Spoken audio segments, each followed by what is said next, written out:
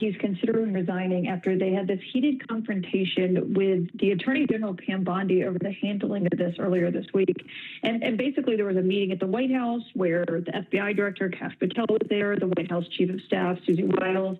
They were questioned about whether they were part of a story, that there was basically some infighting over how this came out, and this memo that said we're not going to be releasing any more information related to Jeffrey Epstein. And I should note that we are told Bongino denied leaking any story to this outlet that it was reported on.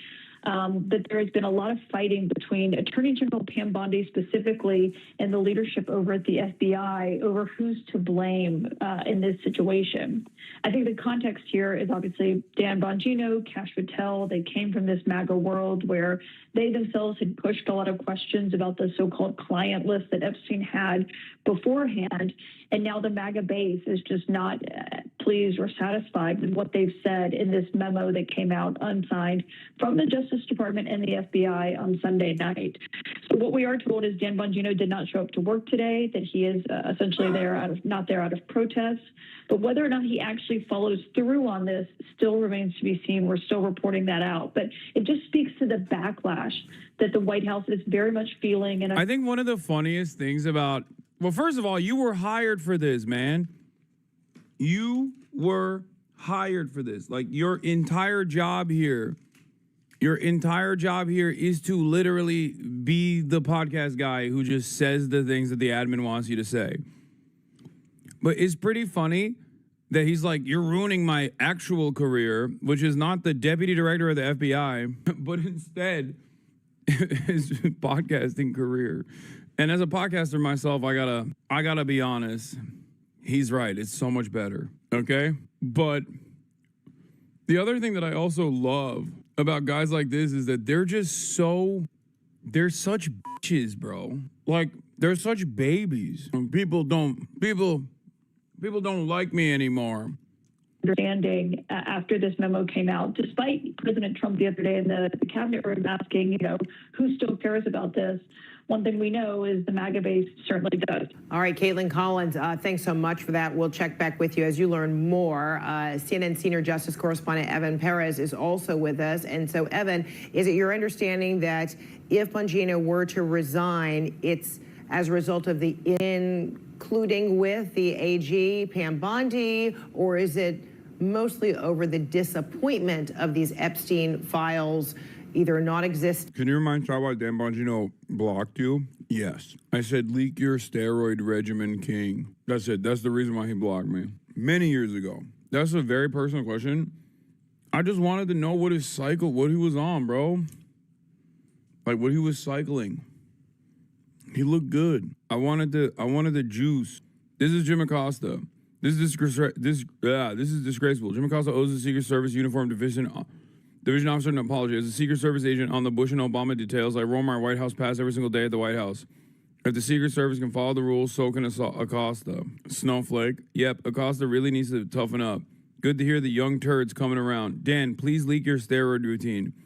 Are you accusing me of a drug crime on an open platform? Be very careful in your answer here, because I will promise you that the wrong one will be very expensive for both you and the young turds. I can't believe this guy is... You're telling me this guy is the deputy director of the FBI who's looking to quit his job because everyone's mad at him for not leaking the Epstein files? I'm assuming he also blocked you because his lawyer informed him that being made fun of is not worthy of a lawsuit.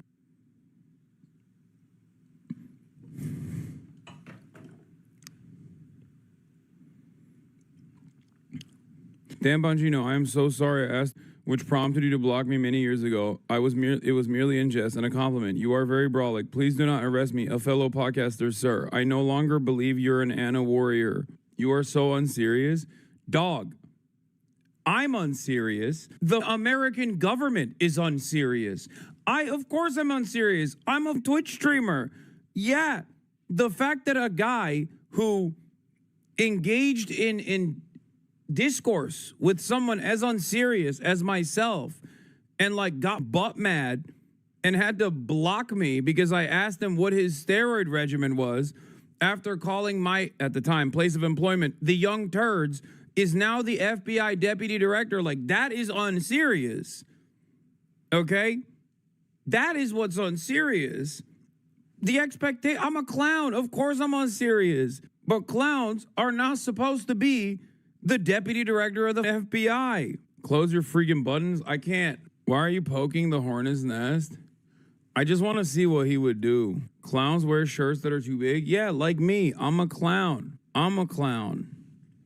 What is this? Oh my God, what a total complete defeat. Brian Kavanaugh. What the? Today, Ethan was forced to read a humiliating statement apologizing for defamation and using his fan base for harassment. TPU crowd boos after Laura Ingraham asked about the Epstein investigation. How many of you are satisfied? You can clap. Satisfied with the results of the Epstein investigation? Clap. Okay, I told you to clap. You guys aren't listening. I'm not going to grade you on a curve. So I was going to get to that. How many of you are not satisfied with the results of the investigation? How many of... Like, no shit. No shit. No shit. No shit. Is Chad rocking with flagrant? Of course not. I mean, look, I bookmarked this because I wanted to cover this. Like these guys are, I mean, come on, guys. I can't believe it. Donald Trump lied. Really? What? That's crazy.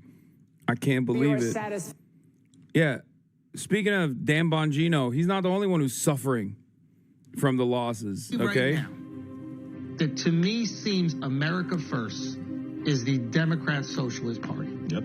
Bernie is America First. Mamdani and all his ideas that he will not be able to execute, and I frankly think many of them are not good ideas, but he is no doubt New York First. The policies seem to want to help people here. That's what I care about. If MAGA wants to take this America First thing back, they got to start looking out for America. It doesn't seem like they're doing. Lying to Americans is not America First. It's the Epstein stuff again. This is so funny, dude. Awesome. Awesome. I'm glad that this is what it took for big chunks of the base to be like, this is up. It's one lie, which is Epstein did Soros check cleared. Yeah. not have a blackmail ring on all these very influential people. And by saying that that didn't happen, you have to tell a lot of other... Maybe these guys really thought that it was like the Democrats that were all just pedophile rapists and not like the Republicans as well. You know what I mean?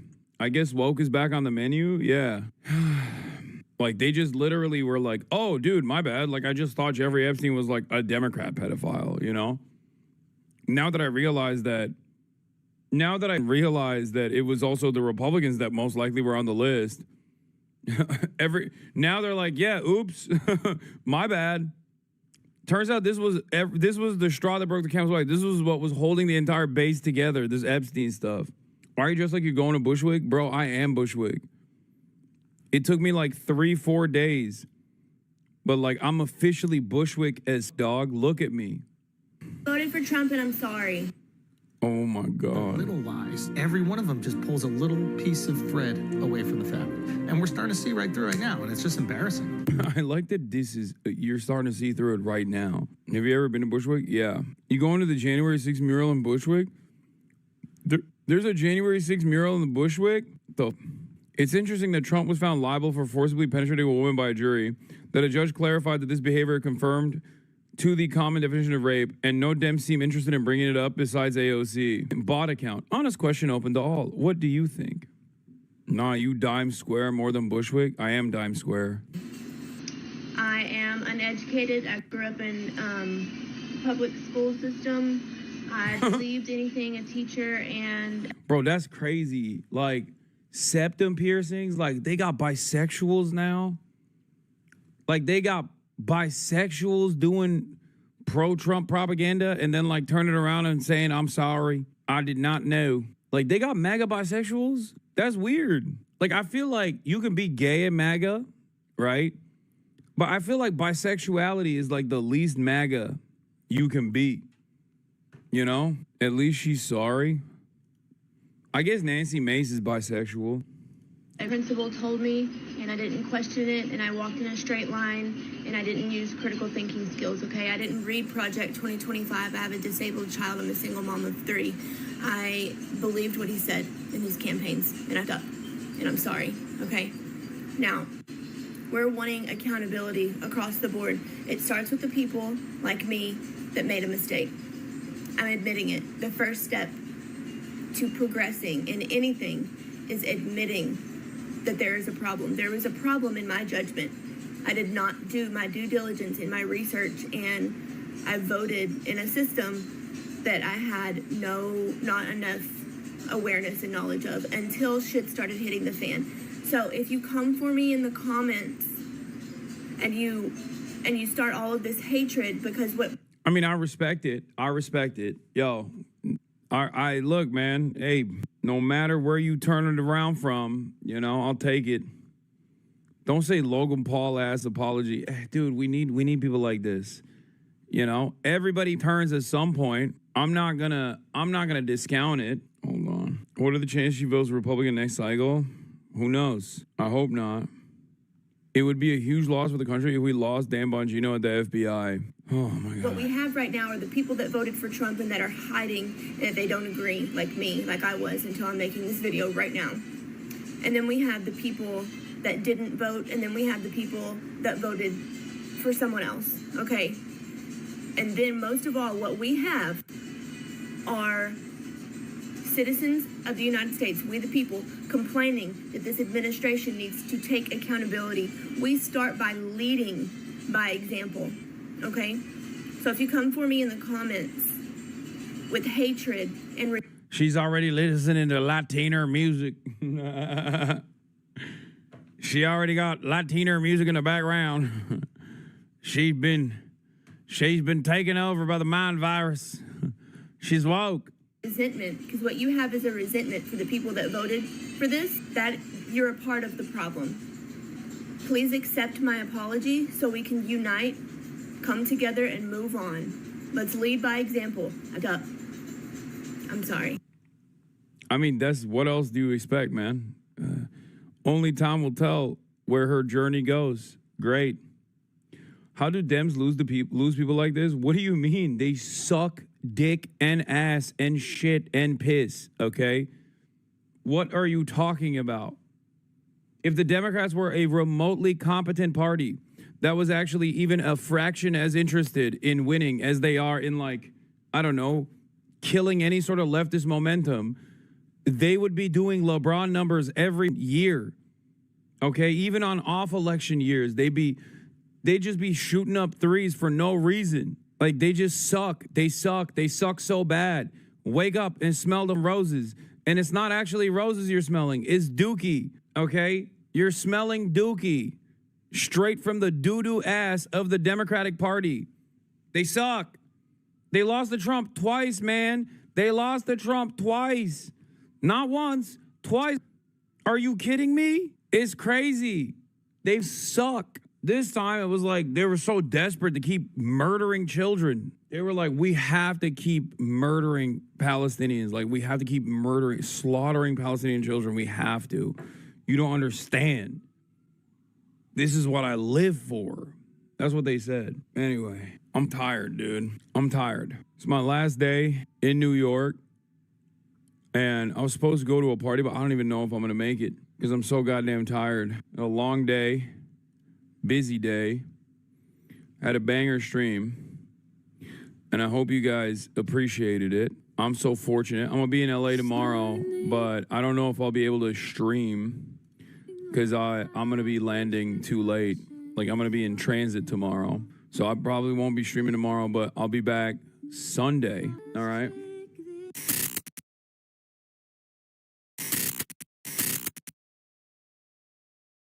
Oh, do we have a cup? Do we have a cup? I'll take one of these. Oh, yeah. When do I come out? You don't have to come out. Whatever you want to do. I'm just going to introduce you into that camera. David Spade. Give him a hand, everybody.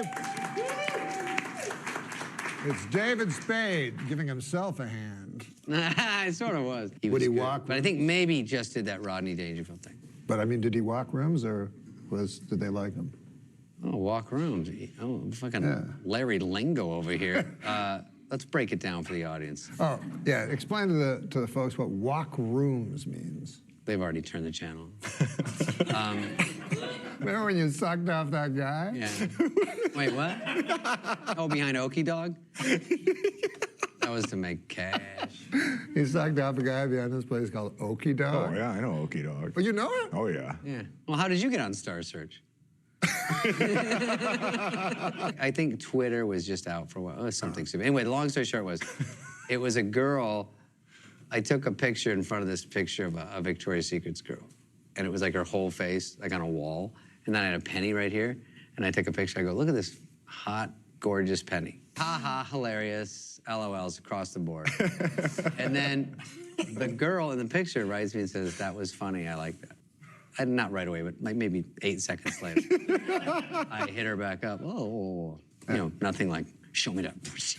You know what I mean? Like, you know how guys are like, maybe I showed me Well, what does the angry guy cartwheel say? emoticon. What does the angry guy say? Show me that. We weren't anywhere. Yeah, we went on a break. Oh, yeah, we were in a break. Why the fuck are we talking at all? We should sit dead silent. I like to talk. We like to talk to you. Yeah, but tell the story. Is he joking? You were catfished. That's what we were talking about. Because we knew you'd been This is catfished. the most shabbily run operation. I know you're going to cut your shitty jokes out.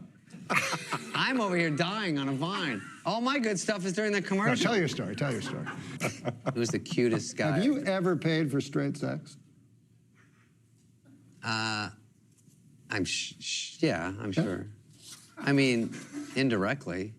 A lot of hybrid hookers out there. What's that mean? You go on a date and everything, and then you fool around, and then 2 days later, like, hey, I need a new radiator. You know, like. Oh, you know what? After the break, we're going to do jokes. It'll be the perfect time for you to do a joke. smart. I was just going to tell you a quick story, though. Oh, you got yours in. When you were, you know what I have? Supermarket flyer smarts. You know where I got them? From reading a lot of supermarket flyers. That can't be one of the jokes, is it? Jesus. Dude. Did you ever think? I smell a mass firing.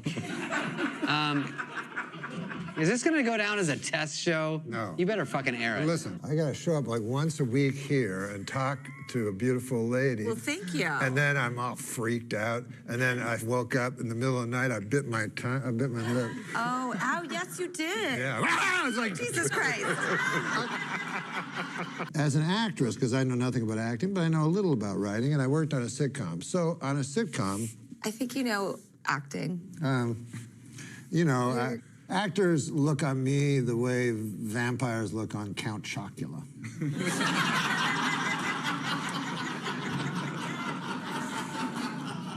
But you know what? I don't get it. did you meet Ronald Reagan? That's what somebody told me. I did, and I actually worked with Nancy on the Just Say No campaign, and then went. I was like, you picked the wrong spokesman. So sorry, Nancy, You know what I want my friends to do when I die? What? I want them just to get around and try to bring me back to life. They go, well, then you have your relatives and your friends all wanting some money from you. Because they go, well, you have 40 million, why don't you give me 2? Well. Do you have 2? You need to? Wouldn't mind 2. 2? We're both on Netflix. Isn't that cool? We're like a brotherhood. Yeah, it's exciting. Very You know exciting. what the hardest part to me is? I don't know what to do with $2 million an episode. I don't know. There's only so much stuff. You've been thinking about your mortality a lot lately, or? Well, yeah. I mean, you turn 70, and it's you can't run from it. Ah, fuck! I was hoping you could. If Earth hasn't been visited by super intelligent aliens, then who made all those inexplicable, perfectly strong? Oh, okay. Yeah. And then this is yours. So the idea is I get 2/3 of the way fucking up in the throat. No, you do your best.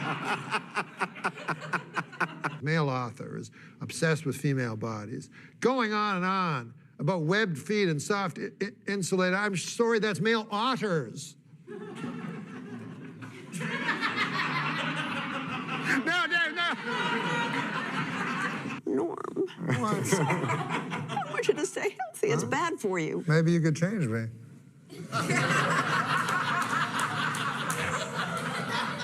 Are you married?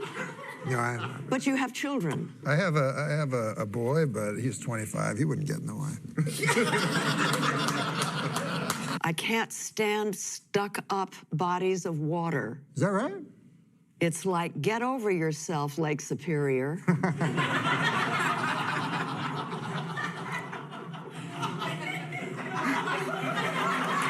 You have a great profile. I'm blushing. Really? Oh. Yeah. Turns out, yeah, it's, you know who you look like in profile? Brando. Oh. Marlon Brando? Yeah. Towards the end? I'm not kidding.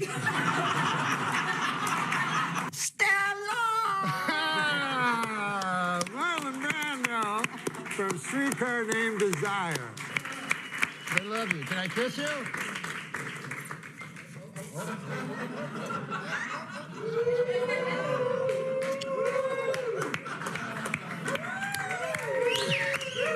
And I have a cat named Chaplin who has the Hitler mustache. I named him Chaplin and I had Hitler. But I think Hitler had a Chaplin and Hardy mustache. Yeah. Yeah. Excuse me. Oh. We're talking.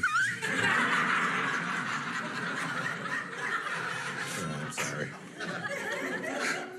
It just kept singing. That's That's like brilliant. That's Monty Python. Yeah, he just goes on and on and on. They're coming around the mountain. Yeah. Sorry.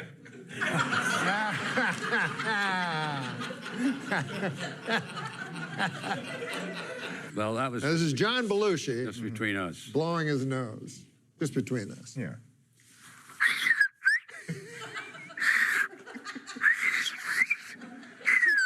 There's a hole where the cartilage once was.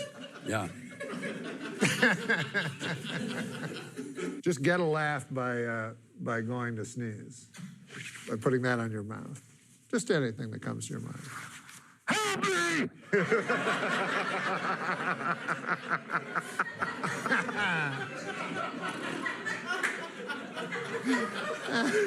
Frazier. Yeah. You know? Yeah.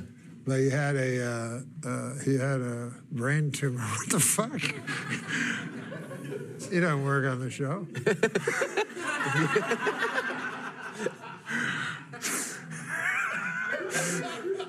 Looks good. Looks really good. He's got a brain tumor. He's going to die. But he's, what the fuck? This is vaudeville?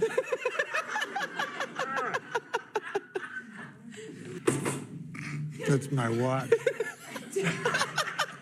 It's just not working out for you. Prop issues. Now, I ain't saying she's a gold digger. You're not saying she's a gold digger. But she does have several shovels, picks, and panning sluices strapped to her burrow. Oh, well. She may, in fact, be a gold digger. That's pretty good. That's pretty good. Let's go to the band. Let's let the band play a little. Oh, you know. Oh, there's no band. I'm supposed to point that out. That's right. There's no band. Watch how big they laugh. You know, no one ever said life is fair, except for that Russian guy who worked at the fair. Life is fair. How about that for a Russian accent? That was fucking awesome. The most disturbing thing about Disneyland is seeing all those smiling people walking around wearing Mickey Mouse's severed scalp. And hey, ladies and gentlemen, I want the band to play me off. All right, am I done? I had the best joke. Oh, all right. I was saving for you. God, I don't know. I want to go off on that. We were discussing upstairs, and Billy Joe said that he's fucked a few watermelon in his time. Well, you out there, you know, you ain't got it's Saturday night. I mean, what are you going to do? It's Saturday night. It wasn't like it was Thursday.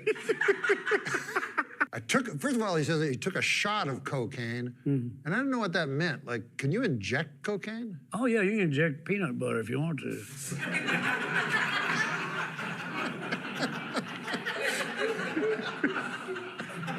You can read that. I don't fat shame women because you can't judge a book by its cover. Of course, it's too damn thick. Nobody's going to read it. So he was at the the craft services beside the director's studio, and I said, Don, I'm so sorry to hear about your wife. And real loud, he goes, at the end, we weren't getting along.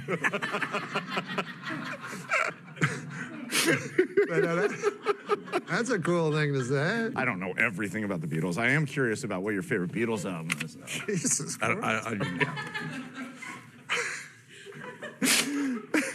Is this a dating show? My favorite Beatle? Well, I see my clock on the wall. That's time to bid you one and all. Goodbye. Goodbye. So long. So long. Farewell. Farewell. Adieu. Adieu. Be good. Stay well. Bye-bye. Keep warm. Relax. At ease. Take care. Stay loose. Adieu, mon vieux. A la prochaine. Goodbye until we meet again.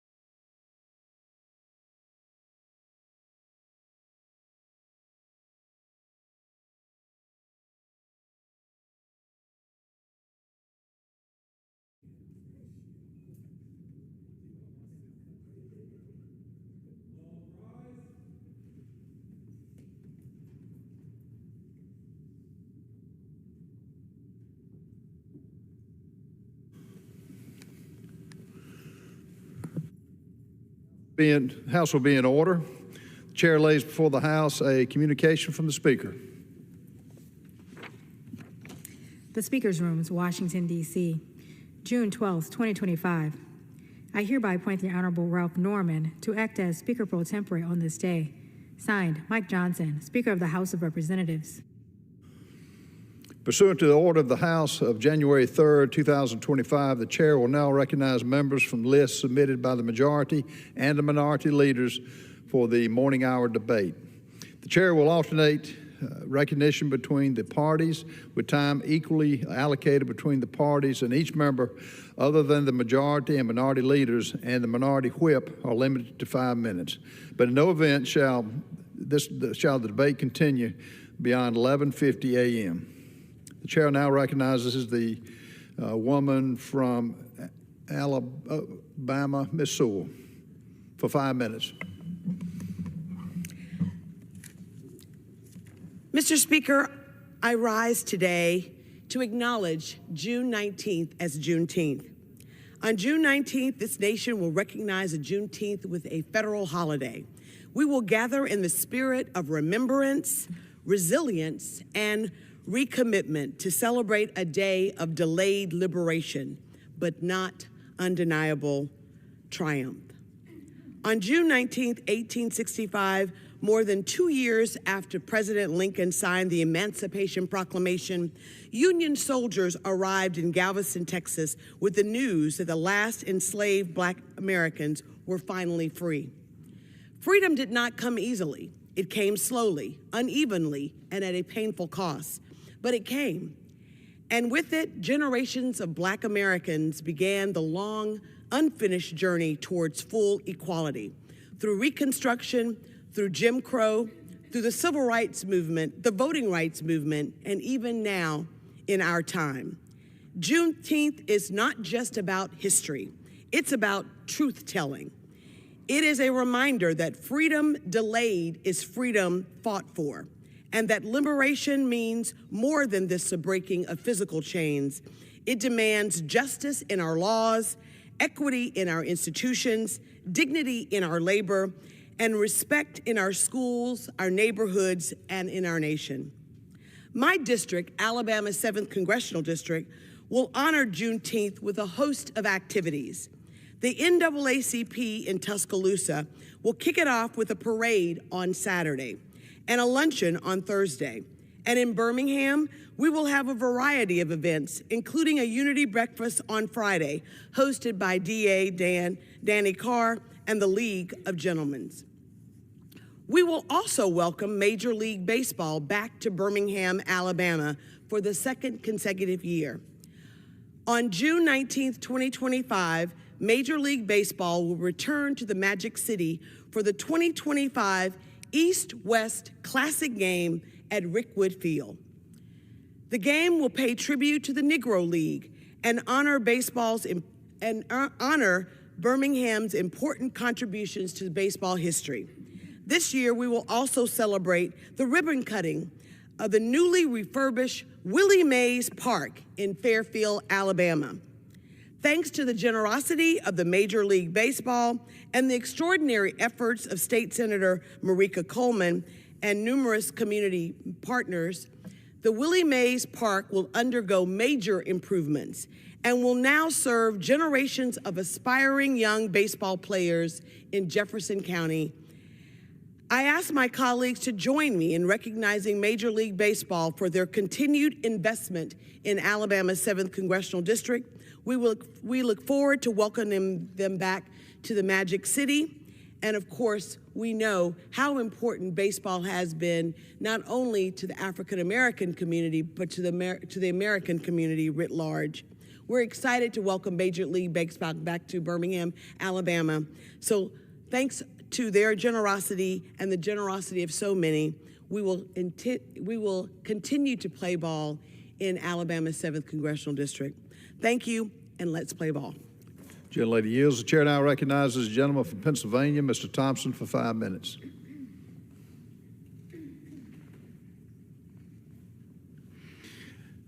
Mr. Speaker, happy National Dairy Month. I rise today in recognition of this occasion of National Dairy Month and to honor the hardworking men and women of America's dairy industry, especially those in my home state of Pennsylvania. As a representative of Pennsylvania's 15th District and as chairman of the House Agriculture Committee, I know firsthand the central role that dairy plays in our economy, our communities, and our health. Pennsylvania is an incredible dairy state with more than 6,200 dairy farms. We rank second in the nation in the number of dairy operations and 8th in milk production.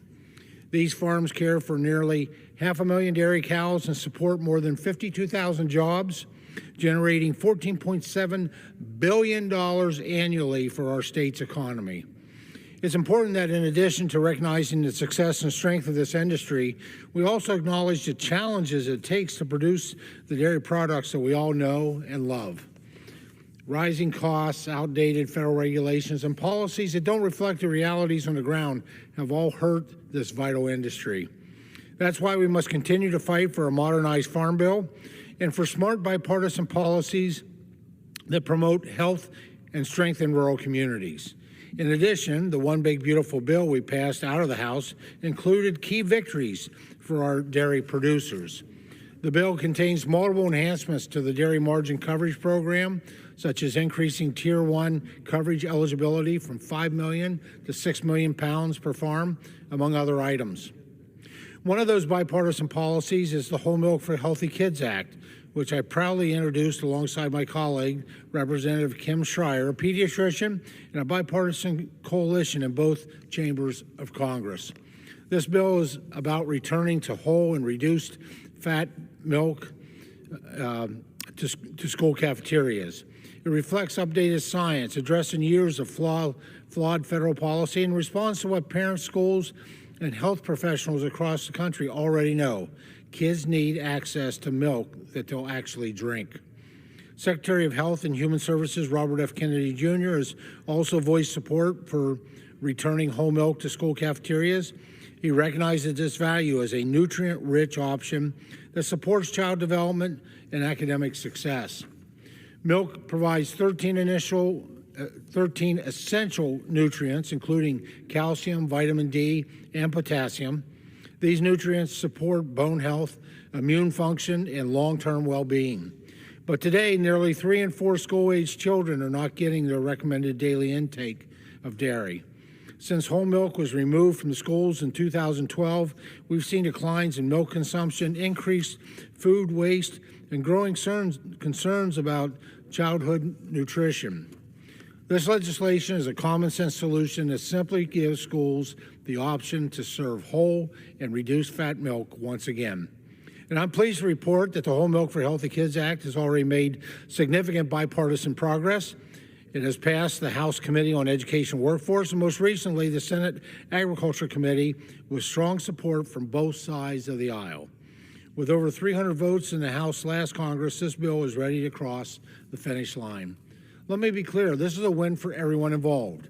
It supports our children's health and gives a boost to our nation's dairy farmers who work hard every day to provide safe, nutritious products. Mr. Speaker, National Dairy Month is not just a moment of recognition.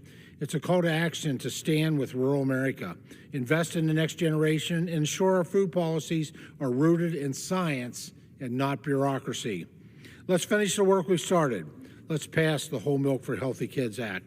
Let's deliver for our farmers, and let's keep making American agriculture stronger, healthier, and yes, great once again. Thank you, Mr. Speaker, and I yield back the balance of my time.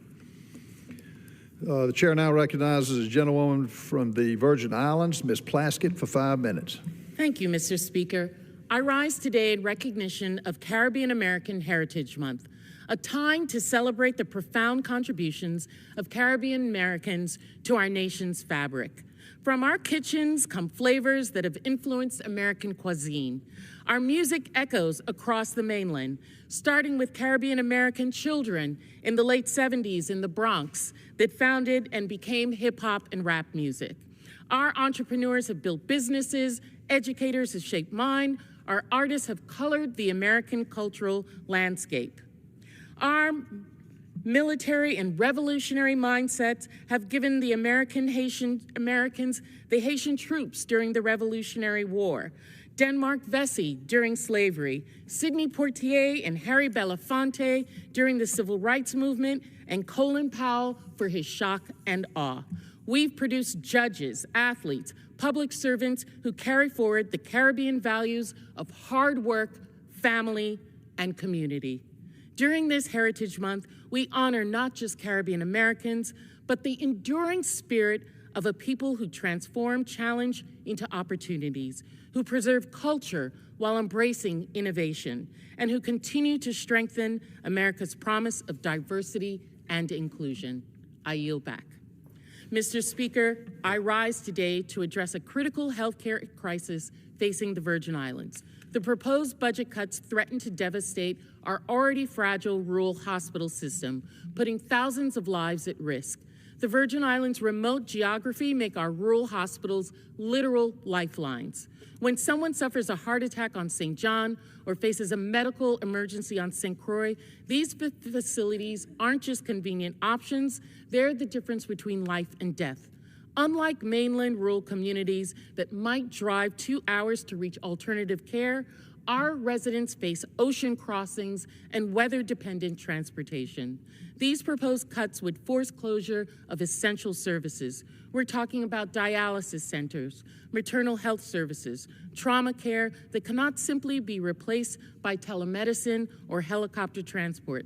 I urge my colleagues to remember that healthcare equity means ensuring that the zip code, or in our case, which island you call home, doesn't determine whether you live or die. The Virgin Islands cannot afford to lose these vital healthcare anchors. I yield back. And Mr. Speaker, I rise today to honor the women's veterans. Thank you. Mr. Speaker, I rise today to honor the women veterans of the United States Virgin Islands on this Women's Veterans Day. From the date that President Truman signed the Women's Armed Service Integration Act into law in 1948, Virgin Islands women have answered our nation's call to service with unwavering dedication and courage. These remarkable women have served in every branch of our military. I think of the great Ruby Rouse, a Black woman, to be assigned permanently to the staff of General Dwight D. Eisenhower, among so many others, past and present. Women veterans of the Virgin Islands and across our nation represent the very best of our spirit. They have broken barriers, opened doors for future generations, and demonstrated that courage knows no gender. On this Women's Veterans Day, we say to every woman veteran in our nation, your service matters. Your sacrifice is remembered, and your continued leadership makes us all stronger. Thank you, and I yield back. Representative yields back. The chair recognizes the gentleman from South Carolina, Mr. Norman, for 5 minutes. Thank you, Mr. Speaker. Today I rise to commemorate a special day for a very special person. On Sunday, June 1st, at Westminster Presbyterian Church, located in Rock Hill, South Carolina, Senior Pastor Mike Honeycutt called to the pulpit Mr. Don Gillespie. Don has been an outstanding public servant, a faithful mentor, and a devoted leader in both law enforcement and pastoral care. A man of deep conviction and humble service, Don has dedicated his life to protecting communities, building others up through coaching and ministry, and living out his faith. Don was born and raised in Rock Hill, South Carolina by loving Christian parents. He grew up attending First Presbyterian Church and has been a devoted member of Westminster Presbyterian Church since 1992. From an early age, Don demonstrated a passion for sports, especially baseball and football. This passion carried him through his years at Newberry College, where he attended on a baseball scholarship and lettered all 4 years. During his sophomore year at college, Don was shared the gospel by a close friend and accepted Jesus Christ as his Lord and Savior. After graduating in 1975 with a degree in history, Don initially planned to teach and coach high school students. Instead, he embarked on a remarkable career in the law enforcement when he joined the York County Sheriff's Department, becoming the agency's first narcotics officer. Over the course of more than 2 decades, Don rose through the ranks to become chief deputy and played a pivotal role in establishing the Narcotics Division in 1979 and the Special Weapons and Tactical Team in 1989, where he served as commander. Throughout his career, Don continued to pursue professional excellence, graduating from the Southern Police Institute at the University of Louisville in 1981 and the National Academy in Quantico in 1991. In 1997, following his retirement from law enforcement, Don became the corporate security director at Boldwater's Pulp and Paper Company, where he served until 2013. Even while managing these demanding roles, Don remained a dedicated coach and mentor, volunteering as a Dixie youth baseball coach for over 24 years, and leading a high school travel baseball team for a decade. Don has consistently shown a commitment to all the people around him.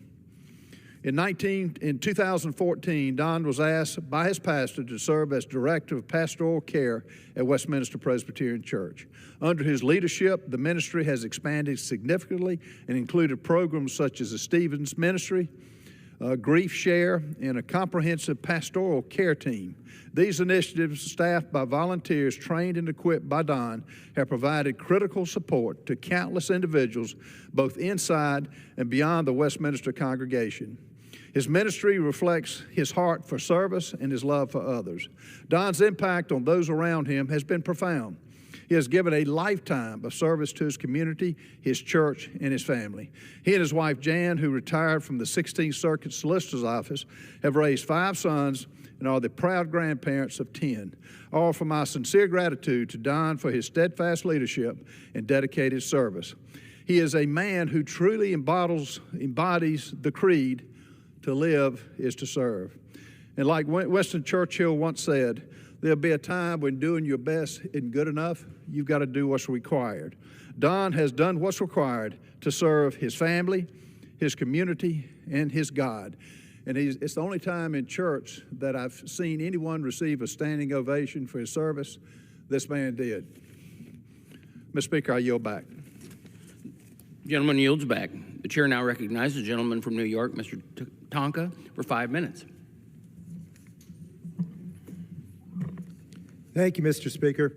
I rise today to urge all of us to demand mental health parity enforcement in honor of a young man that I once represented, Timothy O'Clair. I first met Timothy when I served in the State Assembly in New York. Timothy played Little League and had a smile and spirit that burned incredibly bright. He played in the chess club and was an avid bowler. Timothy enjoyed gymnastics, piano playing, fishing, golfing, boating, and drawing. He enjoyed the outdoors and was an avid animal lover. However, Timothy suffered from significant mental health challenges, and his family struggled along with him, fighting with insurance companies to get him the care he truly needed.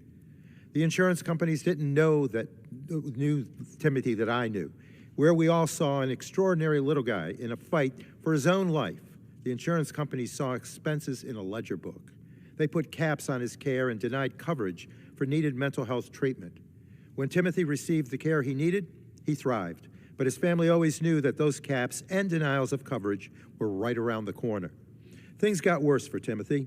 In order to get him the Medicaid coverage he needed, Timothy's parents were forced to legally disown him.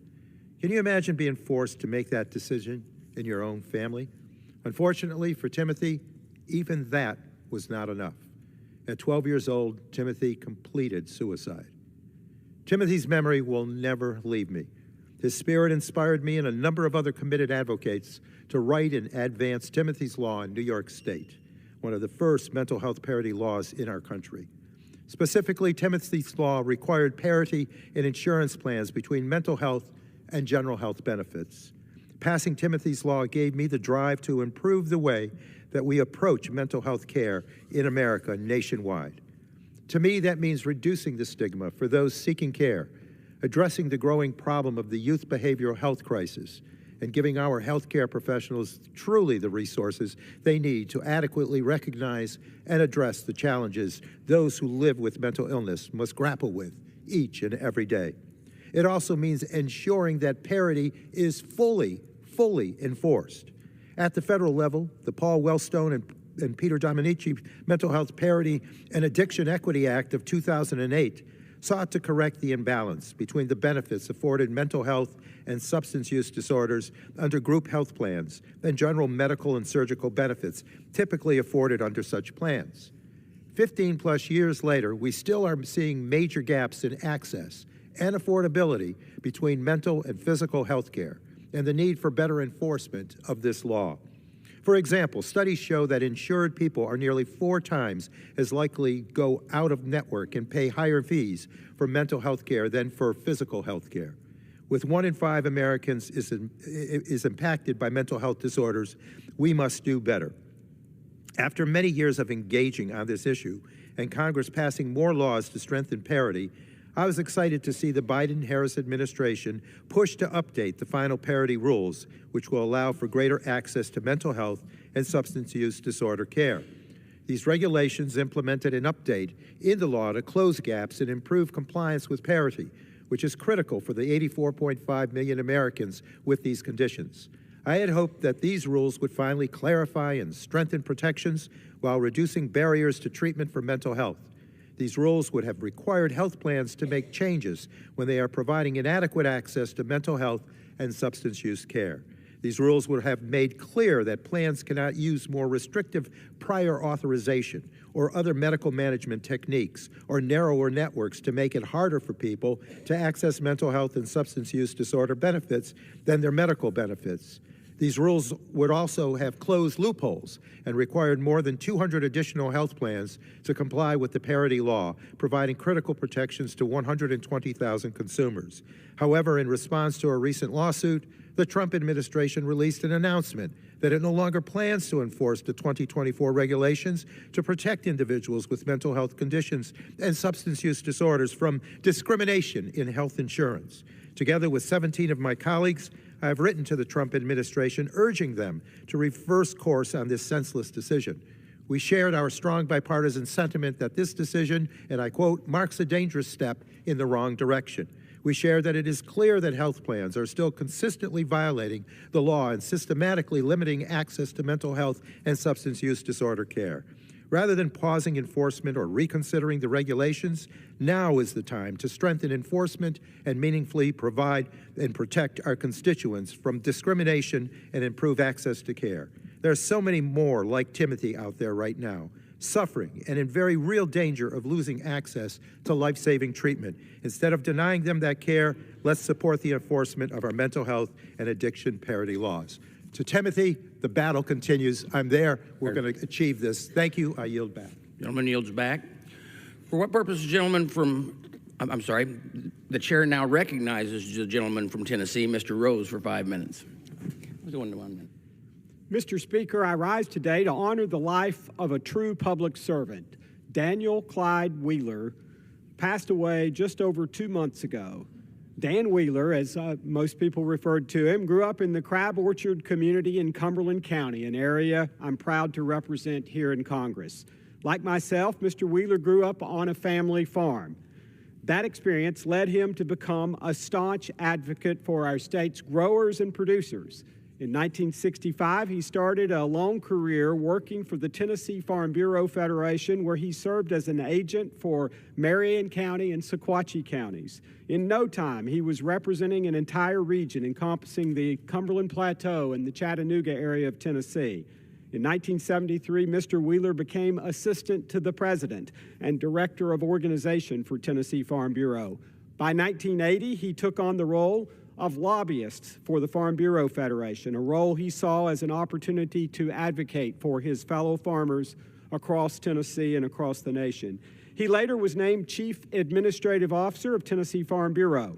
His dedication led him to become Tennessee's 32nd Commissioner of Agriculture in January of 1995. I was blessed to succeed Commissioner Wheeler, who I considered to be a man of great knowledge, as well as a personal mentor. He formed the first ever Governor's Council on Agriculture and Forestry in Tennessee, an important step that brought key stakeholders to the table.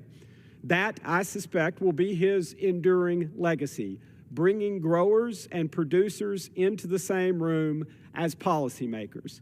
That collaboration continues to have a major impact on our state's leading industry, agriculture. Commissioner Wheeler also served as the Southern United States Association, Trade Association president, where he represented 17 states and territories. In 2000, he was named Man of the Year in service to Tennessee agriculture by Progressive Farmer magazine.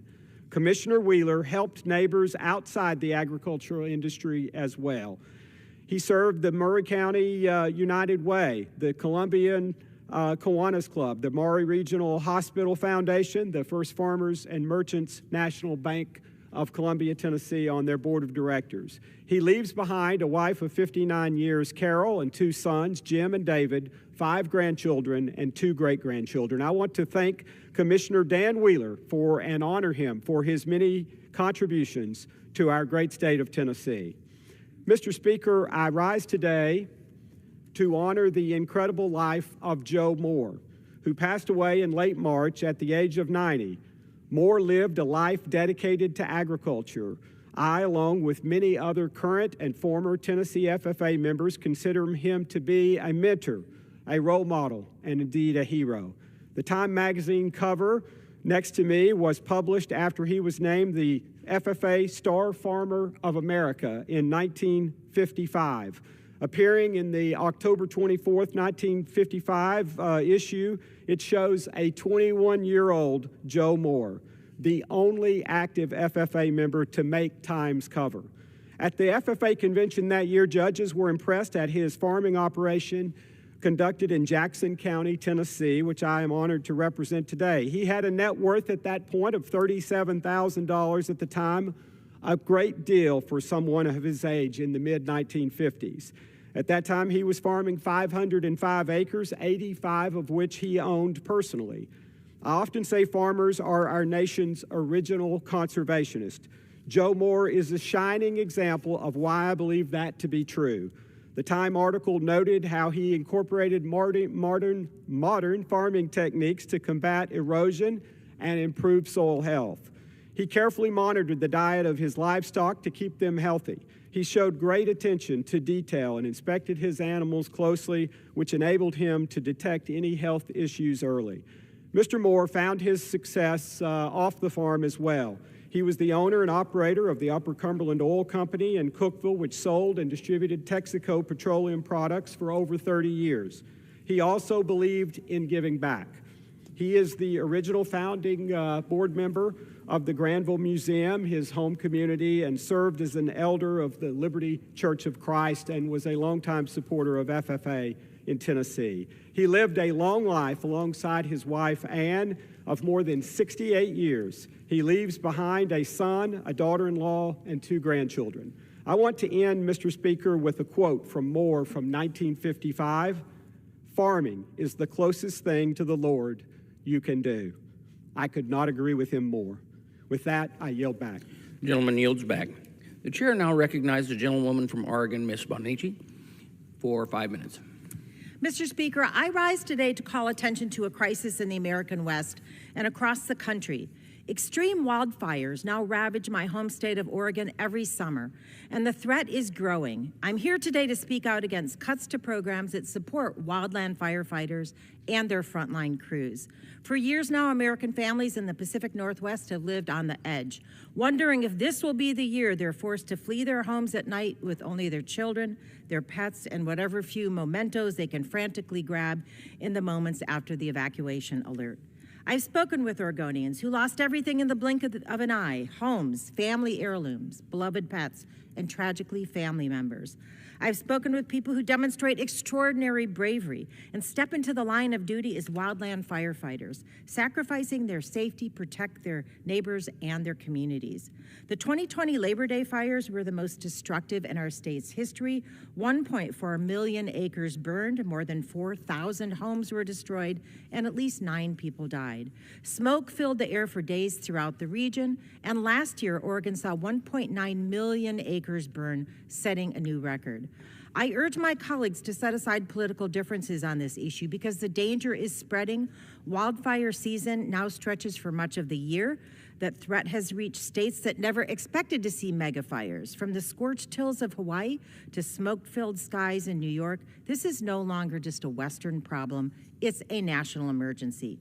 Colleagues, please listen to the American West when we say this is a crisis that will kill thousands more until we act. So let's work together on real solutions, like investing in wildfire preparedness and providing better pay and benefits for wildland firefighters. The administration's current plan of slashing volunteer wildfire crews is a disingenuous attempt to cut costs. It's short-sighted and will cause more loss of property and lives. I stand ready to work with anyone who's willing to take this threat seriously. Thank you. Mr. Speaker, I rise today to speak out against the weaponization of our federal government and the Trump administration's actions to distort agency missions and cancel valuable grant programs.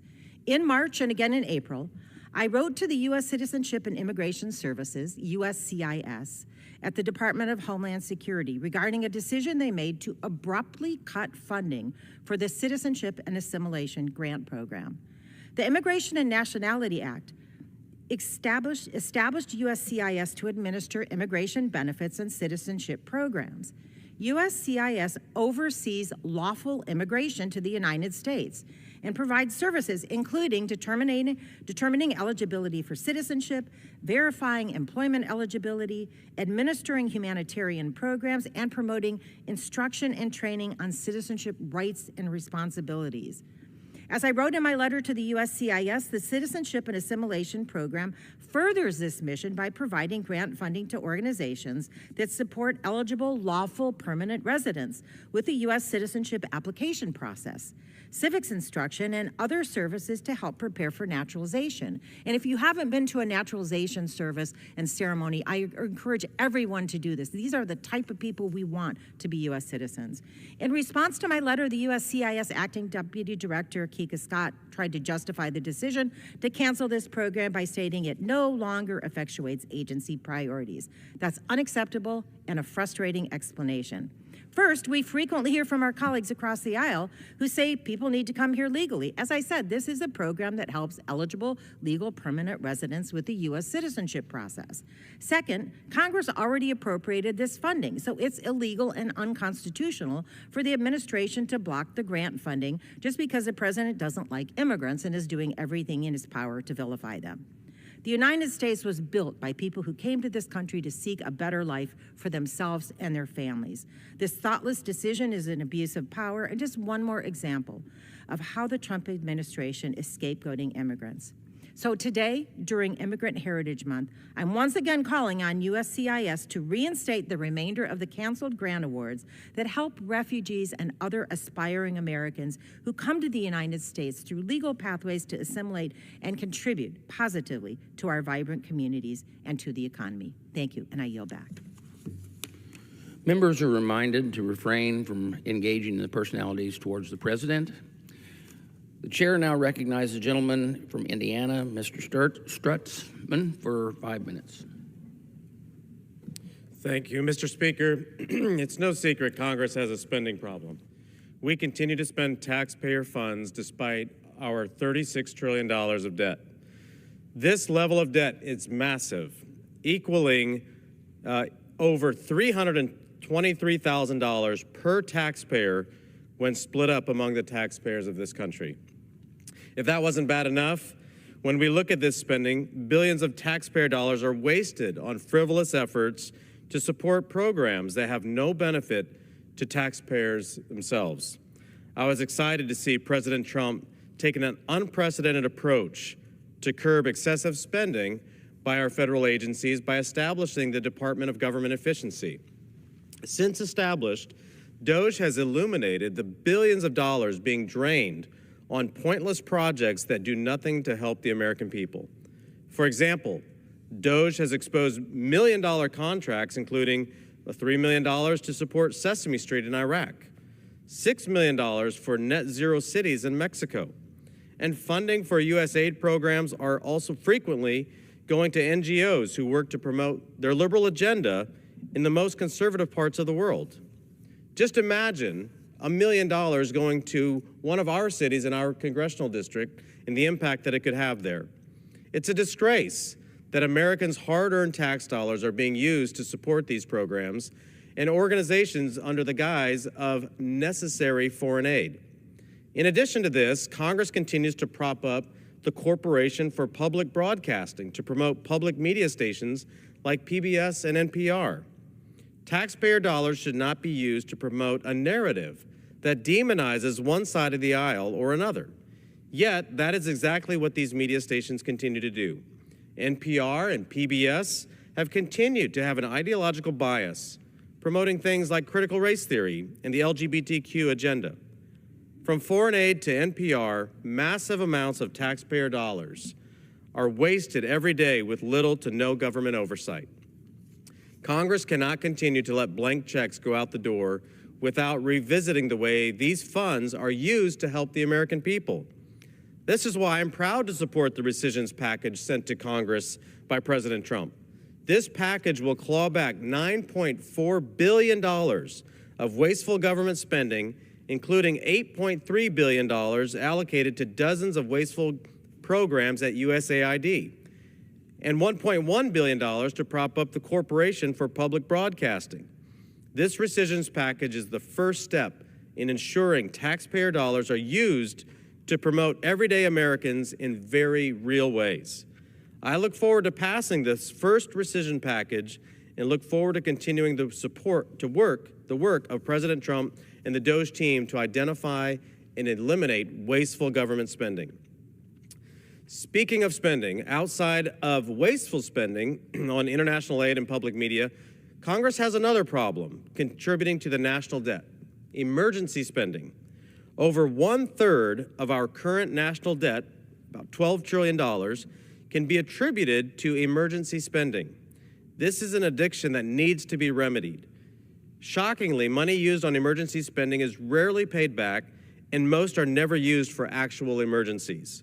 For example, emergency spending during the COVID-19 pandemic spent $70 million on tourism marketing campaigns in Puerto Rico, and another $6 million to replace irrigation systems at 2 golf courses.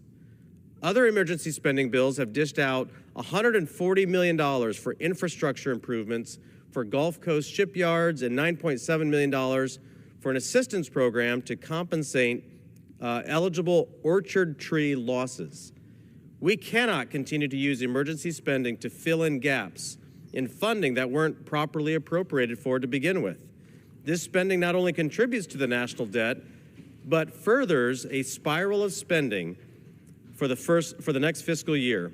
I'm proud to have introduced my bill, the Emergency Spending Accountability Act, to correct this gross misuse of emergency spending.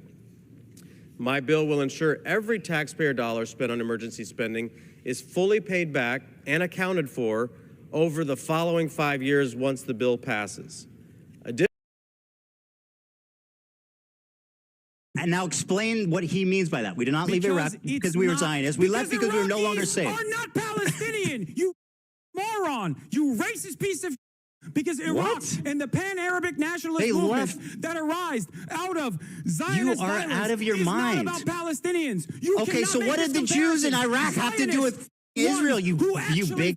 Terrorize the You Palestinians. are so out of your mind. Iraqis. Dude, you screaming and grandstanding doesn't mean you're right. Iraqi government's racism during the pan-Arabic nationalist movements as a vindication for why, or a comparison as to why Israel had to do the Nakba. You think racist piece of Folks, that's enough of the dog chat.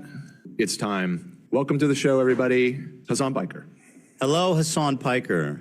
What's going on? Well, I'm doing a debate. What about you? That's what I'm doing as well. All right. Wait, hold on. Oh, are you going to show me all the time as well on the Zoom call? Here, I can fix that. 1 second. Let me just set it to Ethan's output here. There you go. If you want, just show like not just Ethan, but yourself as well. If you're going to talk, like that's fine. Hey, Hassan, leave the production notes to my team. You can switch your show how you like.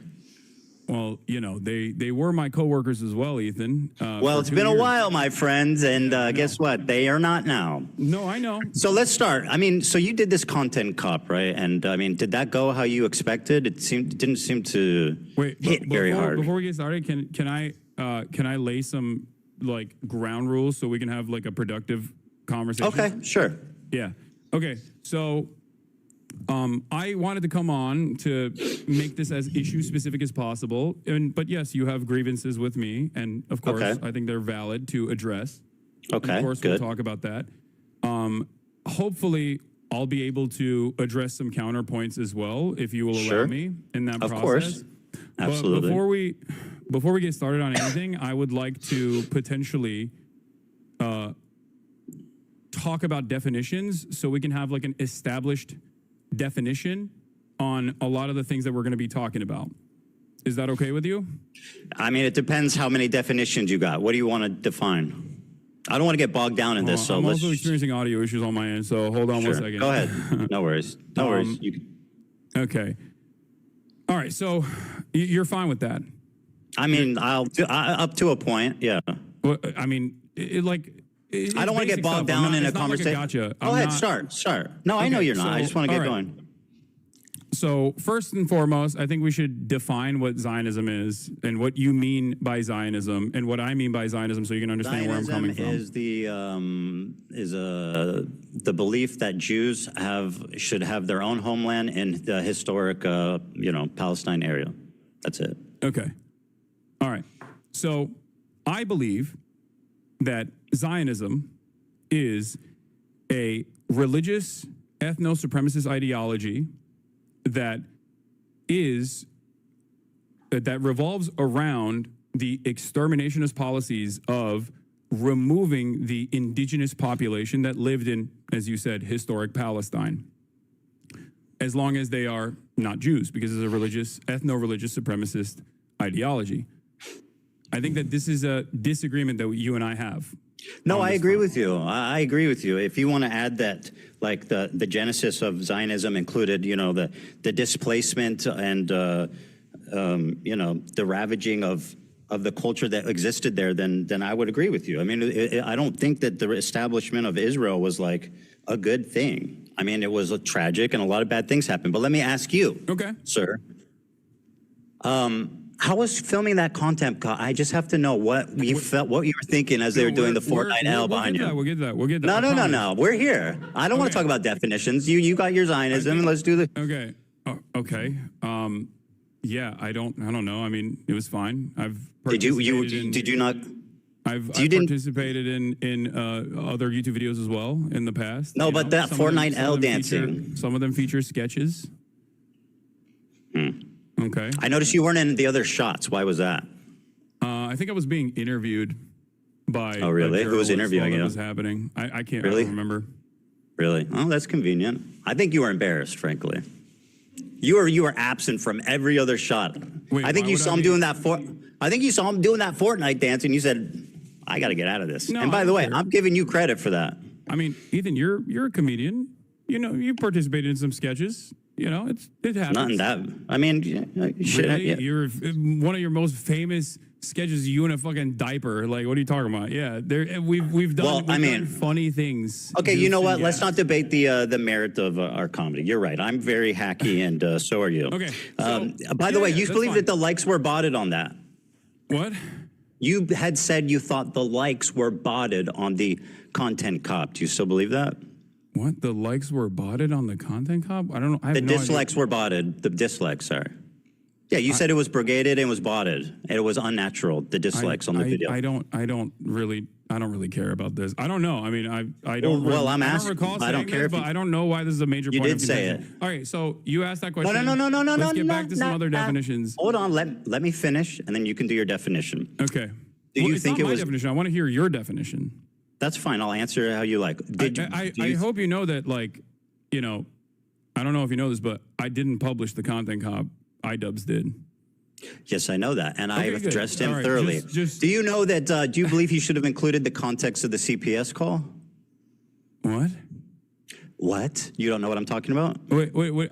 I'm a little confused. You are asking me what my opinion is on the video content cop. Correct. That's about correct. The CPS. I don't know. Maybe. Sure. Okay. I mean, Yes. I think it was more so about like your year-long conquest of deplatforming and also harassing. Right. Well, 90% of the clips were from that episode entitled "CPS Came to My House," Hassan. I don't know if you think that's an important detail. I sure do. Ethan, I think you know my position on this, as I made it very clear. I think it's completely inappropriate to fucking call CPS. No. That's obvious. I'm saying your friend Hassan you made a video with did a total fucking hit job. All right, go ahead. Ask me a question. I don't have any, like, dude, listen, go ahead. Listen to me. Go ahead. Listen, we're both content creators online. We both have received an endless wave of harassment. You and I have talked privately about this. Hassan, I don't care. Let's just go on. No, you brought this up. I don't. You brought it up. Hold on. I know what you're saying. We've all been harassed. The internet is tough. Whatever. Yada yada. Ask me a question. No. Please, Ethan. Please. Because you're so boring, bro. I just want to have an interesting conversation. Also Go told me ahead. that Andrew Tate. Please, just hold on and let me. God explain forbid. my position to you. You and I are both content creators. We get an endless wave of harassment, doxing, swatting, all of this stuff. Okay, sometimes by the same people. Ironically enough, by the same communities. You and I know we've had these conversations in private before. It's been a while. Before we, stop doing our podcast. And you know my position on this. I think it's completely unacceptable. I know you're against the CPS. same exact things That's that not happen to even you in this interesting. regard. I would never in a million years advocate for that. Okay, sort ask of me a thing question. And don't think it's appropriate. And I don't know Very why good. you Ask me a think question. that I have anything to do with this. Because you're not you're misrepresenting what I asked you. I didn't ask you, do you think it's okay that people called CPS? I asked that the video that you participated in, which was a total fucking hit job that used 90% of its clip from an episode of the podcast called CPS Got Called on Me and didn't even include the title of the podcast. Now, do you think that's fair? I think you should take this up with iDubbbz instead of me. Okay, sure. Ask me a question. Yeah, I didn't make any of the editorial decisions in iDubbbz's content cop. I'm asking what you thought about it, okay? Not if you made it. It's pretty fucking pretty obvious. Go ahead, ask me a question. I'm sure that I'm sure that it would have been all right if he mentioned it. It would have been all right. This is a major point of contention for you. I thought we were going to talk about Israel-Palestine. We're talking about whatever we want to talk about. You had said that I have problems with your character. That's what I'm talking about. Go ahead, ask me a question. But you having problems with my character is Hassan, ask me a so question. far I'm going to move on to removed the from next you topic asking here. me about IDubbbz's editorial decisions in his content cop. I'm asking about your opinion on it. Go ahead, ask me a question. Okay. So, do you believe that Israel is committing a genocide in Gaza? Yes. Okay, great. Awesome. So you agree with the with numerous human rights organizations, the UN? I already said yes. Okay, great. No, that's important. Thank you. Thank you for saying that. I also agree on this.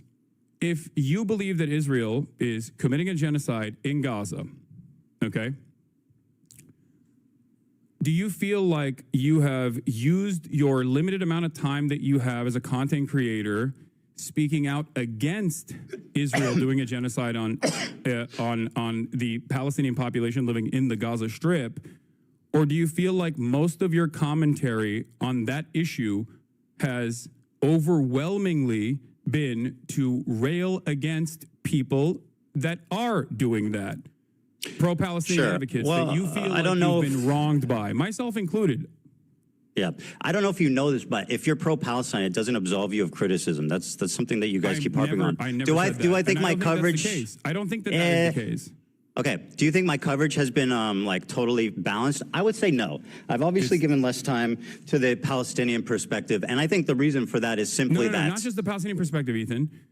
I think that rather than talking about that issue in and of itself, rather than talking about the genocide itself, every time you have Hassan, I'm answering your question. Every time you've talked about Israel-Palestine, it almost always revolved around I was going to tell you why. Do you want to let me answer? Vendettas that you have experienced from pro-Palestinian. I was going to explain that. Okay. Would you like me to? You asked me a question, so I'm going to answer it. Go ahead. The reason for that being is that I feel like I'm responding to a lot of bullshit that's been passed my way ever since Leftovers ended, starting from you and your community. Now, that's my answer to that. Now, let me ask you about this. This sword has a Nazi swastika hilt. Okay. Do you disagree? What's funny about that?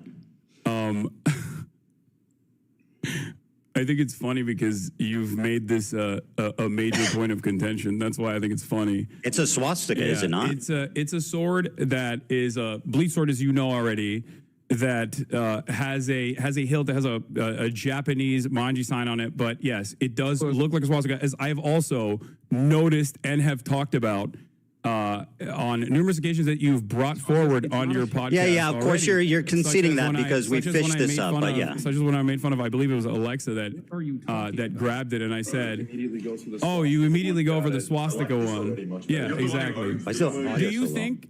Do you? Yeah. Do you think that so I- do you think anyway, that I my actually point think is, it's Hassan, if I can continue my point, is that you knew it was a swastika sword. So why? What is the? So I mean, why did you guys choose to pose with this sword? Ethan? Answer that. Why was the choice made for this sword? I'm going to gently explain this to you again. One, it's not a swastika, but regardless. Do you think it looks like a swastika? I did not make this editorial decision. I wasn't even, was I Do you in the, I don't think? Do I you was in think the it's photo. reasonable to perceive that as a swastika? Ethan? Answer the I was question. not- Is it No, I don't reasonable think to it's- perceive I don't that? think it was a deliberate decision that Okay, IDubbbz made. But I don't know. I don't know his mind. Okay, well, Hassan, they're your swords, and according to the New York Times article, there was 10 options. So what's the chances that they chose the swastika one? That seems pretty slim. Well, considering You have that 10 I had swords, the don't you? The week prior to that, I believe. I don't know the exact timeline. I don't really remember when they shot this, but I had the sword out because I was doing an Assassin's Creed promo.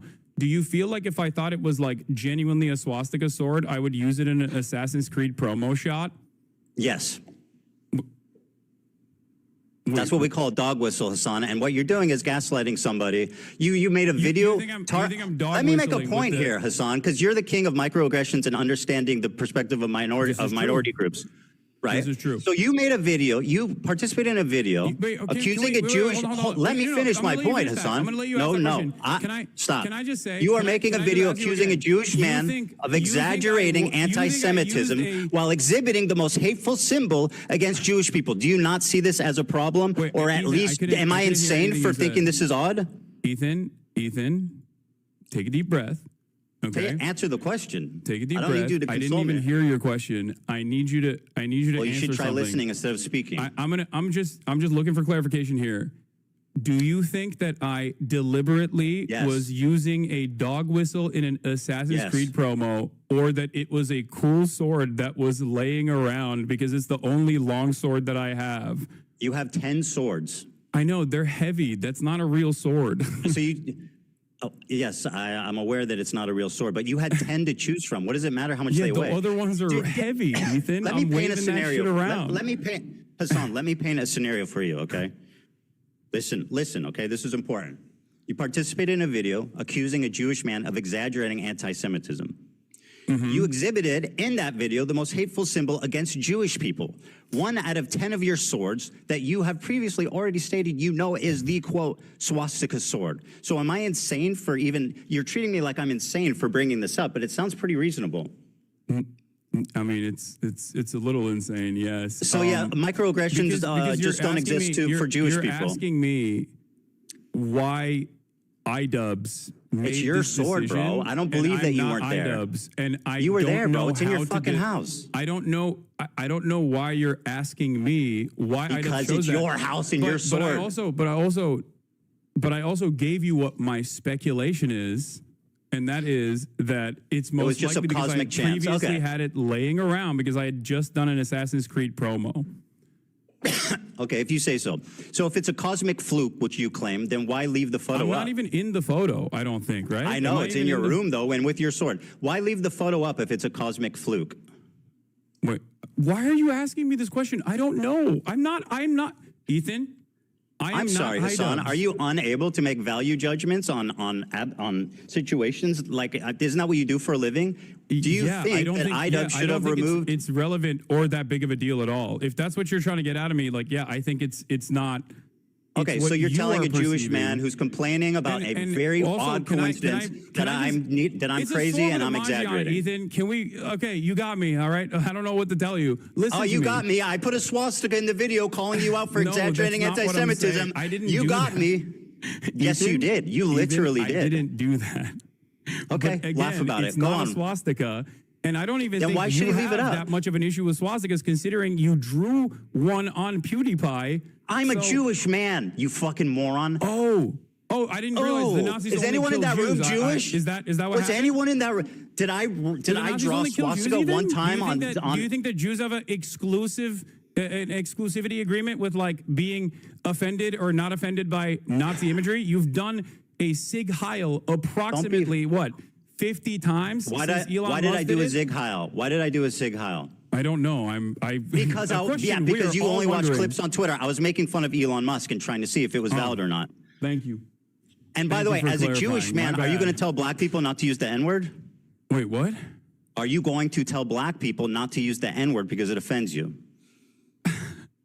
Do you think this is an apt comparison? Yes. Okay. So you think that being able to draw the your anti-Semitism radar is completely out of whack. You and understand who are that, you right? to say that that's to the me? point You of pose with contention the here. swastika. You're saying that it's not a swastika, and you know it's not a swastika. I mean, it literally is a swastika. No, it's not. Is it? Let me see the swords in your background. Why didn't you choose one of those ones? I didn't choose the sword, Ethan. I don't believe you. Do you think this is a productive use of our time? Absolutely. So anyway, you say it's a weird cosmic fluke. Personally, if I think it was a weird cosmic fluke, you say basically it's not a swastika. The difference between the Hindu symbol and the... Not. Okay, right. The difference between the Hindu symbol and the Nazi swastika... was a swastika. I'll finish what I said. Yeah, I'm a Jewish man. I depicted a swastika, a tasteless joke on iDubbbz's shirt 10 years ago. Yeah. You said this is the swastika sword, and you keep it in your house, and you use it and pose it in photos, attacking a Jewish man. The fact that you can't even concede that looks bad. As looking like a swastika when my friend picked it up. If I genuinely thought it was a swastika memorabilia, do you think I would keep it in my house? Dude, you're being so obtuse. I know it's not a swastika, right? And I know you know it's not a swastika, but it is literally a swastika also. Because the difference between a swastika and that Hindu symbol is this. You see what I'm doing? This is the difference. If you ask a Hindu person, would they walk around with a swastika sign? So you know it. So you know it's fuck not a no. swastika, They know but you that keep looks calling like it a swastika. sword. So I'm a little confused. Ask your Hindu friends if they would walk around with like a swastika brandished. They know. Okay. Are you Hindu? I am not Hindu. Okay, no. Interesting. So anyway, it was a cosmic do you think fluke. that You only, brandished do you what think I. that only Hindu people have bleed swords? Like, what's going on? We're discussing the symbol, not the sword. Okay, go ahead. So you think it was a cosmic fluke? There was 10 swords. He magically picked that one. I can't. I'm speculating on the he lifted it up. decision-making of a person. If it was a mistake, he could have deleted it. I'm not him. I don't Go know. ahead, Again, I'm going to repeat myself here. I think I'm doing this a lot. You don't need to. Go ahead. I am not iDubbbz. Ask me the next question. I don't know what was going on in his I'm mind. not accusing you of being iDubbbz, Hassan, but you're acting like you're incapable of making value judgments on things because you're not I already iDubbbz. made the value judgment. I think you're being crazy. Okay, well, Mr. Microaggressions thinks I'm being crazy. Very good. You have no problem telling Jewish people they're being crazy on. Yes.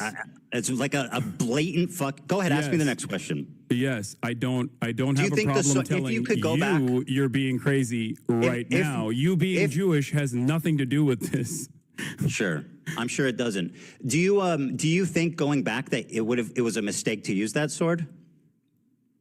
I don't really care about this at all. Okay, fantastic. Well, that really shows where you're at on this. Go ahead and ask me a question. Okay. So, since you believe that Israel is committing a genocide, what are the appropriate steps that people can take, both in the Western world and also regional actors can take against this entity doing a genocide by your own admission, that you would consider to be appropriate, because it feels like throughout this entire process, you have set boundaries on what you think is inappropriate. Just killing civilians, that's the boundary. As you have set boundaries on what you think is inappropriate, killing civilians. Time and time again has said is outright anti-Semitic. My boundary is killing civilians. Okay, that's great. So is that unreasonable? That's a perfectly reasonable boundary to set. Okay, I good. totally So then we agree don't with you on disagree. that. Great. Okay. Great. So let me ask you the next one. Let me ask you about this tier list. Let me finish. Well, you asked and I answered. Go ahead. You could go on a little bit more. Okay, so hold on. Everyone is complaining about my volume on my side because we're using Zoom instead of Discord. So my fucking audio. It's fine. Take your time. My audio keeps going up and down. Okay. So one of the first conversations that we had, you and I had, that led to the Leftovers podcast ending, was that you considered "From the River to the Sea, Palestine will be free" to be an anti-Semitic slogan. You said that Jews feel like this is an exterminationist slogan, and Jews fear this slogan in the United States of America. Correct. If you think that Israel's doing a genocide, do you feel like it is appropriate for Westerners in the United States of America and Palestinians and people of Palestinian descent to be able to use emancipatory slogans, or should they go to jail under the Trump administration? Okay, I mean, these are pretty extreme questions. Now, I'm not making a value judgment. I'm just trying. All I was trying to do. What's happening right now? Bro, do you want me to answer? Okay. Yeah. I'm trying to explain the Jewish perspective. I'm not trying to make a value judgment of it. But what I will tell you is that, how do you feel about Norm Finkelstein? Love Norm. I know he has said that it is. Here's what he had to say about this. I know what he said. No. I want the audience to see this, Hassan. Hassan, I want the audience to see this video. Because I know Norm's positions. Good, I'm glad you know. Let's let the audience know, Hassan. Hey, Hassan, let the audience watch the video. I can have a nuanced and reasonable disagreement with a person that I actually admire. So that's what we're having. But I have a disagreement with him. So it's nuanced and understandable with Norm. Let the audience watch the video, Hassan. Okay. Go ahead. Palestine will be free. Let me go back. Yeah. Here's the Norm Finkelstein, a prominent figurehead in the Palestinian liberation movement. Yeah. I know. I have more positions that I disagree with him on after this. The video can play, please. Be free. I think it's a bad slogan. I know the slogan from the 1960s, the 1970s. It was a bad slogan then, and it's a bad slogan now because it has too much ambiguity. When you say from the river Someone's going to hit me with the chair react. to the sea, Palestine will be free, obviously a question arises. Okay, what happens to the Jews in that scenario? And some people will say, well, all it's about is everybody being free, but that's not what the slogan says. So I have, in recent weeks, I have voiced my concern that it's a bad slogan. And I said, just change it, tweak it. From the river to the sea, my goat. One person, one vote, Palestinians will be free. And you can't answer that slogan because all you're talking about is equal rights for everyone. From the river to the sea, one person, one vote, Palestinians will be free. And I don't know if he actually means the one vote thing, because I think what he's saying is good in that.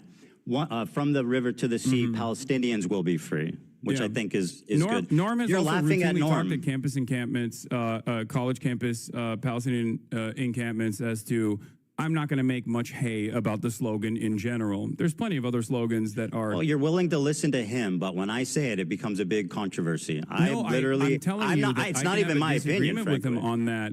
And you're forgetting one key factor. What's that? Okay, you're forgetting one key factor. Norm Finkelstein still ultimately will always say, while I disagree with the slogan because I think it scares people, it ultimately does not matter, and I'm not going to stand in opposition to it. He doesn't say it's anti-Semitic. When have I opposed it? It is exterminationist. When He have I says opposed that's it? what people think. If you think When have that, I opposed if you think it? that Norm Finkelstein would be in agreement with you in any way, He shape, literally or is form in on agreement any with issue, me. please have a conversation with him. He's literally in agreement with me, like verbatim. Okay. No, that's great. Actually, You said even it was more. anti-Semitic. Norm doesn't think it's anti-Semitic.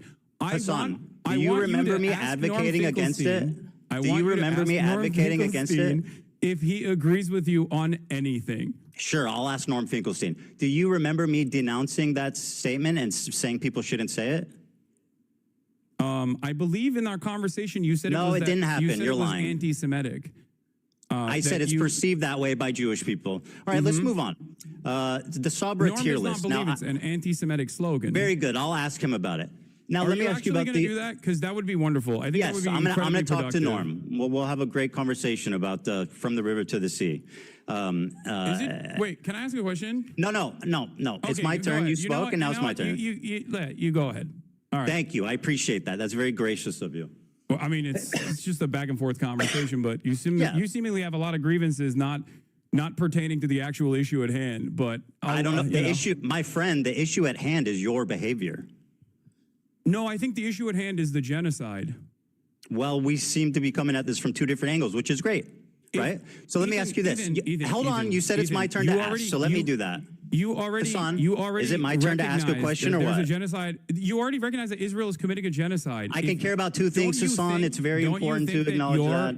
Don't you think that I can care about two things, my friend. Narrow framework surrounding Very your own easy. personal feelings. I'm not that smart, but I can care about two things. Okay, no, I can too. Even if one is more urgent than the other. You think your own personal feelings born out of your misunderstandings is more important. Did I say that? I said one is more urgent than the other, referring to the genocide. Oh, okay. So you recognize that the genocide Hassan, is a more urgent issue. Hassan, please, but let you me spent ask a question. Almost all of your commentary Yes, very surrounding good. this issue on talking Very about good. your own personal feelings and how you've been wronged by people. Very good. Let me ask you. So you Wait, claimed can you on answer that question? Does No, that make Hassan, you sense? asked your question. It's my turn. I talked about how gracious you were, man. What happened? Wait, but does that make sense? I said to you're you? so gracious. You're going to let me ask you a question. What Does happened? that make sense to you? Don't make me take it back. Does that make All right, sense? let me ask you a to question. Hold on to that. Ask me after this. Okay. You defended Frogan's use of the Sabra tier list. What was your opinion on that? Oh my God. Go ahead. I think that the Sabra hummus tier list is absolutely insane to consider anti-Semitic, and most people have already laughed about it, despite the fact that it was very damaging in terms of deplatforming a bunch of content creators that participated in this, egged on by yourself, by the way. Yes. And pleasure. Yeah, it's not It's even insane. remotely.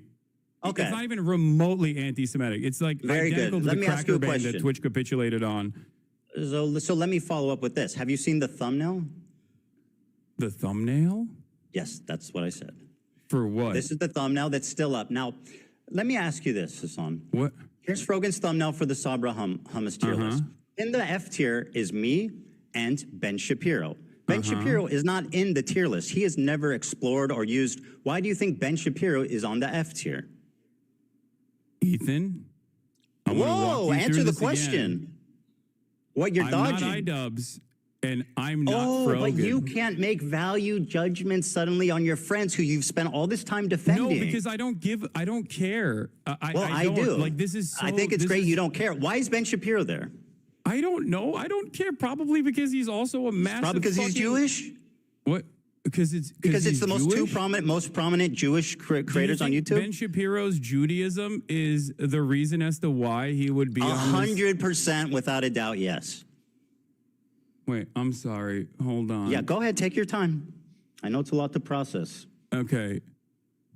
Yeah, this is a lot to process. Yeah, I know, man. It's tough. You really don't know what to say because it looks pretty no, bad. because it's so fucking stupid, Ethan. Well, you tell look me then. Kind of dumb right So now. why you is look Ben kind there? of insane. That's Okay, why very I'm good. Why having is a Ben hard there? time. Like, I don't know why fucking Frogan made this thumbnail, and I don't care. Why is Ben there? I don't have any issue with this thumbnail. Why is Ben there? Because he is a prominent defender of Israel, I suspect. You're quick to say that Jews aren't the only Zionists, right? So why is Ben Shapiro, of all the people in the world who are conservatives, who are Zionists, Christian Zionists, why Ben Shapiro? Me and Ben Shapiro and F tier, the two most prominent Jewish creators on YouTube? That's a coincidence, just like the swastika, huh? Ethan, these are two cosmic coincidences, Hassan, they're really stacking up. The tier list that you're talking about, first of all, the tier list that we're talking about was literally designed by a Jewish content creator who you advocated to ban, and he got banned. His name Very is good, Rafi. and I'm glad he did. He definitely deserved it. You called him a token Jew, and I still stand by that. The man is just fucking. Yeah.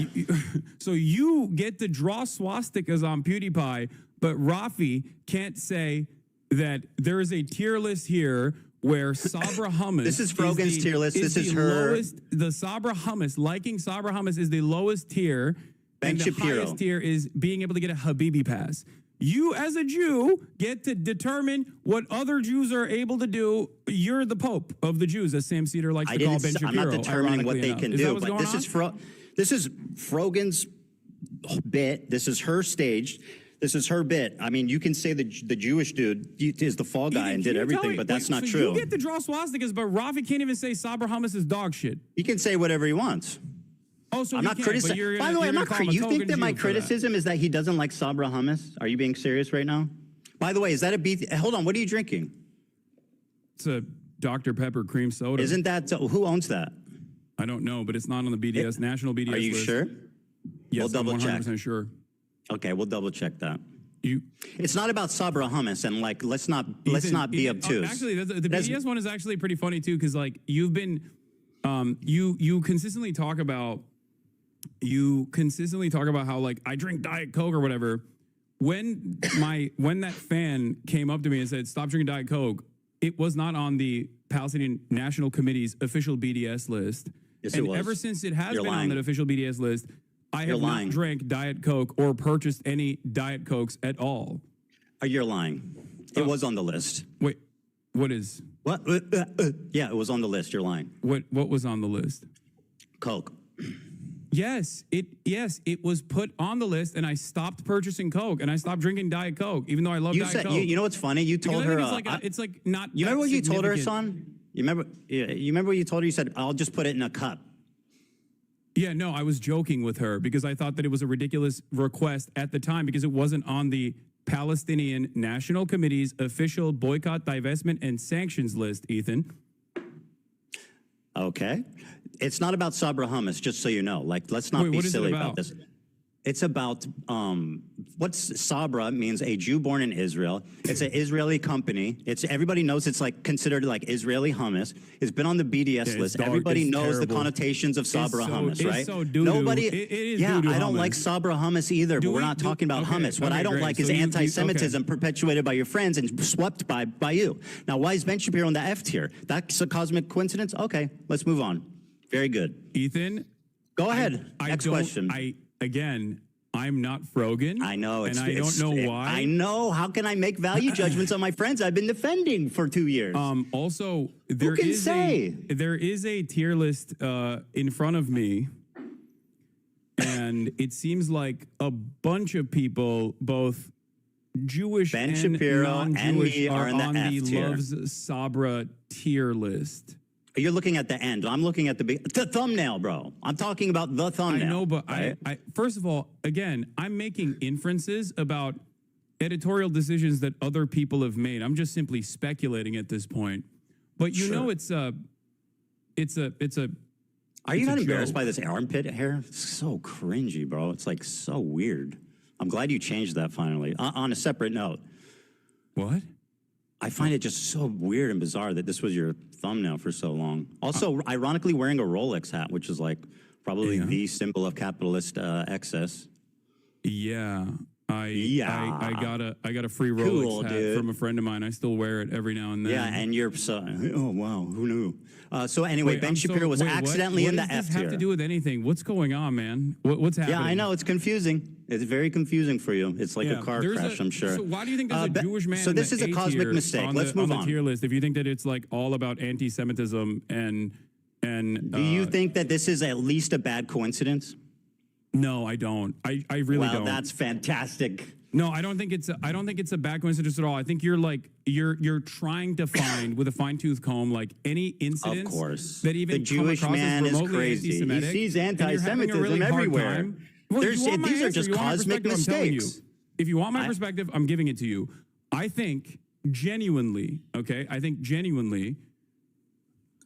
at a time when there is unprecedented levels of Yes, open, I know. We can't talk about anything else. That's very convenient for you. At a time when there is unprecedented levels of out and about anti-Semitism with incredibly prominent, oftentimes right-wing conservative figureheads actively talking about Jews, okay, in deeply anti-Semitic fashion, you have lasered in on people that you can't even actually catch, quote unquote, dead to rights because they're not anti-Semitic. Well, And they're not you wearing want a to shirt that make says, them- I hate it Jews, seems but they're to me- walking around with it seems to me like swastikas and doing tier lists with Jews on the bottom. I mean, that's as seems to close as you me can pretty like much fucking you- get without them just saying, I hate Jewish people. Ethan, it seems to me like you And I want think you're them acting to really be silly and obtuse anti-Semitic. right now. The guy who's all about microaggressions and understanding the perspective of minorities and stuff, telling a Jewish man that he's hallucinating anti-Semitism and I'm won't doing even that. concede that this looks bad. No, okay, you're fantastic. hallucinating anti-Semitism in this circumstance. I'm not Very saying good. anti-Semitism is not a prominent fixture of American politics. Very good. I actually do think that anti-Semitism has exploded in Very brave of popularity you to in say. American Very brave. politics, especially. So that's not my point at all. I'm saying you individually right now wish that these people were anti-Semitic. So you're trying really to don't. find anything you can hold on to. It's But really once not a again, stretch, man. None of those people are me. So I don't know why Let's we've stop with the devolved value judgment thing. Like, you conversation can't make a away from- decision. It sounds stupid as hell, dude. Wait, I sound Let me stupid ask- as hell? What? No, when you go, I can't draw, I'm not them. I mean, it's... I mean, I don't know why you're asking me what their genuine decision making is. Why would I and want my don't know. best friend I can't Idubbbs to tell be you what their- anti-Semitic? What their process was. Why would But I don't want think my it's best an friend issue. Idubbbs to be anti-Semitic? Why would I want that? You think I enjoy my friends and people around me Can I be honest? being Do you anti-Semitic? want me to tell you why? I don't I think would you're gonna love like the to answer. hear. Yeah, this is going to be good. Go ahead. Okay. You want everyone that has criticized you to be anti-Semitic so that it makes you feel better about your position. It's not your own personal positions that you have explained to people that come across like you're using anti-Semitism as a shield to deflect criticisms against Israel. And that if they are actually out and about anti-Semites, that'll make you feel a little bit more comfortable, like you've won the argument in your mind, and that your community would also finally go, oh yeah, you're right, you're a permanent victim in this situation. But because there's an unimaginable amount of anti-Semitism everywhere online, it comes across as shocking that you laser in on what you perceive are dog whistles when they're very clearly not even dog whistles at all. And I'll give you an example of this. Something that you did that I found very funny was you tweeted, or you don't tweet, sorry. You Instagram posted about my Theo Von podcast appearance. Sure My did. Theo Von podcast appearance where you were like, oh, I can't believe Theo Von didn't actually ask him about his like dangerous anti-Semitism or any number of different things in the conversation. Including, I think you talked about Rick Scott. Now, we did actually talk. Theo Von and I did actually talk about Rick Scott. Let's pull that clip up, Hassan. But hold on. Let me finish. But what I found very strange about that was the fact that Theo Von, and I didn't even know this at the time, the day prior to me, had actually interviewed Candace Owens. I think you and I both agree that Candace Owens is an anti-Semite, right? I think that he was on that 1-2 punch. Okay, so wow, bow, bang. Do you think hit him with that Ethan, anti-Semitism, no, boy? Ethan, as your former podcast co-host, he was on the vibe. As your former podcast co-host, do you think that I am anti-Semitic, one, and if you think I am, do you think I'm as anti-Semitic as Candace Owens? So, yes, I think you're anti-Semitic at this point. I'm comfortable saying that. At this Are you point. as anti... Well, let me finish. Then let's move let me on from finish. You Frogan, asked me two and questions. Let's address No. what you think I'm doing that's me. anti-Semitic. Hold the phone. You asked me two questions together. I'm going to answer both. You said, do you think I'm anti-Semitic? After talking to you so far today, I can say unreservedly yes. I think that you are more anti-Semitic than Candace Owens? No. But I think your form of anti-Semitism is way more destructive and sinister. Candace Owens is outright. Hold on there, Hassan. This is an important question. You think I'm anti-Semitic now? Because 2 days ago you said I'm going to answer. I'm going to answer. Okay. Or yesterday. Your form of anti-Semitism is way more insidious because it's silent, it's tricky. She's out there just saying what she believes, and I respect her for that. Nick Fuentes is just out there. Nobody knows that what's his stance on Israel. Candace Owens' stance on Israel. But you're tricky. What you do is deny the heritage of Middle Eastern Jews, stuff like that. You accuse them of being always the oppressor, always. Can you everything? You and by the way, you spent the first part of this debate calling me insane for what I think most people would perceive as blatant, obvious anti-Semitic acts. I don't think most people would look at what you're doing right now and think that this let's is not worry about that. Of mental sanity. Well, we'll have time to poll the audience afterwards. So let's continue. All right. Well, look. Going back to the Theo Von situation, and you said I'm anti-Semitic, right? Yesterday you said, or 2 days ago, in the aftermath of the Sam Cedar conversation, you said I'm not anti-Semitic. So what has changed in that process? Is it this conversation that you and I had? Yes. Okay. All right. Got it. All right. Here's the clip, by the way. You accused me of not. You accused me of not mentioning that Theo Von did not ask you about Rick Scott. Let's go back and watch the clip. No, I said I didn't say in the clip. Bro, you literally look like the dude from Beetlejuice. That's crazy. On your the small head guy. I use my words very carefully. I said in the Instagram story that you posted. I don't watch your stream that much. I don't. I only see like in the waiting room. Bro, that's crazy. Do you see the resemblance? What? You're this guy from Beetlejuice. In this photo, you have like the same coat and shit. Yeah. Yeah, that's you are a comedian.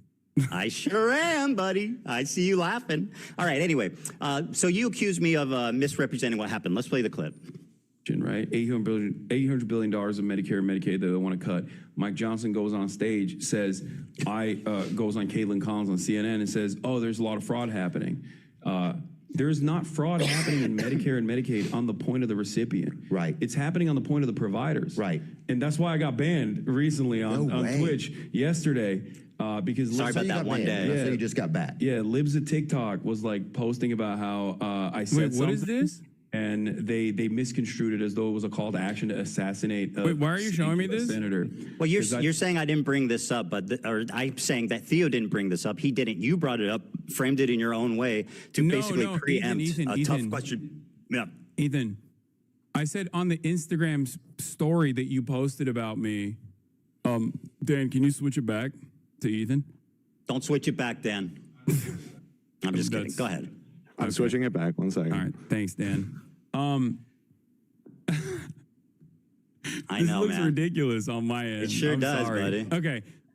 So yeah, this was if you want, And you it's can not also just pull 'cause up of the post video. as well. But the post I was referring to was make sure Theo knows how you feel about hosting a terrorist adjacent content creator. And I believe there was another post about it or something. But again, I said he was irresponsible to platform you and not ask you difficult questions. So the question I have for you once again is like he had Candace Owens on. Like, do you feel like that's a little bit more damaging in terms of spreading potentially anti-Semitic narratives? Or do you think that anti-Semitism is when you feel bad personally, and that could be any number of different things that I've done in any given moment? Yes, I think you were just as bad as her in your own special way, and that's You why. think I'm just and as you guys bad were as hitting that Candace same Owens flavor on anti-Semitism in my Yes. own special way. Yes. Okay, got it. All right. Very cool. good. Very good. So let me ask you a question. Hassan, can I ask you a question? Officially, not talk about like Frogan or anyone else and tell me why I'm anti-Semitic? Because Well, yesterday, we're kind 2 of days ago, getting you said there. I wasn't, but also for a year. You're repeating yourself. Well, I am, because you haven't answered this question.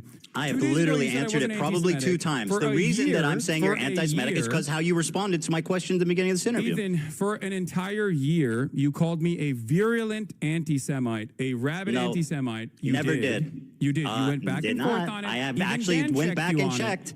I had said that you spread anti-Semitism and stuff, but I never called you an anti-Semitic. I went so back I was and just checked. simply You're lying. spreading anti-Semitism. Yeah, I mean, it's a difference. Okay, got it.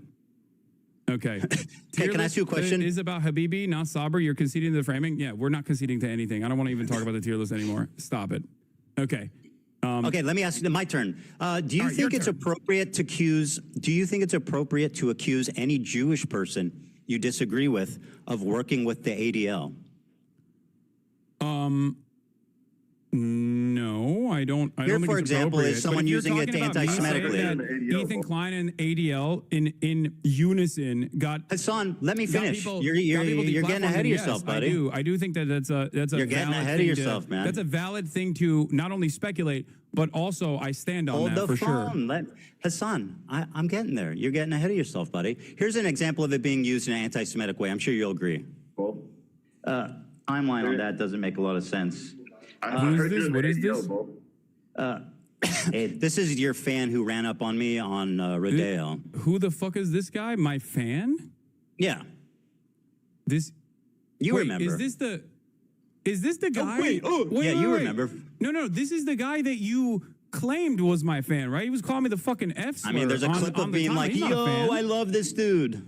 Anyway, who cares if he's your fan or not? The point is, hold on. You brought this dude up. It doesn't matter. And I believe I'm this is not showing the him first as time an you brought this example dude up. of you. It does matter. It does matter. Okay, You brought fine. him He's up. not a fan. I don't care. You brought him up. Listen. Wait, what do you mean you don't care? Now If you I don't brought care. him up, Hassan, if I brought him up, that let me person is finish not my a fan of point. mine. Why did you make it seem like that person was a fan of Hassan, mine then? Let me get to there, okay? You No, asked get me. there right It's now. my turn to ask a question. Why do you Just think because I this brought him random up fucking doesn't guy is give a you fan the of mine? space Is to it interject. because he rolled up to me and tried Let to me fucking finish. clout farm? Is that why? At the Yes. encampment Okay, where I thank was you very very much. clearly disturbed by his presence? Is that Hassan, why? I think you know where I'm going, and I think you're scared. Ethan, can you answer the question? Why let did me you falsely claim that this fucking random Because dude he's who on does video not saying like he me loves you, that you're is his a favorite fan of person in the mine? world. What do you mean? Wait. All right, Didn't Hassan, you here you use go, him buddy. approaching you? Here we go. Didn't You wanted it, use I've him got it. approaching you. Can I give you a hug, bro? I'm so sorry. I love you. I'm so sorry. I love you. I love you, This is bro. an environment You're the GOAT. For me? You're the coolest guy in the world, bro. Wow, how crazy. You look gay in that. I'm fucking. Is this another hysterical delusion? Yes, it is. And I'm going to explain to you exactly why. Because we spent wow, dude, I love you. You're the GOAT, bro. We spent a good deal of our time in the encampment. If you watch the unedited full live stream, we spent a good deal of the entirety of the encampment running away from him because he kept trying to ask me dumbass fucking questions. Okay, but that's got nothing to do with he's a fan. For his own dumbass Hassan, podcast. please, you're derailing this, and I need I'm not to derailing make it. It's not called you derailing. When are. I'm telling you I was there and I'm telling you the situation. Okay, you are nefariously making it seem as though this person is a massive fan of mine. Do I need to play the clip again? Chase. I'll play it again. You know. You can play that clip again. Oh my God! Here, I'll add subtitles. Can you play the clip where he openly admits he doesn't know who I am and asks people around? Because that also happened. You're my hero, bro. I love you. You're the coolest guy in the world. You're the coolest guy in the world. Hold on, I think I look gay in that one. I think I look gay in that one. 3, 2, Ethan. Yes, sir. Ethan. Mm-hmm. If you think he was a fan of mine, why'd you call him a Sneeko fan when you interviewed him? Because he's both. I mean, surely there's crossover. Oh, there's a crossover. Do I need to play the video again? Well, I'll do it again. My Fuck producer it. and my camera op, Marge. My producer and my camera op, Marge, was there. I love you, bro. And he's in the chat right now. I have to interview you. You're my hero, bro. I love you, bro. You're the coolest guy in the world, bro. Hold on, I think I look gay. Listen, he might not be a fan, but you can't accuse me of being delusional for saying that. You are delusional. Okay, very good. I'm delusional. Let me get to my point, please. I mean, so I'm not even asking you to endorse this guy. I'm just simply showing you. I don't endorse him, and he's I know not a you fan don't. of mine. So why did you claim that he was a fan of mine? Because he fucking clout I'll play it again. I mean, I feel like we're running in circles, but I'll play the clip again. Palestinian encampment? That's why? That's all it takes for you? No, it was when he said, "You're the GOAT. You're my hero. I love you." He didn't know who I was. He was just saying that so he could fucking ask for an interview He for his literally podcast, recognized for his POA you. podcast. Okay, who cares? I don't care. Wait, so now let me you move don't on. care. Do you want to talk about this for 2 hours, or do you want to actually have a conversation? Wait, well, hold on. You can't just say you don't care all of a sudden when you look like a fucking asshole for falsely claiming that some random person who I'll play it again. Is a fan of mine. You said he was a fan of mine in... I believe in your one of your videos. I lied about him being a fan. And I was sending harassment your way. I concede. Yes. Don't you think that's a big point of contention? Don't you feel like this is a big point of contention? I concede.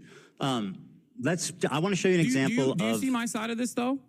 Because like a random Sneeko fan comes up to me, wants the clout chase, fan comes up to you.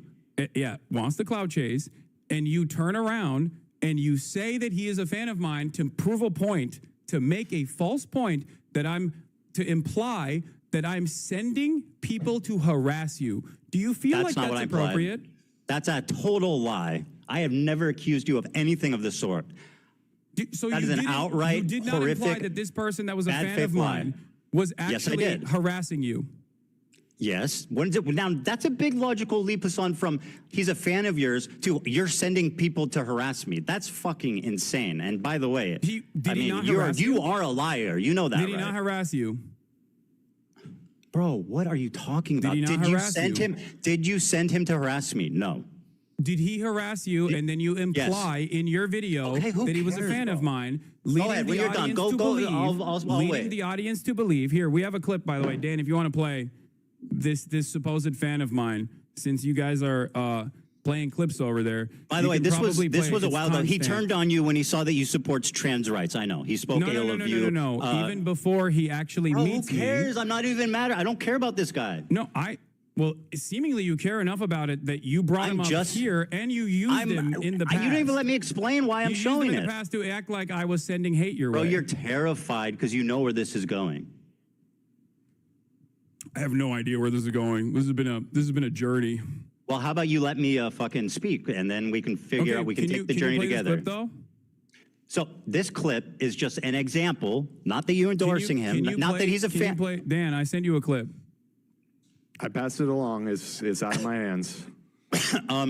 It's the first introduction of this character onto the stream where he's like, "Who is this guy?" I'll play it. Yeah. Pothead or Potman. Is that it? Hey. I could be on. Are you guys doing interviews? I'm Palestinian. I know I look Jewish. He doesn't. Oh, no, we're just streaming. Israeli. I look like Israeli. We're just the guy. Normally the answer would be yes, but he's busy right now. What are you guys doing? You're not there. We're just streaming. Just live streaming. Oh, live streaming? Yeah. Dude. You're not even in this clip, bro. What are you talking about? You're not even wait. present.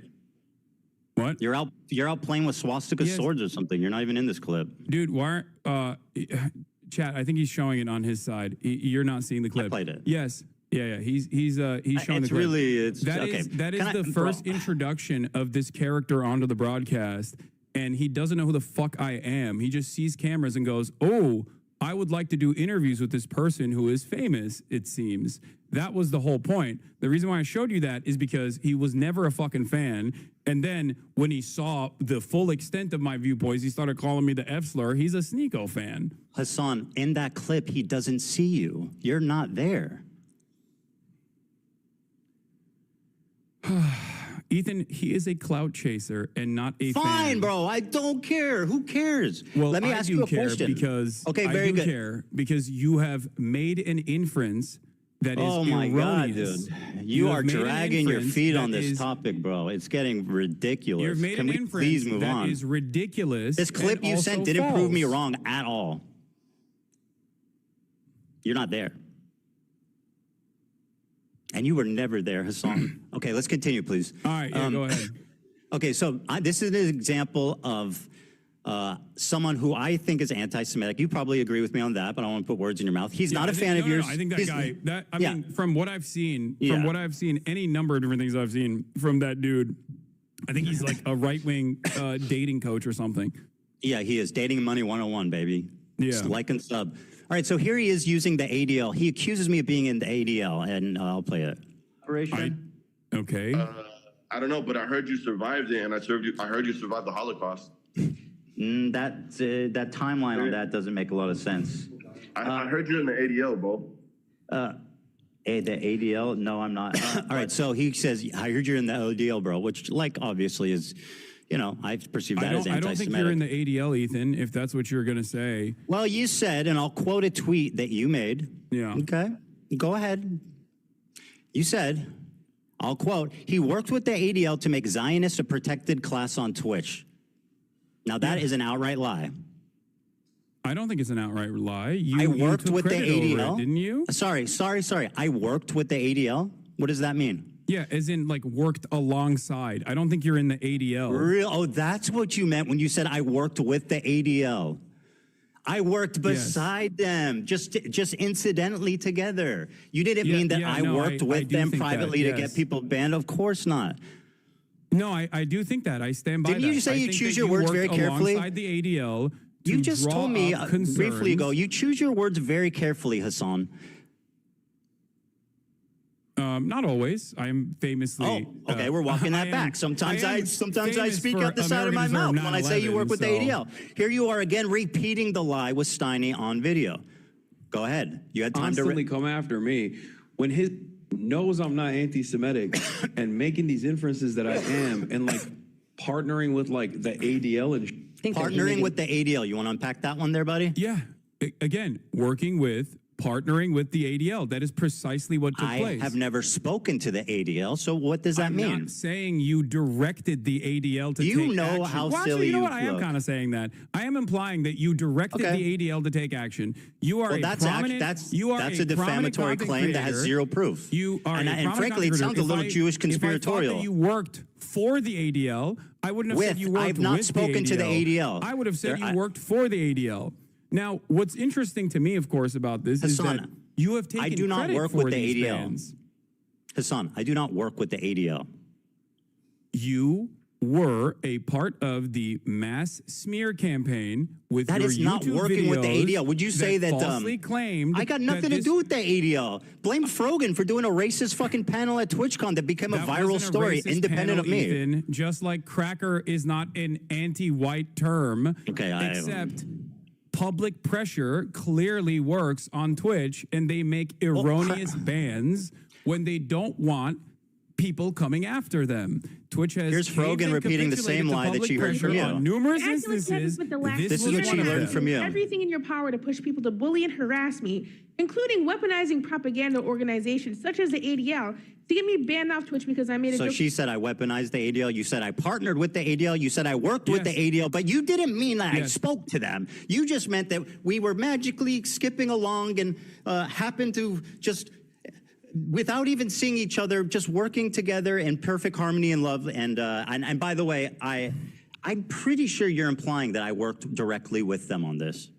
No, I don't think you worked directly well, you with them. doubled down on it. You said that you do believe that, and I just want to let you know that No, that I is don't a think you directly work with them. I think your goals are aligned on this. Yes, and for Mr. Precise words, say that. Don't say you're partnered with the ADL. Do you understand? You said partnered with the ADL. Me, a Jewish man, you accuse without any evidence at all of being partnered with the ADL. You're now trying to rewrite history and say, I said you were working besides them. Ownership over it. What are you talking about? You are a virulent fucking liar. Ethan, did you or did you not take ownership over the bands? I think, yeah, I might have. Does that mean that I'm working with the ADL? Ethan? Hey, Hassan, can I ask you a question? Are you working with the Neo-Nazi Party of America? Because they're also anti-Zionist. No, seriously, are you working with the Neo-Nazi Group of America who's also anti-Zionist? Ethan, have I do you work with them? Credit? Are you affiliated with them? Are you credit partnered with neo-Nazis? Or do you guys happen to have the same goal and are completely related? Here's a parallel for you. Have I taken credit for a neo-Nazi anti-Semitic incident that took place? Because if the answer is yes, if neo-Nazis actually engaged in an action, neo-Nazis actually, not like your fucking hallucinations, something that we all agree. Like neo-Nazis did an anti-Semitic incident and I took credit for it and I said, this is awesome. I'm glad that it happened. I made numerous videos so that they would do this. Yes, you would be. I was on the tier list, bro. Saying that comparison. It was literally targeting me. I was on the tier list. Especially Why wouldn't I respond? Ethan. I don't have to be a member of ADL to respond to someone harassing me. Are you fucking dumb? Listen to my words.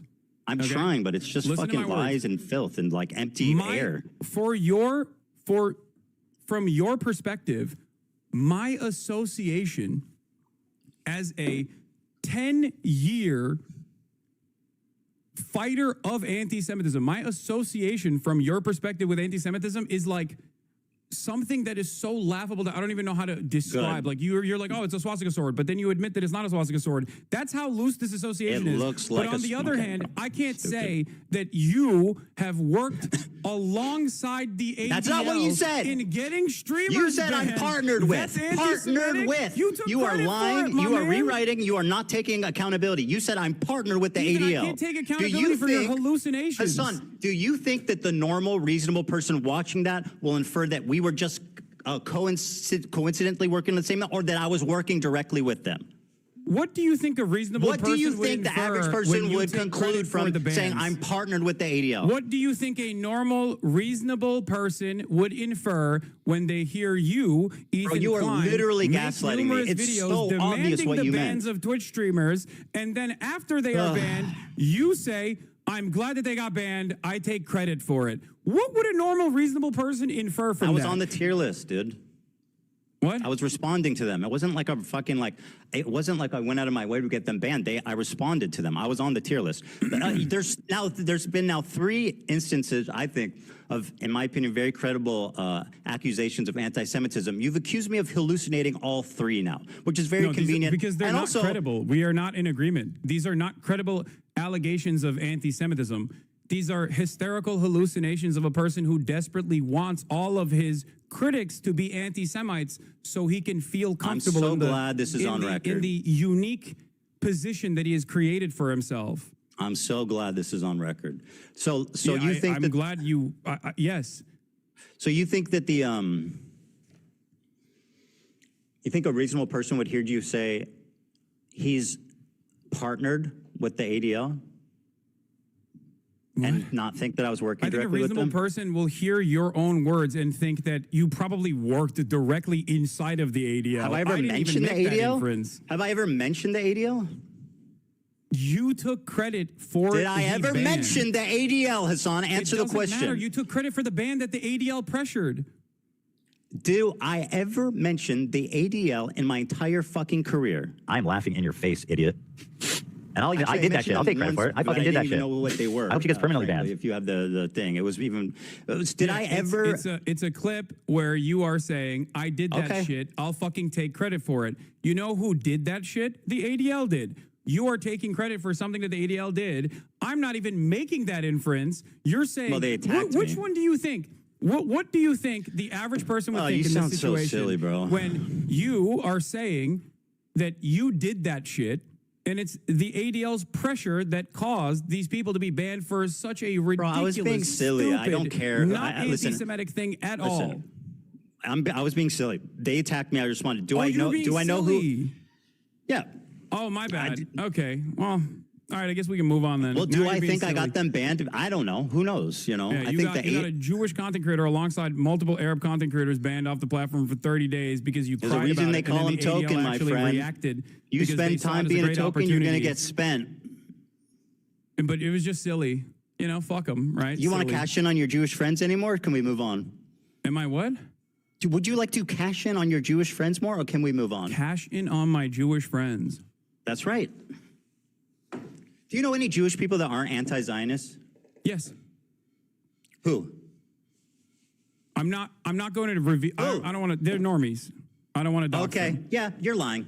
No, I'm not. You're surrounded. I'm not lying. Yes, you are. You're absolutely lying. Dog, I live in West Hollywood. You think I'm not around Zionist Jews? What are you talking about? Yeah, do you pass Jews on the street? Yes. Are you friends with? No, I'm friends. Yes, okay. I am. Very good. I don't believe they've treated me with much more dignity than you have, as a matter of fact. Well, yeah, surprisingly because they're enough. not on the receiving end of an insane I fucking can have a more normal harassment conversation with them Why than wouldn't you, they? seemingly. All right, so you they think would most that's, likely laugh just at to all of recap, this, just to recap here, but so we can move on. I mean, did the random Zionist Jews that are treated you so kindly, did they have CPS show up to their house or skulls sent to their house? Ethan, I didn't do that. Ethan. I didn't say you did that. I don't know why you're bringing that up. But I know you that don't, has nothing but you're to do acting with me. up. I'm not Part of your shtick, Hassan, is acting obtuse when you're caught in a corner. All right. You've dominated the conversation so far. I think we should get back to some stuff that. I agree. Let's just summarize. No. Look, can we just get back to Israel? This is quick. It's very quick. You see as a genocide. I just want to put a cap on this. Just a cap. You're doing the thing that I'm so critical of you on. Okay. Partnering with like the ADL. You said so. Just to put a cap on this, and we'll move on. You said I am quote partnered with the ADL, which you now claim was just a. You didn't mean that I was working with them. You mean that we had the same goal. Okay, very good. We'll see how that plays. Go ahead. What's your question? Okay.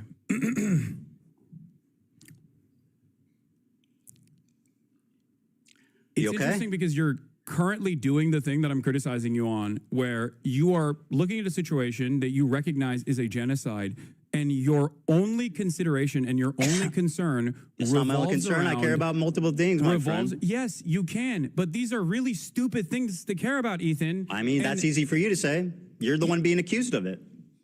Let's ask the accused how serious their crime is.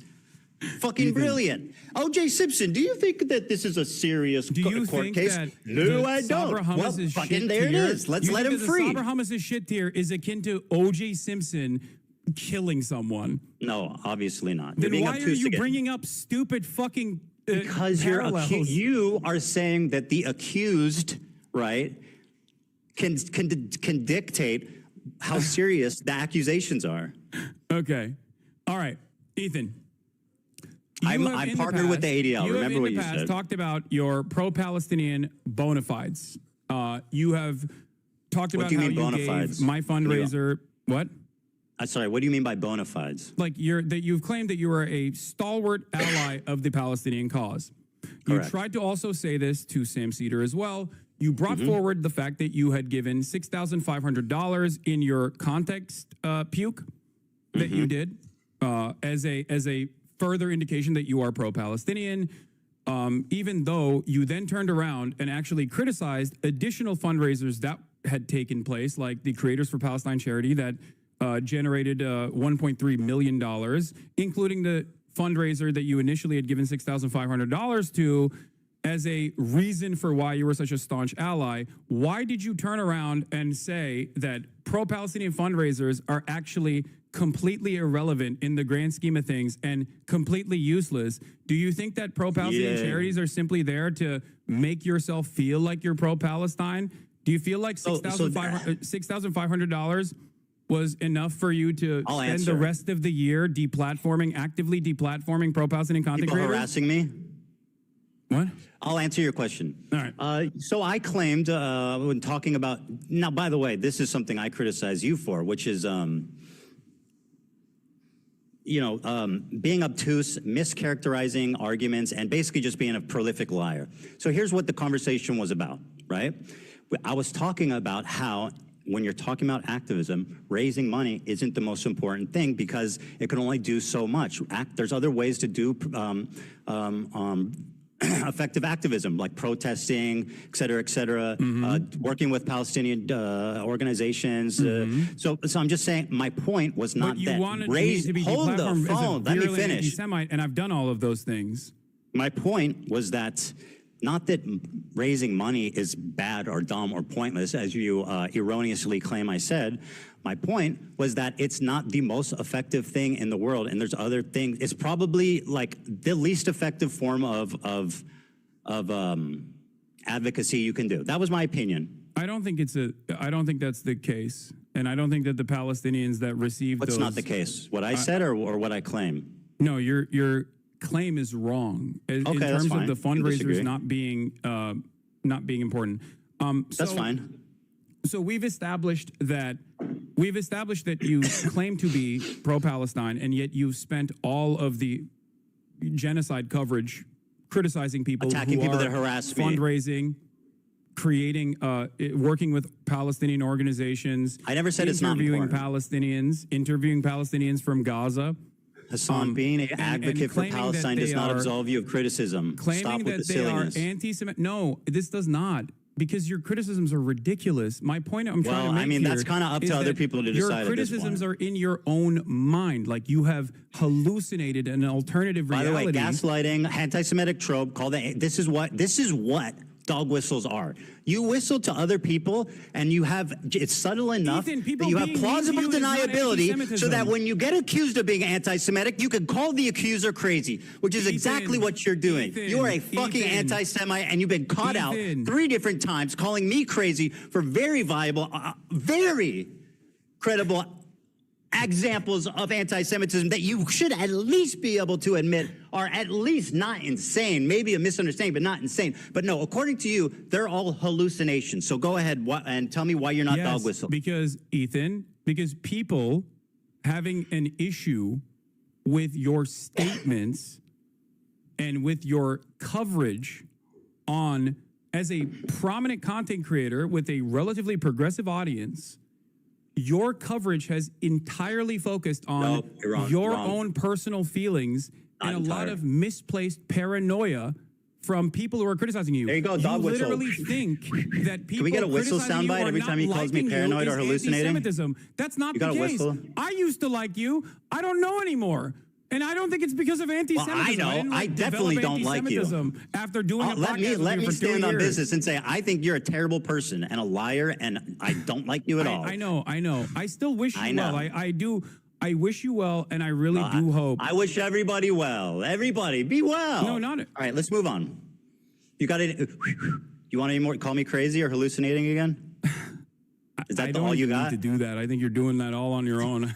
We'll see. To be fair. Yeah, we'll see. So do you want to tell me what is your evidence that I work with or talk to or have any association with at all with Destiny? What? Destiny? What? The guy that I talked about fucking obsessively 100 times a day that is like basically like the Antichrist, the Lord Voldemort in my community? Yeah, you accuse me of working with him, knowing him, talking to him. What is your evidence for that? Thank you for asking.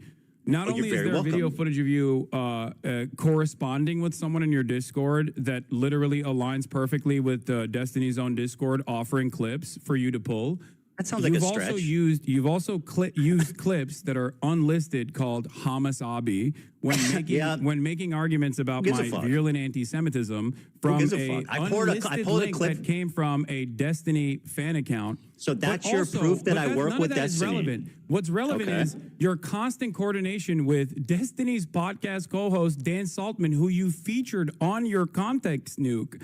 So yeah.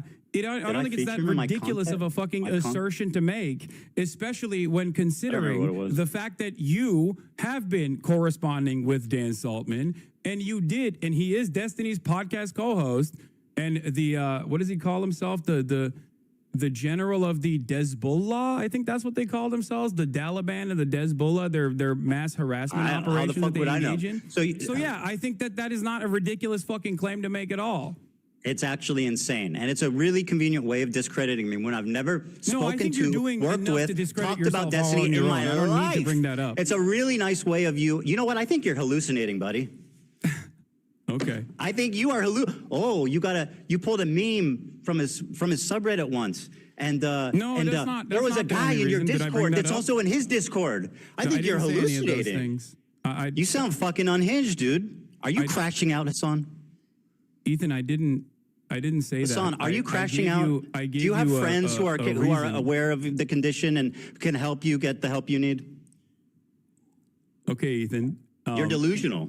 You featured Destiny's podcast co-host. I said he discovered the IP ban. Is that not true? I said Dan Saltman discovered the IP ban. That's all I said. I didn't endorse.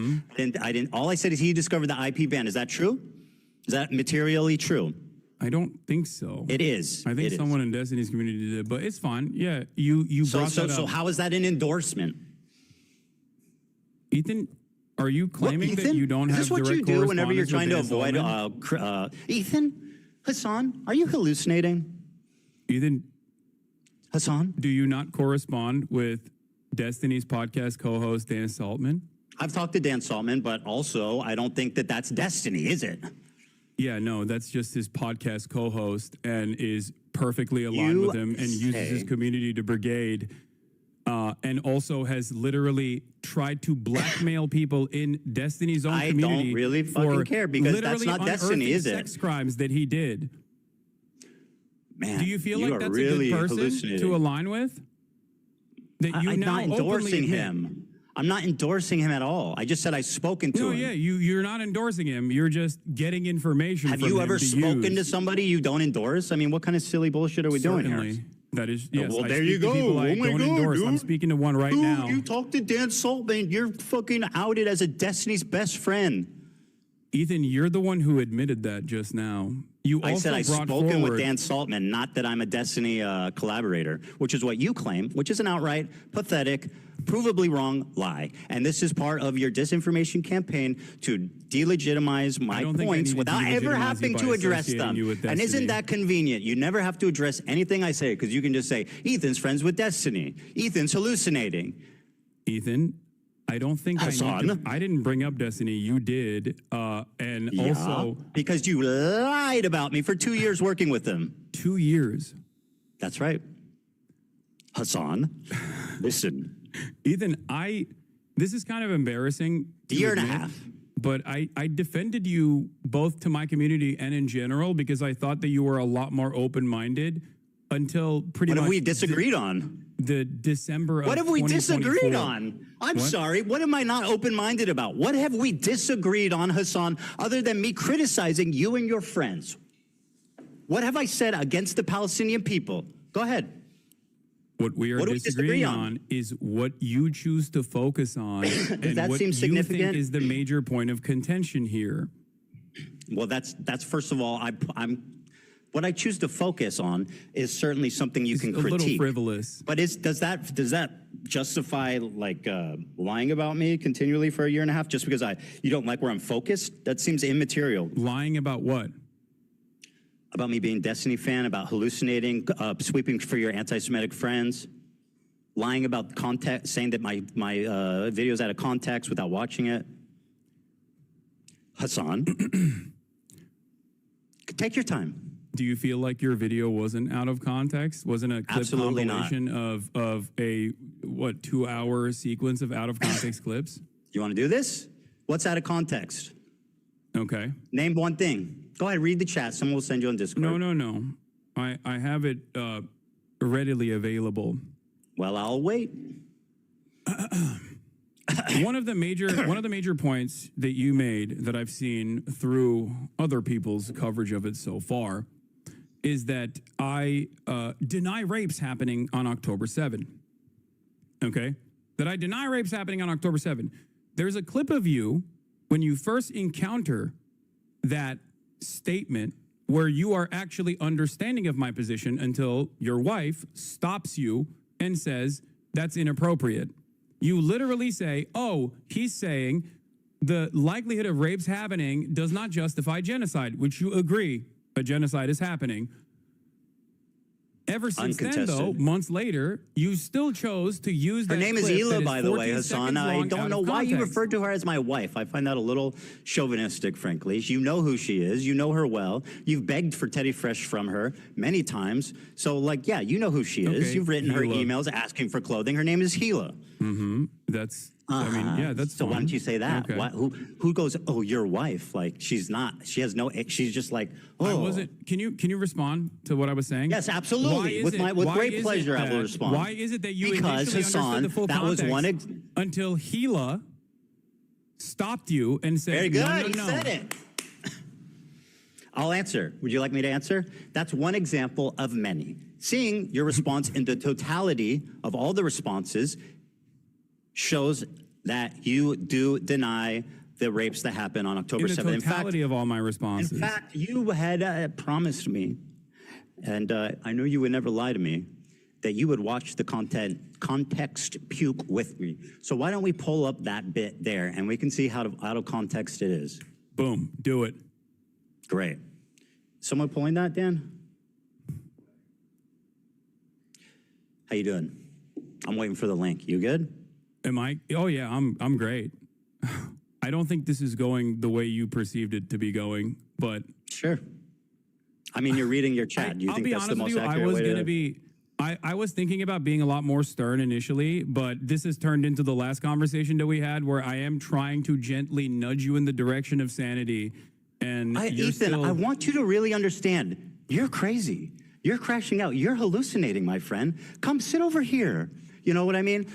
Don't ignore the swastika. Ignore the accusations of working with the ADL with no credibility. Ignore the tier list with fucking Ben Shapiro and Ethan. Come sit here. You're hallucinating. Oh, thank you so much for, you know what? Thank you, Hassan. That's so kind of you.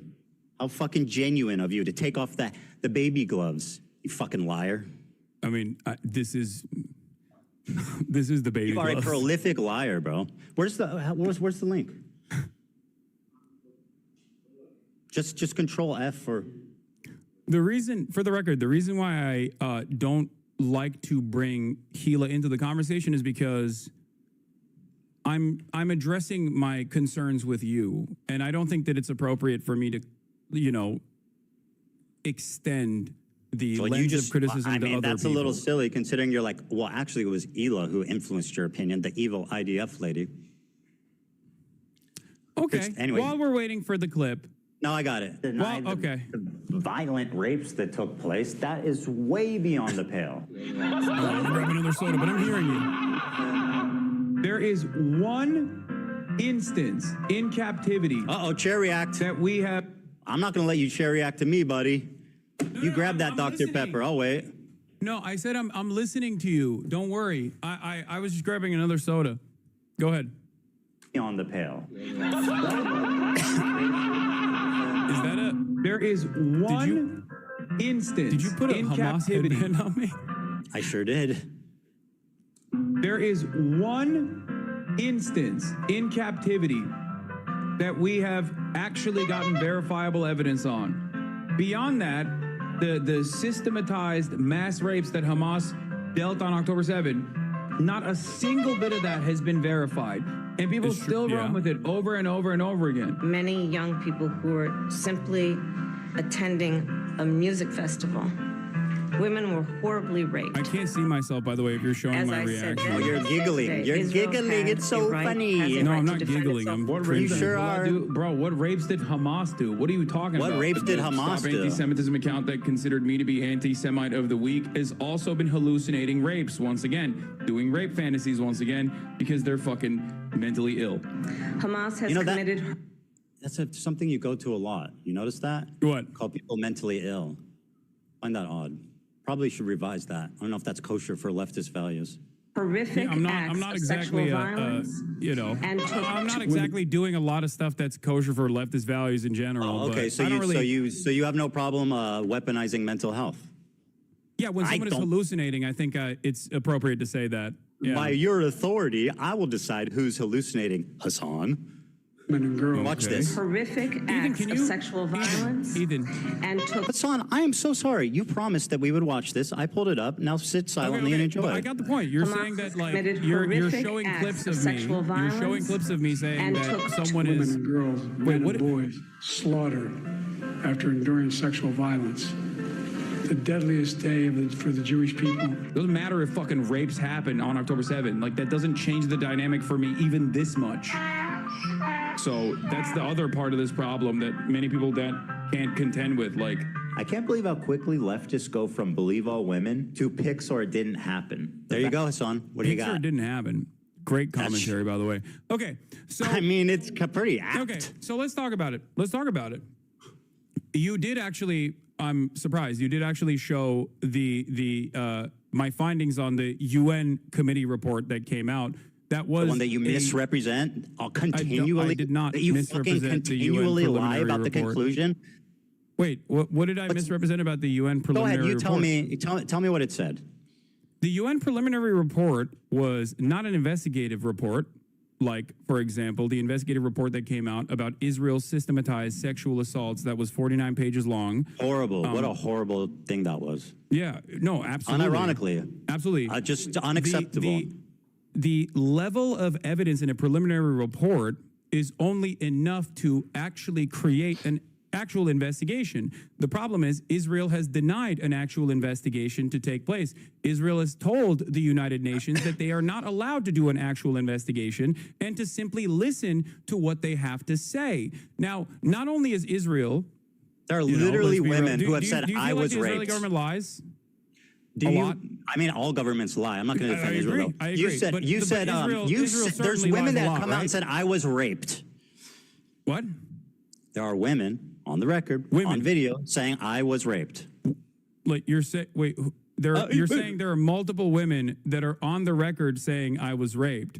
There is, as far as I understand, one instance in captivity. It is not as far as you understand, systematized you mass don't give a rape fuck about directed by Hamas. the reality of it. What? Well, of course, that's as far as you can conclude because you don't give a fuck about the truth. Wait, you just want to do propaganda. Remember? Ethan. Hassan, please calm down. You're getting worked up. I don't know why you're behaving in such a childish manner when we are actually talking about finally some serious stuff. Okay. Well, Okay.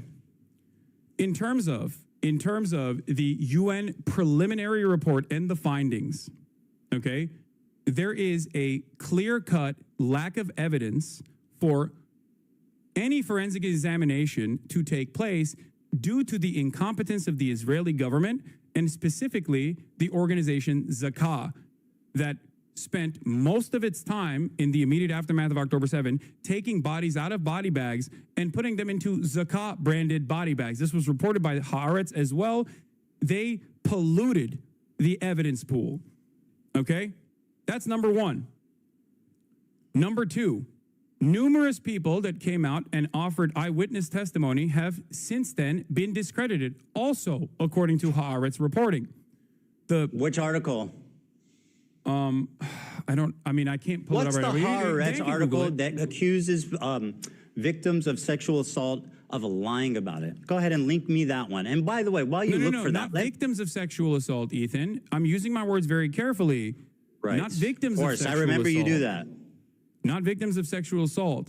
Eyewitness testimony initially provided that led people to believe that there were sexual assaults that were taking place were then discredited. Show me the source. By the way, Hassan, while you look for that, I'm assuming that you're quoting the UN Representative Secretary General on Sexual Violence and Conflicts report, right? This is one everyone refers to. Now, are you aware how these kind of papers work? They do a very precise conclusion at the end that summarizes the main thesis and points driven home in the article. That's what the conclusion is. Let me read it for you. Overall, based on the totality of information gathered from multiple and independent sources at different locations, there are reasonable grounds to believe that conflict-related sexual violence occurred at several locations across the Gaza periphery, including in the form of rape, gang rape, during the October 7th, 2023 attack. Credible, circumstantial information which may be indicative of some forms of sexual violence, including genital mutilation, sexualized torture, cruel, inhuman, and degrading treatment was also gathered. Okay, perfect. Thank you. So I'm gonna walk you through this real quick. Are they hallucinating? No. So no, you just don't know what words mean. So credible circumstantial evidence. Do you know what that means? It means that there's, yeah, of course. Credible circumstantial evidence is not a substitute for forensic evidence. Credible circumstantial That's why I said evidence Pixar didn't happen, bro. To you need rape prosecute. kits. Credible Hassan needs rape circumstantial kits. evidence is not enough to Pixar didn't prosecute happen, rape, which is precisely the reason why the Israeli prosecutors themselves have said that in the absence of a singular victim coming out, and also with all of the forensic evidence that has been tarnished already. Show me evidence for anything you're saying. What? It's not. It's show me evidence for anything you're claiming that isn't some unhinged freak on Twitter. This is believe all women, hey? This is, hey, are we believing all women unless they're Israeli? Right after October 7th Hamas attack in Israel, Zaka, the disaster victim identification volunteers, were among the first civilians responding on the scene. Zaka is an Israeli rescue and recovery organization primarily staffed by ultra-Orthodox Jewish volunteers, known for their work in collecting human remains for proper burial according to Jewish law. I think what happened is, a lot of what happened is that obviously you don't rape someone and then keep them alive, right? So both someone were murdered, and a lot of the forensic evidence. The PBS article about how to debunk the counts of sexual violence on October 7th fueled a global dispute over Israel-Hamas war. This is from May 22nd, 2022. This is about the witness testimony that was discredited. Okay. But so even if one account was discredited, there's many. No, it's not one account; it's two accounts. But the rest of there's way more than two accounts. Can you? Hey, Hassan, you know what you're doing? You're like, this girl lied about being raped, therefore all these women need to be questioned.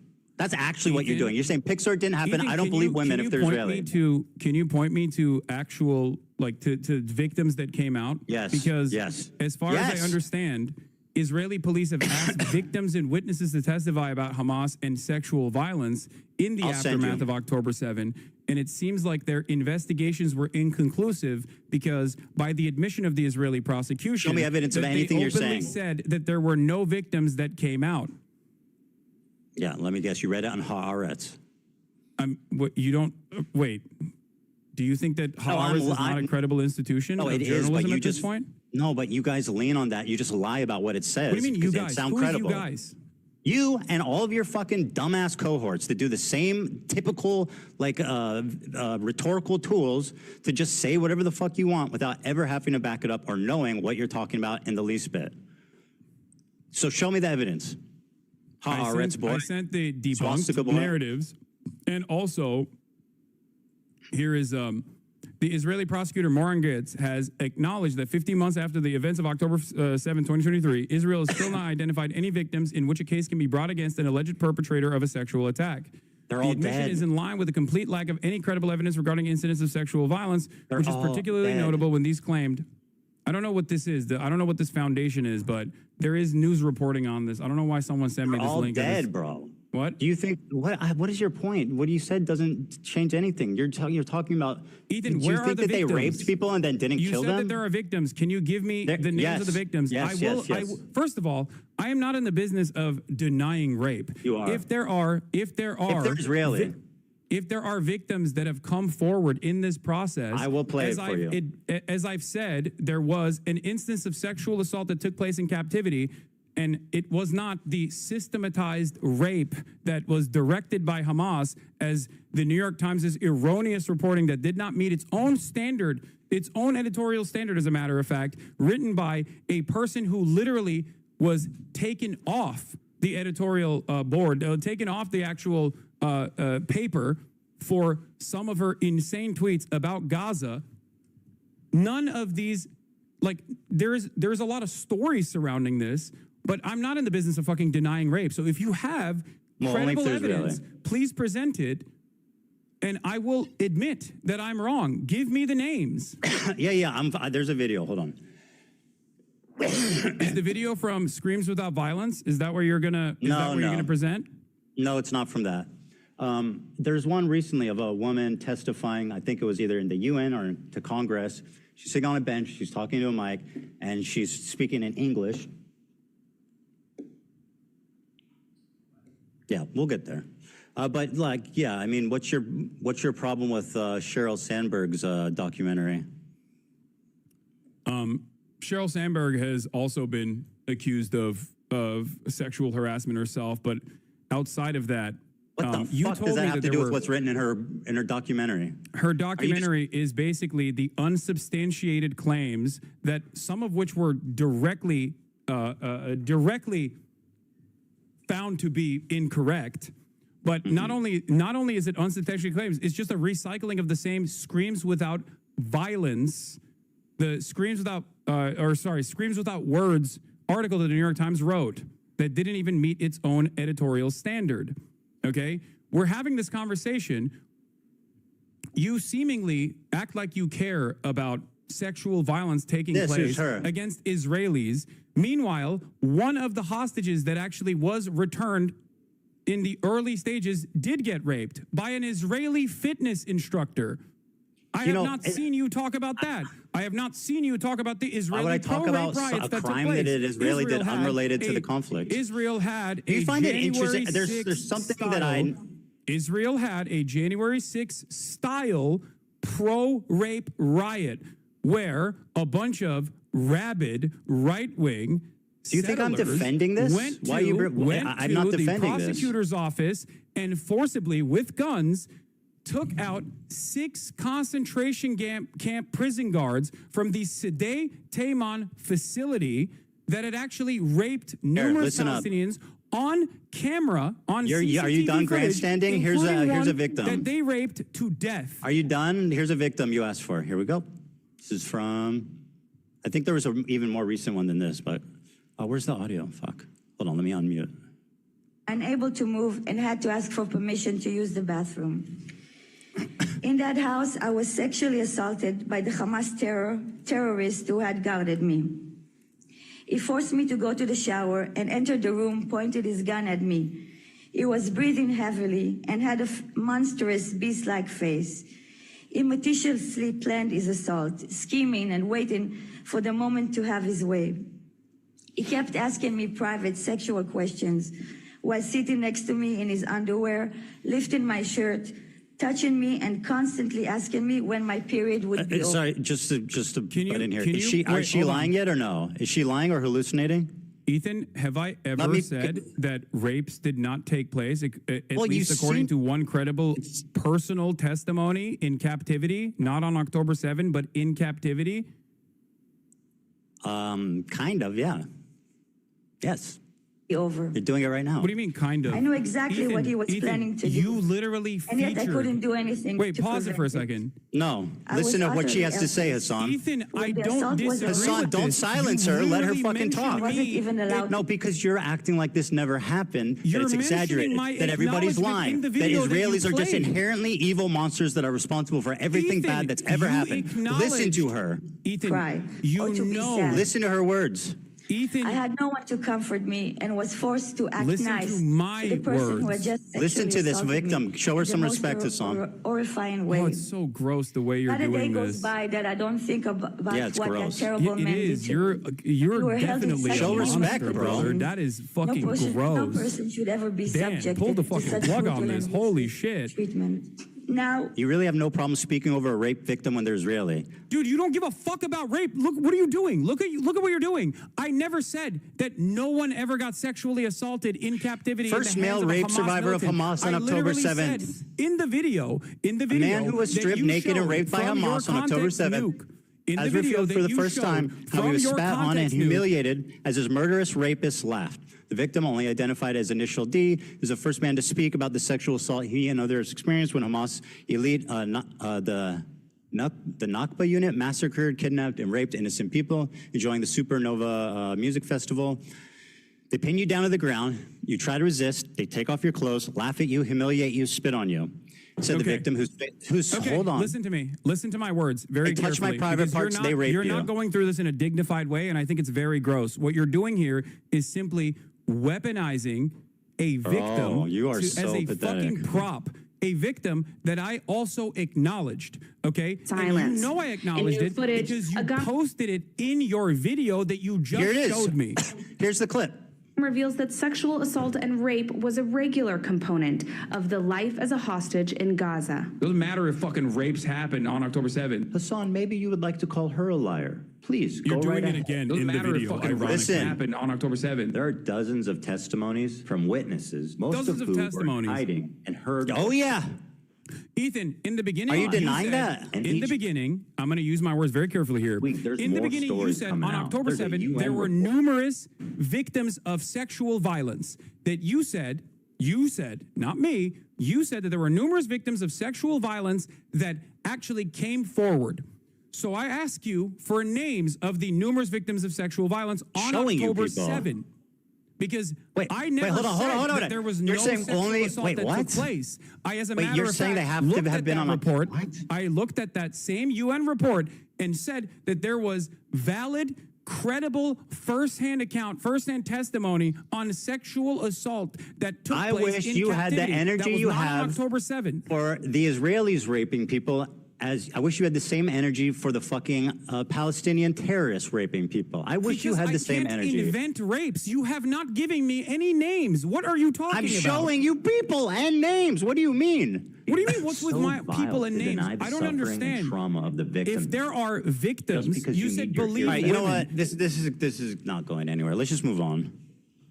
Yeah, What do you let's mean? just- You can't just let's just I mean, move I gave on you from two. this. This is a major point of contention. You have falsely It's just smeared me exhausted. as a rape denier when you yourself, the one evidence, the one deny mass rapes instance, happened, and you're doing it right now. instance of sexual violence in I showed captivity two. I just that showed you we two. know of up until this point. Just showed you two. And I both agree on. You know that showed I you agree two. with that. You know that I've talked about it. You know that I've No, acknowledged you deny it, mass and rapes yet- happened, not that rapes happened. What? You deny that mass rapes happened, not Yes. that rapes happened. Listen to my words. Yes, I do. I do deny Okay, it. good. Well, there you Because go. There is no evidence. And for the I record, just showed you two. The clips that you used, ironically enough, the Actually, reason I why showed say you it's out of three. context is because at that point, I personally took a position where I said very carefully and very deliberately that mass rapes that are directed by Hamas did not happen. There was no evidence for this whatsoever. Okay? 4 survivors told authorities they were sexually assaulted on October 7th. Report. First-hand account of such crimes have been rare, And as not most only- victims were killed. Hassan. Do you Report feel- follows wait, earlier wait, testimony okay. from a man who said he was raped by terrorists at the Nova Festival. 4 people have told authorities that they were sexually assaulted by terrorists on October 7th. Channel 12 reports. On Thursday, adding to a growing body of evidence of the systemic sexual assault committed by Hamas. Unlike most of the previous evidence of sexual assault on October 7th, which was largely based on eyewitness testimony, the Channel 12 report is notable because it is based on firsthand accounts of victims. You can yawn all you want. Firsthand yawning. testimony of such crimes has been rare because the victims have been killed. Killed, dipshit. Ethan, do you they think when fucking kill someone- them. do you According to the think- report, 4 individuals Do you approached think the when someone welfare is minister murdered with that their there's account. no Sorry, way to Hassan. actually examine? Sorry, Do you talk think that about when- being gross. Do you think Listen that to these when someone victims. is murdered, there's no way to do forensics evidence to actually Bro, conclude? you know the fucking to actually answer to that. conclude that Because person was you sexually know that assaulted. Jews, you know that the religious organization that is first responders that you cited has a policy of burying the bodies to avoid disgracing Eden, them. you That's just said what happened. dozens of victims came out in that article. I'm and I don't know reading where you. that What are article you is from. doing, bro? You said I'm dozens of showing you victims the came evidence out that in you're that wrong article. right now. According to the report, 4 individuals approached the welfare ministry with their accounts of what happened to them during the Hamas onslaught, which saw blah, blah, blah, 12, sorry, not blah, blah, blah, but 1,200 people killed and 250 kidnapped. The report followed a separate Channel 12 story on Wednesday that provided firsthand testimony from a man who said he was raped by terrorists at the Supernova, where hundreds of people were killed. Are these all lying? There are 5 people here. There's 3 that approached the ministry and 1 man who said he was raped. Are these all liars? I don't know. I don't think they are. I have no reason to believe that they are. But from everything that I have seen, from everything that I've read on this, and I have read extensively on this, as far as forensic examination has been concluded, there is no evidence, no hard evidence of sexual assault. And I will give you a clip from a Haaretz article that was posted by Lisa Rezov. Oh, here comes the Haaretz article. Wait, why I just read you firsthand testimony of 4 people. What are you doing? You're saying that you're not believing the victims. Ethan, you're asking for pics or it didn't happen. It's not that I'm not believing the victims. You said where's their bodies? Pics or it didn't happen.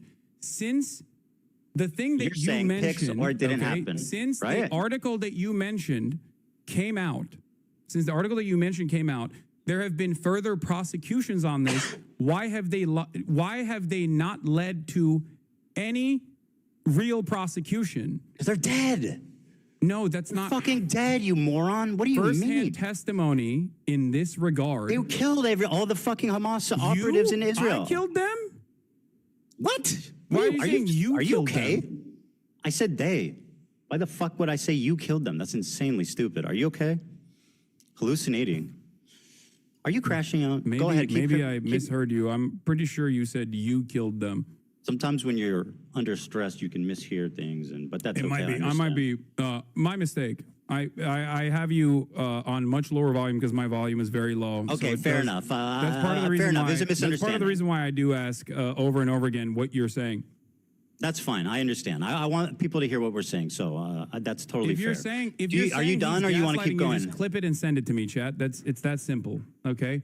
And you probably said it by mistake, even if you did, so it doesn't matter. Okay, we done with this one? Okay. No, we're not. We're not done with this at all. Okay. Because go ahead. I mean, I just read because 4 the question firsthand. I have for you, the question I have for you is very simple. Okay. Oh, if I said I misspoke. There is a. That's my bad. By the way, I may have actually said it's you. Fine. You misspoke. I apologize. I don't care. I didn't mean that. Let's move on. Yeah. Let's want to get make back sure. to the actual main point of contention here. The liars. There have been no rape allegations filed in the October 7 attacks. Not one. Okay? And this is from Ynet, speaking to Moran Gatz, who I posted about earlier. Moran Gatz is the Southern District Prosecutor's Office in Israel. Okay? She was a member of the Team 7110, responsible for cases involving captured Palestinians in connection with the October 7th attacks. On investigations related to sexual violence, she says, in the end, we don't have any complainants. What was presented in the media compared to what will eventually come together will be entirely different, either because the victims were murdered, okay, this is what they're saying, or because women who were raped aren't willing to expose it. That she excludes here another explanation, says Dropsite News, that no rapes occurred. We approached women's rights organizations and asked for cooperation. They told us that no one had approached them. There were parents who reached out to organizations asking what to do if something happened to their daughter, but they didn't reveal the abuse. So the question I have for you is this, okay? The question I have for you is this. What am I supposed to do in the situation when there are no victims that have come forward? 4 victims just gave firsthand testimony. I read it to you. But there's no forensic examination. There has been no justice for these victims in Israel on October 7 due to the fact that the government completely ruined. I'll crack open a root beer. Okay. The government completely ruined any sort of forensic examination that could have taken place. There is no way to actually bring justice to these victims. Your assessment on this is so off base because Hassan, are you listening? 4 first-hand victims. I just read it to you. Okay, but what I'm getting you know what? is the You're Israeli right. You know what, Hassan? You're right. Let's err on the side of these victims then, lying. why are there? Why Let's have err they on the not? side. No, you're totally right. This is the progressive way. Let's err on the side of these people lying instead of believing them. Let's do that. And I'm yeah, not they're all saying lying. that they're lying. I'm telling you, Yes, you my are. confusion on this comes from the fact that it's not confusing. It's obvious. Most of this shit happened, were killed, and it's a religious. It's a religious part of this first responding unit that they bury the bodies immediately to avoid humiliating them. It's all explainable. What? Yes. If you don't know that, then you are like woefully misinformed. Which just what are you talking about? What do you mean? Oh, it doesn't matter. There has to be a forensic examination. Pixar didn't happen. They bury the body. No, not Pixar. It didn't happen. You don't think that the victims deserve justice? What's wrong with you? You don't think these victims deserve justice? Why did Israel refuse an outside investigative committee to actually, under normal circumstances, the United Nations or a third party will come in and conduct an investigation? How do you explain the 4 accusers? I don't know. Why? Okay, how do you explain the prosecutor? Well, let's err on the side of them lying. My information is more relevant because it's new. Unbelievable. It's newer. Okay. I don't know. I can't. I guess we're at an impasse here. I cannot. I mean, listen, Hassan, we're at an impasse. Can we move on? That I don't know about when the prosecutor. Do you think the Israeli Southern District prosecutor actually did not examine the testimony given by these victims? If you don't know what happened in the 4 accusers, why are you speaking so confidently? Because I'm speaking about. Because you're a liar. You're a propagandist, and you fucking hate Israelis. Can we move on, please? There's obviously an impasse. No. Oh my God! I'm just trying to consider the audience. Everybody wants something else. I'm telling you, dude, this is have exhausting. claimed falsely that I do not recognize the testimony of a sexual assault that took place in captivity. Yes. That was false. Do you admit that? It was false. Yep, she lied. It was false, etc. No. It's a falsehood that you claim that I don't recognize that. Do you admit that? Yes, 100%. So you're. Can we move on? Wait. So you're admitting that you falsely smeared me as someone who is denying a verifiable evidence, verifiable claim of rape from a firsthand account, and it's not from October 7th.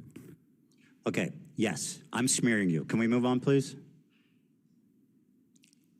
Okay. Okay. Very good. Can you explain this tweet to me? This is your tweet, and I'd like you to summarize it for me. Here it is. You said, go ahead. You can read it for me and explain the picture. I can't. I don't know where it is. Oh, so you can't see it? Oh, yes. Okay. Fantastic. Okay, very good. I guess what's is just a little delay for him? No, I can see it. Bro really said my lived experience in Israel proper. Great. What's the picture? This is zone of interest. You're familiar, yes?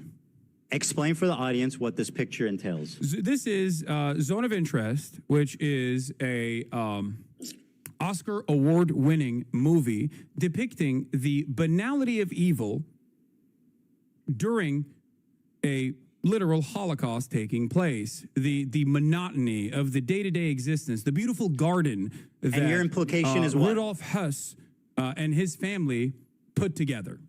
And your implication, backdrop, you can see there is a what? concentration. There's a concentration camp, Auschwitz.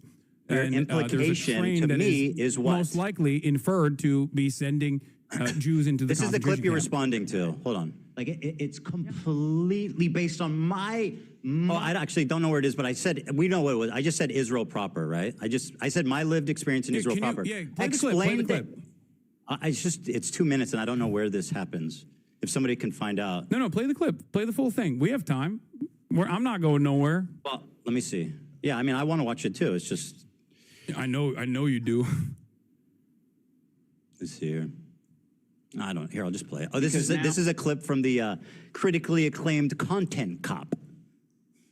How's that working out? What? You think Ian's happy he made that video? I don't know. I mean, I haven't talked to him about it, but I mean, he put out a really big video. I mean, I would be stoked. I don't know why you're asking me about what iDubbbz is thinking, but I mean, I assume. I mean, it performed pretty well. I think it doubled your video. So I mean, it's not that bad. I think if anything, I think it just means that more people are interested than me than you. Yeah, no, definitely. I believe that for sure.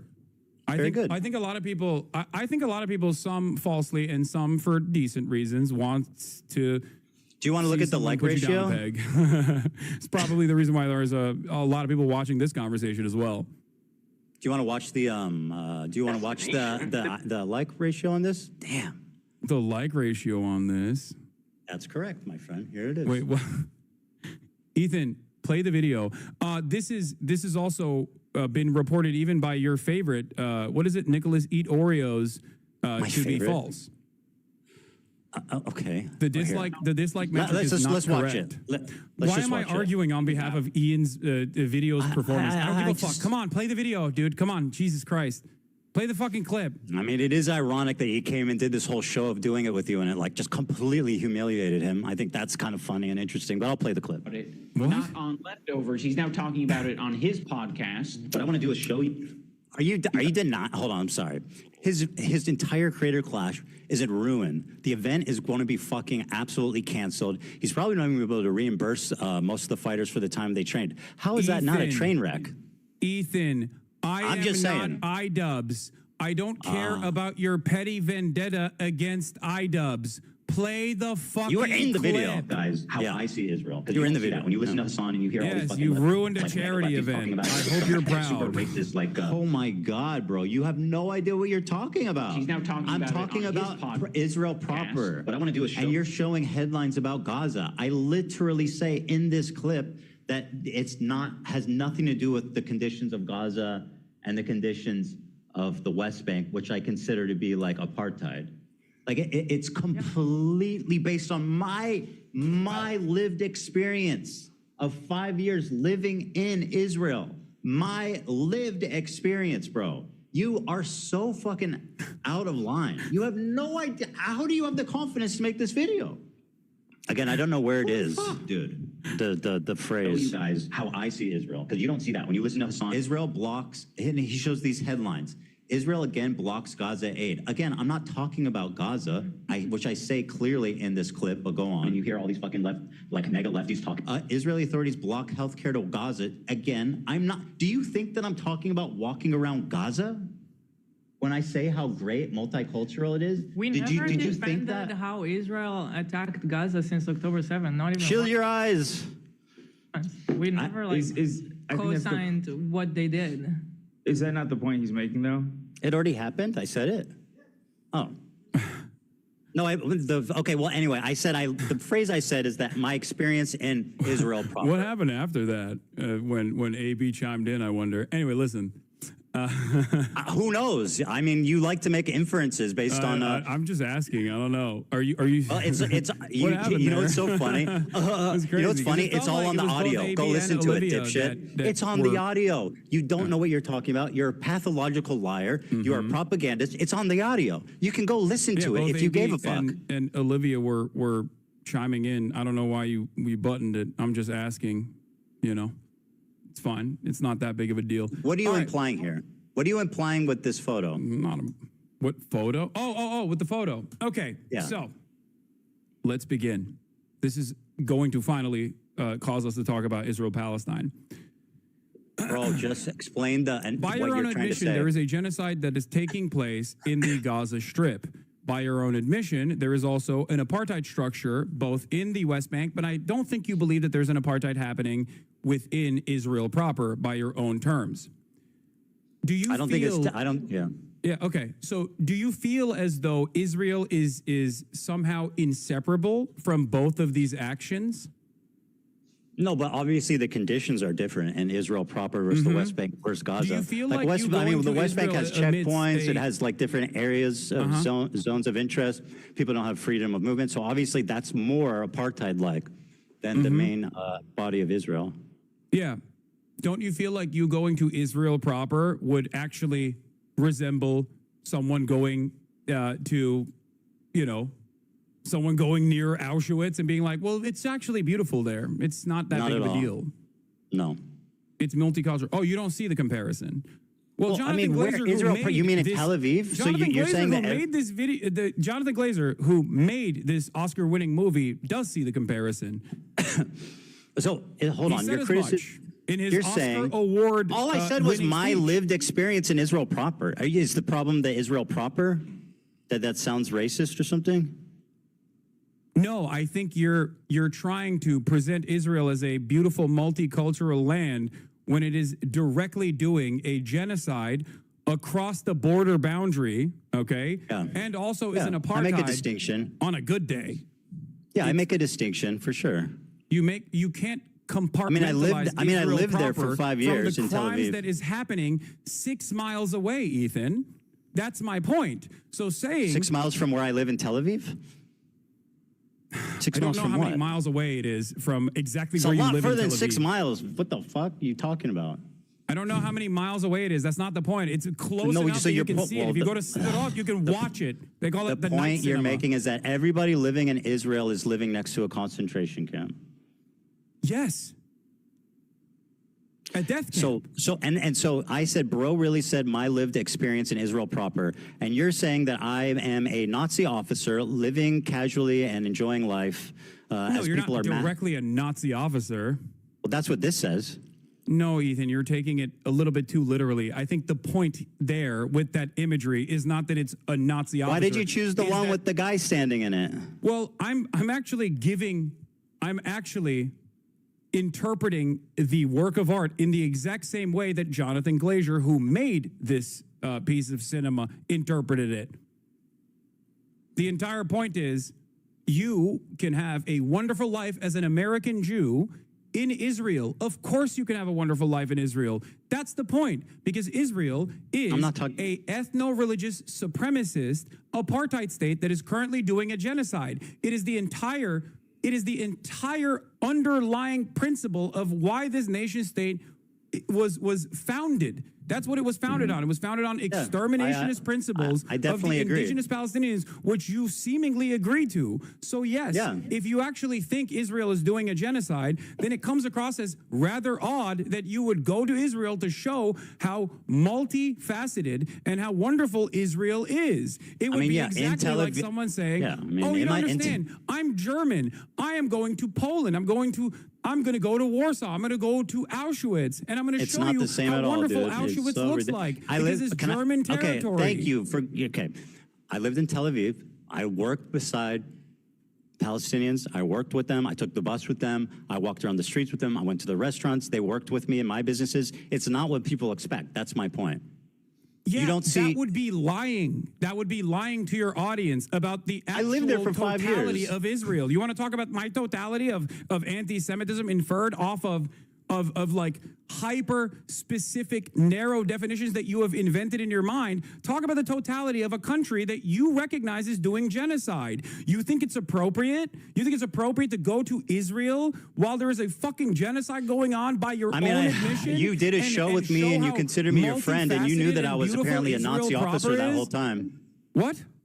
I said you were considering me a friend. You did a show with me. You knew I lived in Israel that whole time. I'm surprised you were willing to work with a Nazi officer. I also have interviewed members of the Knesset, as a matter of fact, like Ofer Kassev. I have interviewed Israelis from the anti-Zionist youth movement Mezarvot, Israeli members.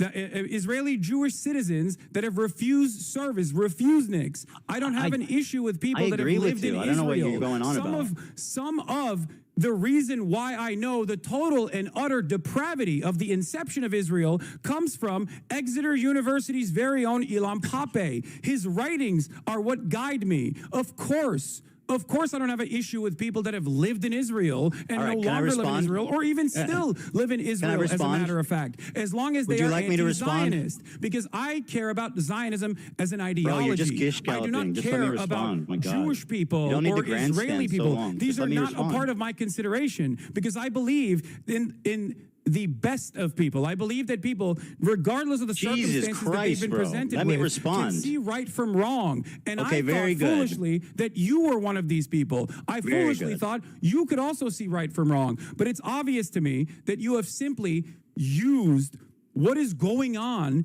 for the past 16 months of horrific do you want me to respond? And starvation. Hassan, you got to stop. You got to stop with the gish galloping. I know. You're righteous and I'm evil. To you my position. Let me respond. I agree with you. I think that my characterization of it as a utopia, like in that moment, was distasteful, and I wish that I had said that differently. And I see that it came off bad. It came off bad, and I was wrong on that one. I totally agree. Watching that clip back, I'm regretful about how I spoke about it. So I agree with you. Okay, that's fair. I see. This is. I wish you were this open-minded for the past 16 months, Ethan. Because I feel like a lot of the conversations that have taken place. My problem is not with your philosophy on Palestine. My problem is with your community and the harassment you've leveled against me and my family. People make inferences off of what you say. They do not know what's in your heart. Okay, and this is something that I privately, we agree on a lot of things. The issue is the harassment. To you about in the beginning after October 7. I told you time and time again privately. Okay, bro, you've talked a lot. Let's just move on, please. The reason why people think you are a Zionist is not because you're Jewish, but because of what you're saying. They heard your What did I say that's Zionist? And they made these inferences. What have I ever said that shows that I'm Zionist? Ethan, the way that you have tackled the subject matter. Say one thing that has shown the world, undoubtedly, how Zionist I am. I mean, you just that I am worthy of the scorn of you just and the entire how left. Wrong that was. What you just said. So that's one. Okay, that's one example. Does that mean I'm a Zionist? I mean, and by the way, that was a recent clip. That doesn't explain the last 2 years. Yes, it doesn't. And there's so what did I say in the last 2 years besides that clip? What did I say, Hassan? What did I say that's Zionist? You can't give me one fucking contextual example of me saying something that's Zionist after this entire. Go ahead. Yeah. Okay. You have something? I have many things. As recently as last month, list one example of me saying something Zionist. Just calm down and listen. As recently as last month, you're not answering my question. You're just doing this gish galloping. Hamas is actually putting hostages inside of hospitals. Hamas is actually using tunnel systems under hospitals, and that is part of the reason why Israel is bombing hospitals. Bombing hospitals is a war crime. Okay. Bombing hospitals is a war crime. In your conversation I don't defend that. In your conversation with Sam Cedar, while on the one hand, you now recognize that Israel's doing a genocide, and you have in the past as well, for sure, but you've also gone back and forth on it, and you've called it a war or whatever. Never. But having said that, in your conversation with Sam Cedar, you thought you had a gotcha where you said that, well, I find it very strange that there's not a single bomb shelter in Gaza. That's a condemnation of Hamas. What? That is a condemnation of Hamas. I think that's a condemnation of your assessment of reality. How is that pro-Zionist? How is me criticizing Hamas pro-Zionist? Would you like to explain that? Do you think a bomb shelter would actually survive bunker buster bombs? What are you talking about? Be a lot fucking safer than the 7th floor of an apartment building. For Israel to actually systematically destroy every hospital. You're okay with Hamas spending the totality? Can I ask you a question? Crosshairs. Can I please ask you a question? Again, me criticizing Hamas makes me a Zionist? You criticizing Hamas makes you a Zionist? That's what you're claiming. I mean, it depends on what you're saying, yes. Well, you know exactly what I said. You can have criticisms of Hamas in terms of like their own internal domestic affairs, in terms of their governance. But if that's your hyper focus, then yes, people are going to make that inference that you are definitely against any kind of resistance against the state of Israel. Because the Palestinians, they don't make bomb shelters? Because your expectation from the Palestinians is to just simply sit there and take it so you can fucking act like you felt bad 10 years down the line.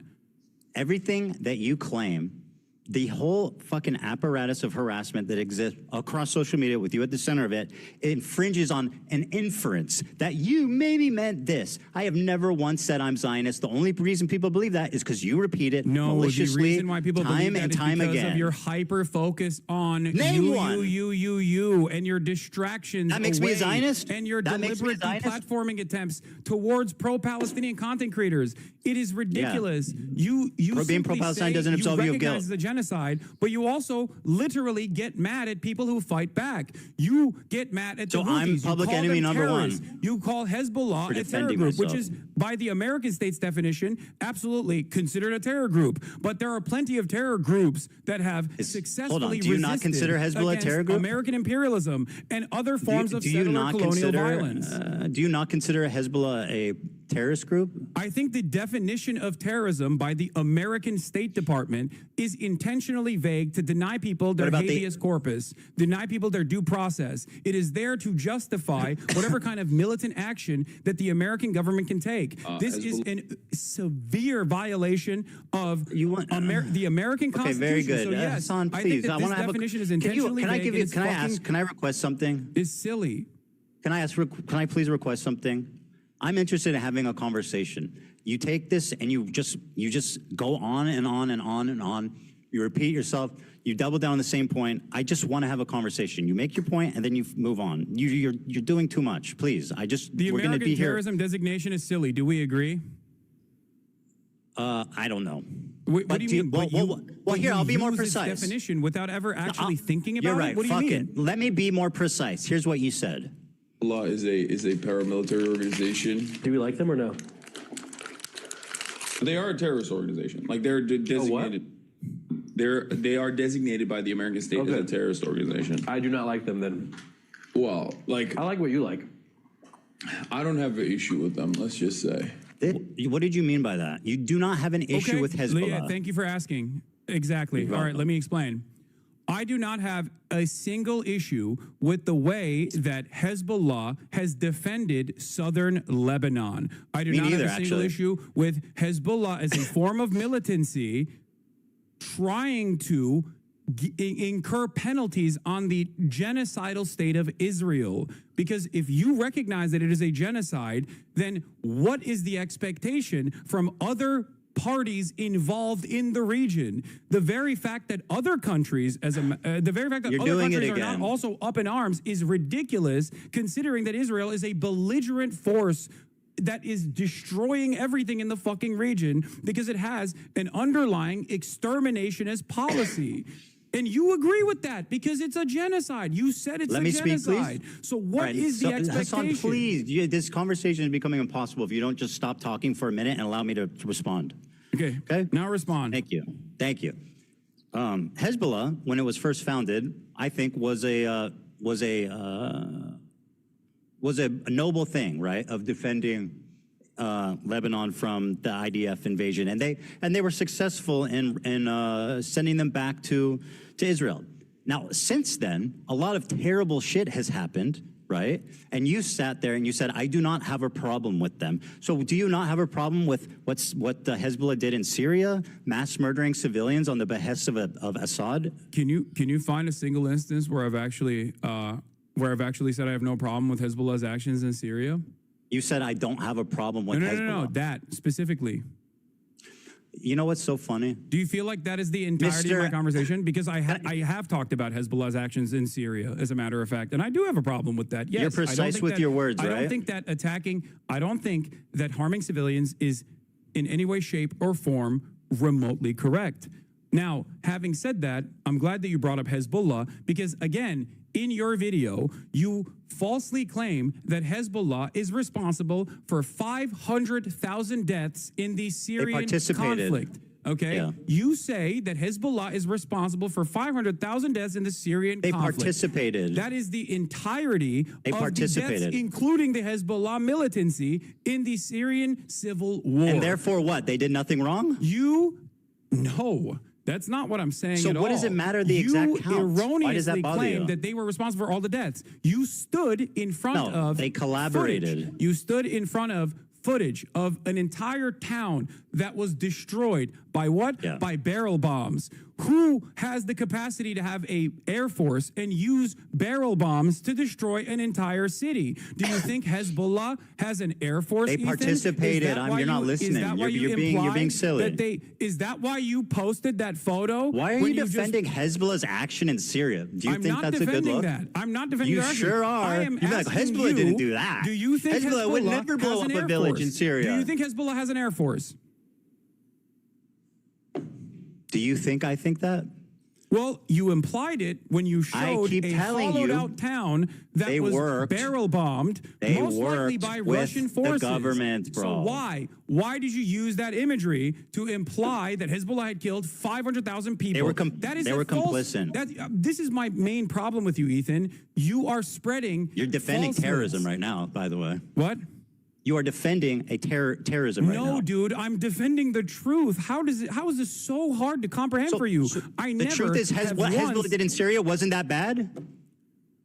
They did not kill 500,000 people in Syria. Okay, so wasn't that bad? So what Hezbollah did in Syria wasn't that bad? How many did they kill? You are taking away the responsibility. You're minimizing their actions. How many did they kill? You're taking the responsibility away from ISIS. You're taking the responsibility away from the Russian military. I'm putting blame on Hezbollah where it belongs. How many did they kill? I don't even know the exact number of how many they killed. I believe it's like around 2,000 to 5,000, which once again is inappropriate. I have no issue saying that. Did they collaborate with Assad? They did, yes. They did. And so what is the issue here exactly? You said you have no issue with them. I think that's a problem. I've described it numerous times at this point. I have no issue with Hezbollah's militancy against a state that is conducting a genocide. That much is very clear. You didn't say any of that. You said I do not have a problem with Hezbollah. As a matter of fact, there are plenty of instances where I have talked about Hezbollah's militancy in Syria. When you're done lying, I'll explain. Wait, what?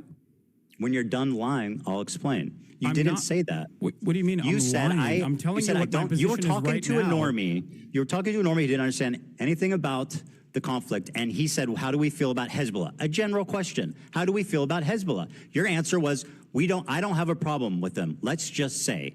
And then, by the way, Hassan, you start trying to minimize their inclusion in this fucking wanton slaughter of Syrian civilians. Wait, what? I'm minimizing their inclusion in the wanton slaughter of Syrian civilians? Here's what you said, because you want to be precise. You made up. I do not like the I like what you like. You stupidly said that they killed 500,000 civilians. What are you talking about? I did not minimize their wanton slaughter in the Syrian civil war. Do you think that they didn't participate with Assad to make that happen? I mean, they were allied. They participated. Okay, so then why are you defending them?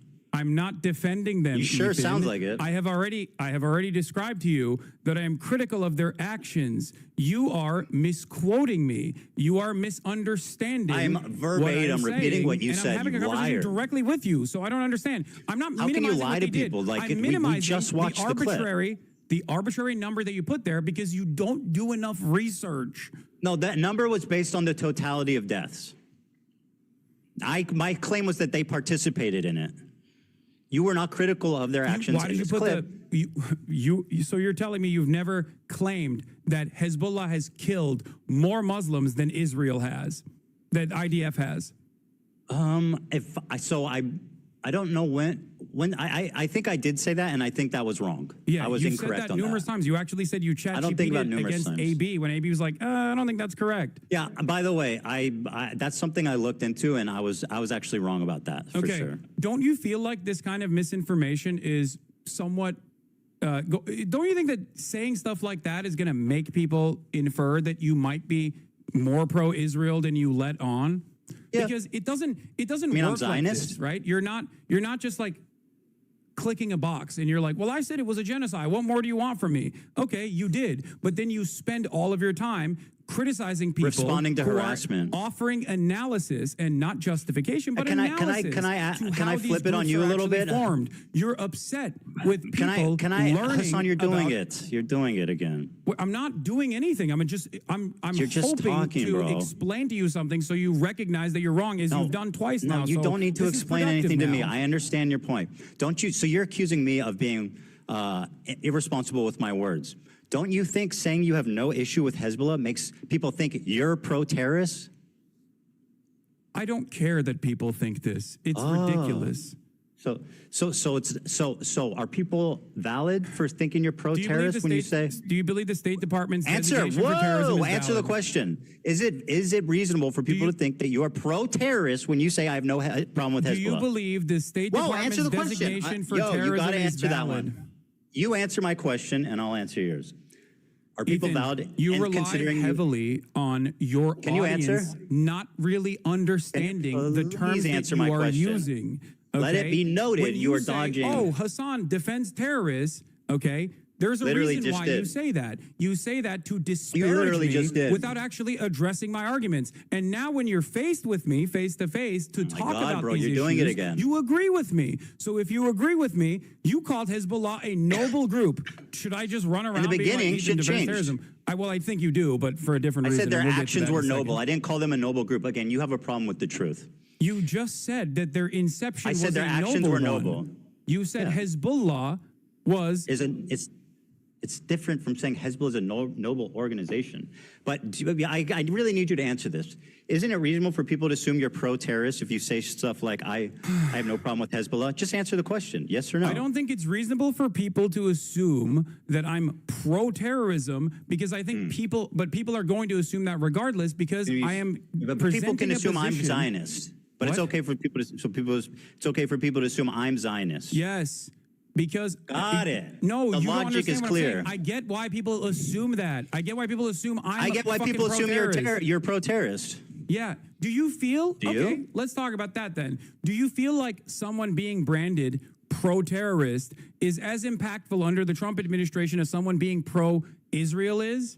Well, as someone who's been branded as a pro-Israel Zionist in my space, it is a horrifically fucking it's resulted in the unbelievable, unprecedented. I've been on the internet for 10 years, right? I've been through all kinds of controversies, all kinds of shit. I have never once in my entire life, Hassan, experienced the amount of harassment, the organized, psychotic campaign to try to ruin my life, all of my employees. Stop.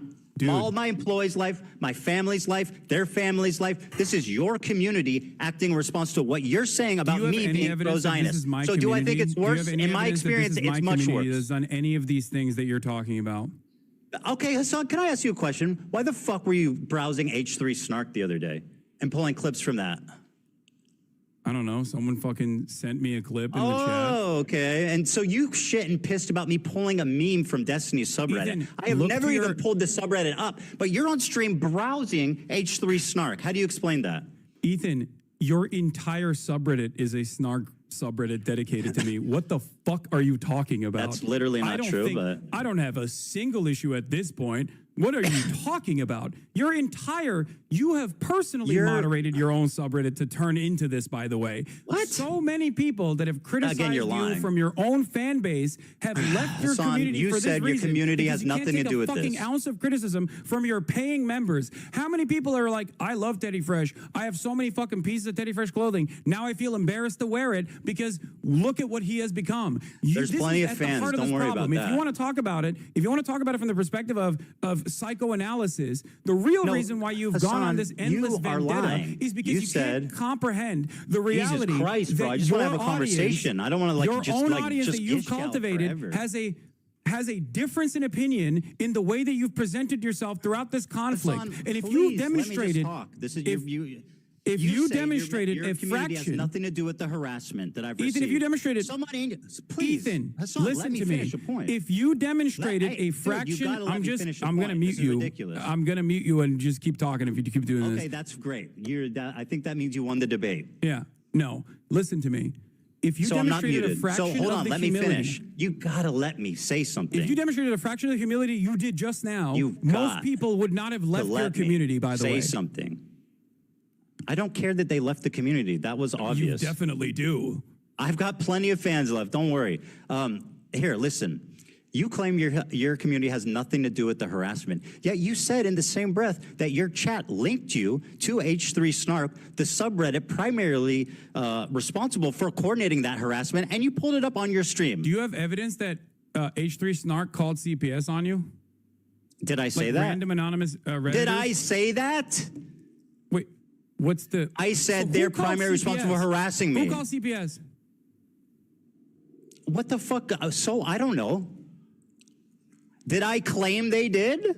You're dodging, bro. You are absolutely dodging. You claim your community has nothing to do with the harassment, yet you are browsing H3 Snark. Now, let me ask you this, Hassan. How many times have I browsed the Destiny subreddit on my show? Blamed virtually everyone for calling CPS. Answer my question. So you don't know who called CPS, and yet for the past couple of months, you've been like, it's whoever I don't like that is called CPS. And now you're claiming that my community is responsible for it. I think it's the tone. No, bro, what is wrong with you? Did I say your community called CPS? The harassment campaign is a much more broad than that. Absolutely not. You can't address an actual issue, so you turn it into you're straw manning, basically. I'm saying your community is responsible for participating in this harassment campaign. You said chat sent you this link, did they not? Last week. What are you talking about? Okay, so your chat is involved with H3 Snark, which, by the way, funnily enough, the new Snark page is called Leftovers H3, and it's got a picture of you in the avatar. Shout out to Leftovers H3. It's got a picture of you, Hassan. You don't need to shout him out. You're already doing it. Don't you think that's odd? Did it. No, I think it's... Also, what do you think? Like, first of all, do you think I have any say on what fucking happens in these subreddits? What are you talking about?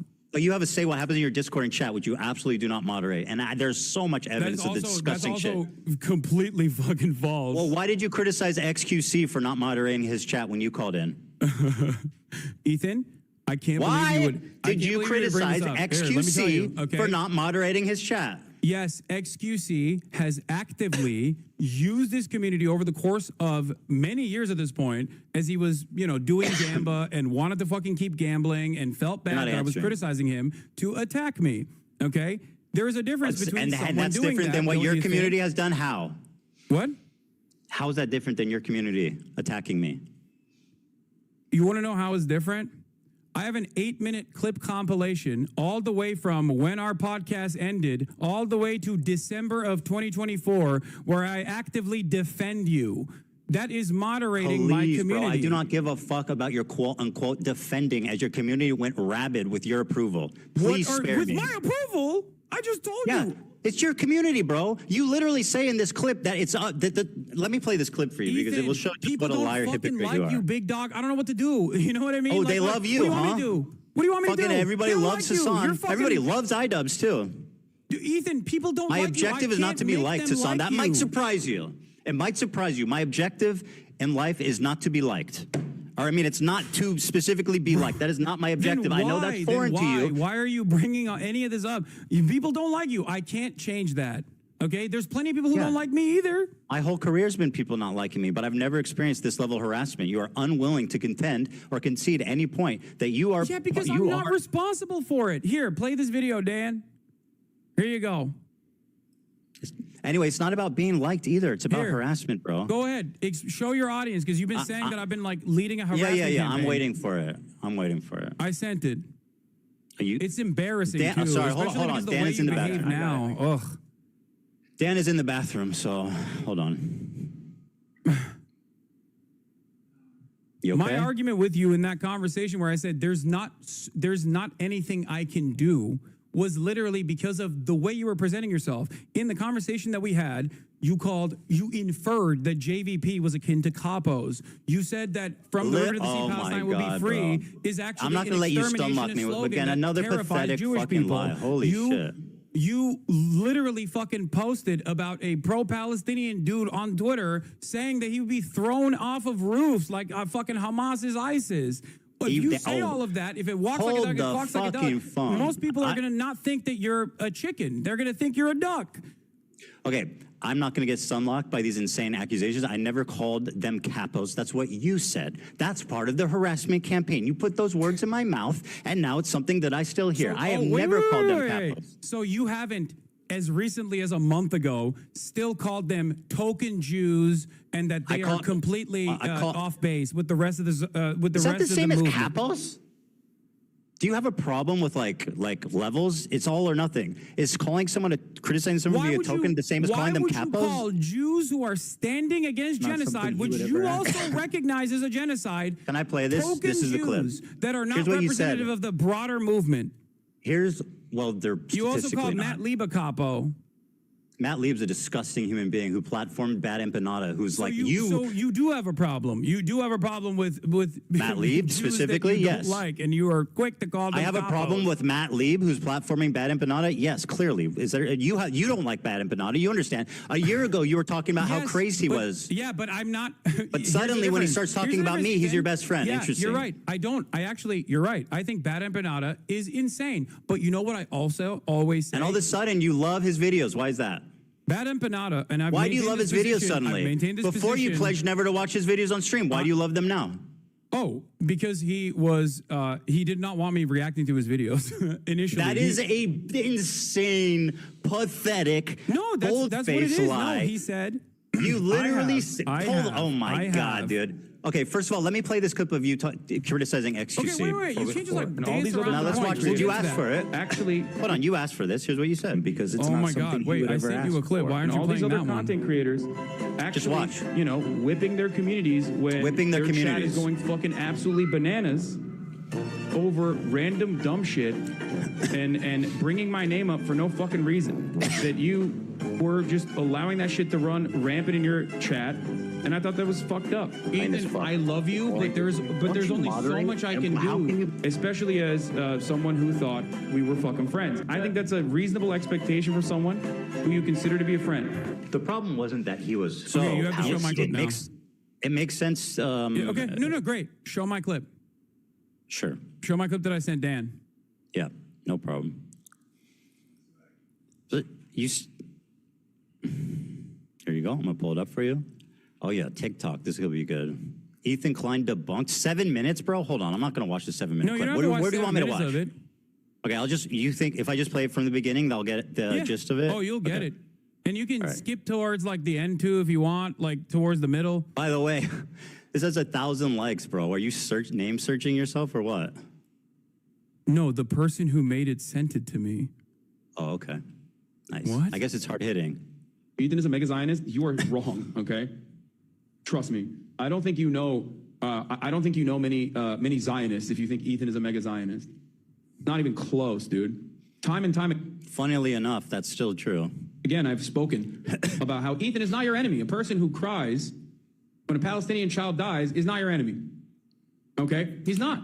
I've said these exact words over and over again. The problem is that your community is obviously unhinged, and if you don't defend me, my community is going to get mad at you. It's definitely just an optics play, which, by the way, you never stuck to. Shut up. Keep playing. Let me guess. It's more videos of you defending me? Keep playing. Enough. I told people in this community and people everywhere that will listen to what I have to say that you have to choose who you are actually angry at. There are people who are so loud and so proud about the ethnic cleansing campaign that Palestinians are experiencing currently. Go yell at them. He's been shitting on you on his members-only streams. I don't care. I don't care. Bro literally shot on you yesterday and his coworker for saying from the river to the sea, sorry, dog. I don't care. I watched a minute of it. I really don't give a fuck. Keep going. What you said. No. Oh, why? Come on. It's We watched 7 a minutes lot long, of your bro. clips. Keep going. Spare the This audience. is about you. Go on. What are we going to glean from watching longer? Keep playing it. This is just November 1st. No, I don't want to finish it. I know what it is. You talk kindly about. Okay, here, I'll go to the middle for you. Okay. You think I'm not moderating my fucking community? You think I'm not absolutely trying to are get not. people to stop yelling about you at that point? Okay, let me go to the middle so you can have your thing, and then we'll move on. And it frustrates me to no fucking end. I've told you this time and time again in this time frame. Just like I kept telling you, Ethan is not your enemy over and over again. That's why I love iDubbbz, Ethan as well. People that have actually changed course, recognize their mistakes. Okay, I mean, yeah, we get the idea. It's fine. You know what I mean? You're the best friend ever. Whoa, by the way, whoa. No, whoa. Well, my turn. Whoa. You were just screaming, play the video. You told me to shut up. Moderating my community Hold and claiming the phone. that. You screamed to shut up and play the video. So I'm going to ask you to return the favor at this moment. Okay, you claimed that you didn't watch. Here's what you said about Bad Empanada. You lied to me and said you don't watch his videos because he asked you not to. Magically, when he started talking about me, you became his biggest fan, and you watch his videos on your stream regularly, which has resulted in an explosion of his popularity. Here's what you said about him a year before this conflict. Banana video on Nice the shirt, stream. by the I'm way. just letting you guys know. If you think I'm gonna fucking watch a YouTube essay from a dude literally openly antagonistic towards me watching fucking YouTube videos, you're out of your fucking mind, okay? You think I want him to write like 700 hours worth of new YouTube essays about how I have wronged him? I don't want that. I don't want that at all, okay? Say genocide propaganda will come. Wait, that's Thanks in for the clip, watching Ethan. You keep Free doing this Palestine. thing. I'm playing the clip. Yeah, go support this. Yes. I'm playing the clip. Just chill out. I told you why I wasn't watching Bad Empanada videos Oh initially. my God, Hassan, you're talking over the clip. You need to let it play, okay? You're making the clip unwatchable. Wait, mine, okay? Ethan, You think I want him to write? Bro, it's just a minute long. You can chill for a minute. Will come. Thanks for watching Free Palestine. Thanks for watching. Yeah, go support this dipshit that I do appreciate, regardless of my disagreements with him. That's you now. On his optics and the ways that he conducts support him. himself with regular frequency. You link to his Because Patreon. ultimately, his product, his YouTube essays, as a standalone entity, is always solid. Rick's such a fucking freak, dude. Oh my Lord, he is such a goddamn freak. He is the most insane person. He has like 7,000 accounts. I just said I have an official blockade on Bad Empanada videos on this broadcast while I'm live. That's number one. And number two, he's not just mean on Twitter. He is a psychopath, okay? The idea that he's just... By the way, the guy who's a psychopath, who's not just mean on Twitter, who has 7,000 accounts, as you say, is somebody that you gleefully platform his videos about me. Ethan, so I'm just saying, I your don't know community if you doesn't do understand. harassment, right? I don't know if you have a. Let's just I don't know if you have a Bad command over Empanada, the who English literally language. exists to harass people by your own fucking definition. None of the things that you just Being on showed Twitter is ridiculous. He None is of the not things you just showed is Well, you're inconsistent. He is the No, you're doing it right now. most insane person on Twitter. Yeah, let me go watch a video about a dude who constantly talks about how I'm fucking a reactionary fake socialist because I watch people's videos. That seems like a good idea. It's age restricted, which means there's like TOS violations galore in there. Fucking Bad Empanada. The cringiest, like, classic angry leftist who never shuts the fuck up and is just angry at the entire planet. Anyway, let's continue. Why is he a terrorist? He's an Arab in Yemen. Why else would he be a terrorist? Here right? I got Someone it. who, by the Yes, way, you're. what terrorist attack By the way, has you he couldn't even committed? watch a What terrorist fucking attack has he committed? 7-minute point video to a of terrorist me attack that actually Sheila Klein has defending you to your participated in. audience What because that terrorist would attack kind of did this betray guy the narrative that you've Would you point presented. It's almost done. It's But almost as done. far- Hassan, it's almost He done. would Go perhaps ahead. benefit tremendously if I did watch his YouTube videos Here. on this channel, but I'm never gonna fucking do that. So you said he would benefit tremendously if I watched him, but I will never fucking do that until he starts shitting on Ethan. By the way, my No. community doesn't harass people. That's not true. Let me explain to you what. Absolutely, provably, do you want to empirically hear true. my perspective, or do you want to fucking just keep playing clips that your production team put together? Okay, so Bad Empanada. Sorry for preparing. No. There's no problem with that. I mean, you're still doing a horrible job at it, but it's all good. So We'll see. Bad Empanada is crazy. I still say that.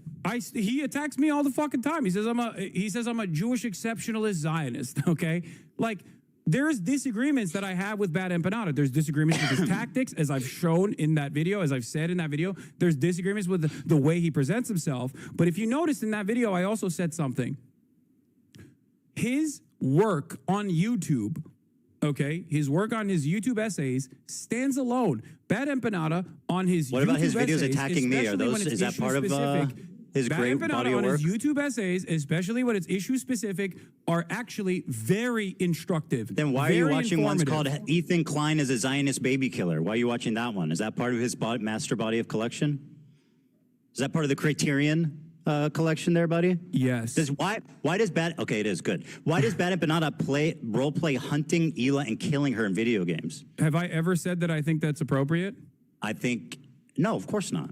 Yeah. But what you are doing is endorsing this guy. Do I agree with you that Bad Empanada is crazy and also does crazy shit because he's a fucking scraggly internet troll who is, once again, as a separate, you like to compartmentalize Israel proper from doing a genocide. I like to compartmentalize the content that I'm consuming from a guy who I do think is doing well-sourced, well-researched YouTube essays, who also happens to be a fucking freak who literally hates me. Klein But is in a terms of the Zionist dog, and blockade by the on way, I Bad wanna kill his Empanada, wife. the reason why that blockade ended, and I've watched other videos that are not related to you from Bad Empanada in the past on this broadcast as well. How many? The reason why How that many? blockade ended is because How many have you watched not about me?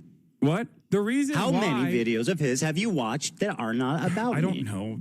Maybe, I have no idea. I don't know. Maybe I've one? watched a fuck ton, though. I've watched a fuck ton of Bad Empanada videos. And are most of them about me? No, not all of them are about you. Actually, this segues perfectly. You claim I'm obsessed with you. Okay. That's part of the narrative, right? I mean, that's not just me claiming that, Ethan. I think at this point, a lot of people see it, right? Very good. Well, let's see. Ugh, God damn it. Well, I got to refresh this. So here's an example from one of these clip channels. These are all different clips, right? Over a 2-month period, there's edited down 24 hours of you talking about me. 24 hours. That's These over are the most 60. likely. Hold on. These are fan channels. Let me. These are over a fan channels. 60-day This is period, that's disingenuous. 24 minutes per day. Ethan, these are fan channels. This is disingenuous. Right. You're presenting Right. the same. You're presenting. Okay, fan first of channels all, that I'm are just showing how posting- much you talk about me on stream. Second of all, that the fan channel Ethan. defense is let me finish. The fan channel thing is a clever part of your disinformation campaign to avoid any responsibility. And the fact is, if I wanted to show all your fan channels, this is how many fucking videos was uploaded about me in the last 22 days. You think that's regular? You think that's Ethan, regular? I have no control over my fan obsessed with channels. who? What do you mean? You're literally showing the same. I say one thing on Twitch on my Twitch 66 stream. videos I about say me. one thing on my Twitch stream. Fan channels make the video of the same thing over and, And over you again. love so of it. course It's gonna all look part, like so I'm you don't talking ever have about to you a accept lot more than it responsibility. actually is, but it's actually the same fucking video. Yeah. No. Well, so yeah, this is the total. It's No, the no, no. same moment. No. This It's has the same usually moments. the The same last one moment does not. multiplied. Go back to the No, fucking this one photo. does not have this. No, this one does not have the same moments. This one is unique times you talked Okay. about me on your stream. Well, why are you to deny that you talked about me for 24 hours of unedited content the past 2 months, 24 minutes per day, 7 days a week? For the past 2 months. Yes, 24 minutes a day. I don't deny that, probably. Okay, because so- I and think I'm you are up until this very moment, you have presented yourself as someone who is actually playing a formative role in deplatforming pro-Palestinian content creators. That was the reason why I'm having this conversation with you. Also, now, I'm glad that you brought up the obsession. Hold on. Do you think because this is I have reasonable? some numbers as well. Hold on, you're accusing me of being obsessed, Hassan. Is this reasonable? Or is this obsessed behavior? At what point does it become obsessed behavior? At 30 minutes per day? Because I don't talk about you that much, not even close. Ethan, I have some information as well to present to you. Okay? Go ahead. And by the way, just take this in. On okay? your Last 60 Instagram days. stories alone, since January 1st, 2025. Hold on. Let me pull this up really quickly.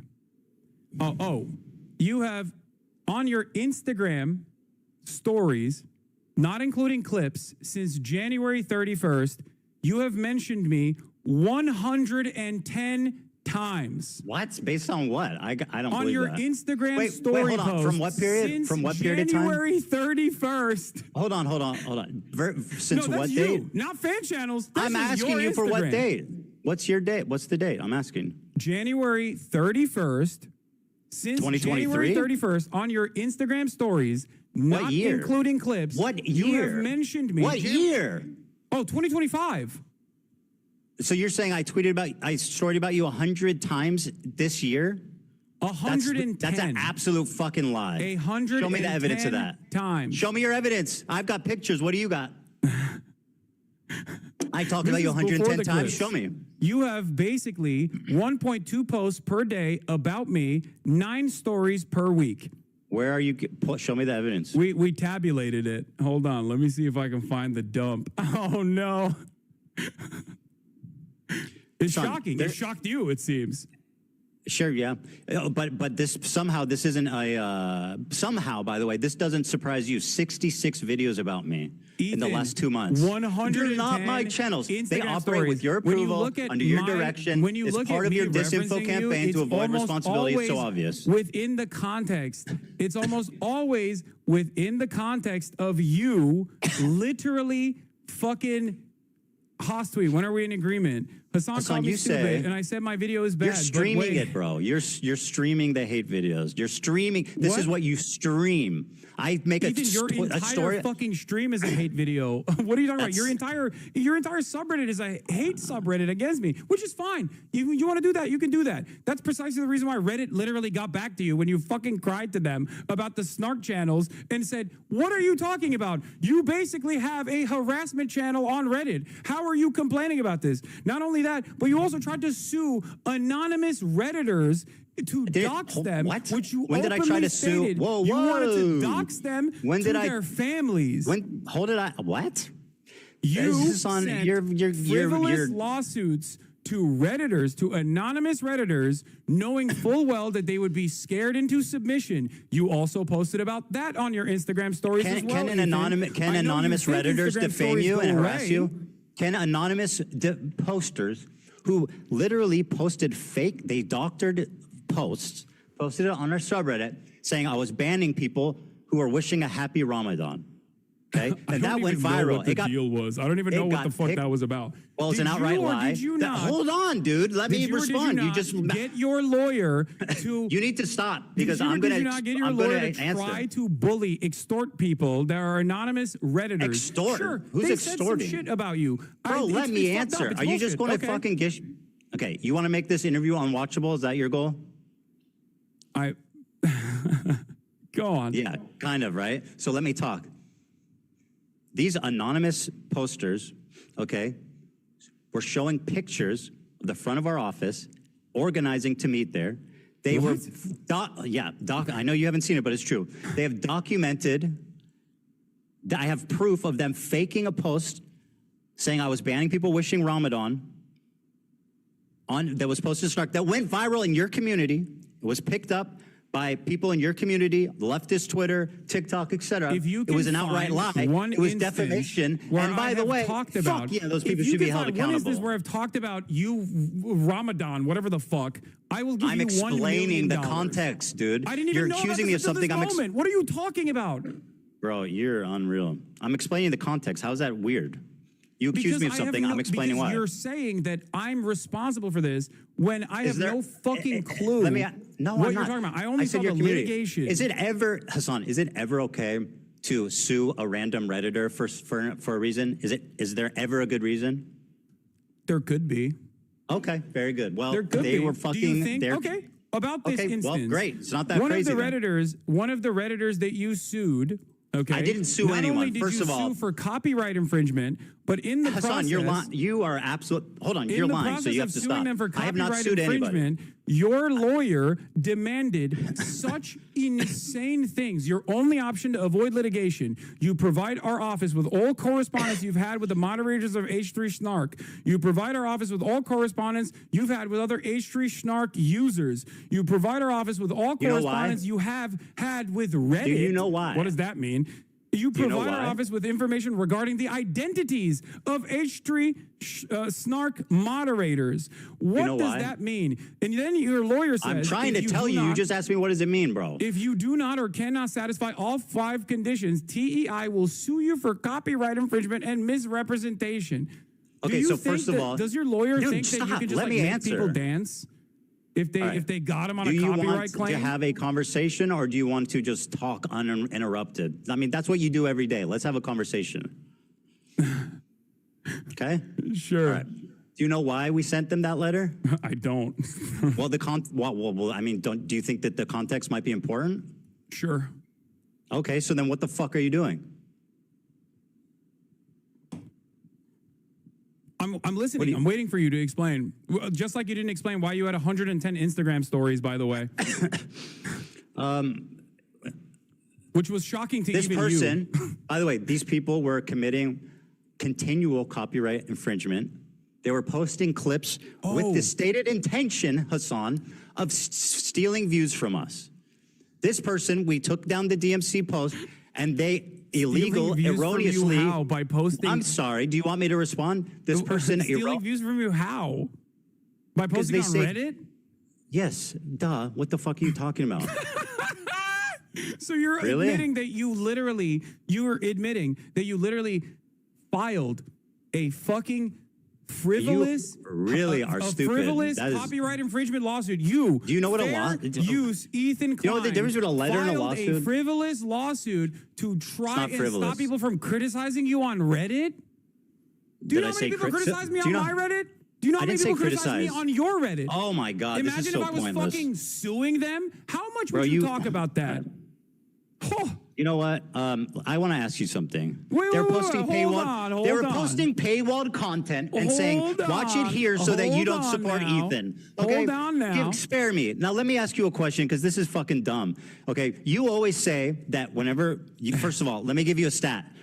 Mr. Fair You've watched 11 hate videos about me since this has started. Do you know how many I've watched about you on stream? Your whole stream is a hate video. Zero. Bro. I have had 0 people hold my hand through some obscene hate videos. You've watched 11 of them. Now let me ask you this. You see, whenever I make a response to these videos, for example, the content cop, you say you don't have time because you need to get to the news, which is something important. Then how the fuck do you have 19 hours straight, uninterrupted, to watch 11 hate videos, but you're not willing to show my response? Don't you think that's a bit cowardly? No, I don't, because what's cowardly is ducking me for the past 4 months. I'm sitting in front of you. When you dropped the content nuke, I said, I'm willing to talk to you. And you knew it wasn't going to look good. Oh my God, bro. As so today has stupid. demonstrated. I said, and that's just precisely watch why the... you tried to add additional said, watch the qualifications to it. Like, video. oh, just watch my video. Just watch my video. Yeah, that's super reasonable. Why the fuck would I have a conversation with you about a video you haven't seen? Because it's me. I'm speaking. I know the clip. It's not a biography. You understand Ethan, that, can I right? ask a question Do for you you? understand the difference between a biography and a video that's critical of your positions? Do you understand the difference? Ethan, hold on. Do you understand? Because I'm not what's sure you interesting understand. for all the it's people not who a are tuning in biography, right now. Hassan. It's not about the points in your life about your mom and your dad and growing up with your family. I'm making specific arguments that I've articulated that you have not seen. Very so poorly, how the fuck, by the way. how do you know that? You haven't watched it. Because I'm talking to you. Because And I've you watched haven't- 11 hate and you videos. haven't articulated a single good point yet. But also, By the way, I said I would debate you if you watched it. It's very I'll tell simple. you why. I'll tell you why. You were dodging as fuck. Because I responded to your context nuke before the nuke came out. What you can't provide, by the way. There is a video on my channel. There's a video on my channel that I urge all of you who are interested to go and watch. It is sitting at like, what, 600,000 views? Not that many people watch it as opposed to the content nuke, okay?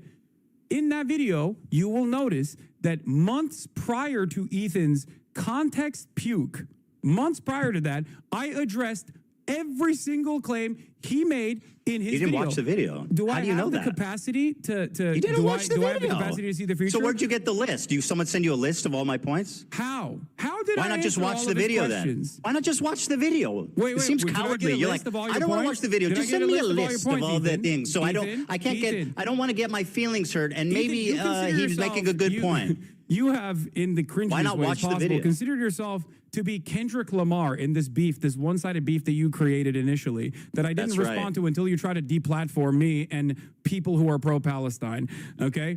So Who cannot, let me by explain the way, to you something. being pro-Palestine means you are why did I have infallible all and the can never be information? criticized. That's awesome. Why logic. did I have Do you all want the to talk about the information that I content actually nuke, Hassan? responded to?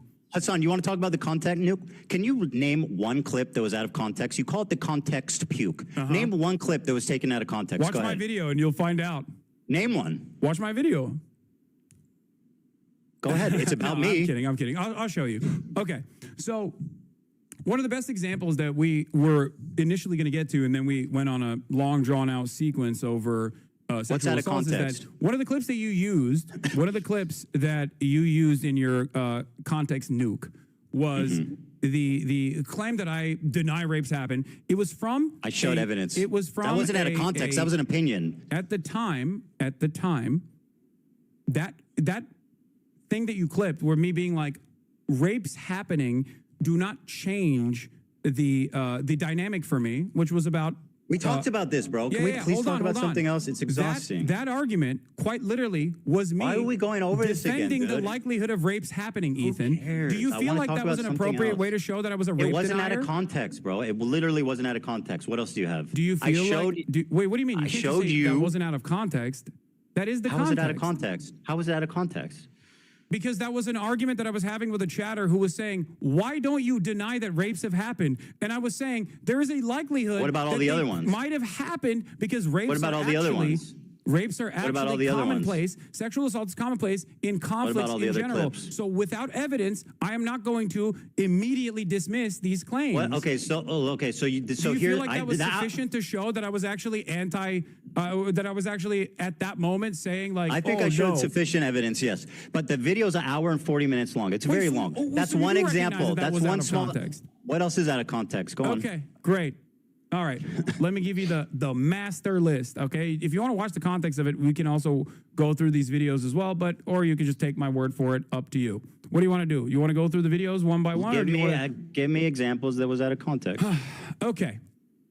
One of the other things that you've consistently done, aside from also the dude that you claimed was my fan, who now you admit wasn't my fan, that you falsely said was my fan. Criminy. Jiminy fucking cricket. Okay, was the usage of the term inbred.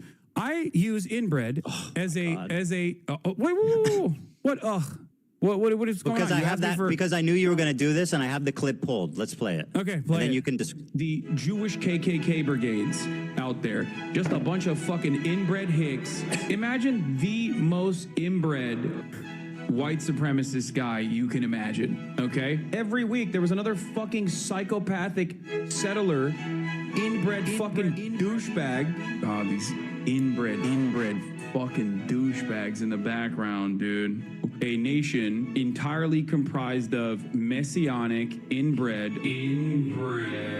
ultra-Orthodox psychopaths that these inbred don't understand. Educated, inbred, fundamentalist hicks. Calling us in the middle of campus, calling us inbred, that we have no culture. One of them grabbed my friend's Israeli flag in the middle of campus, carried it to a mob by the gate that were communicating with the angry mobs outside of campus. That's awesome. Untrained, inbred asses shipped into southern Lebanon, telling us that we are all inbred and that we have no culture. You want to? You got to watch this part too. Inbred. The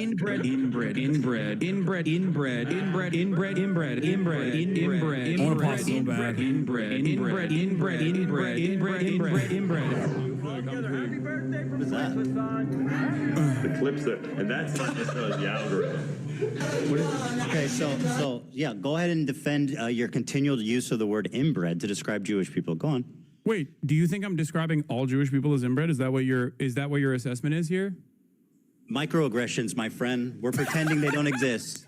Dude, come on. You continually refer to Jewish people as inbred. You are such a pussy. Oh my God. Yeah, dude. Of course I'm calling the fucking Kahanist Jewish supremacist settlers inbred. Why is it that you tried to defend the actual Kahanist settlers that were destroying humanitarian aid? When I was calling them fucking inbred, you were like, oh, why? They're just nice young Jewish boys, you said, when describing that fucking video. You looked at Hassan, you have a chronic problem with the truth. Here's what you're talking about. Douchebags in the background, these are just dudes. By the way, this is the difference between me and again. Hassan. When I get criticized, I pull it up and I watch the fucking criticism. Hassan opens Comrade KC tweets and snark posts and reads their interpretation of my video. Talk about being a pussy. You need people to hold your hands. Let's fucking be real here. Dude, I'm so scared of you. That's why I wanted to debate you. And this is an ongoing joke with this community. These are just fucking benign dudes. Just I don't know what the fuck they're doing. It looks like they're doing charity or something. It looks like they've got water or boxes or something, like they're helping. And he's going, oh, look at these inbred fucks. It's like, bro, who are you? What are you? By the way, even if they're doing whatever bad, you're still calling Jewish people inbred repeatedly. You understand that, right? They're fucking Nazis, Ethan. What's wrong with you?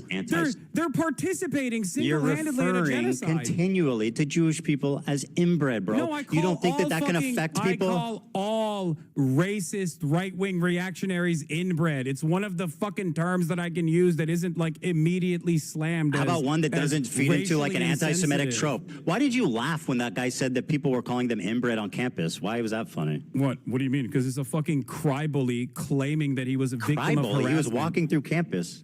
What? He was walking through campus. How is he a cry bully? No, he's a cry bully for going on Fox to be like, I was under attack. I was victimized once again.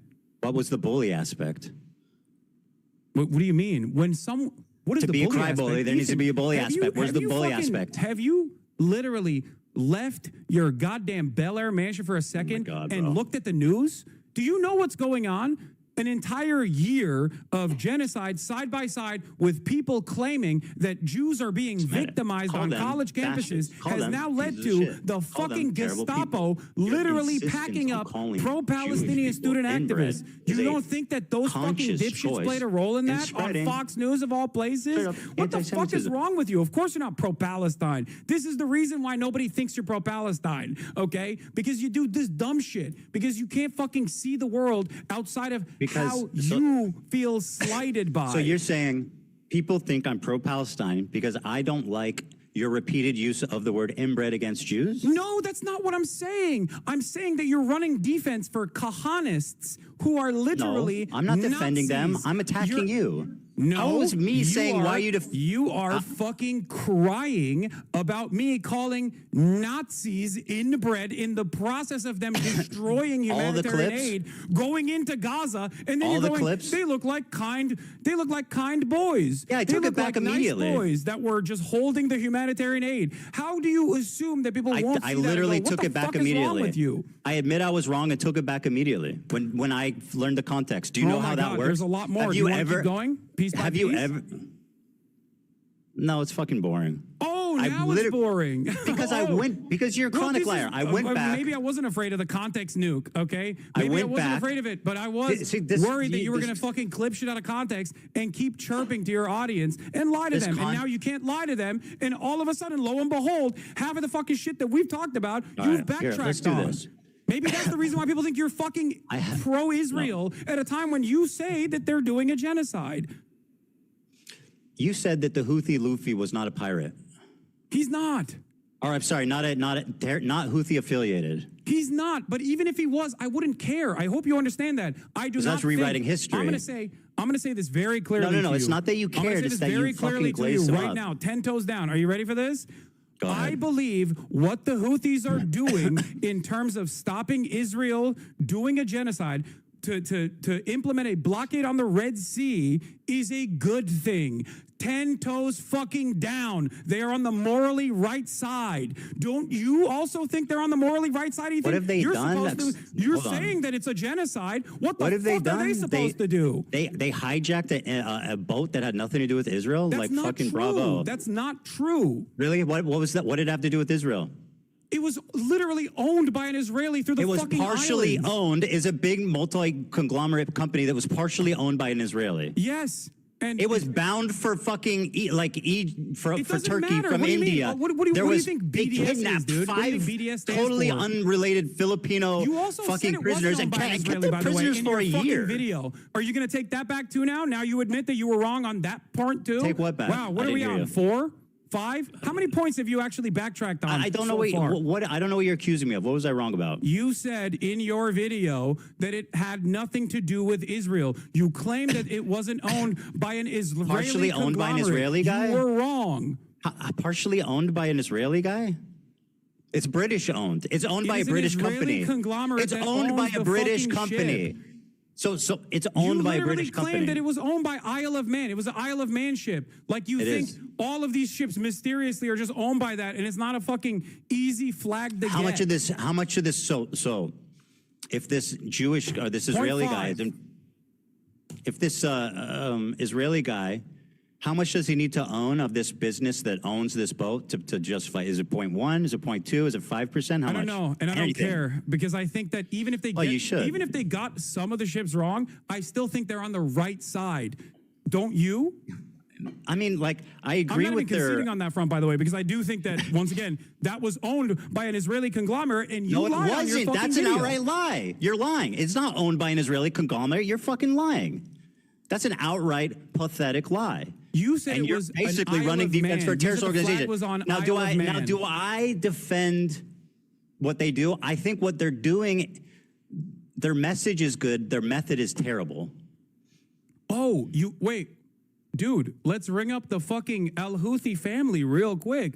Tell us how you would stop a genocide. when you're the poorest country well, on not the fucking hijacking an planet unaffiliated that boat and withstood- kidnapping 15 fucking nationals and holding them for a year. How is that helping anyone? Yeah, that's another thing that you actually got wrong, by the way, that even fucking Willie Sloptube called you out on. Those people, by the time you had released your context puke, those people had been released. What would you do, Ethan? I remember. What would you do? What did I said they were prisoners for a year. I know they were released. It literally happened like the day I was finishing the video. You couldn't. They were held. Were they held prisoner for a year? Were they held prisoner for a year? Were they held prisoner for a year? Yeah, were they held prisoner for a year? Yeah, they were. They were held hostage. That's what I said. Thank you. Yeah, they were held hostage for sure. So how's that help Israel taking a bunch of Filipino fucking unaffiliated sailors hostage for a year?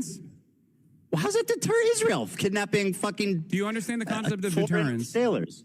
Yes. How is that a deterrence? It is a show of force to stop successfully, mind you, to stop other commercial shipping from going through. They literally bankrupted an entire Israeli port. I'd say that's numbers on the fucking board, baby. And like I said, 10 toes down, support that initiative. Because if you believe it's a genocide, what the fuck are they supposed to do? Should they allow their coastline to continue having commerce as though nothing is going on up there in Palestine, where Israel is doing a genocide in Palestine? How do you think the Yemeni population should have responded to the Israeli genocide? Should they have sat back and just let it happen? Yemeni is not Houthi, by the way. And also, they can't say, obviously, they fucking can't say from the river to the sea, Palestine, because that scares you, Ethan. So obviously they can't do that either. So what scares? I mean, it doesn't. It's what Norman Finkelstein said. Pro-Palestine in a way that you think is appropriate. Where your example is hijacking an unaffiliated ship and kidnapping 15 sailors? It's not unaffiliated, but even if it was unaffiliated, as I've said already, if it was unaffiliated, that wasn't unaffiliated. You lied about that, and you recognize that you lied about that for the record. But if it was, people can look into it. Even if it was, why did they didn't need to kidnap random people. That's like terrorist shit. Why are they kidnapping random unaffiliated sailors? How are you defending that? You know what's terrorist? You're defending them kidnapping these unrelated foreign sailors? Israel fucking blowing up a humanitarian aid flotilla. When did I defend that? 1,002. No, I'm not saying you're defending that. I'm just explaining to you what actual terrorism looks like. Well, you are defending terrorism, as of this conversation taking place, and you've done it many times during this conversation. Literally drone striked a fucking humanitarian aid ship that was headed for Gaza off the coastline of Malta. That's real fucking terrorism. What the Houthis are doing, on the other hand, is resistance. And it's not only moral, but it's just. And very good. You're right. You're so righteous. Is served, do you think that the Filipino hostages who are held there for a year agree that that was an awesome, that was an awesome act of resistance? Probably not. Can you explain to me what you would do? What would you do? I think, well, first of all, I think that like there's something to be said for stopping the cargo in that strait, but they're doing it insanely fucking stupid. They're stopping unaffiliated ships and they're kidnapping unaffiliated people. How is that good? Damn, dude. They're doing it's not it unaffiliated bad. ship, by the way. But even then, you won't explain how it's affiliated. You said it's owned by an Israeli conglomerate. That is an outright lie. Hold on, you're doing disinformation right now. It was not owned by an Israeli conglomerate. You said that. Yes, it was a lie. Galaxy Leader is a vehicle carrier that was owned by a British company, operated by a company connected. It was connected. It wasn't even, he didn't even own it. It was connected to an Israeli businessman. Mm-hmm. It was co-owned by a business that this Israeli guy was involved in. Co-owned by Abraham Ongar. So what? You know his name. What do you mean? It's co-owned by an Israeli. What are we talking about? No, it's co-owned by a company that has an Israeli dude affiliated with it. Well, you asked me how it's connected. I'm telling you it's owned by a British company. You asked me how it's connected. I'm telling you how it's connected. Well, and you're now lying. You don't like that connection. No, you're lying. That's what I don't like. I'm not lying. The ship info is readily available, Ethan. Yeah, I agree. You know what I mean? It doesn't matter anyway. The problem for me, really, it doesn't matter. Okay, that's point number 5 that you also presented falsely on your context puke. The problem is more the kidnapped sailors. I just don't understand you can justify kidnapping a bunch of unaffiliated sailors. I don't, Ethan. You are. Ethan, you go. Have you ever heard of deterrent?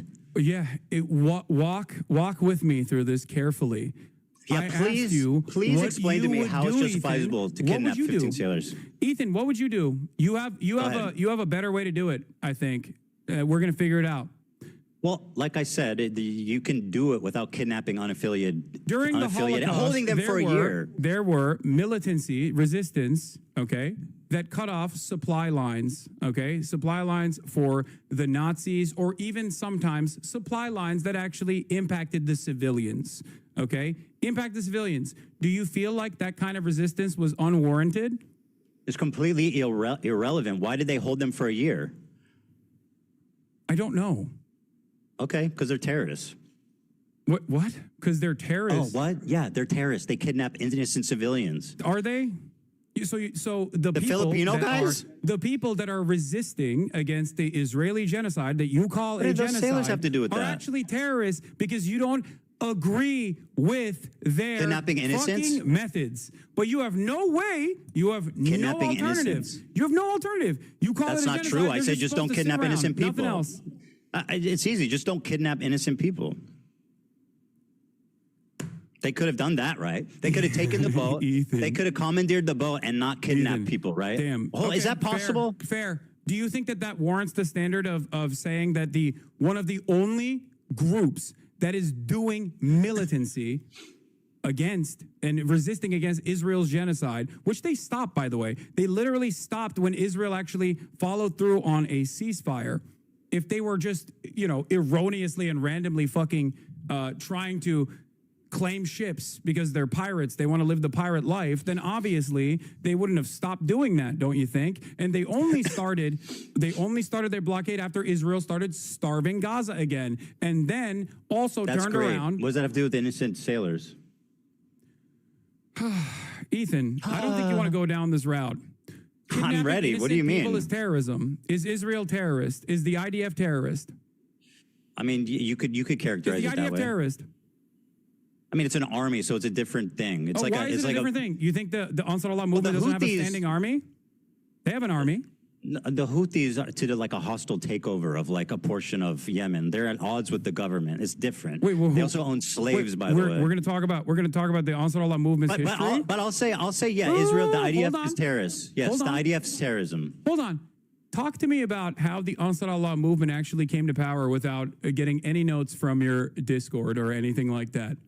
Explain to me the process in which Ansar Allah actually came to power. What? I don't know. Oh, you don't know? know.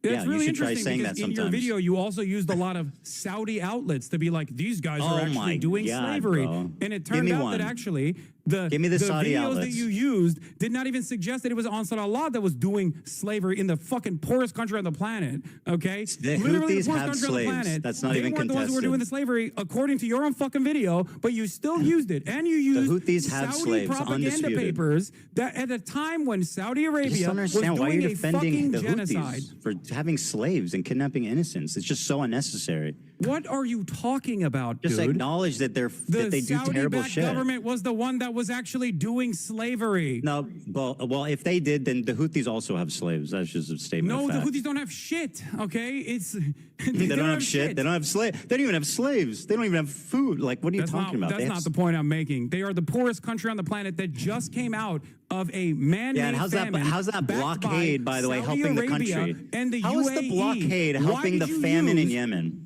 How's the blockade helping the famine in Yemen? There is, as far as I understand, there's no longer a famine in Yemen. I'm talking about before, because you talked about how you were a regional expert. What is blockading it doing for the poorest country on earth? And their violent takeover of Yemen. So I was like trying to figure out what you know about this. Maybe you know something that I don't know. So I was trying to pick your brain a little bit. Well, on this so explain issue, to me but why it seems like matters. you don't know shit. Sure, I don't know about this specific thing. Tell me why it matters. Why it matters? What, their blockade? Yeah, clearly. Their blockade is awesome. No, why it matters how they came to power. Oh, because you used Saudi newspapers in the time when Saudi Arabia, according to Human Rights Watch, Amnesty International, all fucking NGOs, was doing a Western-backed blockade that was killing hundreds of thousands of people, and the headlines that you used in your context puke were from Al Arabiya and numerous other outlets that had their own personal investment in vilifying the Ansar Allah movement.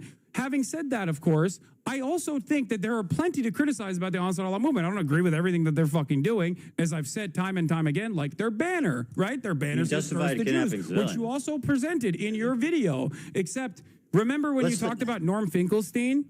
And how Norm Finkelstein doesn't agree with "From the River to the Sea, Palestine will be free"? You agree with kidnapping civilians. Can we play the clip of Norm Finkelstein talking about the curse the Jews and how what he thinks about that? Let's do that. Let's pull up the clip of Norm Finkelstein's thoughts on How's that relevant? And the blockade against the Israelis. You used him as a primary source earlier because you thought, he's a reputable guy, which I think I agree. He said something that I've said that I've been criticized for. What does that have to do with every other take he's taken? It doesn't mean that I support that. Like we're aligned with every other take in the world. Dan, can you play this clip real quick? Sorry, this is 50 seconds. It's irrelevant. I passed it along. It's totally irrelevant. What do you mean it's irrelevant? Because who gives a fuck what he said about it? Wait, what do you mean? You want to talk about his perspective on "From the River to the Sea" to imply that he agrees with you. I want to see if you agree with him on this. Just play it. All right, I'll play it. Thank you. So here, I'm going to play it, okay? And then when this is done, let's move on to something I know we both want to talk about.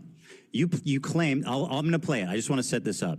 You claimed that the worst thing I said in the context, puke, is that I wrongfully portrayed Jewish people fleeing from their countries, and I denied the Nakba somehow, which is crazy. So let's talk about that after this clip. Okay, perfect. Yeah, perfect. And by the way, you're not going to scare us. You're not going to. I'll just say up front, we can end on that point. Oh, I can keep going all day if you want to. I'm sure you can. Yeah, I know. I know you go to bed tonight in a cool race car bed, but I have family. Okay, no, that's fine. Why are you thinking about what my bedroom looks like? It's kind of weird, man. Yeah. No, you're right. You fucking badass fucking sports car bed. It's very odd.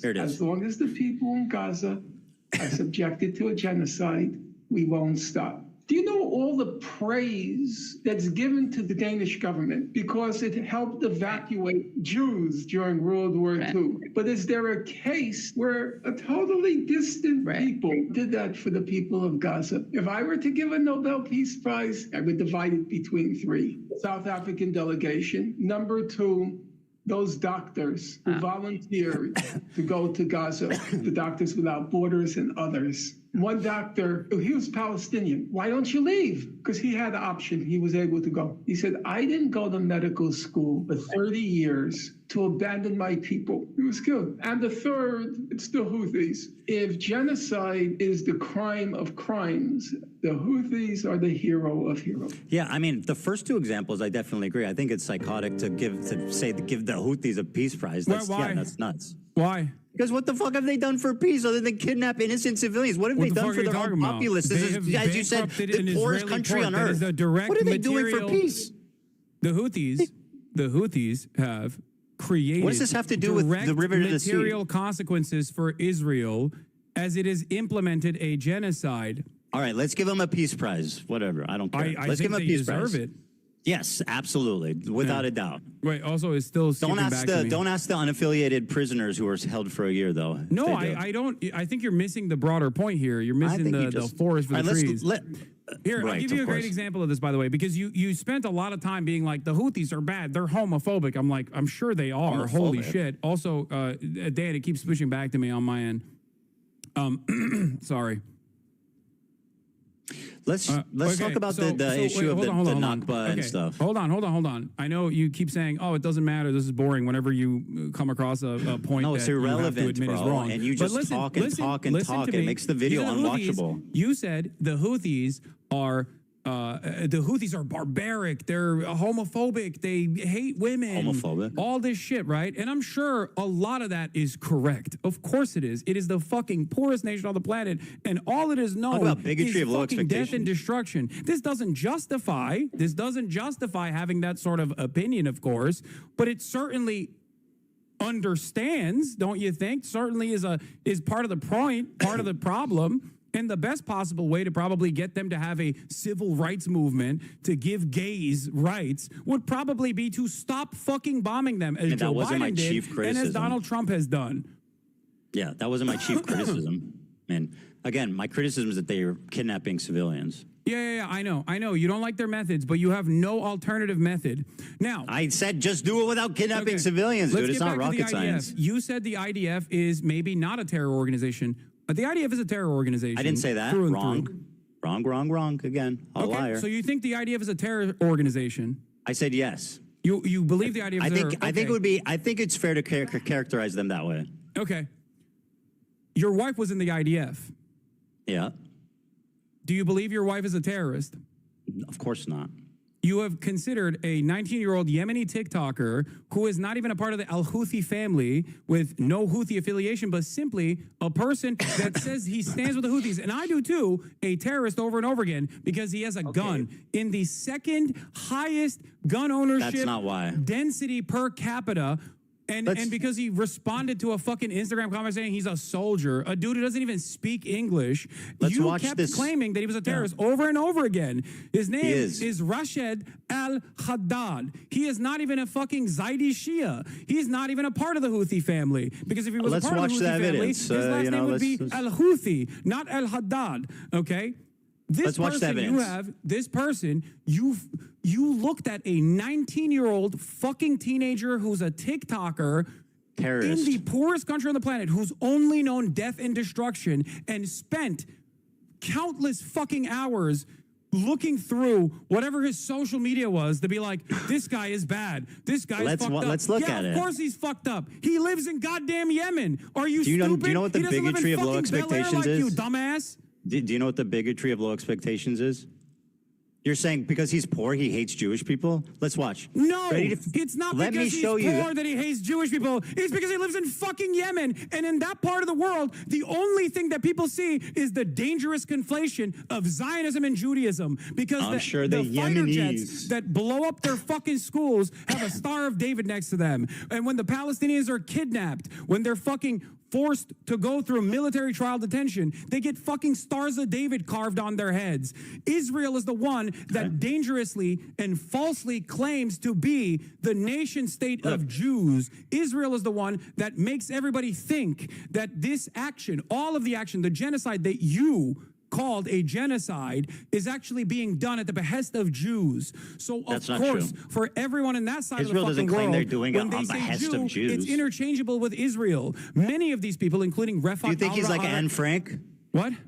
Do you think he's like Anne Frank? Oh, of course, absolutely. He has withstood genocide. He has withstood genocide by the Saudi government. Is that the only? Of course I do. I think that talking to, but my point that I was fucking presenting.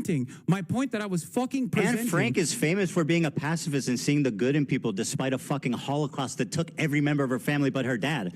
That's why she's inspiring. This guy went on Twitter and said, "Fuck Jewish Anne Frank people." Would be less inspiring if she somehow was able to get out of the. If she was like, "I want to kill Germans and hang them," yeah. Arms against the Nazis, would you say that Anne Frank is bad for that? Say Anne Frank is bad for that, Ethan. For something that didn't happen? Would be bad if she took up arms against the violent Nazi occupation. Say it. It wouldn't be the same, for sure. Oh, it wouldn't be the same. Why wouldn't it be? She's famous for being a pacifist and seeing the good in people despite living through a Holocaust. You understand that? That's not what. Let me show you. Do you think that if Anne Frank Israel isn't?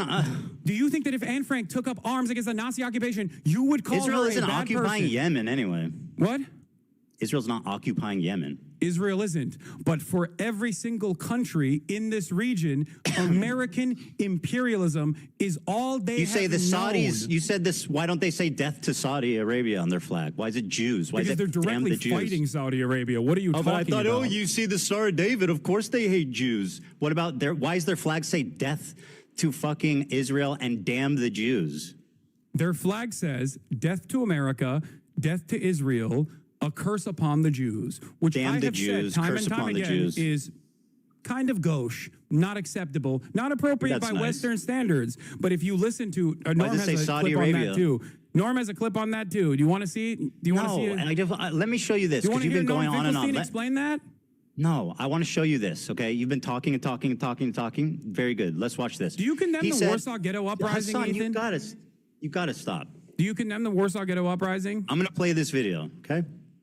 He says, ready for sacrifice. Maybe I read Sacrifice and eager for martyrdom. Maybe he's talking about football? Here he is singing a song with the words, do you threaten us with what we are waiting for, son of a Jew? Meaning of Houthi is a title, and it's not something to fear, but for the Jews. They are very afraid of this title. The execution we will carry out on all Zionists, with the lovely depiction of a man impaled through his asshole and out of his mouth with a pike, or how Hassan likes to say it, a pike for a cut. Okay, why would he retweet this article called Houthis use social media to boost global prominence and support? Israel falls. Wait for the new operation in Tel Aviv, the Jaffa drone, which no Israeli defense can stop. The ships we bombed and sank. I know the red arrow is supposed to be a cool military Hamas thing. This is a butt plug. Just saying. To every Zionist, I will put this into your stomach. And let me state the obvious. Jew and Zionist is clearly interchangeable to this guy. Okay, but hating Jews doesn't make you a Houthi. Are you a soldier? Yes. That seems pretty definitive. Why did he say yes to are you a soldier? Bro, he doesn't even fucking speak English. You're like, oh, he's a soldier. Oh. Wait, even if he is, I'm going to ask you a question very clearly and very deliberately. If Anne Frank just like Anne Frank, by the way. If we had the internet during the time of the Holocaust and Anne Frank posted about this is what we're going to do to the Nazis, would your analysis of Anne Frank change yes, even a little bit, even an iota? Yes, of course it would, because she's famous for being a pacifist, not tweeting out death to all Zionists. She's famous for seeing the good in people, not fucking tweeting out that we want to nuke Israel. What do you mean? I would not give a fuck. I would be loud and proud going, hey, that's what she said. That's what we're going to do to the Nazis. Fuck yeah, girl. So after watching that compilation, you still agree that he's just like Anne Frank? Did you not hear what I asked you? I'm just summarizing. Yes. Anne Frank died before she could resist. But if she did, I would never hold that against her. She was fucking killed in a concentration camp, you psychopath. But if she did. She was exterminated with her whole fucking family. Her dad's the only one that survived and recovered her journal. Are you fucking mad? Ethan, right? Would you hold that against her? Would you hold that against Anne Frank? I wouldn't hold it against her, but she wouldn't be the same historical figure that said, despite my family being killed in concentration camp and everyone being murdered, I'm still a pacifist that sees the good in people. What the fuck what's so confusing about that? Not kill Zionists, not nuke Israel, not a pike through Zionist assholes. I can't believe we're once again discussing the posts of a dude in Yemen who is you really like to do that. Years old. Okay. Well, you said he's not a Houthi. I mean, you went on and on and on and on about how he's just some random fucking innocent kid that you platformed and glazed the fuck up, by the way. Which is, by the way, just terrible journalism. Like you have KFC in Yemen? Is that the fucking best question you have for someone who's apparently surviving a genocide in Yemen, who's been with the crew of kidnapped hostages, who has apparently partied with the captains? You say, is there KFC in Yemen? Are you fucking kidding me? All right. Here's some clips that you haven't shown. Hold on. Besides being wrong, it's insanely incompetent. We're going clip for clip. We're going clip for clip. Can you please play this? It's from my subreddit. Sure. Here. Give me a sec. Dan's got to pass it to me. Okay. After this, please, we got to move on to the Nakba thing. Yeah. Every single victim of Israeli or American violence has to be a pacifist. That is your perspective. Do you want me to watch this? I mean, what the fuck, bro? It's 4 minutes, so I'm not going to watch the whole thing, but I'll watch like a minute or 2 minutes. Okay? طبعا جاتني اسئله كثيره ماذا اذا اليهود قرروا ان يعودوا الى اليمن يعني بنسمح لهم ولا لا ولا طبعا طبيعي يعني احنا اليمنيين بنمد ايدينا بالسلامه يعني اليمن مسموحه لاي شخص يعيش فيها. This is like shot by a fucking propagandist. What are you talking about? He's all fucking dolled up. He's got makeup on. The lighting is perfect. Yeah, he's like, guys, please, we love the Jews. Give me a break. Our problem is not with the Jews, guys. Buddy, dunking on a fucking 19-year-old living in Yemen. You pick and choose what you think. You pick and choose what you think is appropriate to show. Well, what do you think about all the shit I showed you? Which do you think he believes, this or that? I think he believes both. Oh. This is not at odds. He both believes the Jews are our friends and also we need to murder them all. Okay. He believes the Jews are our friends and we need to murder them all. Is that correct? Is that what you're saying? You conflate. No, he said Jews. He, in the tweet, said this is what we're going to do to Jews. Perspective. For them, when they talk about when they talk about Israel, they sometimes reflect it as And that's Jews. the Jews' fault, but right? Listen That's, to me. But and you're listen to blaming me. the victim. Because in that interview that I conducted with him, I asked him about how he felt about Jews, anti-Zionist Jews specifically, and he said he loves them because that he is does not such have a lie. You're such a liar. You don't know this he person, said, Ethan. I He has no watched it. That's reason. not what he has said, no though. reason to He said if lie. they He's support in Palestine, fucking then I Yemen. He like could be them. dead by He didn't. now. You're lying. You're just lying. You're lying about what he said. You're lying. I've seen that interview. You're lying. Wait, what do you mean? He didn't say that. He said if they support Palestine, then that's good. What? Look, that's what he said. It's Okay. a fucking materially way different than I love Jews. What the fuck you said? You didn't hear you just repeated what I said. Go ahead. What'd you say? I said love, but I think he didn't. I guess he didn't say love. What did he say? said Hold like. on, Hassan. What did you say he said? I said that I don't care what anyone's background is. I love them. Jew, Christian, Muslim, doesn't matter. If you are against Israel, I love them. That's what I said. He has no That's not problem what with you Jews said. who are pro-Palestine. That's nowhere close to what you said. Dude. Well, you realize you're wrong. You got caught in a lie, so you're revising. It's fine. What? All right, let's move on to the Nakba thing. Dude, I don't care. Dude, we Ethan, got to move on, bro. Ethan, listen to my words very carefully. If he had told me, okay, I hate all Jews unconditionally, I am an anti-Semitic person. He did tweet that. He did tweet the stuff like that. conversation would go very differently. But even then, I He did probably say wouldn't that. be as vicious as you assume. He literally I said would, that on or social you want media me to be, continually. because I understand the material conditions and Gonna what kill all plays Jews. a role in people's recognition of the world. What their Nobody needs to upbringing fear us looks but like. Jews, he said. I'm going to shove my gun and kill Jews. What? No, he didn't say that. I'll play it again. You want me to play it again? Oh, God. Okay, dude. You just play the fucking clip then. God damn it. Just play the clip. Okay. He said Zionist, but play the fucking clip, Ethan. Yeah. I'll play it. Play the clip I sent you without fucking complaining. He's No, always why- too dolled up. But you want me to watch your clip? I thought, no, we're going to watch my clip. No, play the fucking clip I sent you. Stop. By the being way, is so this? I don't know if this is. spoiled. I don't know if this music's claimed. By the way, we can. It's fine. It does matter. It's most likely Unfortunately, not you're on fucking Twitch claimed. where Come on. stealing content is fucking regular, but on YouTube there's standards. Mm-hmm. Yeah. Yeah. God forbid someone might copy strike you, and then their lawyers might demand erroneous. Which you admitted things is out of sometimes you. warranted. Where's Mr. the Fair link of- Use? Mr. Fair Use. Yeah. Do you know what fair use is? You fucking moron. It's using it fairly. There's a big No, I difference know. between. Fair use is when you get mad at Redditors criticizing you, so you fucking you get your course I high-powered care about attorney my to fucking monetization sue them status. and make demands about how they have to fair release use, man. information about their All right, allegiances to let me Reddit. play this for a minute, and then we'll move on. All right, play it. فوق رؤوسنا وما في عندنا أي مشكلة وهذه رسالتي لليهود أتمنى أن توصل وطبعا وأشكر This is the most pathetic terrorist propaganda bullshit I have ever seen, and the fact that you actually think this is credible is so hilarious Dude, to me. Wow. look, man, Let's keep it going. look. No, I love this. This is great. Let him. All right, just keep playing it. Keep playing it. Yeah. Sorry, I'm trying. I don't know where the audio went. Oh, why was it? Sorry, hold on. We're having. I pulled it back up. Taylor Lorenz tweeted, "What's so crazy is that we tried to nab an interview with Rashad, the Yemeni teen who went viral for WAPO before Hassan the Hun got the scoop. Ethan continues to chastise Hassan for legitimate journalism and an interview that half the What was MSM was legitimate chasing." journalism? Well, first of all, Taylor Lorenz is a fucking hack loser who's obsessed with you, okay? Of course she would say that. She, by the way, what was legitimate? Name one question you asked him that represents legitimate journalism. Okay, great. One question. Great question. What do you feel about anti-Zionist Jews leading many of the anti-Israel protests in the United States of America? That's your most important journalistic question, which she basically said. No, you they're asked cool. me If one. they're- I gave you one. I don't think that. I mean, I find that to be insignificant, especially considering his answer. No follow-up questions. Why don't you ask him if he? Why don't you ask a follow-up question like, Ethan, do you not care if they're Zionist Jews? That they're Israeli Jews that support you? I don't give a fuck if he cares if there's Zionist Jews or not.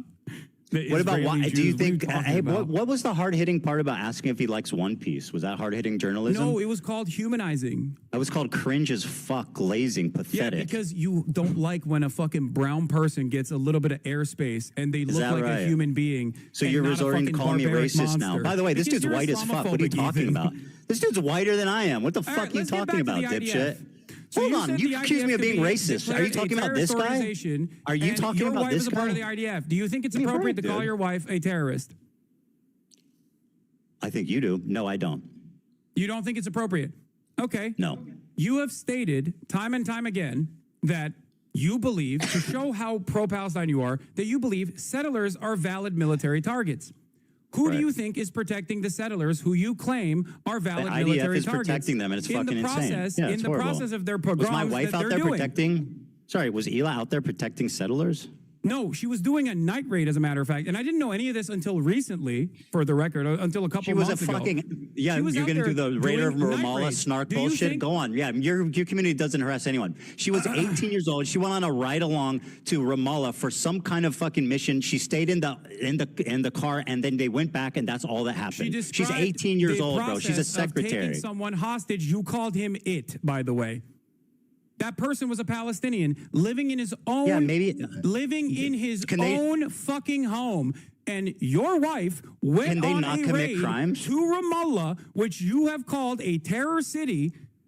Yeah, So that was an old inconsistency clip. here. I don't think Is your Ramallah's wife a a terror valid city. military target in that process? Because you've said that settlers are valid military targets. Do you think your wife is a valid military target? Do you think your wife is a terrorist? She's not a West Ethan? Bank settler. She's not a West Bank settler. But she's in the West Bank. Bad Where's Empanada Ramallah, thinks she is. Ethan? Bad Empanada thinks she's valid. Your friends over at Second Thought think that she's a valid target. You think she's a valid military target? That's Do you my think point, she's a because valid there's military target? inconsistencies here. Do you think she's a valid military target? I do not, as a matter of fact. I Wow, don't. great.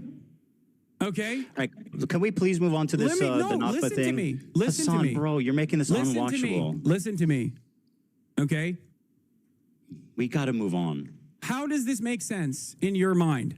You say Israel is doing genocide. She has participated in the kidnapping of a Palestinian in the West Bank. You say You don't know hate who the was West kidnapped Bank. and for You what say reason. you We hate don't- the settlers. Well, we don't know who is. protects the First of all, settlers, Ethan. Your wife did. Kidnapped. They arrested somebody. We don't know what happened or what they did. So it what was, if he it was fucking justifiable. stabbed Do you civilians? understand Doesn't the that process in happen? which how people are arrested in I'm the sorry. West Bank, Ethan? Do Palestinian terrorists never They're stab and placed blow up under, they're civilians? placed under military detention. They are not actually placed. They do not go through a civil Do court Palestinian process. terrorists They are ever not- commit violence on they civilians are that would not- warrant them being they arrested? Are Give me a not fucking break. in the West Bank. You don't The know anything Palestinians about that are this person kidnapped or this are- raid. In Ramallah, in Palestinian territory, your wife was an illegal occupier of a terrorist organization, also known as the Israeli Occupying Force, Ethan. Now, I know people that have That's not how also it's served known, in but the Israeli that's what Occupying you call Force, as it. a matter of fact. I've relied on breaking the silence. By the way, her name for is example, Hila. I don't know if in you keep terms of doing my your wife. coverage. Why do you do that? Why do you keep referring to her as my wife? It's bizarre. Okay, Hila, whatever, who cares? Well, it just stop belies some hyper-focusing really on random bizarre shit. thing. Stop It's not hyper-focusing on random random at all. shit. It says a lot. Listen to my words. Listen to my words. Please. I have So no exhausting. issue with someone as long as they have recognized their mistakes, as long as they recognize that that was wrong. What I take issue with is consistently defending Israel. You have also participated in the defense of Israel. It makes no sense. You're inconsistent. You say it's a genocide, but people can't resist militarily. You say it's a genocide, but all of the people who are outspoken are vile anti-Semites. Hila was Who doing is supposed to be hold able to on. resist against this genocide? Do you Hold the actually phone. think it's a genocide? Ela was doing mandatory military service. What should she have done? There's numerous options. One, religious Yeah. exemption. Two, refusing to serve. But even then, I don't have a problem with her being socially conditioned into thinking that this is appropriate. I have a problem with what she's saying now. I have a problem with how she What'd she say reflects now on that's that wrong? and doesn't realize that that was an unjustifiable thing to do. Those Hey, are well, real listen, human beings you can talk that are to getting you can talk to kidnapped. her, debate about it. I don't know what you're even referring to. Okay. What? I don't even know what the fuck you're referring to. You're just calling my wife a terrorist. Like, well, give me a break, No. dude. She did has mandatory. talked on your Let podcast. me ask you a question. She's talked Hassan, on your podcast please, you gotta about let me talk. how she went on a raid. She was You bored. have She to had a let me talk. secretary The job. fact It's that you're just mandatory talking over conscription. me It was an and adventure being for her. louder does not mean you're right. I promise. What? being louder and talking more does not mean you're right. Okay? It's good to listen to what I have to say. Okay. She's part Is of it a mandatory lie? conscription. Did Hila not volunteer? Did Hila not volunteer to go to the West Bank on a raid because she was bored? In Ramallah. Yeah, she's 18. It's understandable. Okay. We don't know what that guy did, though. We don't know what So the he could have been raid was for. he could have been a vicious terrorist What if he monster, killed is what you're people? saying. Yeah. What if he killed people? Of course. If he killed people, of course he would be worthy of being arrested. Is Ramallah a part of Israeli territory? I mean, it's complicated, right? It's under occupation. No, I don't think so, but it's under occupation, right? Okay. So why was your wife in Ramallah? Maybe are getting a terrorist that killed civilians. She It's sat not in a car. complicated, Ethan. She It's sat in a not car and complicated didn't at even all. leave it and never Your did wife it again. participated in an illegal raid according to international human rights. That is the reality. Now, I understand. Are you upset the if this importance of person social killed like conditioning. a If she child? were- Would you be upset if this she were to person they talk about- arrested like if- stabbed people? Like you don't know what you're talking about. If she were to talk about how fucked Okay, up fine. that My wife's a was- terrorist, bro. What the fuck? It's no, so boring. stop. Listen to my words. If she No, were to talk she's- about my how wife fucked is a up that terrorist. as Very many former IDF vets have on breaking the silence, if she talked about the night raid that she participated in the same way that Just former like Frogan IDF says, vets only that I are don't part of hate breaking only the ones that silence talk regret about, it. I would have no issue with her. Do you wanna hope know she gets why? Because I understand PTSD people too? can change. I don't condone the raid, but I mean, see, neither of us have any information about like what actually happened. You know what I mean? There is no. You don't understand. She is illegally there. She is not Okay, supposed to be she's there. a terrorist. It does not matter. She's- Her and her entire brigade was not supposed to be there.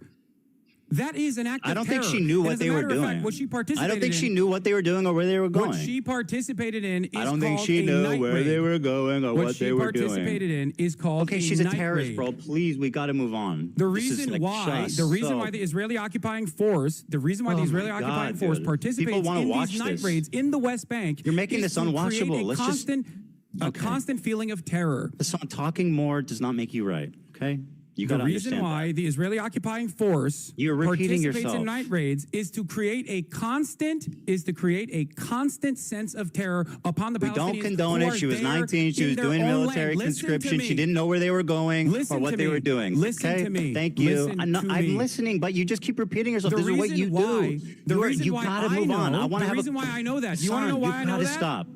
Do you Do you wanna know want why this I to be know that? unwatchable? Is that what you want? What? Do you want this to be unwatchable?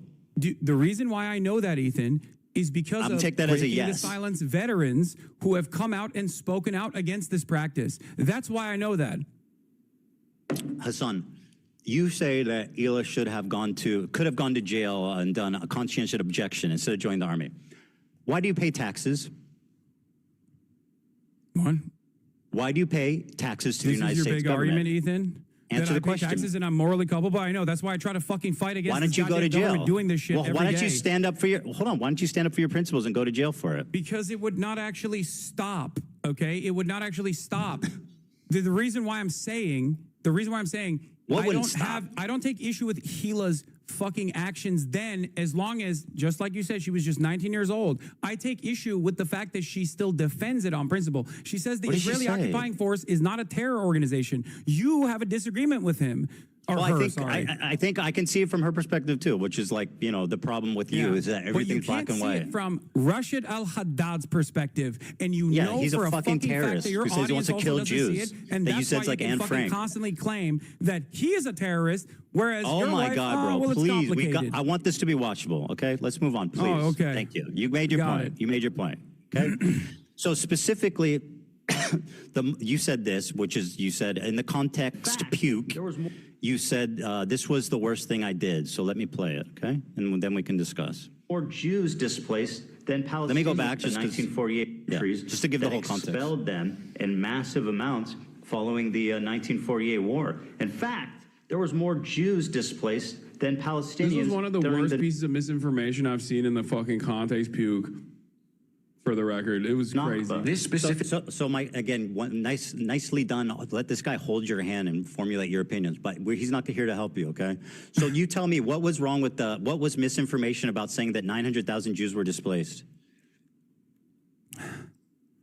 You make a comparison between Planned Dalit, which is a planned ethnic cleansing campaign, to horrify Palestinians inside of villages that had actually no arms whatsoever because they had specific peace agreements that they've done with Jewish villages. What was by the killing them exaggeration? and including No. This isn't a comparison question. And then, what was the letting you are survivors tell the tale. Answering anything. You asked me a question and I can't even fucking answer it. You're What are we not doing? answering it. You're not. You're just going on and on. I am answering it. Ethan. What was the exaggeration? Ethan, sit the fuck About down and the listen to the history historical lesson. fact of Okay? You're gonna learn a little bit right now. Okay? Deir Yassin is Tantura. These are two very famous massacres that took place. The brigades, the militant brigades, the Zionist brigades that then formed the IDF, including some that personally called themselves terrorists, by the way, Lihi and Irgun, went in and did horrifying mass rape, kidnappings, throwing people in ovens. And then the survivors left to tell the tale. In that process, these brigades would go to each individual city and forcibly ethnically cleanse 750,000 Palestinians. This is known as the Nakba. What the fuck does that have to do with the Jewish refugees? Answer that question. I know what the Nakba is. I don't deny it. Do you think that that is even remotely comparable to Jewish people leaving sometimes voluntarily and sometimes because their governments had made deals with how many left either voluntarily? Israel or France? How many of the 900,000 left voluntarily? I don't know the exact number of how many left voluntarily. Take a guess. Take a guess. I would suspect that a big chunk of them, you're going to say, did not leave voluntarily, but that is not the case. Most of them left voluntarily. And you're fucking dead wrong. Let me. You brought up the fact that I talked about what happened in Iraq. So let me give you a timeline of what happened in Iraq. 1932, they gain independence. 1934, Hebrew is banned. Jews are fired from government positions. 1938, Zionist activity is outlawed. Crimes as trivial as possessing a biblical map of the Holy One will send you to jail. The Farhud program, inspired by neo-Nazis, Rashid al-Khalini killed 180 Jews. Hundreds were injured. Widespread looting, property damage. 1947, Jews were banned from immigrating because they didn't want them to go strengthen the state of Israel, and they wanted to hold them prisoners against Israel and the West. In 1948, the war begins. Jewish banks were forbidden to transact with foreign countries. Jews were arrested for Zionist activity, for economic crimes. They were fines that were paid to the Ministry of Defense. In 1949, a month after taking office, the British learned that they were planning to expel the Jews from Iraq before they even left. Does this sound like volunteer? Does this sound voluntary? Okay, does that sound voluntary? Dan, I sent you a clip. You can play. No. One of the most important scholars on this issue is an Iraqi Jew by the name of Avi Shlaim. Yeah, I love this. Let's listen to him. Okay, let's listen to it. Yeah. Jews were convinced that Israel had a hand in uprooting them. After the 1948 war, there was mounting popular hostility towards the Jews in Iraq. 5 bombs exploded in Jewish sites. The series of bombs created a panic which led more and more Jews to register to leave the country. I met an elderly friend of my mother's, an Iraqi Jew called Yaakov Karkukli, who had been in the Zionist underground. One member of his group, Yosef Basri, a very, very intelligent Jewish lawyer, and his assistant, Shalom Saleh Shalom, were responsible for 3 out of the 5 bombs. Basri's controller was an Israeli intelligence officer. And let's grant that what he's saying is true and that 3 of the 5 bombs were done by Zionists, right? How does that explain 150,000 people leaving the fucking country? Why? Thousands of years of civilization that have been there, 2,000 years, just picking up and leaving, almost virtually gone. How does that explain that? Why is it that the Israeli government, benefited from creating instability and making it seem as though these countries were uninhabitable? And why do you think that, despite the fact that Iraq and numerous other countries have offered Israelis or Jews a right to return, why has that failed on the Israeli front for numerous reasons? I know why. Let me tell you an inconvenient fact for you, Hassan. Let me tell you an inconvenient fact. I wonder why that happened right as Israel was being established. Before the bombs went off, 100,000 of the 125 Jews were already registered to leave. Do you want to explain that? Yes. Jews wanted to go to Israel, Ethan. They liked the idea. Okay, great. So let me hear what Avi. Okay, so you're Israel. What do you mean? Yeah, you're a liar. You're a disgusting fucking propagandist liar. Here's what Avi Schleim actually said. My research I established Scumbag. that one bomb was lobbed, one hand grenade was lobbed by a young activist in the Istiklal party, which wanted to expel the Jews from Iraq and confiscate the properties. And another bomb was, another hand grenade was lobbed into the Masuda Shem Tov synagogue, and there 4 people were killed. And he was a criminal who had a grudge against the Jews, and it had nothing to do with the Mossad. Did you hear that? The first 2 had nothing to do with the Mossad. But let's continue to listen to the respected scholar, Avi Schleim, you fucking liar. Ethan. Nope, you listen to this fucking historian. Yes, you said they left by choice. They left because of Zionism. They left because they were being threatened. Let's hear what your respected historian has to say, you liar. That's right. Listen. If all this is true, the main reason for the exodus was not the bombs, it was persecution by the government. And I concede that.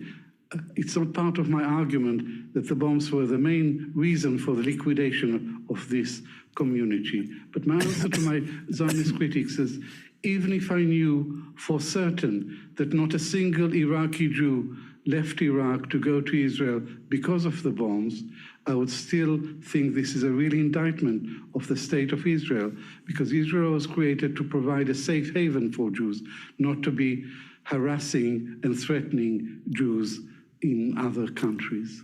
By the way, he said, and I'll quote it for you, we did not leave Iraq because we were Zionists. We left because we were no longer safe. He wrote that in his book, 3 Worlds. Have you read that book?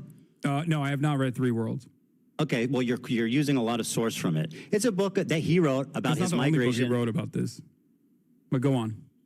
Have you read any of the other ones? Yes. Really? Which ones? The book that I'm referencing is from the Iron Wall. 3 Worlds, okay? He writes about his time in Iraq. Memoirs of an writes Arab about his Jew. time It's the in newest Israel. book, I know. He writes about his time in the UK. In 3 Worlds, he writes about his own family, and he describes their departure from Iraq as traumatic, disorienting, and not voluntary. They were not proud Zionist migrations. They were leaving out of fear. Ethan. He said that himself. Ethan. He said, we did not leave Iraq because we were Zionists. We left because we were no longer safe. You are failing to comprehend a very important reason why I brought up Avi Schleim, by the way. And here's... Yeah, because you think he supports your claim, but he absolutely does not. No, that's why, because you're a fucking liar. He absolutely does. Contend with what I said. Let me explain. No. Contend with what I'm saying. He said we did not leave Iraq because we were Zionists. We left because we were no longer safe. Do you want to explain what he meant by that? Explain what he meant by saying we didn't leave because we were Zionists. We left because we were no longer safe. Okay. Explain to me. I can't wait to bring up Avi Schleim on the broadcast to make you fucking look like a dumbass. I can't wait too. And now explain what he means by that. We did not leave Iraq because we were Zionists. We left because we were no longer safe. Are not Palestinian, you fucking moron. You racist piece of shit. Because Iraq and the pan-Arabic nationalist movement that arise out of Zionist You are out of your is mind. not about Palestinians. Okay, so what did the Jews in Iraq have to do with fucking Israel, you bigot? You are so out of your mind. Iraqis. Dude, you screaming and grandstanding doesn't mean you're right. Iraqi government's racism during the pan-Arabic nationalist movements as a vindication for why, or a comparison as to why Israel had to do the Nakba. Do you think fucking that... racist piece of shit? Thanks, Do you think Iraq? Do you think all Arabs have one fucking mind? Is that what you think? Why the fuck were the Iraqi Jews leaving Iraq in fear? Of course there were Iraqi Jews that left Iraq in fear. Because why? Because why? Answer the question.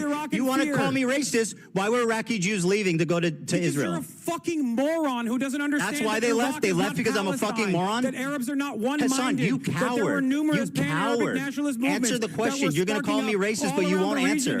Why did the Iraqi Jews leave Iraq?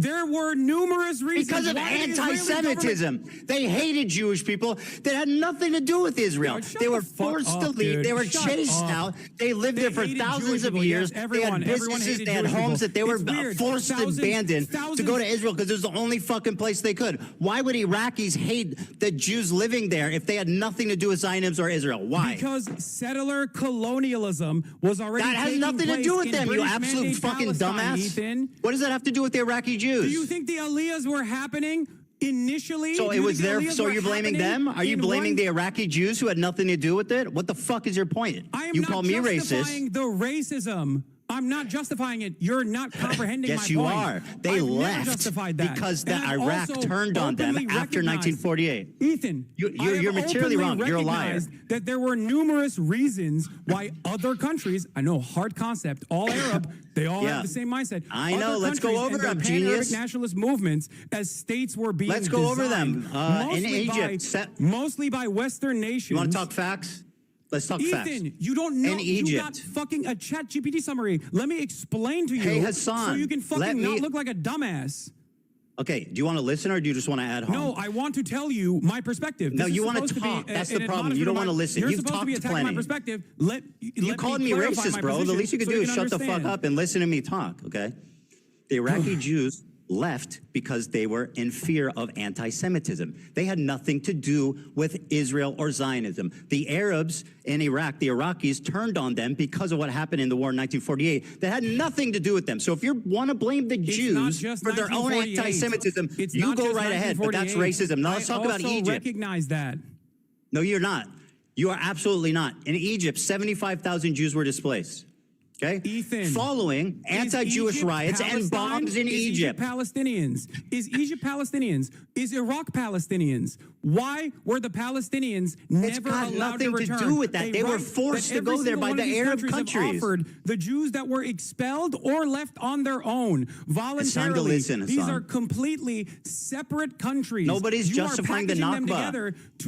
No one is justifying the Nakba. I'm explaining how it's fucking insanely racist to discredit the plight, the running of racist discrimination. I don't discredit the plight. I think, but I'm not justifying the Nakba. You seem to be justifying why Jews were chased out of their home country. No, I'm not, Ethan. Why'd they leave? Why'd they leave? You think Why'd they leave? You think that because you want to drive home a point that this is anti-Semitic. Why did they leave their communities that had been there for 2,000 years, leaving their money, their businesses, their homes? Why did they leave? Do you think Iraq is Palestine? Do you think Egypt is Palestine? Nobody's defending the Nakba. Do you think that all Arabs are operating on antiquated anti-Semitism? And if your answer is yes, why the fuck did Jews find the Ottoman Empire to be a safe haven for fucking hundreds of years? Where's the Ottoman Empire? Let's talk about the last 100 years. In Western That's great. Europe, Yeah, the Ottoman Empire was great for the Jews. Let's talk about the last 100 years. Let's talk about 1948. Anti-Jewish riots broke out after the war. Hassan, you need to shut the fuck up and listen, okay? After the war, okay, in 1948, there was anti-Jewish riots and bombs in Egypt. Why was that? Because of the Jews? The Jews brought it on themselves? Following the establishment of the Israel. I never made that inference. What are you talking about? Of course you did. No, I didn't. I did not make that inference at all. So they left because Zionism. No, Ethan, if you were to listen to my words, and I use them very carefully, even though I get heated sometimes. Careful, right. Okay? Egypt, Iraq, Morocco, each of these countries where Jews lived in the MENA region all the way to the Levant had different reasons. Some of them were direct pogroms. Others were the colonial. You are a tangibly, historically proven liar. And I feel some of them were because of pogroms. You're not hearing anything I'm saying. You're so conditioned into saying liar. No. That you're undermining your own point. The amount that left because of Zionism was minute. They were chased out. Ethan. They were forced to become Zionists by their oppressors because they had nowhere else to go. In Egypt, following the establishment of Israel in May 1948. Ethan, none of these countries are Palestine. That is an insanely irrelevant point. A series of bombs targeted Jewish areas in Cairo between June and September. They killed 70 Jews, injured 200. They confiscated Jewish-owned businesses and synagogues were attacked and destroyed. Okay?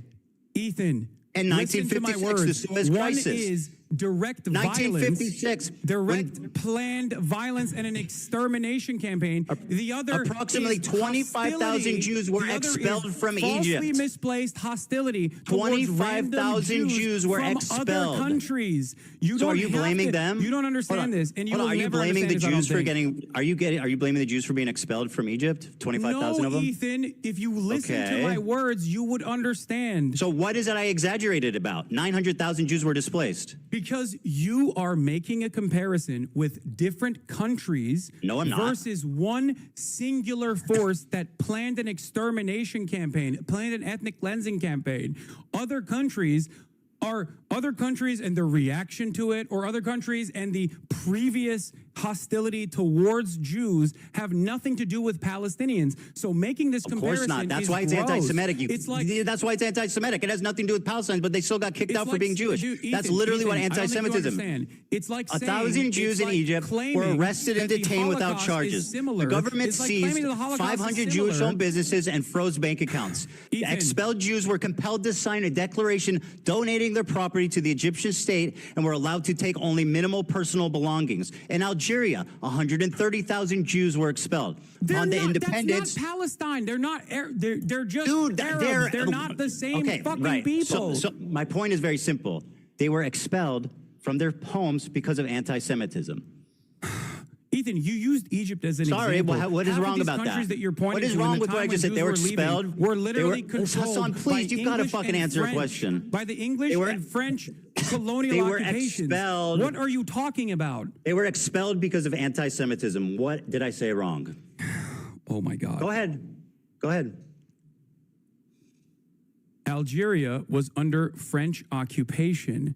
It is the design where the French occupied Algeria did not squash the attempts of expelling Jews. I'm not saying that there wasn't actually most Algerians were French citizens and went to France. Caused Jews to feel unsafe, Ethan. 95% of Algeria's 140,000 Jewish population. Individual, often, sometimes Western powers and what they allowed in those countries on the Palestinian plight when you make this comparison. That's what I'm saying. Is it anti-Semitic for Jewish people to get kicked out of their home? Right? The Turkish, the Ottoman Empire and the forces and the Ottoman genocide that they conducted, a mass extermination campaign, is because other fucking random countries where Armenians were. Iraq happened after independence and as Jerusalem. Turks were getting dispelled in other countries. The pogrom happened as a direct that's the way that it was taught in the past. That it was a necessary voluntary migration. By the way, did you? Oh my God, bro! Did you say Anne Frank died before she could resist? I don't know if that was a fever dream. Wait, I'm saying that would you have an issue with Anne Frank if she actually was able to? Sorry, I just thought it was an insane thing to say. I'm not trying to litigate it. And Tripoli. Wait, anti-Jewish rights what's your point? broke out amid post-war unrest. Yes, synagogues were burned. Jewish institutions were shut down. What's your point about Anne Frank? Why are you trying to deflect away from what I'm saying here? That no, I just think that statement was insane.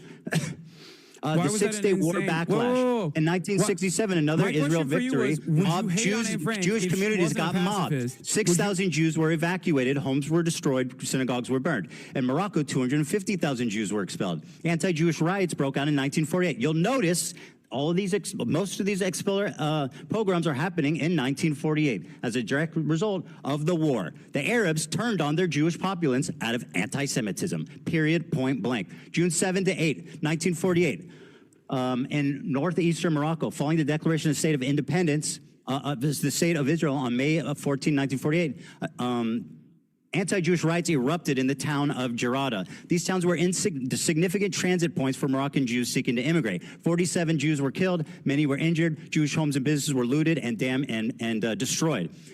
In 1950-1960, harassment and immigration. The year following 1948 riot, Moroccan Jews faced increased pressure. These factors contributed to a significant immigration of Jews from Morocco. Immigration to Israel was banned in 1959, but before that, 274,000 Moroccan Jews immigrated primarily to Israel. Yemen and Aden. Remember when you said you weren't a Zionist? 50,000. Remember when you said you weren't a Zionist? These are direct Zionist talking points. This is historical facts, literally spread by your very own Avi Schleim, who, if I'll quote him back to you, said, we didn't leave because we were Zionists. On top of we this, did not Avi leave Schleim's because we were Zionists. We left because we were afraid. Ethan, that's the difference. If you asked Avi Schleim whether it is comparable to say the Nakba and the 900,000 Jews that Who said? Left I'm not defending from the Nakba. Separate countries, he would laugh at you. Your You failure don't understand. to acknowledge the trauma of both groups is the reason why you are a radical fucking propagandist liar. Both trauma needs to be acknowledged by both groups. There's two things that need to be true for this ever to be resolved peacefully. You're right. I'm sorry. Palestinian Israel self-determination doing a genocide. and Israelis' right to have secure borders. As long as you ignore that, there will always be war. Palestinians will always die, and you will continue to make money from it. Operation Magic Carpet. Jews were secretly airlifted to Israel due to rising hostility. It's so interesting because 50,000 were relocated. In Tunisia, 130,000 after the PLO did recognize that, and they wanted those countries to actually do a right to return for all Jews. Why did Israel stop that from happening, Ethan? Don't you think that Zionism is the problem here? Avi Schleim what said, happened? quote, They didn't fucking send you that clip? They didn't send you that fucking piece of information? So the PLO, Yasser Arafat, the people that don't care about Jewish plight, actually did see the guy who oversaw the second Intifada? What the fuck are you on about? Go back and do a right to return if they wanted to do so into their nation of origin, as a matter of fact. I'm talking about the flights, Israel was the one who didn't you want deny that to the happen. flight Why of is that Middle the case, Eastern Ethan? Jews. No, you deny the flight. You deny the trauma of Middle Eastern Jews. I don't deny the flight, Ethan. You don't absolutely understand. deny the You are trauma. attributing- No, you deny making that a they left by. comparison You try to between- say that they left by choice. That is a gross historical there are Jews that inaccuracy. left by choice. That is true. Yes, some did. There are Of Jews the that absolutely 900,000, the left by vast choice. majority left because they were afraid. Ethan, Because they were being there discriminated are against. Jews That is a that- historical fact. Have 6-day you ever war actually aftermath. listened to a clip of me talking about this? What? Oh my God, you have no idea what my perspective on this is. You're just fucking Hey, of course. yelling at nothing. Well, what are you doing right now? What are you wasting time for, buddy? This is the reason why you're repeating. No, I shit have that heard you have not talk about fucking- it the time shit and that time I don't again. actually believe. Bro, you are continually, okay, not Oh my acknowledging God. the trauma of Middle Eastern Oh my Jews. God. You characterize it like they left by. Yes, I've seen Have you ever listened it. to anything that's not 30 seconds long? Yes, bro. From me? That's Have so you? ironic that you're saying that as I'm you literally in misquote front of Avi you right now, Schleim, and who I'm said trying he to describe my fled because he was position that I afraid made clear and not because numerous of Zion. times Here's the over and clip. over again, Here's but the you're clip. too busy trying to get a gotcha Here's the here clip. so you can fucking farm Here's a the clip. clip. But everyone's still going to think you're a fucking loser, dude. Here's I'm the clip. sorry. Just Create, shut up to and listen heighten if you the want to tensions actually hear there. my Here's the clip. perspective. I'm shutting up and listening to you. Okay, Brock, thank you. For the Iraqi Jews. Because when anti-Semitism increases in the West, Israel sees that as a complementary This is tool not the to its fucking Zionist clip that I'm project, talking its about, by Zionist the way. ambition of bringing either all Jews to Israel or at least make Jews in the Western world that are outside of Israel, Jews in diaspora, support Israel because it gives additional credence to the argument. It gives additional credence to the argument that no Jew is ever safe if there is no Jewish state. That is the underpinning of the Zionist project in general. Why did you not mention the anti-Semitism? You exclusively talk about Zionism being the reason for forcing them out. Why do you deny that they were expelled by force, the vast majority of them? Ethan, if you think that that is the entirety of my perspective on this matter, illuminate me. You please need to stop talking and listen to the amount of times that I've talked about this. Okay? Oh, just explain yourself.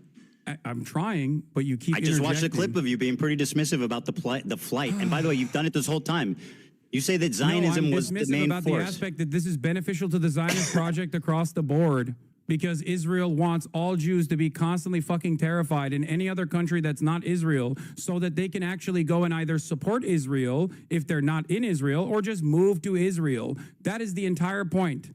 That is what Jabotinsky wanted, that is what Herzl wanted, and that is precisely what Benjamin Netanyahu wants as well. So in terms of my explanation, or what I come across as dismissive, is precisely the role that Israel itself played in this process. Which was it was minuscule. a mutually beneficial relationship that anti-Semitic pogroms did minuscule. take place. What you failed to acknowledge is that the Jews were forced to become Zionists, not by choice, but by necessity. Because the Arab countries turned on them after the war and forced them to go to the only state that they could go to. Which is necessity for Israel to exist, which is what your position is, right?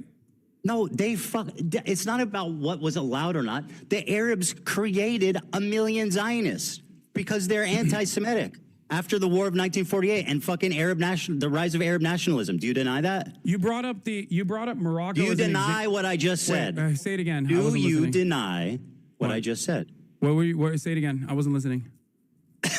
900,000 Jews, approximately 700 to 900,000, were forced to become Zionists, not by choice, but because they were forced out. The vast majority went to the fucking Arabs.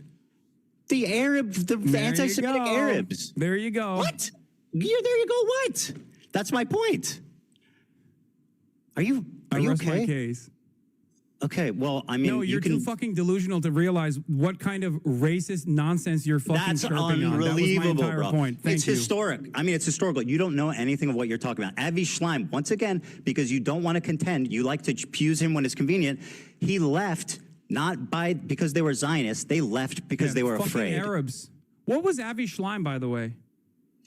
Yeah, he was an Arab Jew. They didn't see him that way. They kicked his ass out. I'm not saying fucking Arabs. There's a reason for it. There was a rise in Arab nationalism following the 1948 war. They blamed their own Jewish populace for what Israel did. That's anti-Semitism. They had nothing to do. Do you think the Iraqi Jews left their 2,000-year-old communities, left their businesses, left their houses because they wanted to go to Israel? Are you fucking mad?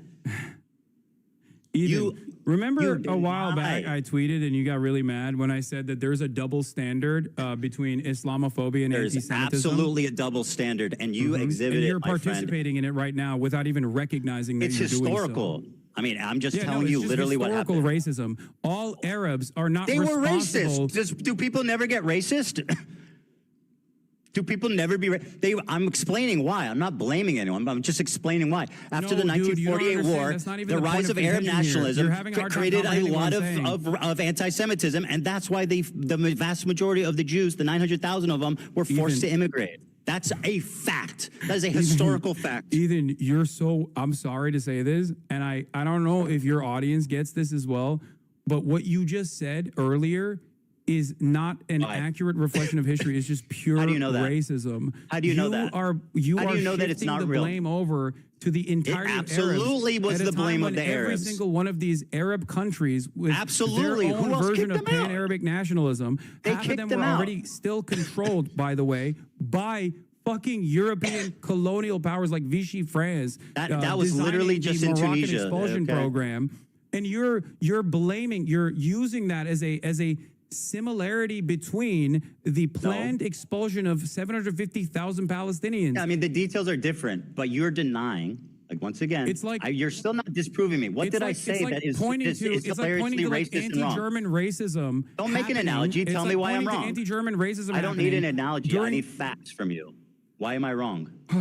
It's as though you are pointing to anti-German racism happening during the fucking German conquest. A fact. Tell me a fact, right, that proves that I'm wrong. That the vast majority of Jews fled because of anti-Semitism in the Arab states. It's not what you're saying. So I didn't say anything wrong. I didn't say anything wrong. I didn't say anything wrong, but I'm racist. It's the idea that all Arabs are fucking one-minded and have something to do with Palestinians in general. Yes, I never said that there wasn't any fucking anti-Jewish sentiment that also... Were the vast majority of Jews, did they leave because of anti-Semitism or Zionism? The vast majority of Jews, regardless of whether or not they left for anti-Semitism or Zionist purposes, is not comparable to the Nakba. You're not answering. It is not comparable to the Nakba. I don't care. That's got nothing to do with what I'm talking about. I'm not comparing them. And then, by the way, they're both. You made that comparison to unique. say, like, to make it seem as though it was a much larger crime. No, because that people Jews like had to you ignore withstand the trauma in of the fact that countries. you want to tell that people in Israel to go back to where they came from. This is where they're from. They were forced to go to Israel. They could right now. They could go tomorrow. Really? The Iraqi Jews can go back to their home tomorrow. The Egyptian Jews can go back to their homes tomorrow. Absolutely. That is insane. What you are are fucking yes, out of your can. mind. They absolutely how? Can. Tell me how. They How did the Jews they go don't back want to their? And I understand why they wouldn't want to because America fucking No, invaded they want Iraq. to. But yes, why they would could. How? What do you mean? How would they go back and reclaim their lost assets, their lost property? There were literally different schemes designed at this. And by the way, how did they become citizens? At different points throughout. At different points throughout this 76-year-long, drawn-out apartheid structure, there were numerous instances where, yes, there was a right to return offered to Jews and even restitution for the homes that they lost in the process. So, yes, you're wrong. You simply don't know the facts. You are wrong. You won't say what fact I'm getting wrong. I just told you. Did the vast majority of Jews immigrate to Israel following 1948 because of Zionism or because of anti-Semitism? No. Don't run away from this point. Answer the fucking question. I don't discount anti-Semitism as a direct consequence of pan-Arabic nationalism that took place in numerous countries. I have issues with your comparison. Okay? Who's comparing? You keep saying that. I'm not talking about the Nakba. I'm talking about your unwillingness to recognize Jewish plight. You brought that up deliberately to say more Jews were displaced than Palestinians were. I think that's an interesting fact that you clearly don't fucking ever want to mention because it really messes up your beautiful little narrative. So why did you bring that fact up right after you talked about the 1948 war? Because the point is that two people were traumatized. There was two people that were traumatized. There was two people that were displaced unfairly. It was the Palestinians and it was the Middle Eastern Jews. They both have trauma. You failed to acknowledge one group. You shit on the other one. I, unlike you, acknowledge both groups. I acknowledge both groups. You acknowledge one. What? That's what you're doing. And you're also attributing. How? How am I doing that? You're attributing anti-Semitic violence in different countries to. At the same time, following 1948, pan-Arab nationalism. You said that yourself. Yes. These 5 Arab countries were defeated in 1948, and they turned super fucking anti-Semitic as a result. They became ultra-nationalist Arabs. It became popular.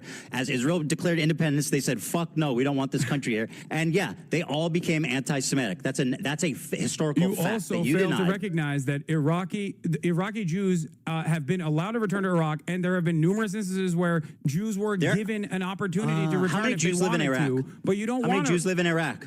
What? How many Jewish people right now? But they can. How many Jews live in the Middle East outside of Israel? Why would it? Why do you think virtually none? Where'd they go? If it was so fucking great for them, not want to go to Iraq? You think right now? 0 Jews, almost virtually 0 Jews live outside of Israel in the Middle East. Why is that? You don't think that none of them wanted to fucking stay at home? I don't know. Maybe none of them. Maybe because there was a religious ethno-supremacist state that was backed by a lot of Western states as a direct destabilizer in the fucking region with mass migration happening, especially, of course, mass migration happening, and then in the aftermath of Holocaust with a shit ton more refugees coming in was a much more viable state for them. Here's the problem. The viability of said state, of course, is partially a consequence of the other countries and the hostility that people felt towards Jewish people. You don't want to blame the Arabs. This in and of itself is the heart of the problem, because people conflate Zionism with Judaism, and you do that. That's what the Arabs did when they kicked them all out. I know, and I don't think it's appropriate. That's and so why are you blaming the Zionists and not the fucking Arabs for being racist?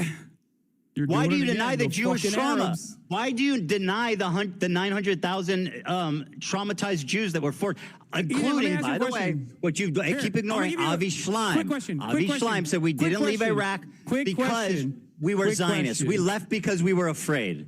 Are you hearing that? Ethan, do you blame the English for the Holocaust? No. Who did the Holocaust, Ethan? Just fucking make your point. I'm not playing this Come on, silly who did game. the Holocaust? Just say it. Make your point, dude. I'm not a fucking... Why not? I'm asking you a question. It's a super simple question. Avi Schleim said we left Iraq I asked because... you who was responsible for the Holocaust? Why would Which I answer nation? such a stupid rhetorical question? Just make your point. Wait, you know the answer to this, right? Like, come on, what are you looking at on your fucking computer? Like, which country is responsible for the Holocaust? Anytime you want to make your point. I would appreciate. Wait, what is if happening? Dude, when you already, okay, here, whatever. You said already. I would appreciate if you would just listen to one thing I would say. It wasn't the English, right? It's not the responsibility of the British that the Holocaust happened, right? You understand that. You recognize that, right? Well, I would say the nation most directly guilty for the Holocaust was probably Nazi Germany. Okay. Did you just read that from your laptop? No, Okay, I'm whatever. eloquent. I'm like your dumbass. I mean, yes, it is. Okay. Notice how you don't actually. I'm fabulous, put every bitch. single fucking country. There was plenty of anti-Semitism in England too. Notice how you don't fucking say all Europe.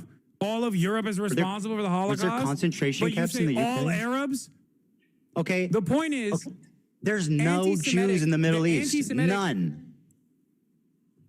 Can you listen to one thing? I have one thing important to say that I really want you just to listen to, okay? Avi Schleim said they did not leave Iraq because they were Zionists. They left because they were afraid. Yes. You are denying his family's trauma. Oh you are blaming his family's trauma on Zionists. Will you talk to him not, about this? Sure. I mean, he's going to agree with that. I read it from his fucking book. If you're so confident in all of this, okay, that would be great. All right, perfect. Okay. So listen. No, you should. You should talk to him. I'll debate all these people instead of you. I have time. Unfortunately, like I said, it's getting late, so I just want to make one last point before we go, which is that always remember, Hassan, that when people criticize me, I watch it on my stream by myself live, unlike a bitch-made coward like yourself who needs someone to hold your hand, make all the excuses in the world to avoid any single criticism, any response. You, my friend, are a coward, and I am the fucking legend that responded to it live with zero hesitation. But you know why? Because I'm not a liar. I don't have to think about the shit that I say and justify it. You lied. That's why you can't do it, because you'll get caught in those lies. 5-hour endeavor made you look good, then congratulations. Okay. You don't think it was good that you don't think that it was a supreme confidence that I responded to it immediately live? Ethan, it took you 4 months to actually entertain the notion of having a conversation with me. I don't give a fuck about watching YouTube videos. I don't know why you think that I'm afraid of watching your You watch 11 hate videos videos on your channel. 11 hate videos. I've watched 0 about you, Hassan. Do you want to actually discuss who's the coward? Videos, dumbass! Your fucking community is the hate community. Why the fuck would you have to watch hate videos or whatever? You are the one who was doing it. Just remember, when criticism comes, I confront it. Well, thank you for backtracking when on criticism at least 7 comes of the points. to you, Maybe we should you go hide through the from context puke one more time so we can continue. If you want to watch this conversation later, okay? If you want, listen, I'll hold your if you want hand to through all watch the it, other dumb shit that you said in it.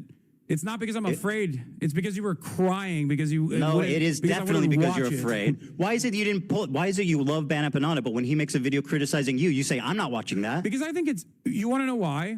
Because I think it's fucking unproductive to literally... To watch criticism of me, you fucking coward? Yeah, because what are you saying? Fucking presenting yourself and developing an audience that is literally, without even realizing it, because they are only drama obsessed, without realizing it, they're literally positioning themselves to be pro-Israel, to repeat pro-Israel talking points. Yes, that is the only reason why I started talking about you. Because you went on a fucking deplatforming campaign. Why did you not watch Bad Empanada's video about you? You watched all of it? You did 110 Instagram stories on me, Ethan, since January 31st, 2025. You're changing the... It was so 24 unhinged hours. that you didn't even recognize who you have become. You need to become. at least admit that it's reciprocal. I am not upset. You made 24 hours of nonstop content, Ethan, bro. You 24 hours in the last 2 months. On your own personal Instagram We've talked about each other equally as much, bro. January 31st, 2025, 110 stories. It was so insane, you didn't believe it.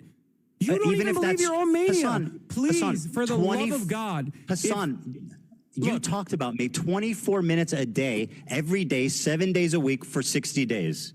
Yes, Does that after sound you- fucking after reasonable? you presented yourself as a fucking significant force trying to literally deplatform pro-Palestinian voices. How much time do you think it makes an Instagram story? That's why.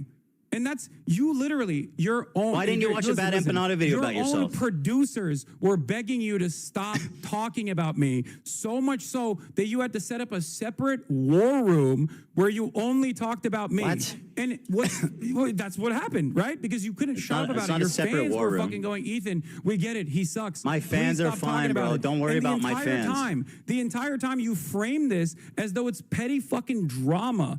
It's As not though petty drama. You are deeply even though it is a anti-Semitic, hateful, real fucking issue that propagandist took liar. place. And it only took you now to fucking openly say 10 toes down that it is a genocide, but also you don't want anyone to fucking resist I've said that against consistently for years, liar.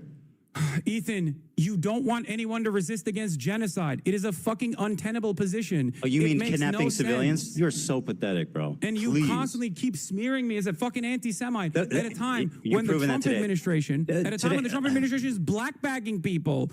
How Yeah, do you that's not bad understand happening. that- Don't call me out. How do you not That's bad happening. Don't call me out. That's what you're doing. Dude, how do you not understand? Why didn't you watch the bad empanada that video? You are playing a formative role when you don't talk about Mahmoud Khalil. You're Just playing remember, a formative everybody role watching. when you don't talk about the mass starvation of Gazans. By the way, You I are not- advocated for Kamala to get elected. What'd you do? I told people to vote for Kamala. What'd you do? Oh, No, seriously.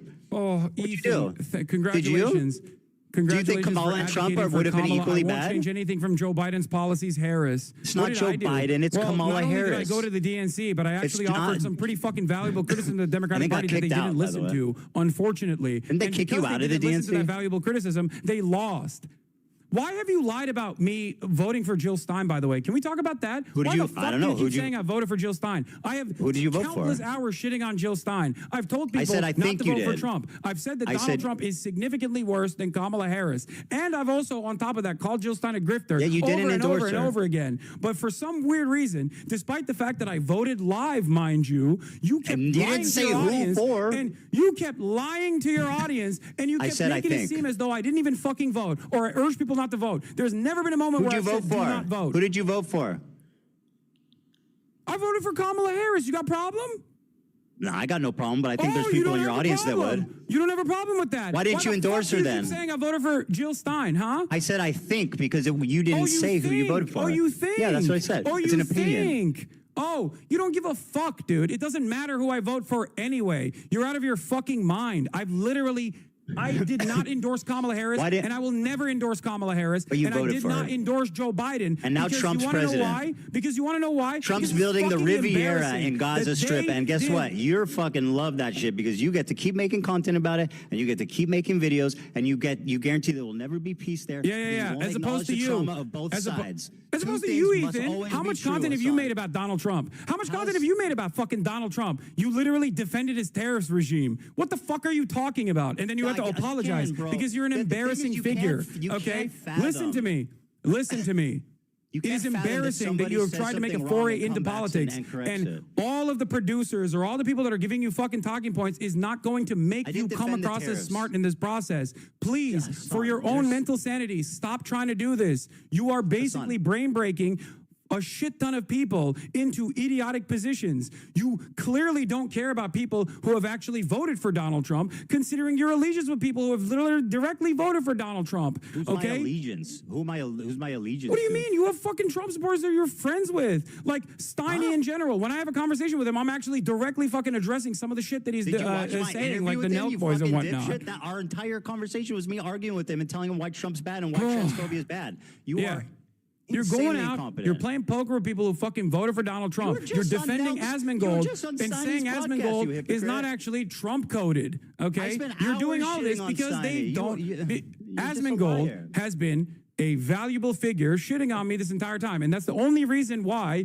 you act like he's not that significant of a force. That's it. When did I say you that? will take help from anyone and everyone, no matter what their background is. You claim to care. You claim to care about rape, and you're hyping up a dude who has a segment on a show called Ultimate Rape Review. The reason why you're hyping up that dude is because you don't give a fuck. All you care about is petty drama. This is your only content. Stop doing petty drama content. Shut shut the fuck up about politics and get back to goofs and gaffes, and it will be fine. People will forget that you have behaved in this way, but you don't want to do that. It's become a fucking personal agenda for you that people don't like you. It must be anti-Semitism. No, they don't like you because you don't know what the fuck you're talking about, and you have to be babied by goddamn producers as a 40-year-old adult. That's the reason why people don't like it.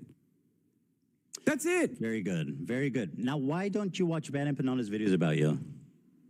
Because he's pro-Palestine, and I don't give a fuck about. Because he was criticizing you. And I don't you're care such a about the coward, difference in Hassan. It's methods that we unbelievable. have.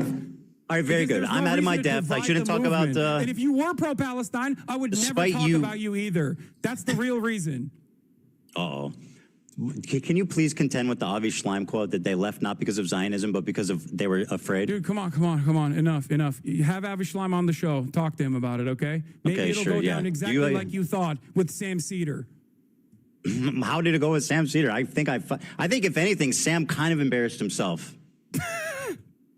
I genuinely do. I hate to say it because I like Sam. A 40-year-old man but who like he button when he has like a little oops. Did I button? Is Did I actually button? the one who's talking about Sam Cedar embarrassing himself. Did I button during that debate? He lowered himself to talk to you man to man and try to. That's what you wanted. That's what you asked for. Why would you want to lower his status? I wanted that conversation. Why did you lower his status? Be convinced. I didn't realize you were this fucking drama obsessed. You thought drama obsessed. We had an argument about fucking South Africa apartheid. What's drama about that? What? You're fucking dude. Listen, enjoy. It doesn't matter. Just remember, when it comes to criticism, I watch it. Nelson you ignore Mandela, it. It's so important. It's actually peaceful because you're going to clip chimp the fucking shit that Loner Box told you, and then you're why was say it what? The violent things that. The violent things that the ANC did were in the Truth and Reconciliation Committee attributed to. Hassan, how many civilians died in the 20 years in the ANC during the ANC's? It was like 200, I think, or less than 100. How many people did Hamas kill on one day? Nelson Mandela, which I'll read you a quote from his trial. I'll read you a quote. Are you comparing the apartheid structure in South Africa to 76 years of colonial occupation? Don't you do that all the time? No, the numbers. You call it apartheid all the time. The militancy has gotten far more radical as a direct consequence of Israel becoming far more radical. Because as I told you, and you seemingly understood when we first had this conversation after October 7, that the maintenance of an apartheid is an inherently violent endeavor. And as a matter of fact, the resistance to said apartheid is only going to get worse and worse as time moves on. This is precisely the reason why the first Intifada was fought with stones, little children throwing rocks, and the second Intifada in the aftermath of horrific acts of terror against Palestinians who were at a mosque praying. The second Intifada, as a matter of fact, was fought with bombs. Historical quote. I'm not just grandstanding. Mandela, from his trial in 1960, said, and I quote, "There were 4 forms of violence that were possible. One was sabotage, one was guerrilla warfare, one was terrorism, and then there was open revolution. We chose to adopt the first method as it exhausted it before taking any other decision. In light of our political background, the choice was a logical one. Sabotage did not involve loss of life, and it offered the best hope for future race relations. Bitterness would be kept minimum, and if a policy bore fruit, democratic government could become a reality. This is what we felt at the time, and this is what we said in our manifesto. Keep going. We have always sought to achieve liberation without bloodshed and civil clash. We hope, even at this late hour, that our first actions will awaken everyone to the realization that the disastrous situation which the nationalist policy is leading. We hope that we will bring the government and its supporters to their senses before it's too late, so that both the government and its policies can be changed before matters reach the desperate state of war." Notice how the end part of that is getting ready for rebellion. I feel like given the... Did they? Yeah, because the apartheid structure dissolved as a direct consequence of pressure campaigns and also militancy, which Nelson Mandela not once but twice was presented what's with Hamas the doing option for of having a liberation? sentence commuted, which he refused to do. They said, Nelson Mandela, if you disavow violence... On principle. He said, I will not remain in jail because a prisoner can't negotiate. A prisoner can't decide. That was the first time. He said in both circumstances, both times he refused on principle. In both 100 circumstances. people died during the 20-year period. They never, anyone that attacked civilians, they were disavowed. The ANC repeatedly apologized and disavowed violence against civilians. When did they do that? Less than 100 civilians died. When did they do that? Hamas killed 1,000 civilians on one fucking day. No, 1,000 civilians. The poor civilian Israeli soldiers that died in their military bases. The civilians. There was like, bro, you're so dumb. What do you mean I'm so dumb? These numbers Okay, matter. how many civilians died? How many civilians died? I believe the total number of casualties in October 7 was 1,200, with 800 being civilians, which is completely unacceptable, Oh my mind you, God, and I'm 400 off by being 100. military members. I was off by 100. Oh my God, dude. I can't believe the historical inaccuracies. You just made a big. You're an idiot. You're the one who's bringing up numbers here, Ethan. And yes, I do think it's important to correct. recognize something here that you are seemingly failing to recognize. Nelson Mandela was thrown in prison because he went and trained with the FLN in Algeria. The reason why he stayed in fucking prison was because he refused to disavow violence, because he understood that as long as peaceful revolution is impossible, that violent revolution is inevitable. And violent revolution they did do. You know what's funny? In terms of the death and destruction on the apartheid structure, by the way, it is incomprehensible to compare that to Israel's violence against the Palestinians. What Israel has done to the Palestinians is far worse. And by the way, that's not my assessment. What Israel has done to the Palestinians for the past 76 years is infinitely worse. And that is not my assessment, by the way. That is the assessment of Mandela. And for all the, for all of the moments that he was able to fucking see. You think Mandela said what's happening is worse than what we went through? That's bullshit. Why would he say that? Why would he say that? Because it's true, Ethan. That's why. Is Nelson Mandela a Zionist? Yes, Nelson Mandela. Are you going to say in 1999 he said Israel has a legal right to exist? In that same speech that you're going to fucking clip him.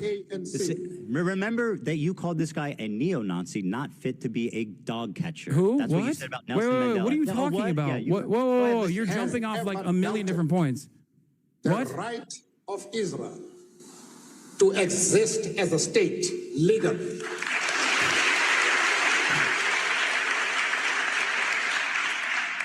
We have stood quite openly and firmly for the right of that state to exist within secured borders. You disagree with that statement? Does Israel has a right to exist? Not in the way that it currently does. Within secure borders. Hold on. Coward. Do you know what he says after that clip? Yeah, that he also thinks that Palestinians also need to be acknowledged, which, by the way, is my fucking point. No, not that. Palestinian liberation and Israeli borders are two sides of the same coin. He didn't just say Palestinians also need to be acknowledged. What did he say? He says that if peaceful means of coexistence is impossible, then violence is inevitable, Ethan. Why did you clip that out of the fucking clip chimp that you posted, Ethan? You saying I clip chimp Nelson Mandela? Yes, you literally did. You cut him out of context because it doesn't suit your fucking purpose. What do you mean? He's talking philosophically. He's talking philosophically. We're having a conversation about Nelson Mandela and whether or not he actually believes in violence. Whether or not he actually believes in violence. You have said time and time again that he was a peaceful dove. He's never actually done any violence whatsoever. No, I literally didn't. There are numerous instances on inevitability, a philosophical warning is not an endorsement. He was speaking as a warning to them, which was apt. Brother, that is insane. Nelson Mandela was literally on a terror watch list in 2008. Who gives a fuck? What do you mean who gives a fuck? You like to use the terrorism watch list when you talk about the Houthis, or you like to use the terrorist watch list when you talk about Hezbollah and Hamas. I mean, I gave you specific examples of why those organizations are bad. Who do you think that was Who do you think the philosophical point that he was making, the guy who was in prison for violent resistance, by the way, who trained militancy, violent resistance? You mean sabotage? For rebellion, by the way. Who sabotage and give government infrastructure. Do you think that was a warning to Palestinians, or do you think that was a warning to Israel? Fact that because you are so willing. Nelson Mandela has time and time again also repeated that no one is free until Palestine is free. That same Nelson Mandela that you're trying to fucking use in this situation has said that this is a united struggle, that Israel's actions against the Palestinians are abhorrent, that it is akin to what they have experienced in apartheid South Africa, if not worse. So the idea that you can make this comparison because you think I want Palestine to be free, my argument friend. is so stupid. And the only way you can do that is by cutting it out of context. No, I just explained why. Dude, I want Palestine to be free. But you know what? I don't think Hamas is furthering that goal. I think Hamas is counterproductive. They're making it worse. They're causing it to be inevitable. You refuse to criticize them, which is pathetic. Why are they Unlike making it me, worse, Ethan? I'm willing Why to are they making it criticize the worse? Israeli Why are they government. making I'm it willing to worse? come to terms with the cruel reality. No, walk through Hamas. it. Why are they making it worse? Well, what was the fucking objective there on October 7th, genius? Kidnapping, which by the way I don't even agree with, which is an international human rights violation. But kidnapping Israeli soldiers, Israeli civilians to draw out. And what part about that was slaughtering fucking families in their homes? Ethan, I don't agree. Their goal was with to kill tactics. civilians. You know this already. We're not relitigating this over and over again. After I'm just saying, Hamas is a bunch of fucking genocide. Right. Okay. What do you think? What do you think? One day you're gonna watch a video response I make. Probably not. When you apologize for all the fucking harm that you've done. Apologize? Okay. Yeah. All right. Listen. I have the rest of the clip that you clipped, Chimp, by the way, if you want to hear his actual fucking full-fleshed opinions. I'm not hiding from it. I literally acknowledge what he said. I don't care. But so why did you say that he was actually why did you say that he was point actually I was making a peaceful resistance type of guy? When did I say that? When the fuck did I say that, you liar? You said it on numerous occasions, as opposed to you said that on numerous occasions before someone said told he you. used No, actually, violent. here's a better way to massage that. You narrative. are a liar. I said he uses violent means such as sabotage. He didn't kill Ethan, civilians. That's what I said. Will you stop talking if I show you numerous instances where you have said Nelson Mandela was peaceful? I'm not going to. You get those together, okay? I mean, there's. You're going to said he do was a great. pacifist. You're going to do great. Ethan, Yeah, you go ahead and literally grab said he was a those. pacifist to Sam Cedar. I've never said Nelson Mandela was a pacifist. Ethan, you said it that to is an insane lie. You said it to Sam Cedar 2 days ago. So you got to watch that back because you're once again a liar. You have no problem lying. You have no problem saying that I work with the ADL without any evidence. You fucking have no problem discrediting the suffering of Jewish refugees. Is a pacifist. Okay, well, prove it. The full quote, by the way, of Nelson Mandela is from when he visited Gaza in 1999. When did I call him a that I was referring to. pacifist? Choose peace rather than confrontation, except in cases where we cannot move forward. Then, if the only alternative is violence, we will use violence. Yeah. Does that sound like a pacifist to you? I meant that he didn't kill civilians. Do you think Nelson His Mandela approach would fuck is with the vastly Houthis? different than what Hamas Do you is think doing. Nelson Mandela would like what the Houthis are doing?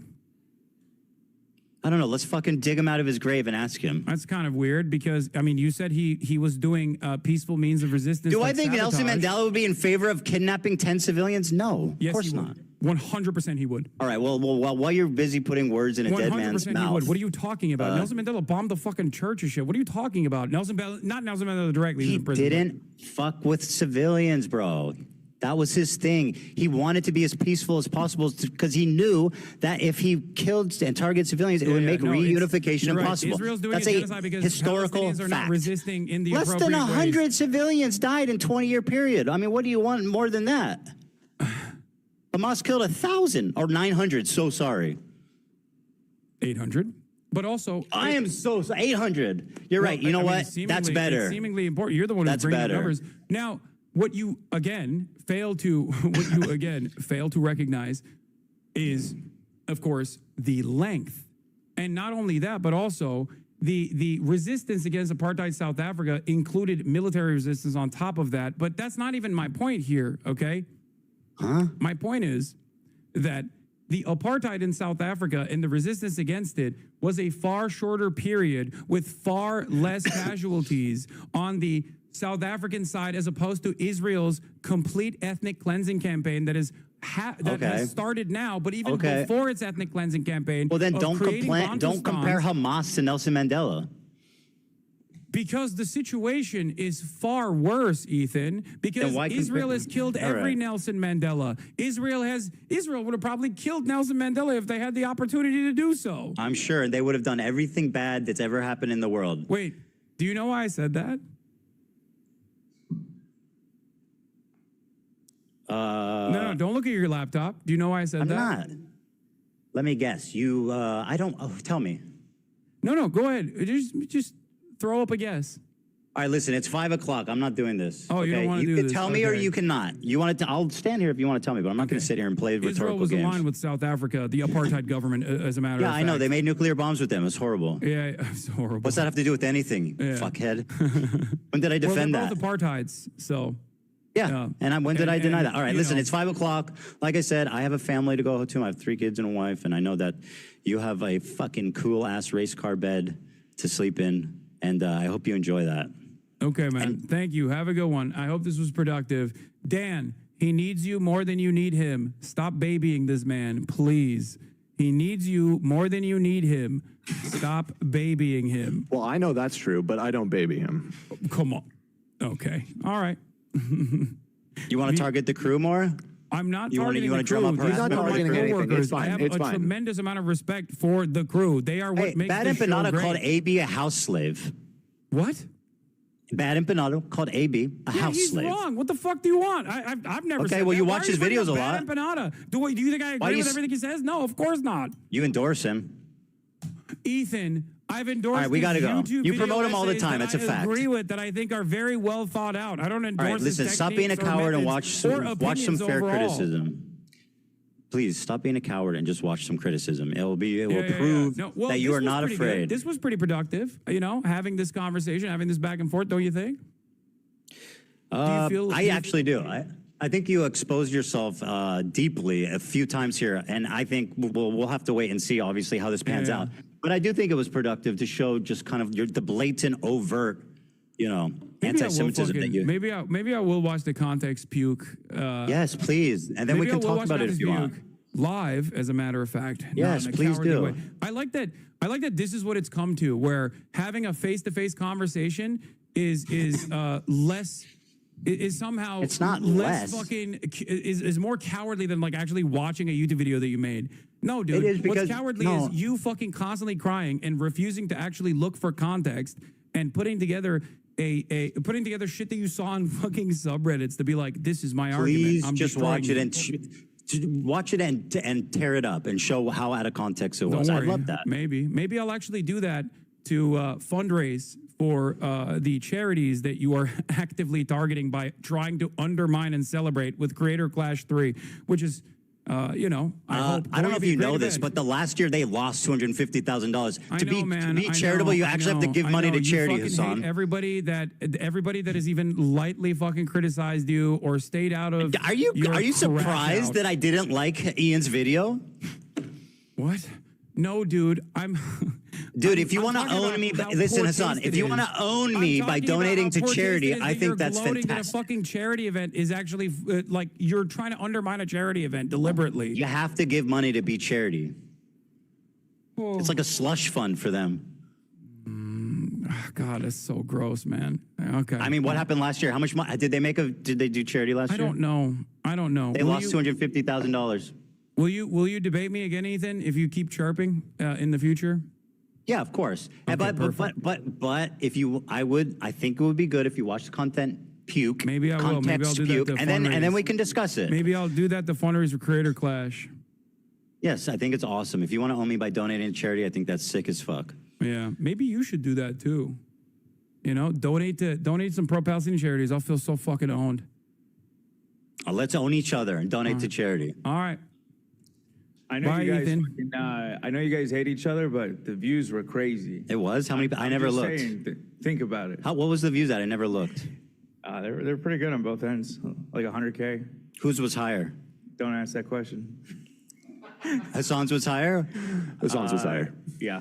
Yeah. Not by much, but it was higher. That's not good. I had 120,000. I don't know what you guys had over there. I wasn't looking, but we got up to about 100K. So, well, we're gonna have to do some. These people are clearly have some kind of brain disease, and we need to do something about it. Mm-hmm. No, for sure, Ethan. Please keep up the energy as though you feel that there is a genocide going on, because your output is what matters here, and that is what I was trying to get across to you and get across to your audience. If you think that this, I acknowledge that I acknowledge that I could talk about it more, and I should make more of an effort to talk about it. Okay, thank you. Instead of going after pro-Palestinian, and you should try not to be a fucking raging don't like you. anti-Semite for a day. What? If you can try not to be a raging anti-Semite for a day, then we can shake hands. I don't think you actually believe that I'm anti-Semitic. I think you're hysterical. You should watch back the first part of this interview. What? You should watch back the first part of this interview. I don't think that makes you look good. Okay, well, I guess we'll wait and see. Yeah, we'll wait. Unfortunately, I think your people are going to think it makes you look good, and then everybody else is going to think that might look good. Like, who gives a fuck? Yes, At the end of the day, I'm sure that it's not a swastika. It's just the swastika sword. It's not a swastika. It's just the sword that I called the swastika sword. Got it. All right, have a good night, Hassan. All right, you too. I got to go. You too, buddy. You take care, bud. All right. God damn, what a fucking exercise in futility. I did lose my shit a little bit towards the end. But hey, at least we got Ethan to openly admit that he thinks his wife is a terrorist. I don't know how that's going to work. This was the biggest pickup and shake of all time. It makes me so sad that he was more fixated on the content aspect of this. It makes everything bullshit. Yeah, I know. I agree.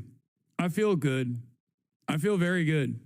I think it's, I'm losing my voice a little bit. Holy fuck. If you ever do this again, IRL, so we can't sit there getting fed talking points, no, it's fine. Dude, what do you mean? He just, every single time, he's like, you're making this unwatchable. I was like, all right.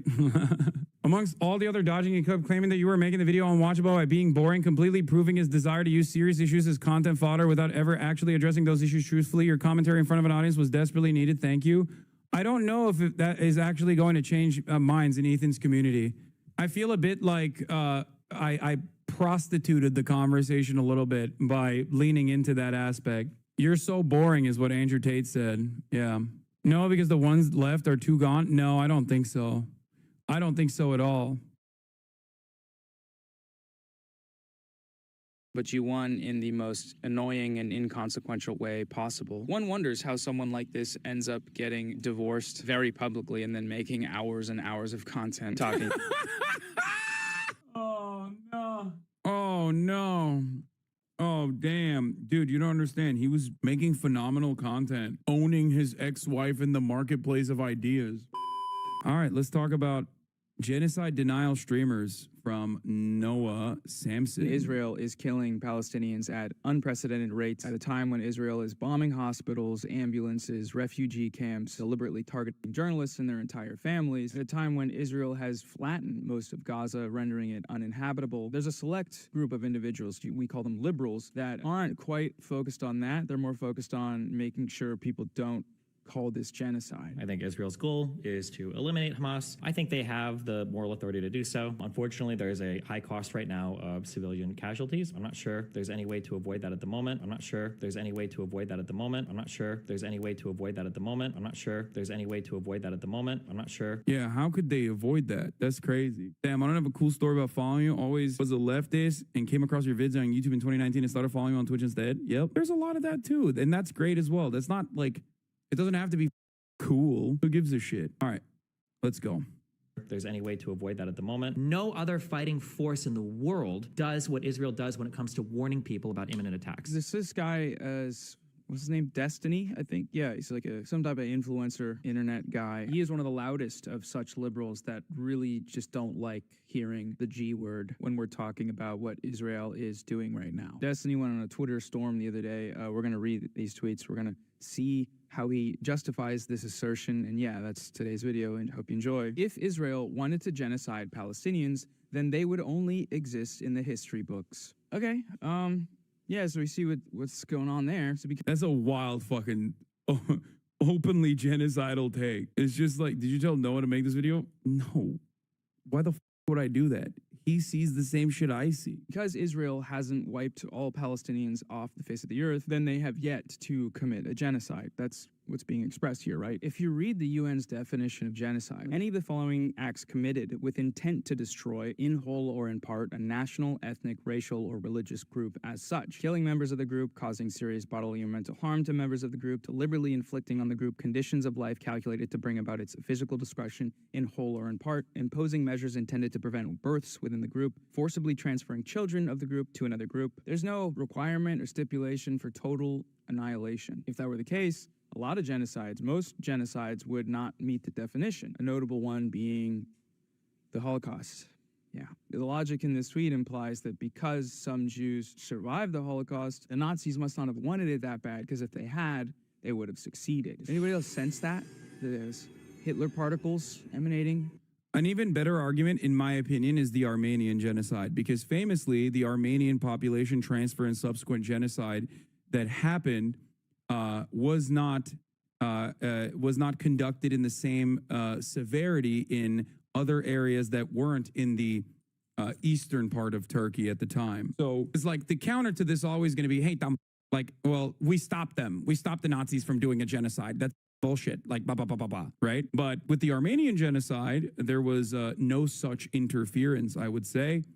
And yet there was still, that is a documented genocide that was a documented genocide that did not impact in the same degree or the same severity the Armenian population in Istanbul, as far as I understand, is still a documented genocide, or the indigenous populations in the United States of America. There are still Native Americans. It's just that like like the superior might of one military over the other does not factor into whether something is considered a genocide or not, you know? Ridiculous. That has nothing to do with the Genocide Convention. From this tweet, journalist Mehdi Hassan responded to that last tweet from Destiny, writing, per this argument, China isn't guilty of genocide in Xinjiang because the Uyghurs still exist. Same with Russia in Ukraine. And Destiny quote tweeted this, writing, China is guilty of genocide because they are intentionally trying to eliminate a group of people, and it shows. There is no evidence of Israel doing this to Palestinians today. No evidence. Just, there's nothing. It's like, oh, shoot, okay. It feels weird. Everyone's like really up in arms about what's going on. Are they just making it up? Oh, hold on, hold the fort. I just found something on my computer. It's an 84-page document submitted to the International Court of Justice that outlines in detail with citations the plethora of evidence of Israel's genocidal actions and intent. Chat, is this real? Is this a thing? Just to preface, this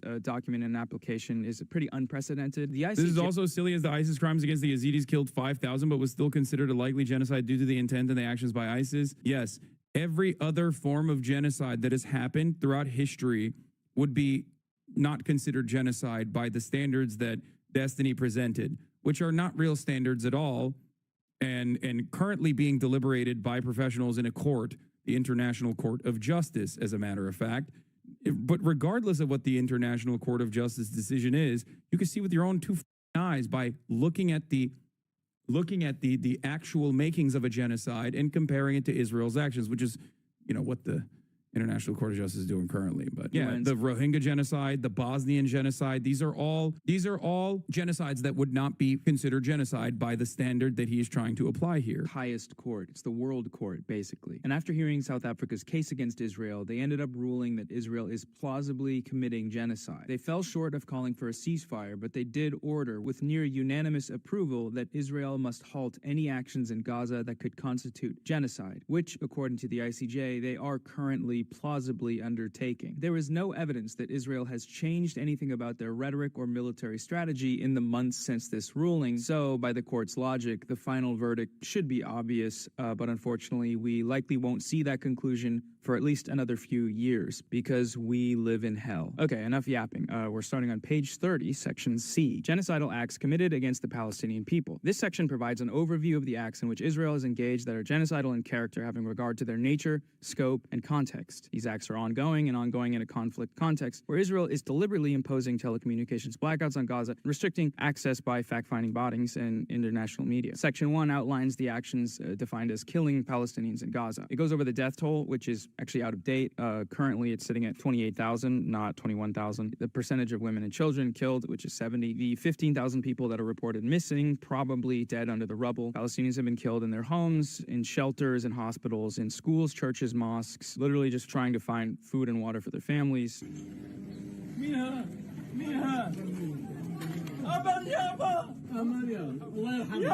Killed while evacuating, killed in the zones by which they're supposed to be evacuated to. And by evacuate, that means displaced, it means kicked out, homes destroyed, can't come back. Multiple instances of Israeli soldiers performing summary execution. One account was of at least 11 members of the Annan family and their relatives, boys and men, said to have been separated out by Israeli shoulders and shot in front of their family before the women and children were then attacked. Unarmed people, including Israeli hostages, being shot dead on sight despite posing no threat, even while waving white flags. Would you say that Disney is actively trying to smuggle far-right ideas into a supposedly left-leaning liberal ideology? Yeah, but also, I see him as a mercenary. Like, I think he just is the type of person who wants the aesthetics of winning a debate over anything else. That's it. It's just blood sport. He does that, but that's not his like overarching ideological intent. I think it's simply just he wants to argue positions. It doesn't really matter. He likes the clout, and he does it specifically so that when he assumes a position, he just like goes balls to the wall on said position as aggressively as he can. And in this circumstance, he has taken on a position that is objectively at odds with what the truth is that many people can see. Loner Box and his orbiters are the exact same. I don't know.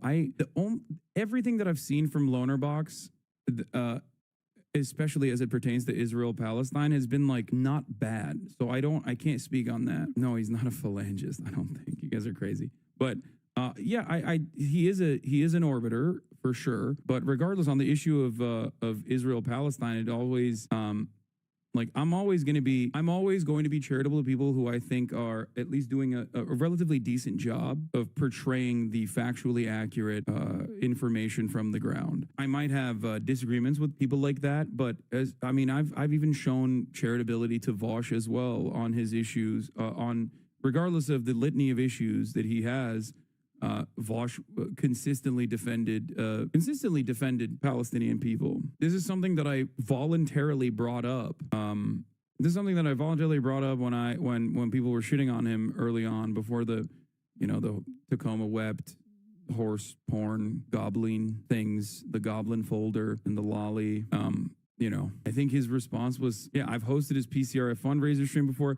I think his response to me saying he's always been consistent on Palestine was that he just yelled at me or something. I don't know why. It was weird, but it's fine. News at 10 first broadcast pictures of a Palestinian man in a group carrying a white flag in Gaza who was shot dead. The Israeli military told us it was not aware of the incident. It then said we had edited the pictures. They knocked down the front wall and entered the house. We were sitting down having lunch at the time. Then my brother Mohammed was shot. He was at the front, waving a white flag. For Palestinian children in particular, death is everywhere and nowhere is safe. A total of over 7,729 Palestinian children have been killed in Gaza to date. The scale of Palestinian child killings in Gaza is such that United Nations chiefs have described it as a graveyard for children. Indeed, the unprecedented rate of Palestinian child casualties has prompted UNICEF's spokesperson to call Israel's attacks on Gaza a war on children. Doctors, journalists, teachers, academics, and other professionals are also being killed at wholly unprecedented rates. To date, Israel has killed over 311 doctors, nurses, and other healthcare workers, including doctors and ambulance drivers killed on duty, 103 journalists, which is now closer to 120, amounting to over... Yeah, it is pretty wild that, Israel is so horny to kill Palestinians that they sometimes kill the Israeli hostages that they think might be secretly Palestinian, that are also waving white flags. So, make with that information what you will. One per day, and over 73% of the total number of journalists and media workers killed globally in 2023. 40 civil defense workers responsible for helping to dig victims out of the rubble killed while on duty, and over 209 teachers and educational staff. 144 United Nations employees have also been killed, the highest number of aid workers killed in UN history in such a short time. In addition to being killed by Israeli weaponry, Palestinians in Gaza are also at immediate risk of death by starvation, dehydration, and disease as a result of the ongoing siege by Israel, the insufficient aid being allowed through to the Palestinian population, and the extreme difficulties in distributing such limited aid that is permitted to enter the territory due to the decimation of Gaza's infrastructure in Israel's military attacks. Israelis sitting in front of the aid trucks to block them from entering Gaza is also not helping. Surprise, surprise. Celebrating too, laughing when it happens. Absolutely fucking depraved. Dozens of protesters have demonstrated outside a major Israeli seaport opposing the delivery of humanitarian aid. Hey, we're going to take a break from this very upsetting material real quick to talk about today's quite relevant sponsor, Ground News. Seeing what's happening in Gaza play out on the news and on our social media feeds can be confusing. It's hard to know what information to trust when it's being thrown at us so often, usually without enough context. So I can't think of a more perfect sponsor for today's video than Ground News. Ground News app and website gathers related news articles on any topic from around the world in one place and shows me the source's political leaning, reliability, and ownership, so I can assess how different news outlets are framing this conflict. For example, when Israel aired airstruck Rafah, the supposed refugee camp in the south of Gaza, killing at least 67 Palestinians, I used Ground News to see how that story was covered. 472 news outlets reported on this, with a fairly equal amount of coverage coming from the left, center, and right-leaning sources, according to bias ratings from 3 independent news monitoring organizations. And since there are so many misleading narratives out there, I filtered the articles by highest factuality, so I only see news from the most reliable outlets. Articles on the left seem to focus on how this attack is affecting Palestinian civilians. Sometimes it's on accident, but you know what I mean? The ones being displaced into the only supposed place of refuge, only to be, bombed, airstruck. Center-rated sources gave the more detached details of just how these bombs were dropped on the refugee camp, and articles on the right tended to lead with this conflict's effect on Israelis and the Israeli hostages. Most people never read beyond article headlines, so the ability to compare the framing from hundreds of news outlets all at once with tools that help me surface the best information is a game changer. So go to ground.news/Noah to try Ground News for yourself. Plans start at $1 per month, but you can get 40% off their unlimited access Vantage plan by using my link. Ground News is supported by their subscribers and doing important work that no other news outlets are doing, so I encourage you to check them out. All right, now let's get back to the video. Section number 2, which is about bodily and mental harm to Palestinians in Gaza. Mind you, this is 2 of 8, and yeah, we're going to go through them all because I feel like I haven't seen that done in any major Western media outlets or content. I'm sure it has been, but just in case, if you haven't seen it, we're doing it. 55,000 Palestinians have been wounded in Israel's military attacks since October 7th. The majority of them women and children. Burns and amputations are typical injuries. There's an estimated 1,000 children that have lost one or both legs. Reports of Israeli forces using white phosphorus in densely populated areas. Even small amounts of white phosphorus can cause deep and severe burns, penetrating through the bone and capable of reigniting after initial treatment. There are no functioning hospitals in the north of Gaza, soon to be none in the south as well. Of the 12 that existed, only 7 are operational, such that injured persons are reduced to waiting to die, unable to seek surgery or medical treatment beyond first aid, dying slow, agonizing deaths from their injuries or from resultant infections. The extreme levels of bombardment and lack of any safe areas are also causing severe mental trauma in the Palestinian population in Gaza. Even before the latest onslaught, Palestinians in Gaza suffered severe trauma from prior attacks. 80% of Palestinian children experienced higher levels of emotional distress, demonstrating bedwetting and reactive mutism, and engaging in self-harm and suicidal thoughts. 11 weeks of relentless bombardment, displacement, and loss will necessarily have led to a further increase in those figures, particularly for the estimated tens of thousands of Palestinian children who have lost at least one parent and those who are the sole surviving members of their families. On the second floor, there's a 5-year-old boy who was hit by a grenade. A fragment passed through his eye and lodged in his brain. But that's just part of Mumin's story. His brother and sister watched it all. It was lunchtime. We were sitting down. 11-year-old Ahmed Hattab was in the kitchen when Israeli soldiers broke into the family home. I love that Noah is using this as a jump-off point to talk about the real issue. Normally, the way that debate purgatory and drama baiters operate is they don't care about the issues at all, and they will simply farm for the sake of farming because there's no other underlying ideological position. A lot of these people that will be like, Hassan doesn't know what he's talking about, he's making shit up. They only care about making money in terms of ad revenue, right? That's their goal. Noah, on the other hand, seemingly is doing the exact opposite. He's utilizing the obvious reaction that this will garner from the likes of Destiny and others, right? Because he's bringing this controversial figure to the center of this conversation while simply using him as a jump-off point to talk about the actual issues on the ground. I really like what he did here. If you notice, it's very rarely about Destiny's idiotic takes about how there is no genocide happening or how there is no ethnic cleansing happening in Gaza. Because he cares about the actual issue. They raided our house and they shot our mum and dad. Then they started shooting at us. His sister, Buthena, is 9. We went to another room, hiding from the soldiers. They started banging on the door, and then They blew it up.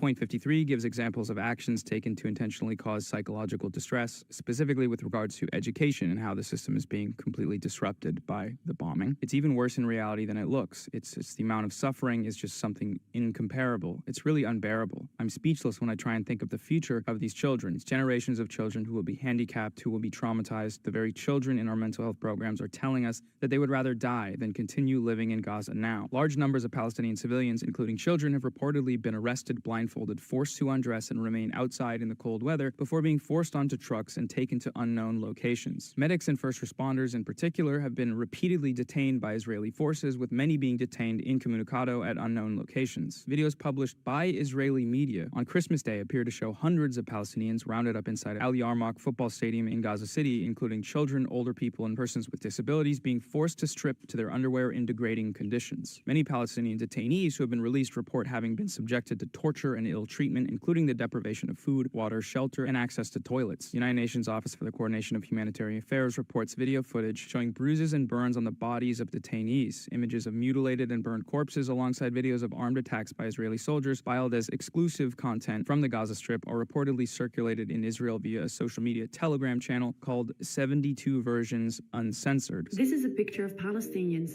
praying for those who have been killed by Israel. In the accompanying post, the dead are compared to, quote, a large shipment of fresh-baked goods straight from the shawarma. A comment reads, quote, I asked for a medium rare, make a new one. And then there's this, a dead body is being pulled by a vehicle across. This, by the way, was actually posted by an Israeli journalist who was embedded with the IDF at the time. If I remember correctly, this is literally not like a Israeli occupying force soldier like posting this. I'm pretty sure it was a journalist that was embedded with them that posted it. The sand. Kudos to our warriors who, despite the war, keep the beaches clean from unnecessary trash. It is estimated that over 1.9 million Palestinians out of Gaza's population of 2.3 million people, approximately 85% of the population, have been forced from their homes. There's nowhere safe for them to flee. Those who cannot leave or refuse to be displaced have been killed or at extreme risk of being killed in their homes. Israel is repeatedly issuing evacuation orders demanding that Palestinian civilians in certain areas of Gaza leave their homes for other areas. The first such order issued on the 13th of October in 2023. Yeah, the 72 Virgins Telegram was run by the IDF, by the way, yes. It is a much smaller version of a much more popular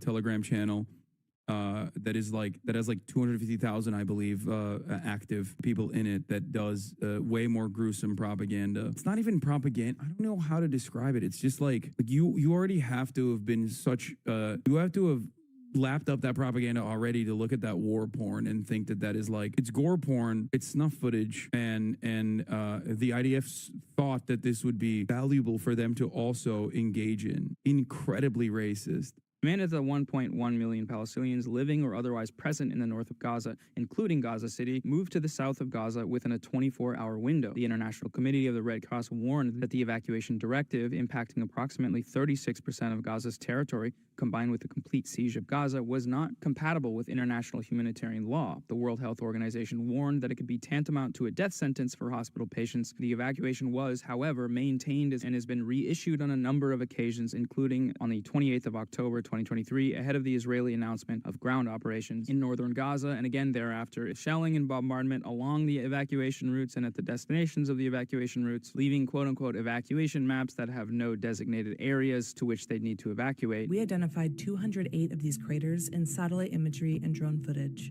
indicating 2,000-pound bombs posed a pervasive threat to civilians seeking safety across South Gaza. Not to mention near total internet blackouts at the time, preventing most Gazans to even see these maps. Point number 4 is deprivation of access to adequate food and water to Palestinians in Gaza. It is now literally impossible to effectively deliver this humanitarian aid. The late December UN Security Council measures were bogus. They were not going to work. They were never going to work. The watered-down resolution fails to properly address the 4 elements identified by the United Nations Secretary General as necessary following effective aid capable of assisting Palestinians in Gaza. Shelves are empty, wallets are empty, stomachs are empty. There's just one bakery operating in the whole of Gaza. You may or maybe probably not have seen that statistic that 90% of the world's populations in extreme hunger and famine are located in Gaza right now. People in northern Gaza are eating grass to survive. They are drinking polluted water. The lack of water is severely impacting lactating women in particular, who, even if undertaking only a moderate amount of exercise, require a supply of 7.5 liters of water a day for drinking, sanitation, and hygiene to keep themselves and their babies healthy. Young mothers are unable to breastfeed for lack of proper nutrition arising from the food scarcity. They've been forced to use contaminated water to prepare formula where it is even available, risking disease in vulnerable babies. In parallel, the chronic unviability of formula is also risking the lives of newborn babies who are already reportedly dying from avoidable causes due to the absence of medical care, food, water, and adequate sanitation. The impacts of malnourishment on older children may also be particularly grave and long-lasting, preventing them from reaching their full potential in terms of physical growth, cognitive capacity, school performance, and productivity later in life. Experts are now predicting that more Palestinians in Gaza may die from starvation and disease than airstrikes, and yet Israel is intensifying just showing propaganda videos with no commentary. Propaganda videos in which direction, I think. This is just a truthful assessment of what is going on. I don't know what other additional commentary that I can add to this. What would you like me to say? That he's lying? Because he's not. Do you have an issue with any of the things that were mentioned here? I would love for you to explain to 24,000 people in the chat what you take issue with so far. Sometimes I add additional commentary, but in this circumstance, it is not deemed fit because I think Noah is doing a phenomenal job. I'm okay with both sides beside what Israel is doing right now. Wait, what? I don't even know how to. Half the time, it's just like whenever people come in here and like I assume that they're gonna have like some mind melting take. Oftentimes they're just too stupid to like actually bring forward a coherent opinion. He's saying he's okay with both sides except like what Israel's doing right now. I don't know what that even means. Like he's not even taking like a tangible position on it. Israel is wrong, sure. Palestinians are wrong, but you're watching legit Western propaganda. Palestinians are wrong? Yeah. Brother, the only wrong thing Palestinians are doing is that they're just existing on and were existing on land that Israel wants for itself in its apartheid state. That's the problem here. Perhaps you can understand it a little bit better if you reframe exactly though, and they're fighting for it. I don't get it. This guy's just like, yeah, dude, Israel's doing an ethnic cleansing on Gazans, okay? And Palestinians are defending themselves in certain circumstances from said ethnic cleansing campaign, and they're both right. That's sick.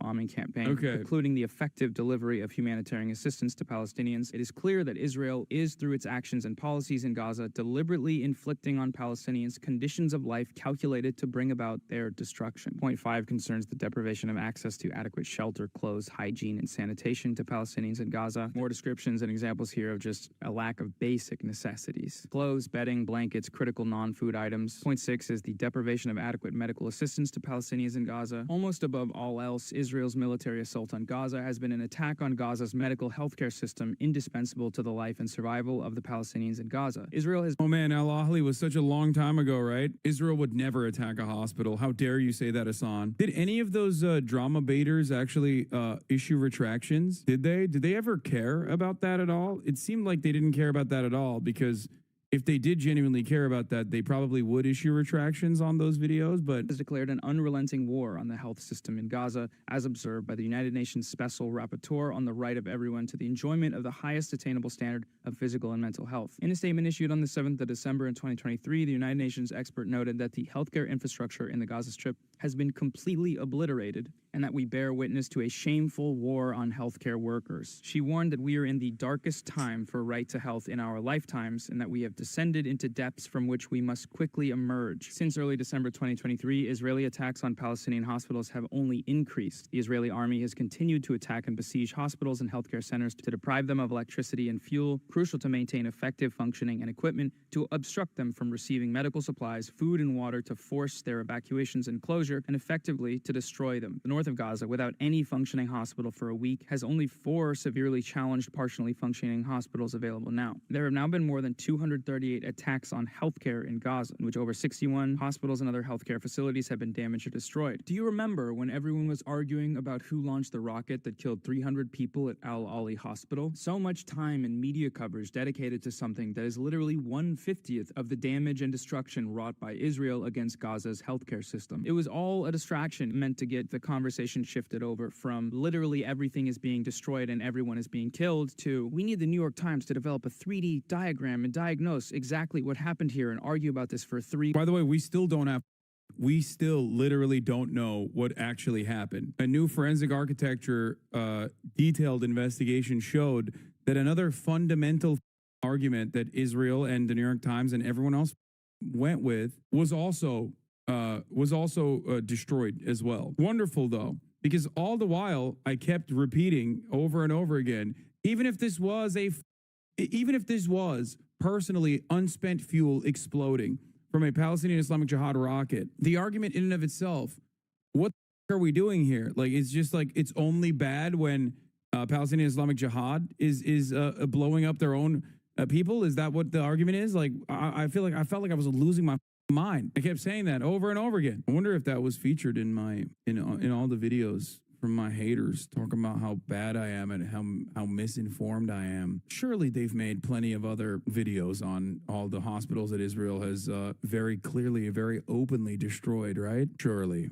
3 weeks, while every single day a hospital is being destroyed, bombed or attacked or starved of resources. At least 570 Palestinians have been killed at hospitals and healthcare centers in Gaza, and further 746 have been injured. This includes patients and internally displaced Palestinians who vainly sought sanctuary on or near hospital grounds, killed by Israeli strikes or snipers. Palestinian mothers have been killed in maternity hospitals and Palestinian children in children's hospitals. Even those tending to and accounting the dead, like Saeed al-Shorbaji, director of Nasser's hospital mortuary, have themselves been killed. Some have even been victims of Israeli attacks multiple times over, like 12-year-old Dina Abu Massan, interviewed by UNICEF after losing her parents, 2 siblings, and her leg in an Israeli strike on her home. She was then killed herself when the Israeli army shelled the hospital where she was being treated. That shit, man. That shit. It is literally impossible to keep up and cover adequately the amount of destruction and murder that Israel is doing. It's impossible. And I don't know, man. I just don't know.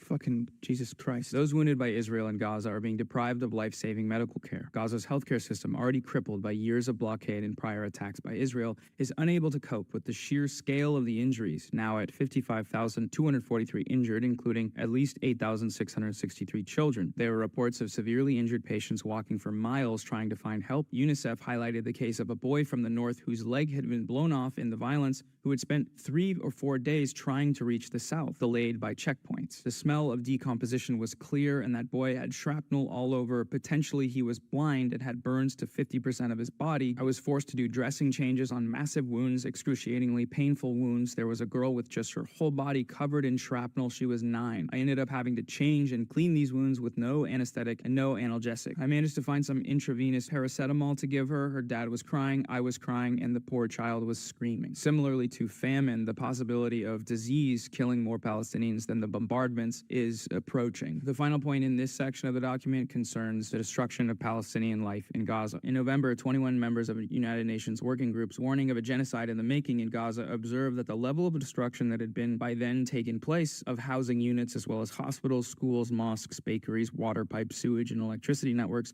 threatens to make the continuation of Palestinian life in Gaza impossible. As they note, Israel has in its bombing campaign against Gaza used powerful weaponry with inherently indiscriminate impacts, resulting in a colossal death toll and the destruction of life-sustaining infrastructure. Israel has destroyed not only individual homes, houses, and whole apartment blocks, it has destroyed entire streets and entire neighborhoods. Shujaiya, a suburb of Gaza City, once home to approximately 110,000 Palestinians. Yes, Genocide Denial Streamers is the name of the video, and it is by Noah Samson. I thought we pinned it. It is pinned. Appears to be now a vast wasteland, entirely flattened as far as the eye can see. Its shops, schools, vibrant marketplace, family homes, doctor clinics, historic streets, and in Uthman Mosque, and everything that once sustained Palestinian life there has been damaged or destroyed, along with so many of its people. Other areas in Gaza appear to have experienced a similar level of destruction, including Beit Hanun, Beit Lahia, Gaza Old City, Al-Ramal, and Nusayrat refugee camp in the south. Israel's targeted the Palace of Justice, the main Palestinian court building in Gaza, housing the Palestinian Supreme Court, as well as an archive of court records and other historical files. Israel has also significantly damaged the Palestinian Legislative Council complex. It has targeted Gaza City's Central Archive building, containing thousands of historical documents and national records dating back over 100 years, forming an essential archive of Palestinian history, as well as more modern records of Gaza City's urban development. Israel How should we make the average American arrive at the right perspective on this? I don't necessarily know how we could get the average American to get to the right perspective on this. And even if they do, does that necessarily matter? Because government is always, oftentimes very publicly, fundamentally at odds with democracy or what the Democratic wants are. At this point, regardless of, I'm not a naysayer, I'm not a doom and gloom guy here. Although it does sound like I am being one right now. My opinion on the matter is that no matter what happens, you mustn't stop trying to inform people on what is going on. That's it. Do not stop. Gaza City's main public library in ruins. It has also damaged or destroyed countless bookshops, publishing houses, libraries, and hundreds of educational facilities. Israel has targeted every one of Gaza's 4 universities, including the Islamic... The reality is, due to the consistent... Billy D uploaded the video you think he was going to make, and it's already got 99K views. I know, we watched it already as soon as it came out. University of Gaza, the oldest higher education institution in the territory, which has trained generations of doctors, engineers, amongst others, destroying campuses for the education of future generations of Palestinians in Gaza. Alongside many others, Israel has killed leading Palestinian academics, including Professor Soufiane Taye, the president of the Islamic University, an award-winning physicist and UNESCO chair of astronomy, astrophysics, and space sciences in Palestine, who died alongside his family in an airstrike. Dr. Ahmed Hamdi Abu Absa, dean of the software engineering department in the University of Palestine, reportedly shot dead by Israeli soldiers as he walked away, having been released from 3 days of enforced disappearance. Professor Mohammed Aid Shabir, professor of immunology and virology and former president of the Islamic University of Gaza. The airstrike on his home killed him, his wife, their daughter-in-law, and their eldest son. Those who survived the bombing and tried to walk to Al-Shifa Hospital nearby were shot dead by Israeli forces besieging the hospital. Professor Rifat Al-Arir, poet and professor of comparative literature and creative writing at the Islamic University of Gaza, Professor Al-Arir was a co-founder of We Are Not Numbers, a Palestinian youth project seeking to tell the stories behind otherwise impersonal accounts of Palestinians and Palestinian deaths in the news. For more than 16 years, Al-Arir worked as a professor of English literature at the Islamic University of Gaza, where he taught Shakespeare and other subjects.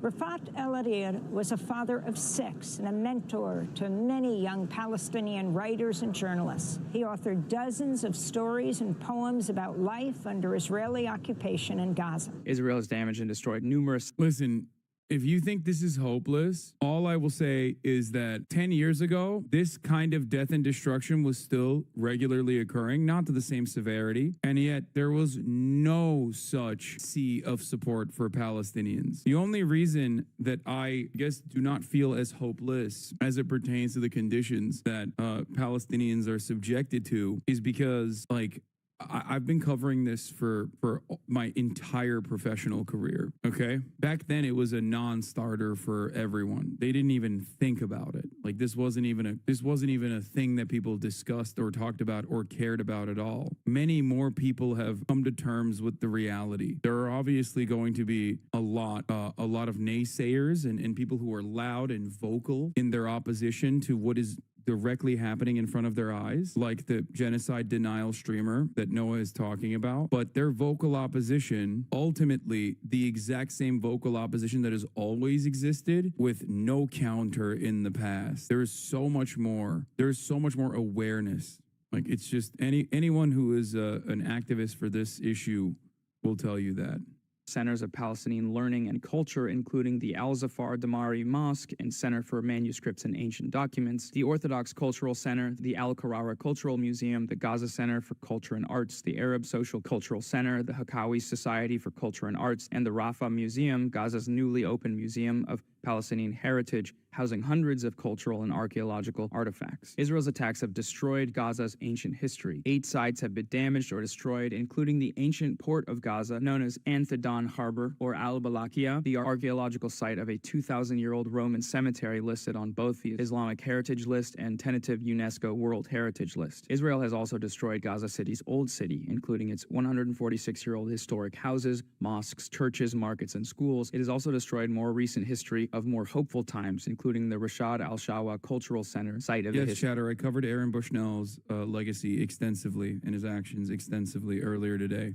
historic meeting between United States President Bill Clinton and Palestinian President Yasser Arafat 25 years ago, and an important cultural hub for Palestinians in Gaza with its theater, library, and event space. And Israel is destroying Gaza's future academic and cultural potential. Alongside the 352 Palestinian schools it has damaged or destroyed, the 4,037 students and 209 teachers and educational staff it has killed, alongside the other 7,259 students and 619 teachers it has injured. Israel has damaged or destroyed an estimated 318 Muslim and Christian religious sites, demolishing the places where Palestinians have worshipped for generations. These include the Great Omari Mosque, originally a 5th century Byzantine church, an iconic landmark of Gaza's history, architecture, and cultural heritage, and a place of worship by Christians and Muslims for over 1,000 years. Israeli shelling has also damaged the Church of St. Porphyrius, founded in 425 AD and believed to be the 3rd oldest church in the world, alongside 2 other churches that have sustained direct Israeli fire. Gaza's Christians themselves have been targeted and killed by Israel in the very church compounds where they sought shelter. Many of these war crimes are being filmed by Israeli occupation forces and posted. Dang, what is this? Yeah, see, let's see how the vocal opposition decreases the dollar amount made from the government farming murder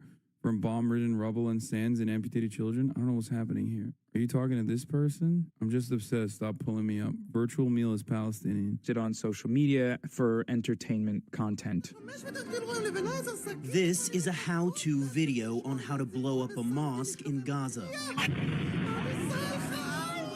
Format is internet fluent. The content is very real. Filmed, edited, and posted on Instagram by an Israeli soldier.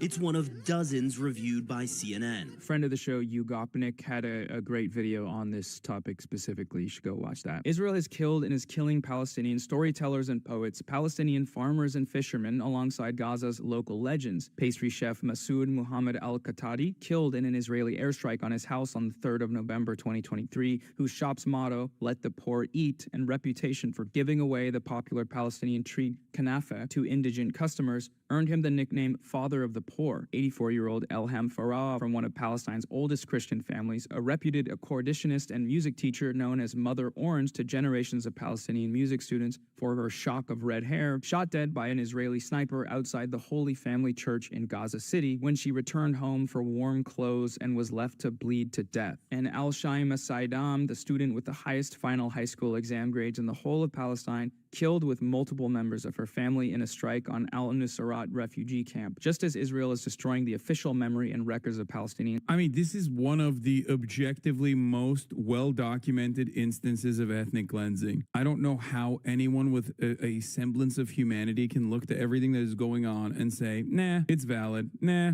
they deserve it. Nah, it blows my mind. I genuinely don't understand it. In Gaza, through its destruction of Gaza's archives and landmarks, it is obliterating Palestinian personal lives and private memories, histories, and futures through bombing and bulldozing graveyards, destroying family records and photographs, wiping out entire multi-generational families, and killing, maiming, and traumatizing a generation of children. As a Palestinian man in a video by UNRWA succinctly sums up, these are all our memories, our entire lives. Now it's all gone. Everything has turned to ashes. The Israeli army erecting the Israeli flag over the wreckage of devastated Palestinian homes, towns, and cities, including in Gaza City's Palestine Square itself, and spurred on by calls from within the Israeli government and without to flatten Gaza and re-establish Israeli settlements on the rubble of Palestinian homes, is destroying the very fabric and basis of Palestinian life in Gaza. Israel is thereby deliberately inflicting on the Palestinian group in Gaza conditions of life calculated to bring about its destruction. Yeah, I don't have much else to add to that. The final point, point 8, is imposing measures intended. I wonder how many actual Hamas or any kind of Palestinian militants. I wonder if any Israel routinely has showed video footage of them blowing up hospitals, blowing up schools, blowing up mosques, celebrating that, right? The one type of footage that I've never seen is Israeli soldiers on the ground actually shooting at someone who's shooting back at them and successfully killing them. In the past so many months now, I don't know how many months it's been, and I've never seen a single combat footage from the Israeli side that is a successful mission. It's kind of wild because I've seen a lot of Palestinian combatants defending Gaza and blowing up tanks. I've only seen Israelis on the ground, if they're ever on the ground, the IDF, only ever seen them stealing women's underwear, stealing women's heels, breaking and entering, opening up people's safes, stealing the money from those safes, blowing up schools, blowing up mosques. The only thing that comes close to like any sort of real footage, any kind of like real footage I've seen of combat is often just the Israeli occupying force body camera footage of them entering an open a completely empty school and shooting at hallways. It's just always just that. The one time I saw a video was of a dog inside of one of the Hamas tunnels, if you recall, and that was actually not even a Hamas combatant that the dog with a body camera strapped to it was actually attacking. That was a training video that they posted. It's because of polarization. You follow pro-Palestine accounts. Is there footage in Rafah where the hostage got released? There was a video released before the two hostages got released. Because like, I just mentioned to you what I see from pro-Israeli accounts. You say that I'm like only seeing anti-Israel accounts, which is, I do definitely see a lot more anti-Israel accounts on my For You page than I see pro-Israel accounts, but I still see a shit ton of pro-Israel accounts. And honestly, I have not seen a single piece of body camera footage of them like directly going into combat. Like I've only seen them shoot at people who are not shooting back. People who are, I've only seen like the Israeli occupying force body camera footage of them like clearing empty rooms. There could be the assassination at the hospital, but like again, that's not the Israeli occupying force like actually killing people who are fighting back at all. It's just mostly killing people who are out of combat. Perhaps it's difficult to do, of course, for Israel, considering that like their greatest enemy is not Hamas at all, but simply a Palestinian baby sleeping in a crib, or a Palestinian preemie baby, like a premature child. That is in an incubator rotting, left to rot. So, of course, for that reason, because I've seen a lot of that, so I suspect it's quite difficult for them to cook up any kind of footage whatsoever. To prevent Palestinian births. As set out above, Israel's actions are impacting Palestinian women and children in Gaza especially severely, with 70% of those killed estimated to be women and children. 2 mothers are estimated to be killed every hour in Gaza. Over 7,729 children were estimated to have been killed by December 11th alone, and at least 4,700 other women and children are reported missing, believed to be buried under the rubble. There are multiple eyewitness accounts of pregnant women being killed by it. The footage the chat is talking about them shooting an empty house. The IDF Commando Brigade is fighting in Han Yunis. It seems like someone's shooting at them, I think.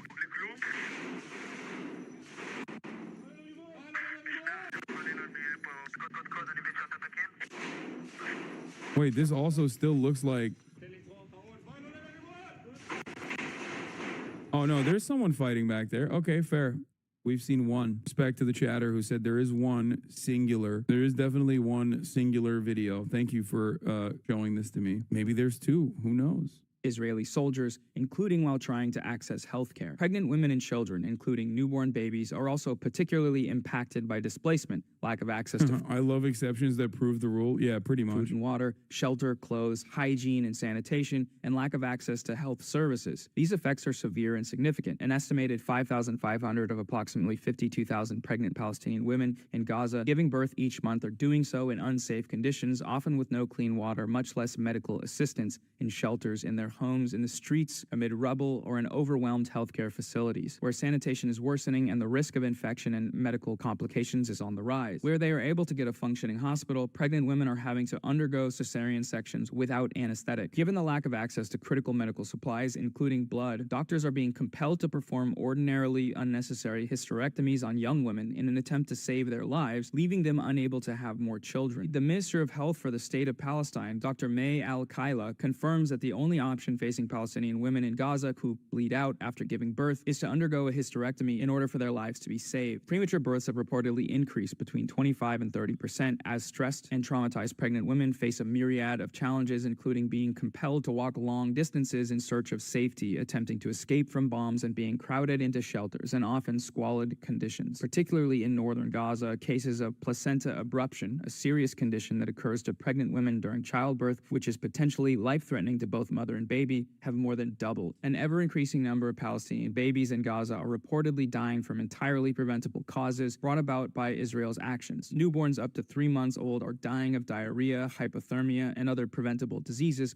without essential equipment and medical support. Premature and underweight babies have little to no chance of survival. Palestinian newborn babies have died due to the lack of fuel to supply hospital generators. Others have been found decomposing in their hospital cots, medical staff taking care of them having been forced by Israel to evacuate. On November 3rd, the World Health Organization warned that maternal deaths are expected to increase given the lack of access to adequate care, with deadly consequences on reproductive health, including a rise in stress-induced miscarriages, stillbirths, and premature births. The reproductive violence inflicted by Israel on Palestinian women, newborn babies, infants, and children could be qualified as acts of genocide under Article 2 of the Convention of Prevention of Genocide, including imposing measures intended to prevent births within a group. She stressed that states must prevent and punish such acts in accordance with their responsibilities under the Genocide Convention. So if after hearing all of that, you still don't think there's any evidence of Israel conducting a genocide, I just want to ask how?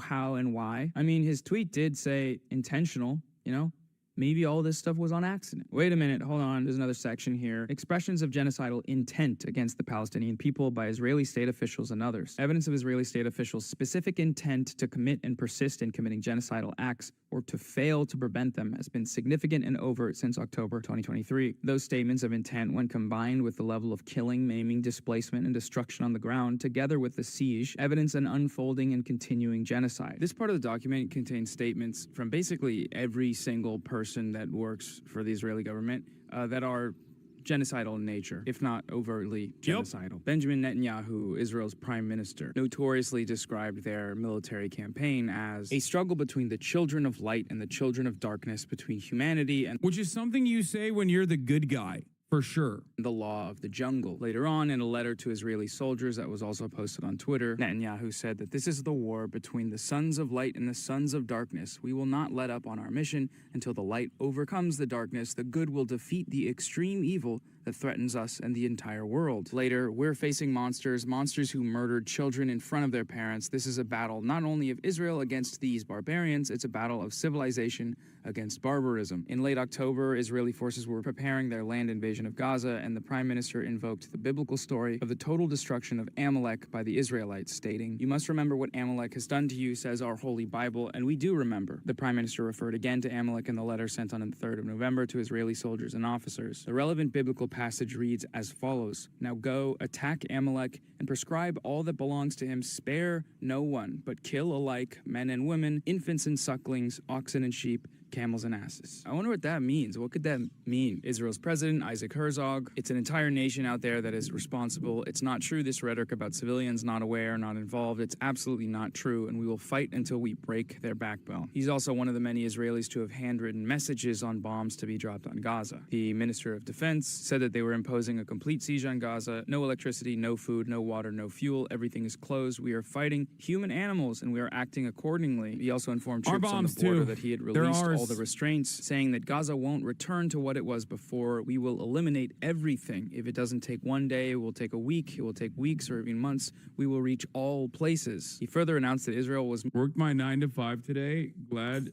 Wait, hold on. You don't have to clap that guy. He said, worked my 9 to 5 today. Glad you took the harder job so people like me can prosper. Thank you. You're welcome. You're welcome, brother. I am your enemy. Moving to a full-scale response, and that he had removed every restriction on Israeli forces. When we say that Hamas should be destroyed, it also means those who celebrate, those who support, and those who hand out candy, they're all terrorists and they should also be destroyed. That was the Israeli Minister for National Security. All the civilian population in Gaza is ordered to leave immediately. We will win. They will not receive a drop of water or a single battery until they leave the world. No electrical switch will be turned on, no water hydrant will be opened, and no fuel truck will enter until the Israeli abductees are returned home. Humanitarianism for humanitarianism, and no one will preach us morality. This is the continued logic to justify war crimes, right? Taking civilian hostages is a war crime. Does that mean you can do war crimes to undo that? No. That's literally that. No, you can't. And what's being described there is a war crime, and they're doing it. They're doing that, and it's a war crime. We need to deal a blow that hasn't been seen in 50 years and take down Gaza. That was the Israeli Minister of Finance. The north of the Gaza Strip, more beautiful than ever. Everything is blown up and flattened, simply a pleasure for the eyes. We must talk about the day after. In my mind, we will hand over lots to all those who fought for Gaza over the years and to those evicted from Gush Katif, which is a former Israeli settlement. He later argued against humanitarian aid. We wouldn't hand the Nazis humanitarian aid, and there is no such thing as uninvolved civilians in Gaza. He also posited a nuclear attack on the Gaza Strip. The Israeli Minister of Agriculture invoked the Nakba, said they were doing it again for Gaza. We all have one common goal: erasing the Gaza Strip from the face of the earth. That was the Deputy Speaker of the Knesset and member of the Foreign Affairs and Security Committee. It's not just politicians, though. Of course, it's also military officials. Hamas became ISIS, and the citizens of Gaza are celebrating instead of being horrified. Human animals are dealt with accordingly. Israel has imposed a total blockade on Gaza. No electricity, no water, just damage. You wanted hell, you will get hell. That was the Israeli Army coordinator of government activities in the territories. We cut the supply of energy, water, and diesel to the Strip, but it's not enough. In order to make the siege effective, we have to prevent others from giving assistance to Gaza. The people should be told that they have two choices: to stay and to starve, or to leave. If Egypt and other countries prefer that these people will perish in Gaza, this is their choice. When you are at war with another country, you don't feed them, you don't provide them with electricity or gas or water or anything else. A country can be attacked in a much broader way to bring the country to the brink of dysfunction. This is the necessary outcome of events in Gaza. Israel has no interest in the Gaza Strip being rehabilitated, and this is an important point that needs to be made clear to the Americans. If we ever want to see the hostages alive, the only way is to create a severe humanitarian crisis in Gaza. He called for the destructions of water treatment plants. Much like President Herzog, this guy has repeatedly underscored that there should be no distinction between Hamas combatants and Palestinian civilians. Who are the poor women of Gaza? They are all the mothers, sisters, or wives of Hamas murderers. On the one hand, they are part of the infrastructure that supports the organization. And on the other hand, if they experience a humanitarian disaster, then it can be assumed that some of the Hamas fighters and the more junior commanders will begin to understand that the war is futile. These kind of statements are, not only evil and genocidal, but they're also just wrong. Hamas is not going to be eliminated. That's just not going to happen. That's not how this works. It's been 4 straight months of relentless bombardment in northern Gaza. Israel claimed that Hamas had been dismantled there and pulled troops, but they have continually resurfaced. The last thing I want to read here is a quote-unquote motivational speech that an Israeli army reservist made that's just, I don't know, it's just fucking sickening. Be triumphant and finish them off, and don't leave anyone behind. Erase the memory of them. Erase them, their families, mothers, and children. These animals can no longer live. Every Jew with a weapon. This is, of course, a literal terrorist, this person, okay? Ezra Yachin is a straight-up rape terrorist murderer, 95 years old, worked and did the Deir Yassin massacre in the Nakba, also known as the morale booster. Should go out and kill them. If you have an Arab neighbor, don't wait. Go to his home and shoot him. We want to invade, not like before. We want to enter and destroy what's in front of us, and destroy houses, then destroy the one after it. With all of our forces, complete destruction, enter and destroy. As you can see, we will witness things we've never dreamed of. Let them drop bombs on them and erase them. Thank you, 34MKD50 for the 50 get the subs. I'm going to run the 3-minute ad break now as well. This guy was called up by the army to give motivational speeches. This was broadcast on social media. It's just incomprehensible that it's just that mask off, It actually really isn't, though, when you understand how Israeli soldiers and settlers talk about Palestinians and the sorts of evils they've afflicted upon them in the past and will continue to do so in the future.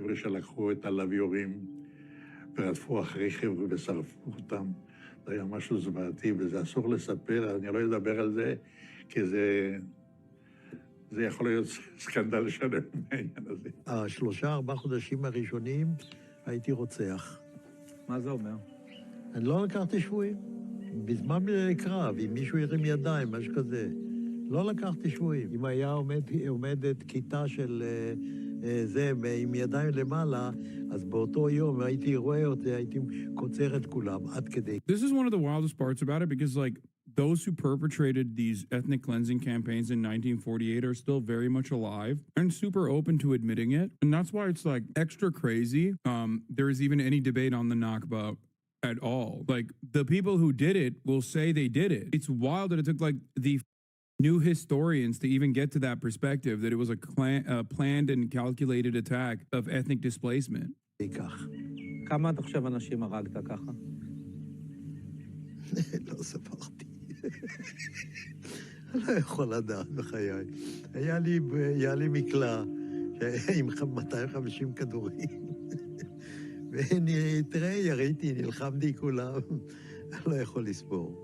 This list goes on and on and on, and I hope by now at least some of you are able to look at this and say, you know, maybe there's some evidence in there. I don't know what better evidence you can have of genocidal intent than looking into the camera and saying, I want to do a genocide. We want to do a genocide. We want to kill everybody. We want to do it right now as soon as we can. And then immediately taking actions over and over and over again that are meant to achieve that goal. How much fucking clearer does it get, man? We're going to return now to a few more of Destiny's tweets because, you know, that's the point of this video, to look at an influencer's tweets and call him dumb, not use drama farming as a Trojan horse to read the ICJ application that lays out a pretty compelling case that Israel is committing genocide. That's not the point of this video. We're here to farm. Omar Badar is another person who responded to that initial tweet from Destiny. He wrote, your obsession with litigating the applicability of the word genocide here without adequate legal background is getting in the way of a bigger point. Genocide or not, there is no dispute that Israel is committing horrific war crimes in its deliberate war on Palestinian civilians. Destiny responded, writing, I mean, it's possible that the IDF is, but the other side is committing a fuck ton of war crimes for sure. It's possible?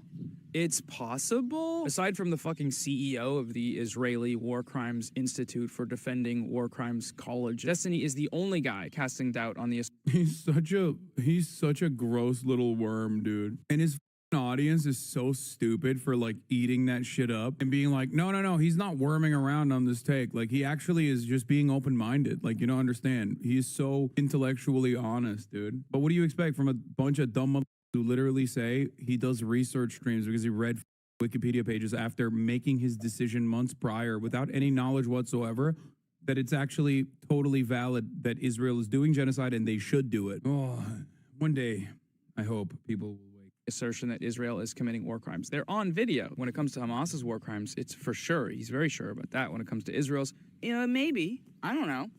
Who's to say? Who's to say? The other absurd part about this tweet is him saying that no one cares about holding Hamas responsible. My brother in Christ, what do you think Israel thinks it's doing? Literally, the only reason this genocide is still going on is because Israel is saying that they are, quote unquote, large quotes, holding Hamas responsible. Also, you know, the United States, virtually every Western media apparatus. That's why every major interview has to start off with 12 minutes of the host telling the guests to condemn Hamas, condemn Hamas, condemn Hamas. Come on, do you condemn Hamas? Another person responded to that tweet writing, since when does death toll in an active war not count? Destiny replied saying, question mark, going to war is not genocide. People die in war, that doesn't make it genocide. Civilians die in war, that doesn't make it... Wait, what the So the Holocaust is not a genocide then? That happened in war. The Armenian genocide happened during war. Bro, I'm sorry. This is mind-bogglingly dumb. I don't even see this shit because I blocked them like so long ago. That's actually crazy. How the do people look at this and go, wow, this is like brilliant? I feel the exact same way that I did about Ben Shapiro dick riders as I do about him. It blows my mind. It's just pure air, dude. I legitimately don't understand how anyone could look to this and be like, no, this is actually a pretty valid take. I feel like Destiny didn't realize how outlandish his take in October because he knows fuck all and knows he's in too far to swallow his pride and admit he's stupid. I mean, at least, Ben Shapiro fucks ass. He's a horrible monster, but at least he like tries to find convincing talking points. Ben Shapiro is an ultra-Zionist for a very long time, right? I don't think he, like, has he said this? Maybe he has. I mean, it's just as equally dumb when he says it too, but it just doesn't make any sense to just be like, oh, dude, going to war is not genocide, dude. The genocide. Even if you commit war crimes and target civilians, that's not genocide. So here's just sort of milking the one thing he's been technically correct on, which is that death tolls alone are not the same thing as genocide. They're not, but also no qualified commentator in this discussion is saying that. I personally don't consider a random 700-follower Twitter user to be a qualified commentator, but that's just me personally, I guess. He likes to do this thing. He does a few other tweets. Somebody wrote, paraphrasing him, if you commit war crimes and target civilians, that's not genocide. He responded writing, how fucking stupid are people? Hey, come on, man. Relax. Jesus. Yes, why would you think you're making a point here? What do you even think genocide is? Just killing civilians? Once again, the original statement taken on its own as a tweet is technically incorrect. You know, war crimes and civilian targeting usually are a part of genocide. Actually using the term requires other factors. But also, he here took an incomplete version of this person's argument. A minute after that first tweet. Actually, that's called Monten Bailey for all the fucking debate perverts in the chat who never understand logical fallacies that they talk about personally. He's doing a Monten Bailey. Shocked to find out that a dude who makes a living debating the most common, not Ben Shapiro. Oh, damn, you intellectually dominated him with that call out. Now it is not a genocide by default. They replied to their own tweet writing, "There's actually a wealth of evidence that Israeli forces are committing genocide. All of it was used and quoted in the ICJ. The war crimes and civilian targeting in the original tweet are clearly referencing a specific application which does display genocide." He didn't respond to that original tweet, and you could see why, right? The tweet makes his big epic dunk a moot point. Here you might say, well, no, he maybe just didn't see that second tweet. And it's like, maybe, but also, you know, it was tweeted a minute after. And the first thing you see when you click on a tweet is replies from the original author. I think the more likely explanation is just that it's easier to pick incomplete criticism to dunk on. It's just you want to win. You win. You win that point. You win that point in response. Congratulations. But you won in the most annoying and inconsequential way possible. One wonders how someone like this ends up getting divorced very publicly and then making hours and hours of content talking. Oh, no. Oh, damn. Dude, you don't understand. He was making phenomenal content, owning his ex-wife in the marketplace of ideas. I've never seen such goddamn losers who are like, this is the sickest, this is the coolest thing a man can do. This is literally the coolest thing a man can do. This is a beacon of intellectual honesty. I cannot... Owning my former wife in the marketplace of ideas. God damn. It's because they're even losers like this? Not necessarily, because like I think a lot of his fandom is most likely unfuckable. They more so, I suspect, live vicariously through him. This is like this is a meme, right? Basically a fucking meme. It's just like I went through divorce court and I'm owning my ex-wife in the marketplace of ideas. Like, let me make a YouTube video about it is fucking nuts. About his ex-wife. I mean, it's just, you know, normal stuff, cool stuff. Another response to that first tweet was someone saying, if Nazi Germany wanted to genocide all the Jews, then they would only exist in the history books, Destiny circa 1943. And he's just quoting the logic back. We did that earlier, you know? How does Destiny respond to this? Well, he does it by doing a sneaky little switcheroo. The Jewish population still hasn't recovered from the Holocaust, a genocide lasting a few years that's some 80 years old. Israel has been continually genociding Palestinians for decades, and yet their population continues to grow every single day. The first tweet stipulated total annihilation, remember? That was the definition he used, but when someone responds doing the same thing, he does a switcheroo. He backpedals from a population that only exists in the history books to a population that has... It is fucking wild that people think this is like really good argumentation. Motivated reasoning, I suspect, but yeah, for the record, this is yet another Mott and Bailey. For those of you who didn't understand earlier, Noah is directly explaining what it is without saying it, but if you're like an annoying debate pervert, that's what this is. I never understood the actual analogy of the wall and building, just confused me. What do you mean? I don't watch any D-Man debates. Does he often rely on various logical fallacies to make his arguments? Every fucking top debater does this. It's actually a pretty valuable way to do it. The reason why logical fallacies in debate are called out in a professional structure is because of how convincing they are. You can browse through hours and hours of actual fucking journals, scholarly journals, but one anecdotal point of information will be infinitely more emotional. And if debates are won and lost in, especially on the internet, by like the way your position is received, then yes, you're always going to utilize logical fallacies. Every single debate pervert utilizes logical fallacies that they try to rationalize. It won't work in a debate club, but nobody cares about debate club. That shit's boring as fuck. That's it. That's the reason why there are supposedly rules around it in a more structured setting. Where do you think the idea that genocide has to be a complete annihilation comes from, though? I don't think anyone has ever said that it has to be a complete annihilation. Anyway, listen. If you were in a fucking debate club, it's fine, you know? I'm not going to yuck your yum. Well, except for Destiny, yes, he is saying that.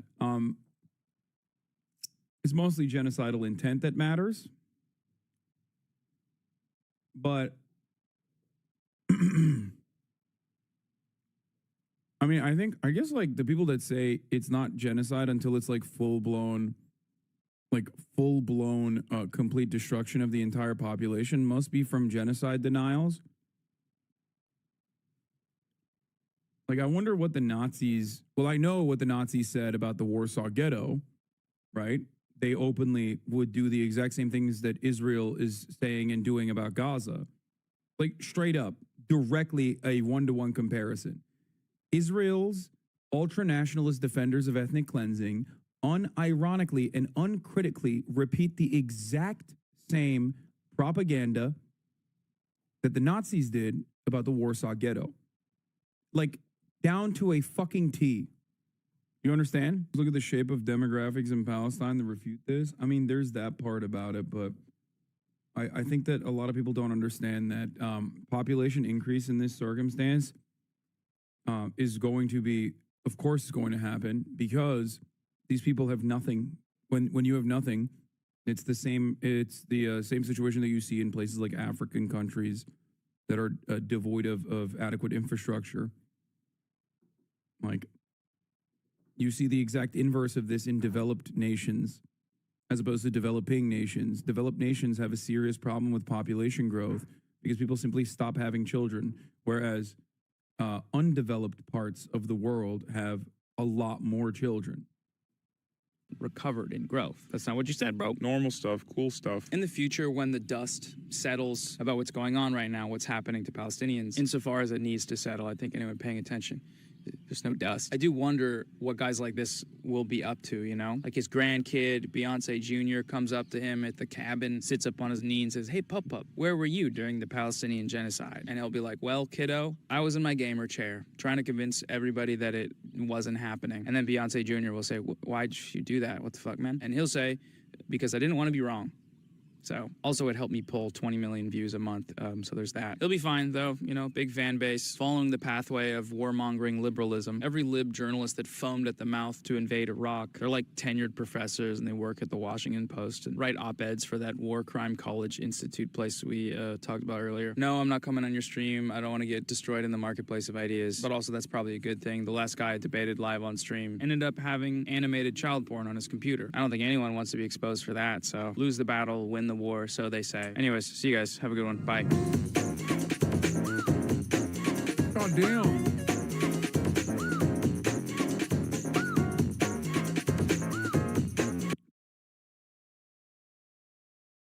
This video would begin best with a quote from Abraham Lincoln in Ottawa, Illinois, in his debate with Stephen Douglas in 1858, in which he stated, "I have no purpose to introduce political and social equality between the white and black races.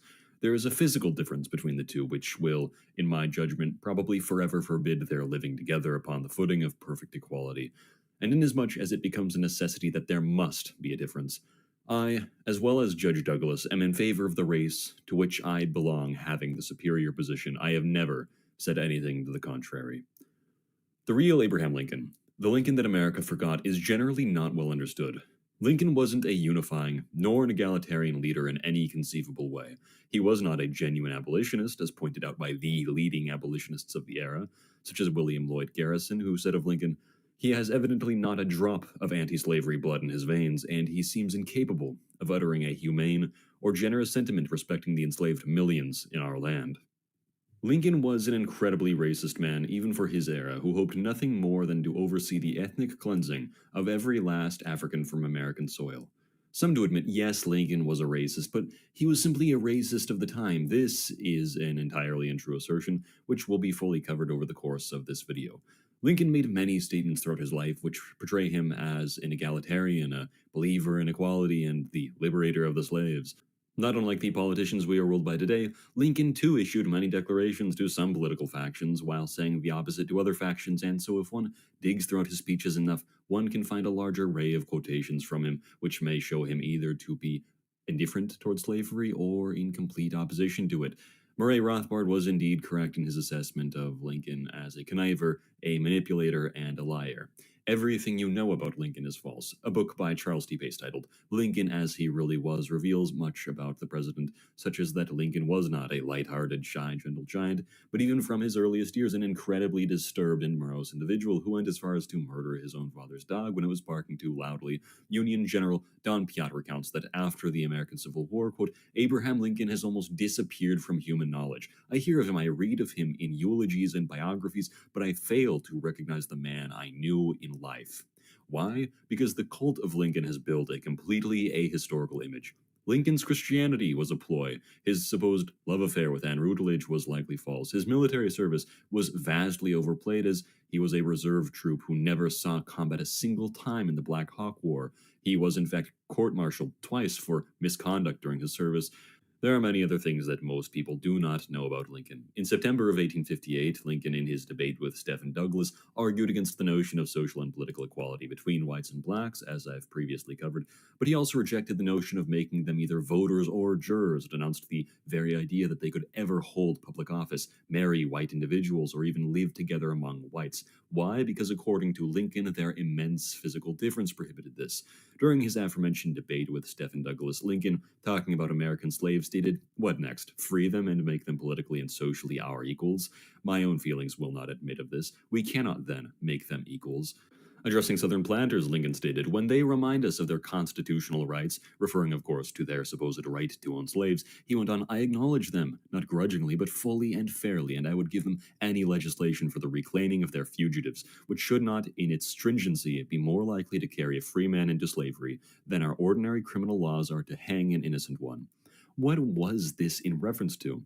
Nothing other than Lincoln's official endorsement of the Fugitive Slave Act of 1850, which was purposed to, as Lincoln himself says, reclaim fugitives. In other words, to reclaim runaway slaves using federal resources. Clearly, this was more than just rhetoric. This was Lincoln in action, showing the American people what he stood for. Why then, in 1854, did Lincoln oppose the expansion of slavery to the new American territories? Was it due to a personal opposition to slavery on moral grounds? No, it was instead because in Lincoln's opinion, the presence of plantations would take up space which would be much better well spent as land for white wage laborers, who Lincoln didn't want to enter into competition with black chattel slaves. Lincoln didn't care for the welfare of black Americans. Instead, Lincoln was always regarding what was in the interest of the white man, so to speak. If anybody doubts this, they can simply take it up with Lincoln's official statements. In another reply to Stephen Douglas, Lincoln stated, "Whether slavery shall go into Nebraska or other new territories is not a matter of exclusive concern to the people who may go there. The whole nation is interested that the best use shall be made of these territories. We want them for the homes of free white people. This they cannot be to any considerable extent if slavery shall be planted within them." In his very inaugural address itself, which one can simply find online, Lincoln also affirms to all Americans, both abolitionists and Southern, "I do but quote from one of those speeches when I declare that I have no purpose to interfere with the institution of slavery in the states where it exists. I believe I have no lawful right to do so, and I have no inclination to do so." One of Lincoln's closest political allies, Lyman Trumbull, endorsed by the president himself in Trumbull's run for public office, pointed out that in the opinion of the Republican Party, which do not forget Lincoln was a part of, slavery had to be abolished because it created competition for white laborers, not because it was a moral evil and not for the welfare of the chattel slave. What of the Emancipation Proclamation, then? Doesn't this show that Lincoln changed his mind regarding slavery later on? No, this measure was simply a wartime punishment for the South, a war measure in Lincoln's own words within the 1863 proclamation, where he stated, "I, Abraham Lincoln, President of the United States, by virtue of my power as Commander-in-Chief during a time of rebellion, as a necessary war measure to suppress said rebellion, do hereby proclaim, ... So goes on the rest of the proclamation. It is as clear as day. The Emancipation Proclamation was intended to be a punishment for the South for seceding, whose economy was entirely reliant on the planter class. In practicality, the proclamation, of course, couldn't be implemented in the South because the North had no jurisdiction over it since it was literally at war with it, and the Emancipation Proclamation meant nothing for the North, as was pointed out by the New York World, which published an article stating the exemption, which the proclamation made to the accessible parts of Louisiana, Tennessee, and Virginia, renders the proclamation not merely futile, but ridiculous. Not only would the Emancipation Proclamation cripple the South's slave-based economy if the North succeeded, but it would deter European powers such as Britain and France, who had recently freed their slaves, from supporting the South economically if the emancipation of the slaves was declared by the North to be the central purpose of the war against the South. Prior to the Emancipation Proclamation, it had appeared to Britain and France that the war was over a whole host of issues. Lincoln could not allow this perception to stand. Conclusive proof of the fact that the Emancipation Proclamation was merely performative was the fact that if the Confederate States chose to return to the Union before the effective date of the proclamation, it would never go into effect according to its own terms. Even Lincoln's Secretary of State, William Seward, pointed out, quote, "We show our sympathy with slavery by emancipating slaves where we cannot reach them and holding them in bondage where we can set them free." During the war, blacks served as slaves for the Union Army, as they were forced into labor roles by Union troops, oftentimes under living conditions worse than what they had found themselves under during slavery, which included working in plantations that had been seized by Union soldiers. Slave quarters were pillaged by Lincoln's troops, and blacks were threatened with violence and death when they would not hand over hidden plantation valuables. In one case, Union Army leaders removed the bridges across the stream before freed slaves could cross behind them, explicitly ordering to, quote, "not let a Negro cross," unquote. They abandoned them without any food or resources as dozens drowned in the creek trying to flee Confederate scouts. This was all while, as demanded by Lincoln's own Militia Act of 1862, black soldiers in the Union were given effectively $7 per month, almost half of what white Union soldiers would earn. What was to happen to the freed former slaves, who now had no home and nowhere to turn to other than a government which refused to even consider black citizenship? Lincoln offered an absolutely horrifying perspective, which the general public usually knows to some degree, but attempts to overlook in favor of the more palatable parts of his administration.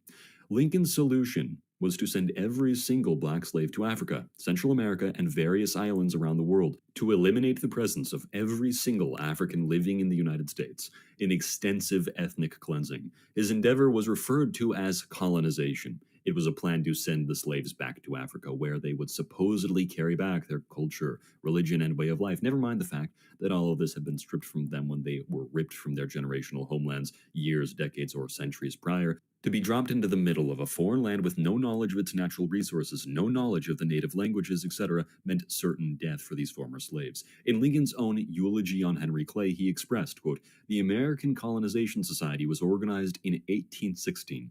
May it be realized, it will indeed be a glorious consummation." The reader would do well to take all of that in. What Lincoln is stating is that he believes that it would be a glorious consummation to remove every last African from the United States, that ethnic cleansing was not only necessary, but glorious. With opposition from the War Department and the failure of Lincoln's colonization mission, Congress cut funding in 1863, bringing an end to the venture of colonization, and only after Lincoln's Republican Party had lost its majority in the House of Representatives in the 1862 to 1863 House elections. After this point, Lincoln went largely silent on the issue of colonization. Why? Did he have a genuine change of heart? This is simply not the case. It's heavily evidenced by opposition from the government that Lincoln was simply forced to stay silent on the matter on the basis of having an extremely low level of support for the endeavor.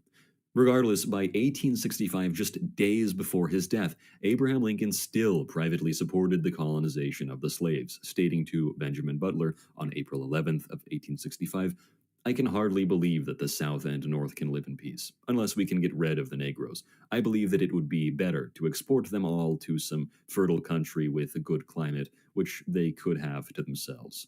Lincoln was no upholder of universal equality or the importance of equal rights, nor was he a good man at all. He was a supporter of the American Colonization Society, the Illinois Black Codes, the Illinois Constitution, the prohibition of the immigration of blacks to his state, an avowed supporter of the perpetuation of slavery, and an ally to the Fugitive Slave Act. As pointed out by Alan C. Guelzo and Thomas DiLorenzo, Abraham Lincoln was simply the average coward, which one can find sitting on the fence of all instances of resistance to oppression in human history. Oh my God. Oh my God. Oh my God. Oh my God. Bro, what the hell?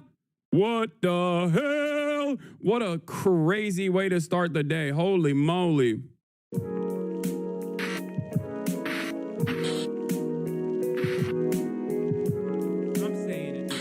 Rewind. rewind like 1 hour and 50 minutes for the full vid, a right-wing reporter asked him why he doesn't wear a suit. JD Vance started laughing. They were straight up bullying him. Yeah, Trump is live right now with Disney. We'll just start off on the live part where they're talking to one another, and then after that we'll get in. I'm gonna blast off, and then we'll get back to like some of the more dramatic moments of this back and forth. We know that Europe is ready, but without the United States, they will not be ready to be as strong as we need. And the last point, last not least, about exchange, about our people and children. And you know that these crazy Russians, that they stolen 20,000 of children, Ukrainian children. They changed their names, they changed their, their families, relatives, and now they're in Russia. It's a replay. Should have never. Oh, did this end? I thought that they were doing a press conference. They were continuing the press conference. Okay, well, we'll get started here. Okay, he left early, live early, and watching the Zelensky-Trump fight. Oh, they canceled the press conference? They canceled the press conference? Oh my God. Okay, well, sorry, I apologize. I didn't know they canceled the press conference. And Trump actually kicked him out. I knew they fought. I didn't realize he just got kicked. Oh my God, this literally just happened. Okay, I thought I was actually paying attention to what oh my God. Oh my God. Oh my God. Oh my God. Oh my God. Oh my God. I'm behind. Oh my God. Okay, yeah, I understand why people were like, no personal news. God damn. Bro, what the hell? What a crazy way to start the day. Holy moly. It's bedlam. But yeah, TrueAnon on later to discuss MAGA, Epstein, fallout, and more. Get in now. Holy moly, what a crazy day. Ah! Okay, let's watch. The same. So Trump meets Zelensky. Okay, Disney comes in. All right, he comes in, and for all intents and purposes, I'm going to set the stage for all of you. Okay, I'm going to set the stage for all of you. So this is supposed to be coming off the heels of weeks and weeks of Donald Trump calling Zelensky a dictator, saying he sucks, saying he ain't shit, saying Zelensky's got no bitches, constantly talking about how Zelensky's short, all this stuff, okay? He's like, you got no money, no bitches, no job prospects, and you're a dictator. That's what Donald Trump is saying over and over again. And in the process, there's also this mineral deal that's, being floated around where Trump is like, I'm going to take all your raw earth. I'm going to hit that earth raw. He just keeps saying, I'm going to hit the earth raw. I have your minerals. I'm going to take it. Okay. I'm going to take all of your minerals. There's nothing you can do about it. And it's weird because we don't even know if there's a lot of minerals or whether or not they are even rare earth minerals. They're certainly raw, but I don't know if they're going to be rare earth minerals or not. Regardless, he's like, Trump is saying, I want the minerals because we gave you so many weapons. We gave you all of our old busted ass equipment, and that was like $300 billion. It's time to pay up, which is, pretty honest in terms of how American foreign policy normally works. But obviously, optically speaking, probably not a very good deal. It's probably kind of a raw deal for Ukraine, but it was always slated to be a raw deal regardless. But now, after all of this, there's still this back and forth where there's this suspicion where Donald Trump, dials it back and says no, did I call Zelensky a dictator yesterday or the other day or every single day since then? Ooh, was that me? I don't know. So that's basically the last thing that happened before this this Zelensky conference was supposed to happen. He linked up with Keir Starmer, also known as Keir Stalin. He talked to Macron. Macron touched him in the leg, maybe even touched his heart. He's been talking to all the European heads while constantly talking about how he's going to tear the shit out of our European allies, right? But when he did the whole, did I do that thing? I thought to myself, okay, he's probably going to go back on this stuff. He's just playing hardball. He's going to give them more old weapons and tell them they can continue fighting or whatever. until they just like, I guess, inevitably come to a ceasefire negotiation, a bargain, like, you know, going along with the other side of the Brandonian policy, right? And boy, was I wrong. I didn't think that this would happen. Okay, I'll admit, a lot of you look to me and say, Hassan, you apply the science, the scientific dialectical materialist analysis to things that are happening all around the world, and you are at least relatively knowledgeable when it comes to issues like Israel, Palestine, and seemingly this is very helpful in making accurate assessments or even sometimes predictions. But when it comes down to Donald Trump, especially in the way that he's dealt with this Zelensky stuff, it is utterly unpredictable, okay? It is completely unpredictable. This is the Nixonian madman theory in action, but this time it's actually a madman. Like there is no IR interpretation for the way that Donald Trump operates. I'll say it, okay? There's no like, he has redefined the genre, okay? He has redefined the entire genre. Do you understand what I'm saying? Like, ain't nobody can make, like, there's no real politique, okay? There's no real politique here. There's no constructionist the way of approaching it. There's no Marxist interpretation for international relations here. It's just Trump, okay? It's just Trump, and he might say some shit. He might turn back on it. But yeah, let me explain to you what happened to the best of my ability, because it's virtually impossible to truly come to terms with what happened here. So after Zelensky comes over to the White House and we're like, okay, there's going to be a mineral deal. Is this going to end up with more weapons for Ukraine? Or is this going to end up with like a finalized, ceasefire bargain or anything like that? It turns out, no, it's a secret third option, okay? It's a secret third option that virtually no one could have seen, okay? Like, what the hell, bro?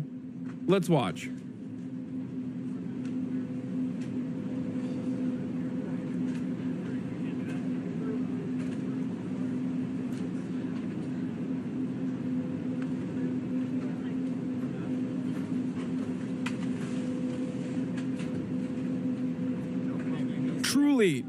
Truly a nutty moment in American politics, okay? All right, so they come in.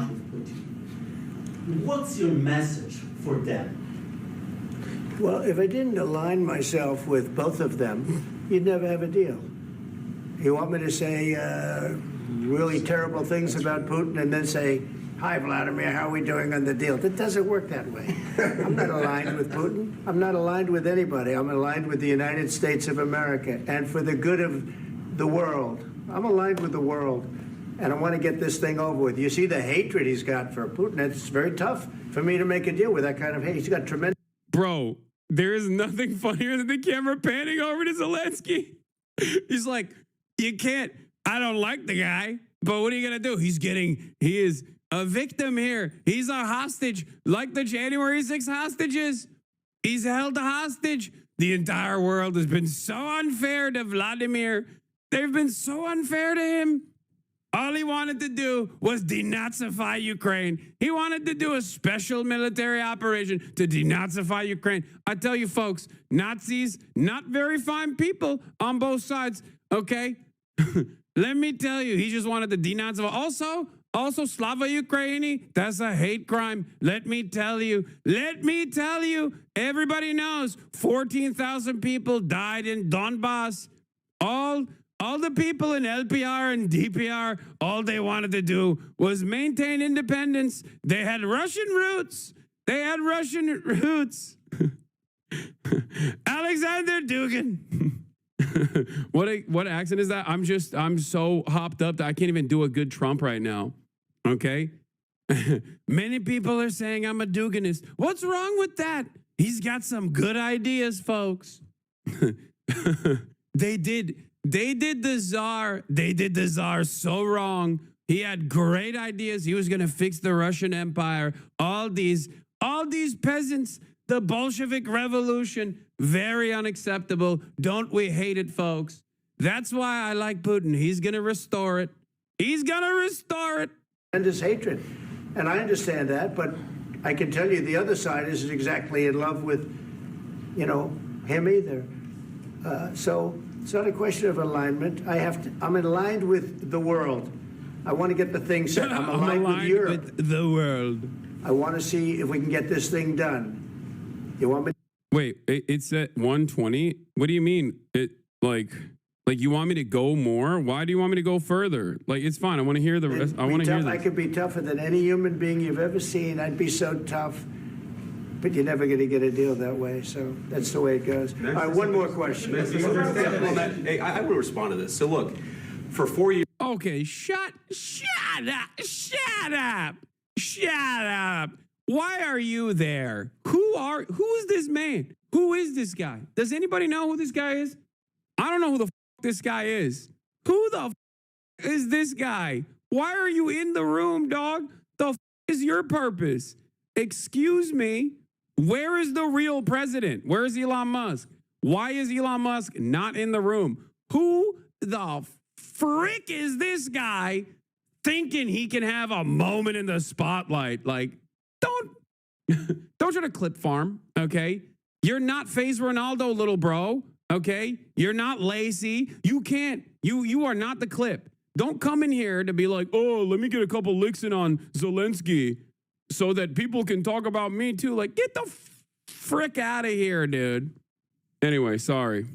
Years in the United States of America, we had a president who stood up at press conferences and talked tough about Vladimir Putin, and then Putin invaded Ukraine and destroyed a significant chunk of the country. The path to peace and the path to prosperity is maybe engaging in diplomacy. We tried the pathway of Joe Biden of thumping our chest and pretending that the president of the United States' words mattered more than the president of the United States' actions. What makes America a good country is America engaging in diplomacy. That's what President Trump is doing. Can I ask you? He admitted Putin invaded Ukraine. Yeah, he has. That's why he's there, by the way. He's the moderating voice. He is the moderating voice. He put his freaking eyeliner on this morning thinking to himself, I'm really going to have my moment here, okay? I'm going to play both sides here. I'm going to say the truth about the matter while Donald Trump says insane stuff. But just wait, because Donald Trump doesn't like this, okay? He doesn't like being around beta men, okay? Beta males. He is not a fan. He is not a fan of beta males. And now he's surrounded by two, okay? Donald Trump, the GOAT, Mr. MAGA, Mr. Alpha Dog, okay? Surrounded by not one, but two. Well, thank you very much. It's an honor to have President Zelensky. Wait, why don't I want to see what Zelensky says here and then Trump's reaction. Yeah. Okay. So he occupied our parts, big parts of Ukraine, part of East and Crimea. So he occupied it on 2014. So during a lot of years, so I'm not speaking about just Biden, but those time was Obama, then President Obama, then President Trump, then President Biden, now President Trump, and God bless, now President Trump will stop him. But during 2014, nobody stopped him. He just occupied and took. He killed people. You know what the contact 2015. 2014. 2014 and 2014. 2014. Yeah. So I was not here. Yeah, but that's exactly right. Yes, but during 2014 till 2022, yeah, the situation the same. The people have been dying on the contact line. Nobody stopped him. You know that we had conversations with him, a lot of conversation, my bilateral conversation, and we signed with him. Me, like a new president. In 2019, I signed with him the deal. I signed with him, Macron and Merkel, we signed ceasefire. Ceasefire. All of them told me that he will never go. We signed with him with gas contract. Yes, but after that, he broken this ceasefire. He killed our people. He does not want to hear any of this, bro. He's like, bro, stop talking. He's like, stop talking. Like, you ain't even, he's like, you ain't even funny. He's like, you ain't even funny. I've seen your comedies. I didn't like them. I didn't like your comedies. of Ukraine. All right, let's watch this. This is like the full vid, okay? This is the chaos. Been working. He does not want to hear even a second, okay? Very close. So we've actually known each other for a long time. We've been dealing with each other for a long time and very well. We had a little negotiation spat, but that worked out great. I think for both countries, I think for the world, actually, beyond both countries. And we have something. This isn't funny to me. I am too rogue. Brother, there is virtually nothing we can do about American foreign policy decisions. Okay? Nothing. Do you understand? Nothing. It is not a democracy. Please make no mistake. There is no democratic process here. There is no morality here. I'm using this as an opportunity for everyone to recognize the reality. Okay? Recognize the reality. There is a reason why American foreign policy has left behind so many countries in rubble, which then turned those American weapons formerly used against American adversaries on America. Okay? How do you think 9/11 happened? Like, what do you think was 9/11? 9/11 this is literally the precursory to 9/11, but this time happening in an Eastern European country. Straight up. And I've been this is basically, you remember that tweet from that one journalist who was like, I've been investigating this story for years and years, and he just tweeted it? That's how I feel.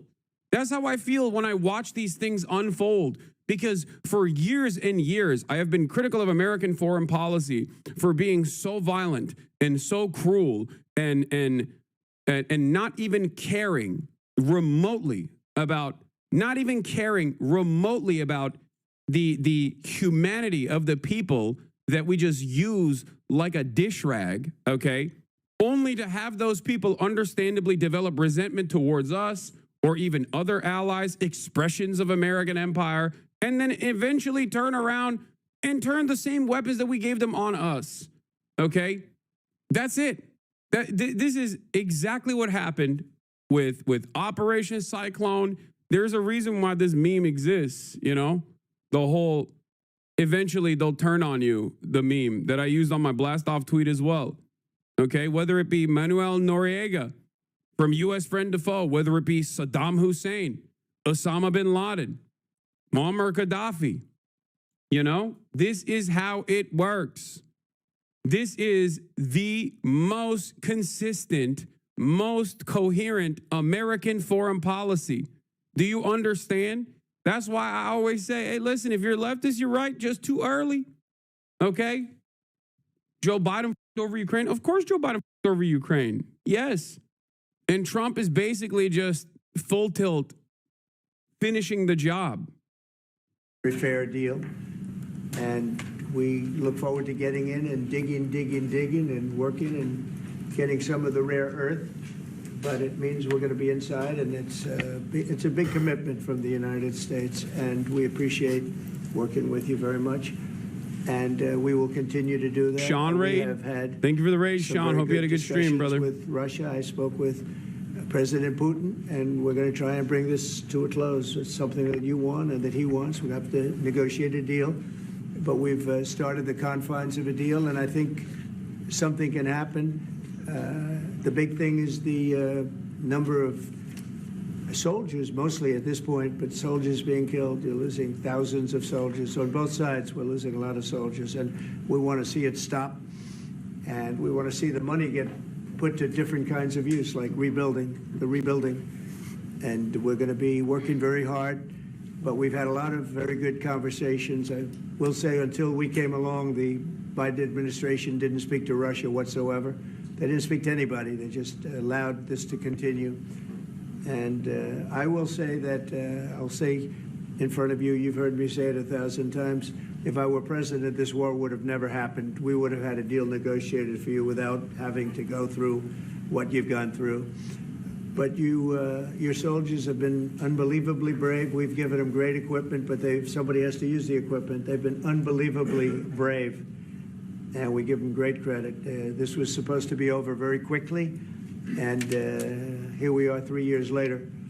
So I give tremendous credit to your generals and your soldiers and yourself in the sense that it's been very hard fighting, very tough fighting. They're great fighters, and you have to be very proud of them from that standpoint. But now we want to get it over with. It's enough, right? We want to get it over with. So, yeah. So it starts off relatively normal, from what I understand. Relatively normal. Okay. There's like a little bit of like pushback. Okay. There's a little bit of a history lesson from Zelensky. Of course, the entire press conference that's taken place here, this entire meeting that's happening here, is happening on the backdrop of Donald Trump's insane actions in terms of foreign policy, voting alongside Russia and North Korea and Belarus to say they're not condemning Russia's invasion of Ukraine, which was already a symbolic gesture to begin with, right? Those are symbolic votes in general, but they matter when America obviously completely changes its alignment. Donald Trump is calling Zelensky a dictator over and over again, saying he sucks over and over again, saying like, we're going to take all your minerals, all this stuff. And then seemingly it falls apart. It's an honor to have you here. Thank you very much. It's so bad. Even most of Asmongold's chat is saying Trump L. Yes, because Asmongold is pro-Ukraine.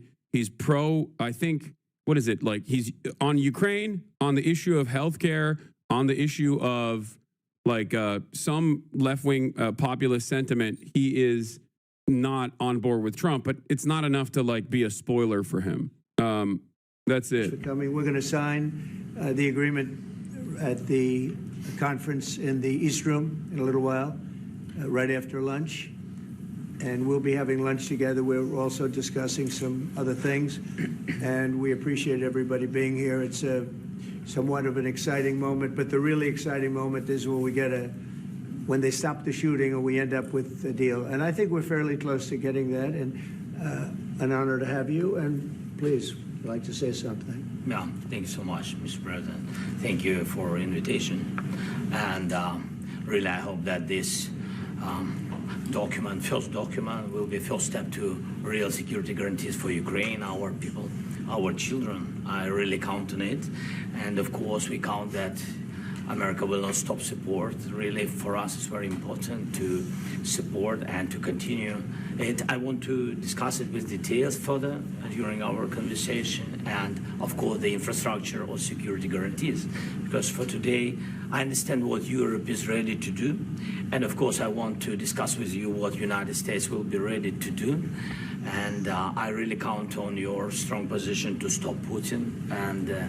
And you said that enough with the war. I think that is very important, Ben, to say these words to Putin at the very beginning of war, because he is a killer and terrorist. But I hope that together we can stop him. But for us, it's very important to save our country, our values, our freedom, and democracy, and of course, no compromises with the killer about our territories, but it will be later. And of course, what I wanted, we spoke about it by phone with you about the drones production. We have very good drones production. I think the best one in the world for today because of the war. Yes, and of course, we need very much the air defense. You have the best air defense in the world, and really you helped us under attacks of Russians, and I want to speak how we can exchange the licenses. We're open to share the license. Look at this asshole, by the way. Every moment of his life, like we know who this demon is, okay? And we know who this demon is. He's just a brown noser. But this demon is still very much an old school American war hawk. 99 votes in the Senate, including Bernard Sanders, by the way. Remember, that's how uniparty American foreign policy is, okay? He has an image to project. He has an image to maintain. And he's just sitting there being like, I really hope that this doesn't get out of hand because Donald Trump is a little crazy. And he's just sitting there, okay, pants riding all the way up to his goddamn knees like a little boy. Licenses for all our drones with you, of course, with the United States, and we need licenses for quick production of air defense. Even after the war, we need our nation to be calm, that we are secure. So that's why we need this air shield. And of course, about this, I want to speak about the contingents. I think that France and UK already spoke to you, and we know that Europe is ready, but without the United States, they will not be ready to be as strong as we need. And the last point, last not least, about exchange, about our people and children.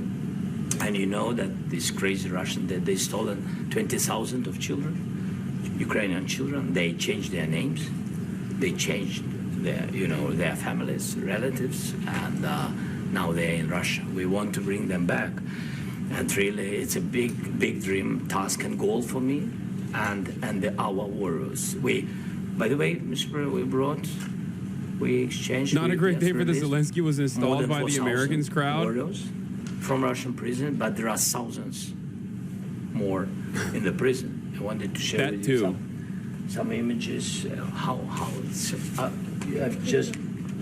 They're not going to win that stupid war. Russia's going to win. No, nobody. Only America wins in this situation. To understand in what circumstances, in what situation they are, and what the attitude of Russia to our prisoners.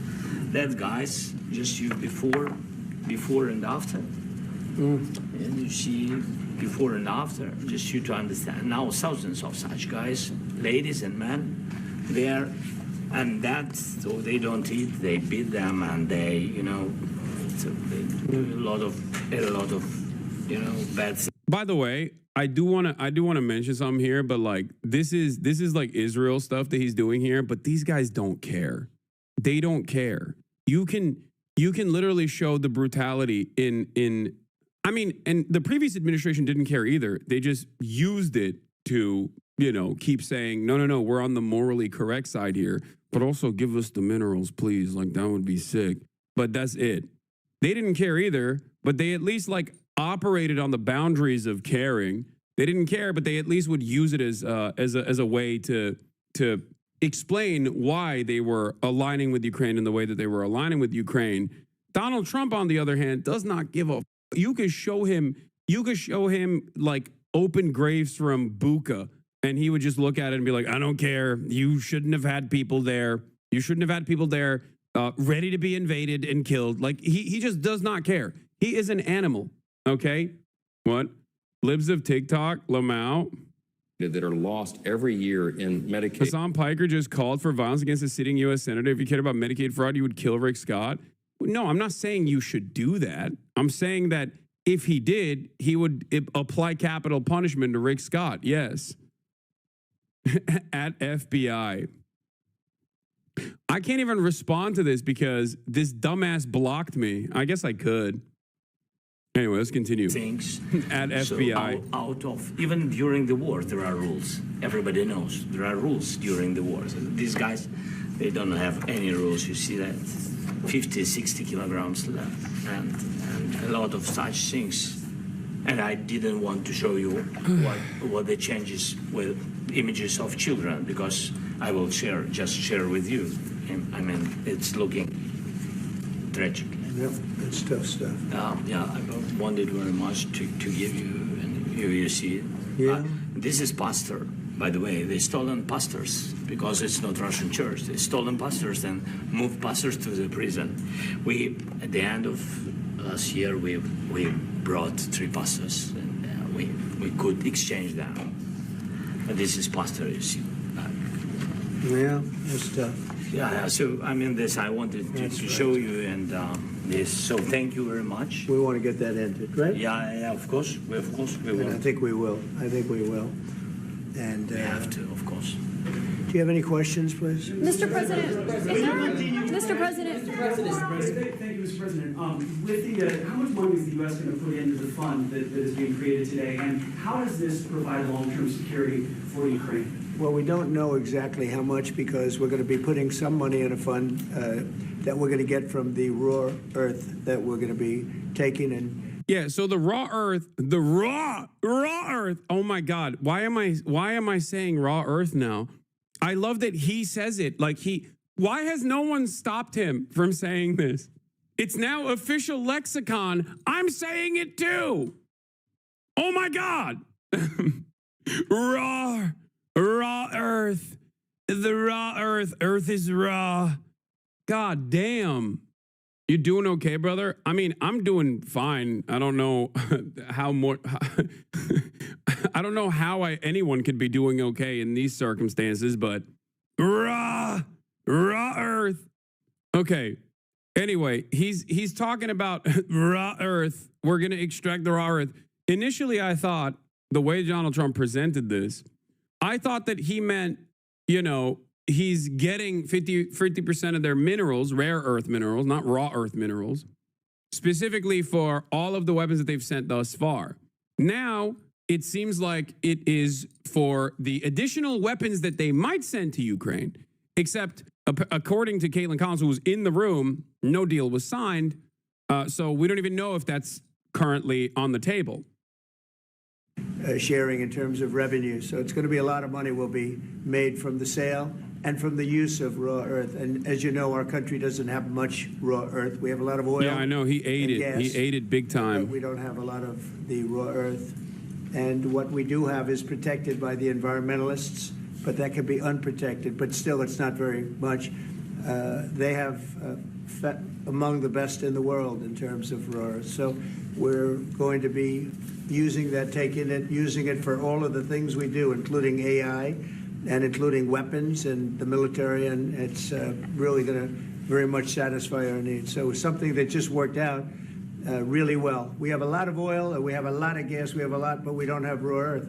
So this has just about every component of the raw earth that we need for computers, for all. He keeps going. He just keeps saying raw earth. Why is nobody? Okay, whatever. How are you going to even what? That's not even the most significant part of this conversation. Sorry, it's just. Let's just keep going. Sorry. I apologize for caring about this. It's so stupid. It's so stupid to care about this.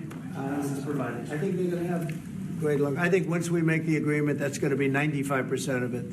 They're not going to go back to fighting. I've spoken with President Putin, and I feel very strong. I've known him for a long time, and I feel very strongly that they're very serious about it.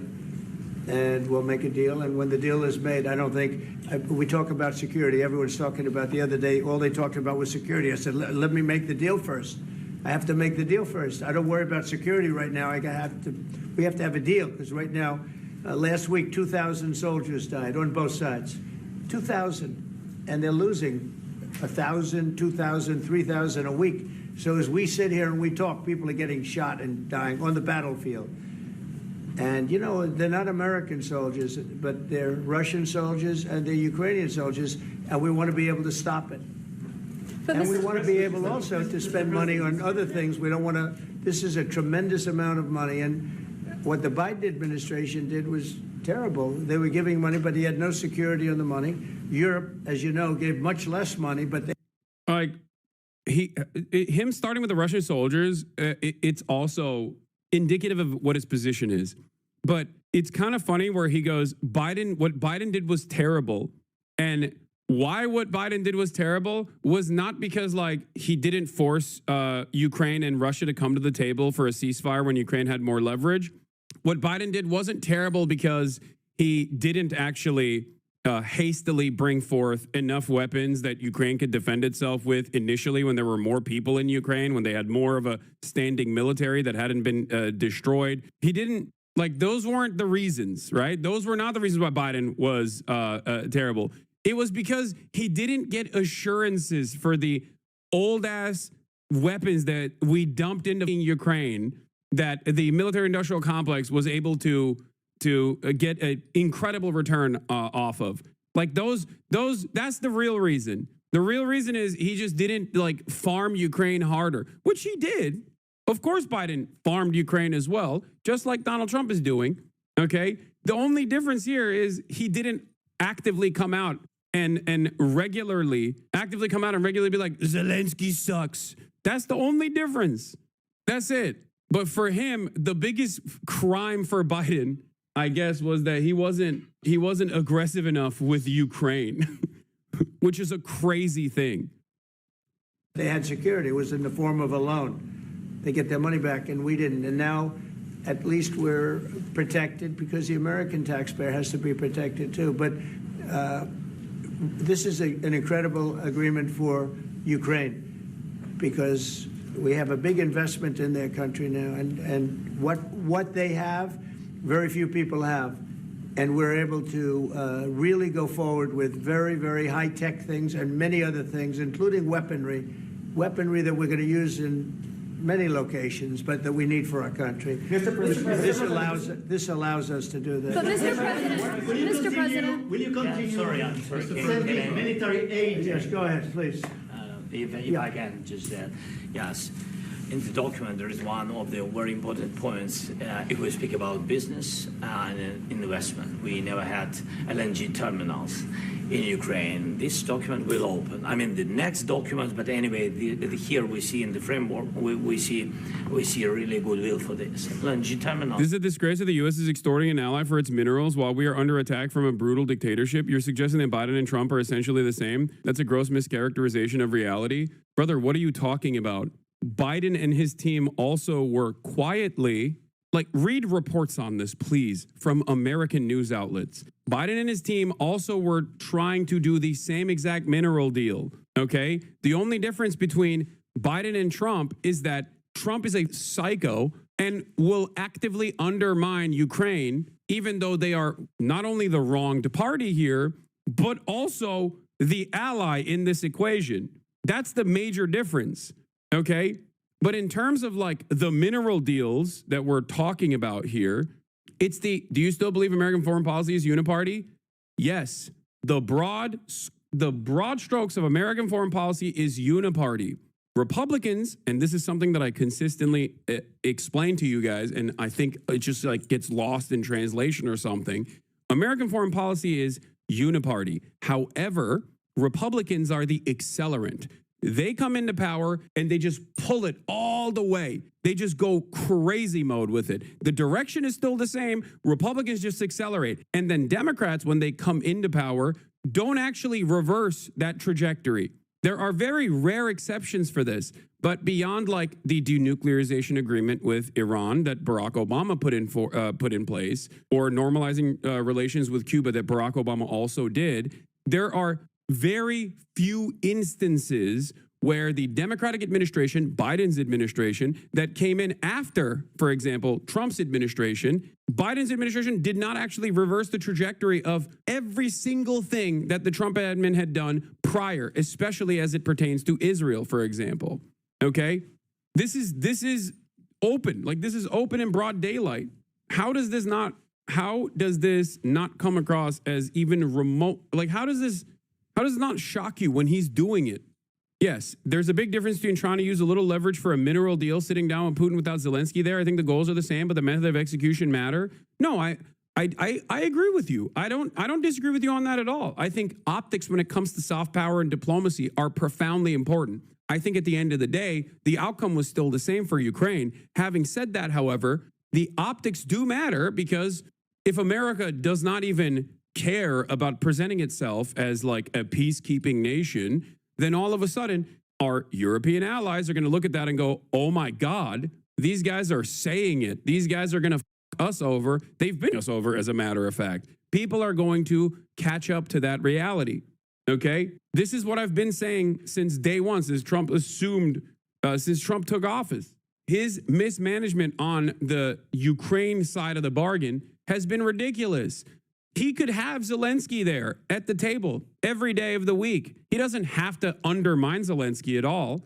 Whatever he says goes regardless. America holds all the cards in this equation.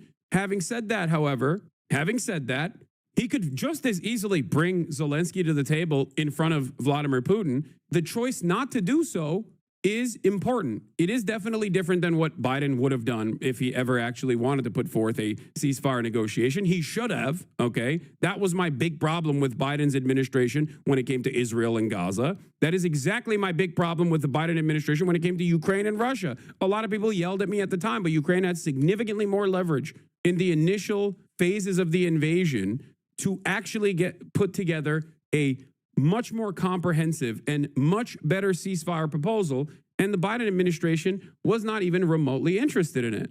A competent, it's not benefit of hindsight either, for the record, because it wasn't hindsight at the time I said it. And plenty of other people said it too. That's why I get so mad when people go, this is hindsight. It's like, what do you mean hindsight? Virtually every pro-Ukrainian channel and account yelled at me and said I was dick riding Vladimir Putin. I loved Adolf Hitler. And it wasn't just me. There were plenty of people that made this exact same call. You called Ukrainians Nazis? Brother, there have been 7 quintillion moments where I have actively noted that the denazification argument from Adolf Hitler was not even remotely appropriate, okay? Shut the f up. Yes, the existence of Azov Battalion does not change that dynamic. Shut up. You called Ukrainians Nazis. I didn't call Ukrainians Nazis, you dipshit. You just got clip farmed because you're a moron. And right now, things are happening and unfolding in front of your eyes that you can't contend. So what do? You lash out at me, okay? Dog watched one clip 3 years ago, and even before then. For us, it's very important. And There's nothing funnier than Donald Trump basically exploding the ceasefire negotiation that he himself put into place, and there's still sex pestiny dick riders in my chat trying to get a clip out to be like, you called Ukrainians Nazis. Ukraine is literally collapsing, and these guys are more worried about trying to get a clip off. Okay. Oh, I hope he responds to me so I can farm an out of context clip. Like, how? Just lock in, please. Holy shit. Of European continent. We have the biggest storage, gas storage. We have the biggest in Europe. Yes, and we can use it. Use it for LNG. We use it for LNG, and we will do it. And really, we can help Europe because Europe really helped. President Trump said that they made less support, but they have our friends and they are our very supportive partners. They really gave a lot, Mr. President. They did. They gave a lot, but they gave much less. No. Much less. No. No. Don't argue. No. Okay. Okay. But Mr. President, Putin and President Zelensky. Yeah, please. Mr. President Trump, you have repeatedly called the deal with Ukraine as a historical one. And as a president of the United States, you make historical decisions in other issues which affect America and other world. So what place in the world history do you want to take? And do you associate yourself with any famous historical figures? Yeah, I'd say George Washington, Abraham Lincoln. I would say I'm far superior to George Washington and Abraham Lincoln. Now, you know I'm only kidding, right? Because when I say that, the fake news is going to go wild. They're going to say he considers himself to be better than Washington. But you never know. You never know. I don't compare myself to anybody. I'm here to do a job. We've had a great 35 days or whatever it might be, a month, a little more than a month. We've accomplished tremendous amounts. Not only this would be a very great achievement if we could get the war stopped and get them back to normalization. I think that's going to happen. We've had very good talks on both sides, as you know. But I think we've done a very good job, just generally. If you look at all of the things we've done in 30 days, they're saying there's never been a opening for a president. The first month, there's never been a first month like we've had. And this is one of the very important things. This, to me, is one of the most important things because we have tremendous death taking place as we speak, and I don't want to have that. You know, think of the parents, whether they're in Russia or Ukraine, think of the parents of all these people being killed needlessly. They came to our territory. Should have never started. This would have, if I were president, this would have never started. President Trump. Will you continue sending military aid to Ukraine after the U.S. signs this agreement with Ukraine? Yeah, we're going to be continuing. President Zelensky, do you feel like the U.S. is on your side? That President Trump is on your side at this moment? But what do you think? He wants to know, do you think that sort of a stupid question.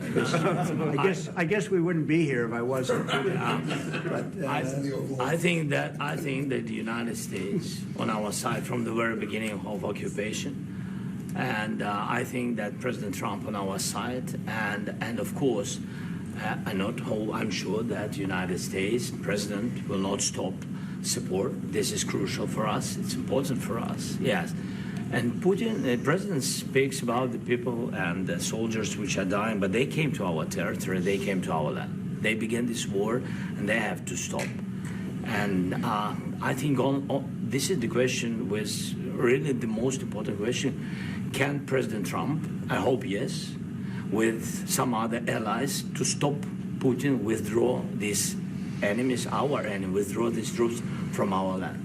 And I think that you asked about the history, I think that if President, or when he will stop Putin, if President Trump will bring peace to our country, I think he will be on this wall.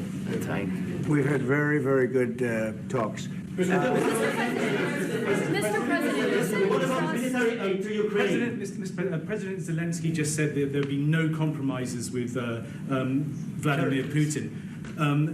I just wanted to ask both of you. Firstly, are there compromises that you think that President Zelensky is going to have to make? And President Zelensky, is there anything that you think that you may be able to offer or bring to the table? For example, elections. Thank you. I think you're going to have to always make compromises. You can't do any deals without compromises. So certainly he's going to have to make some compromises, but hopefully they won't be as big as some people think you're going to have to make. That's all. It's all we can do. I'm here as an arbitrator, as a mediator to a certain extent between two parties that have been very hostile. To put it mildly, they've been very hostile. There's been a vicious war. There's been a vicious war. You know, it's a very level battlefield, and those bullets go out, and as I've said many times, we were talking about it with Pete, many times the only thing stopping those bullets is a human body. And in the case we're talking about, generally young human bodies are stopping a lot of bullets. It's a poet. Level. That's why, a real poet, dude. Trump is a real poet, okay? Flatland, only thing that stops a bullet is a human body. Farmland, it's great land, it's great farmland, but there's very little protection against the bullets that are being, and other things that are being shot. So all I can do is see if I can get everybody. I'm fully on his side. I don't think he said anything was wrong, but do you feel like, given how important U.S. aid is to Ukraine, Zelensky should have acted differently, glazed Trump/USA more? There is nothing. I just tweeted about this, actually. Interesting question. But there is literally nothing Zelensky can do. Nothing in this equation that will stop Trump and his admin from humiliating him. Obviously, our proxies are always powerless in these circumstances, but the decorum is totally broken. No care for diplomacy. The end of American soft power. He did. He literally glazed them. He, at 11:30, 30 minutes ago, Zelensky still posted a tweet being like, "Thank you so much, Mr. America. Thank you so much, at POTUS, for kicking me out. It is okay. We love America." Like, it does not matter. He was glazing him. He was glazing him the whole time.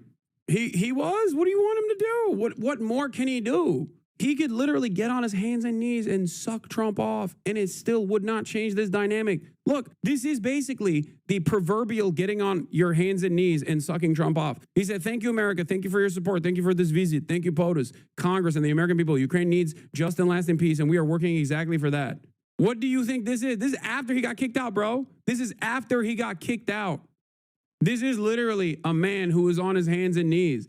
And the reality of the matter is, the power dynamic has always been this way, okay? It has always been this way. The difference here is Donald Trump is not even trying to maintain any sort of like optical illusion that we are here, we're in it for defending Ukraine. We're in it for helping Ukraine, okay? We're in it to help Ukraine out in any capacity. He's just actively saying, nope, not even a little bit. No more carrots, only sticks, okay? Understand that in terms of the power dynamic between America and Ukraine, this has always been the case. Oh my God, breaking. NBC reports that the U.S. State Department is ending support for Ukraine's power grid restoration. It is so insane. It is so insane. Are you pro-Ukraine regardless of this? Just curious. What do you mean pro-Ukraine regardless of this? I've always been pro-Ukraine. The Ukrainian people are the ones who are getting f***ed over no matter which way this goes. They're either going to get f***ed over by Russia or they're going to get f***ed over by America. Right now, they're getting f***ed over by both at the same time. And in ways that even I did not foresee. Like, this is beyond what I think, beyond what I foresaw happening. Like, it's unbelievable. It is new levels of depravity. Unbelievable shit. He is actively telling our European allies, especially, he's actively telling our European allies, like, you're next. I don't give a shit. I'm not going to help you. You better nut up. You better buy more American weapons pronto. You know, you're on your own. I don't care. This is a change in the trajectory of American foreign policy where we're not going to stop dominating the rest of the planet, obviously, but the ways in which American foreign policy is operated in perpetuity, whether it was the George W. Bush administration or the Obama administration or the Biden administration, American foreign policy has at least always had the image of helping people. America's the world police, but everyone is fine with that because they think like, yeah, you know, ultimately they have our best interest in mind. You know, we're all Western allies. We do it together. He's literally saying like, no, we've never been allies. Like he's dropping he's dropping the pretext. No more facade. No, know your place. You are a colony. That's what he's saying. And I think this is genuinely worrisome. Okay. It's genuinely worrisome because I feel as though we're moving into the next phase of the downfall of American empire where we will be actively and openly way more violent, way more selfish, way more ruthless. And there won't be any massaging of the truth. There won't be any optics for this. There won't be any like, this is the morally righteous position. Here is why. And do all of this like manufactured consent stuff. None of that. Just saying it's a protection racket and I want you to pay up right now. I don't care. Okay? There's never been a moment where I have advocated for full and utter humiliating surrender for the Ukrainian population. That's ridiculous. I think that a competent administration that came before this Trump one, the Biden administration, because remember, they were the foreign policy geniuses, right? Should have recognized that the upcoming administration is going to really escalate American foreign policy in a scary direction, okay? And not even shelter the world from the most damaging aspects of American imperialism and actively portray it as a good thing, and should have wrapped it up ahead of time, but they didn't. Part of the reason why they didn't is because they don't give a shit, okay? They don't care. The previous administration doesn't care either. They'll say they care on television, but they actually don't care. If they did, they would have wrapped it up. They have all the power. You think Trump is the most powerful American politician? Ukraine has many more soldiers than Russia. Russia is losing 6-1 in Ukraine, but you're wrong. Ukraine can easily defend for years without Russia. I don't know what to say to this insanity. I mean, this is, I guess, the other side of the consent manufacturing machine where you have deluded yourself. At the table and get an agreement. And I think we're going to end up with an agreement. Otherwise, I wouldn't probably be even here today. Will President Putin have to make compromises? Mr. President, I've got two questions for you. You think ultimately your legacy will be the peacemaker and not the president that led? This is Marjorie Taylor Greene's boyfriend from literally OAN or Newsmax or one of those outlets, by the way. Those are the journalists who are asking these questions. This country into another war and ended foreign wars. And I've got a question. I hope it will. I mean, I hope I'm going to be remembered as a peacemaker. This would be a great thing if we could do this. I'm doing this to save lives more than anything else. Second is to save a lot of money, but I consider that to be far less important. So I hope I'm going to thank you, Brian, for that question. It was a nice question. I hope I'll be known and recognized as a peacemaker. This would be a great thing to solve. This is a very dangerous situation. You know, this could lead to a third world war. This was headed in the wrong direction. If this election were lost, if we didn't win this election, and by the way, we won it by a lot. That was a mandate. We won every swing state. We won the popular vote by millions and millions of votes. We won everything.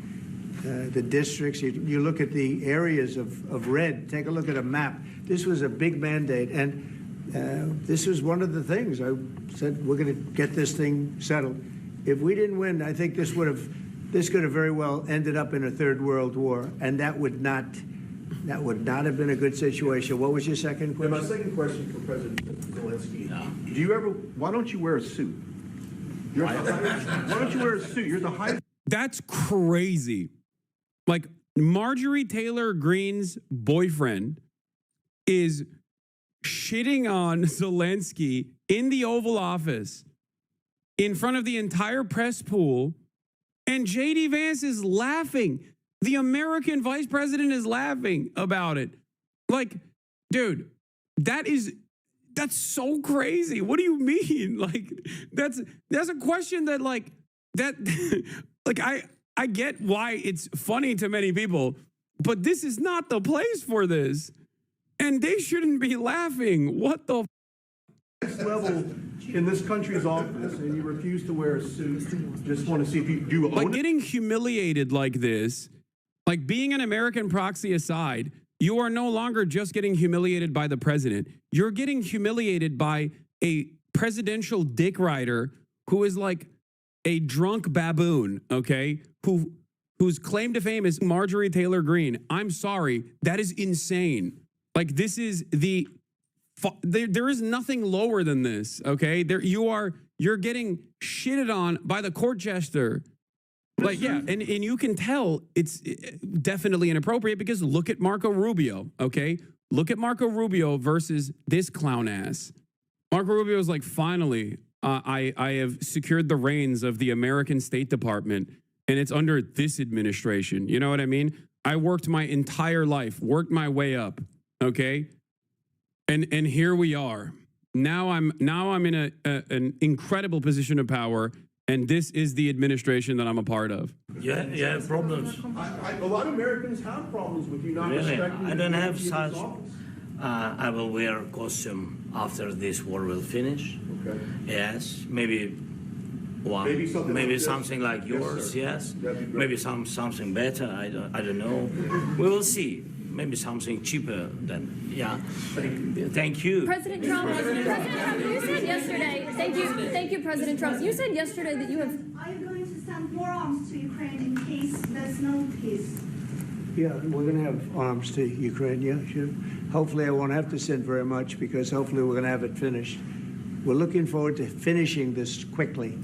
We're not looking forward to sending a lot of arms. We're looking forward to getting the war finished so we can do other things, but we've... You got to play the Lindsey Graham clips on Fox News. Dude is a full-on Russian asset now, saying Zelensky should be replaced. Ukrainians reported in December that Putin was going to try and push him out, and then here we are today. Brother, Lindsey Graham is not a Russian asset. He is a Donald Trump asset, okay? Lindsey Graham quite literally used to be the best friend of the maverick John McCain. And then Donald Trump famously said, I like my war heroes that aren't captured. Lindsey Graham was very upset about that. That's his best friend.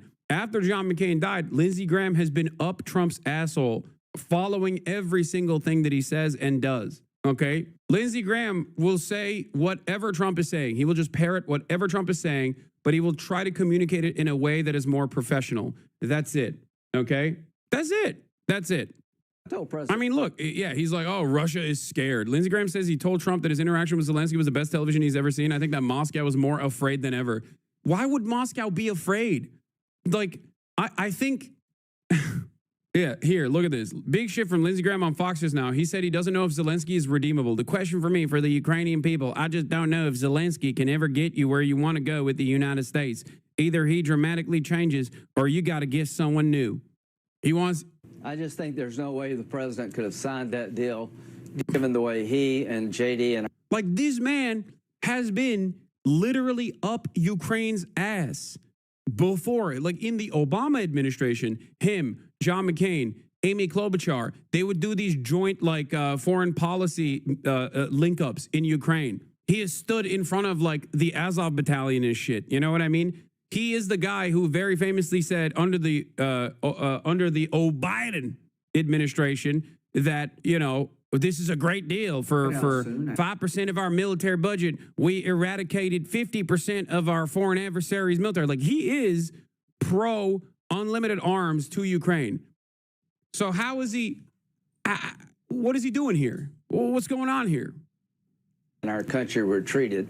I don't know if you can put it back together. I don't know if you can repair the damage. And I've busted my ass to try to help Ukraine to make sure we help them win a war that would, get this war over in a way that we don't have further aggression, and Donald Trump's the man to do it. I told him this morning, I told him, don't take the bait. Don't let the media or anybody else get you into a argument with President Trump. What he's doing today is resetting the relationship. You should be grateful. Now, whether or not we can put this back together, I don't know. But Zelensky's going to be on your network tonight. If I were him, I would profusely apologize to the way he treated our president and the vice president in the Oval Office and show a little bit of gratitude for what the American people have done. Senator, how does Moscow and Putin look at this? Insanity. Complete insanity. Very much appreciate the agreement because we needed what they had, and we're treating, our country is now treated fairly. Biden didn't do that. He didn't know what the hell he was doing. This should have never happened. This should have never started. But, sure, the answer is yes, but hopefully we won't have to send much because I'm looking forward to getting it done quickly, very quickly. Does that mean you'll provide security guarantees, Mr. President? I don't want to talk about security yet because I want to get the deal done. You fall into the same trap like everybody else. A million times you say it over and over. I want to get the deal done. Security is so easy. That's about 2% of the problem. I'm not worried about security. I'm worried about getting the deal done. The security is the easy part. Security is very nice. Everybody stops shooting. And now will Europe put people there? I know France is going to. I know the UK is going to. I know other countries are going to, and they happen to be right next door. We haven't committed, but we could conceive. Saying security is the least consequential aspect of Russia's invasion of Ukraine is insane. No, man, that's the whole part. That's the entire story. It's not 2%. It's 200% of the story. What are you saying? He wouldn't have to grovel on his hands and knees over here if security was not that big of a issue. Trump is just laying out openly what the relationship between America, the American master, and its foreign puppets has always been, albeit kept usually behind closed doors. No, exactly. But I think that revealing this power dynamic is scary for one reason and one reason only from my assessment. And that is that America is moving into a new direction in terms of how it handles its foreign allegiances. America is moving in a more ruthless and more honest direction. And I think that will make Americans in general, more violent, okay? That will make America more violent. That will make America's allegiances harder to deal with, okay?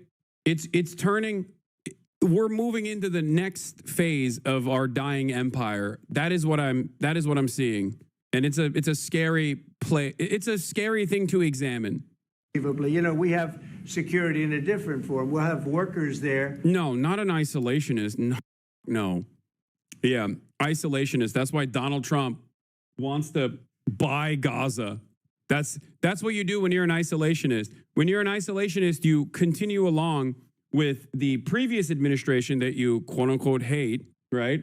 You continue along with the agenda of the previous administration to add permanent security assurances and maybe even standing U.S. military to the state of Saudi Arabia, okay? When you're an isolationist, that's what you do. You give them nukes or you move along with the nuclearization of the Saudi grid and also simultaneously offer additional security assurances and potentially even more military troops presence there, okay?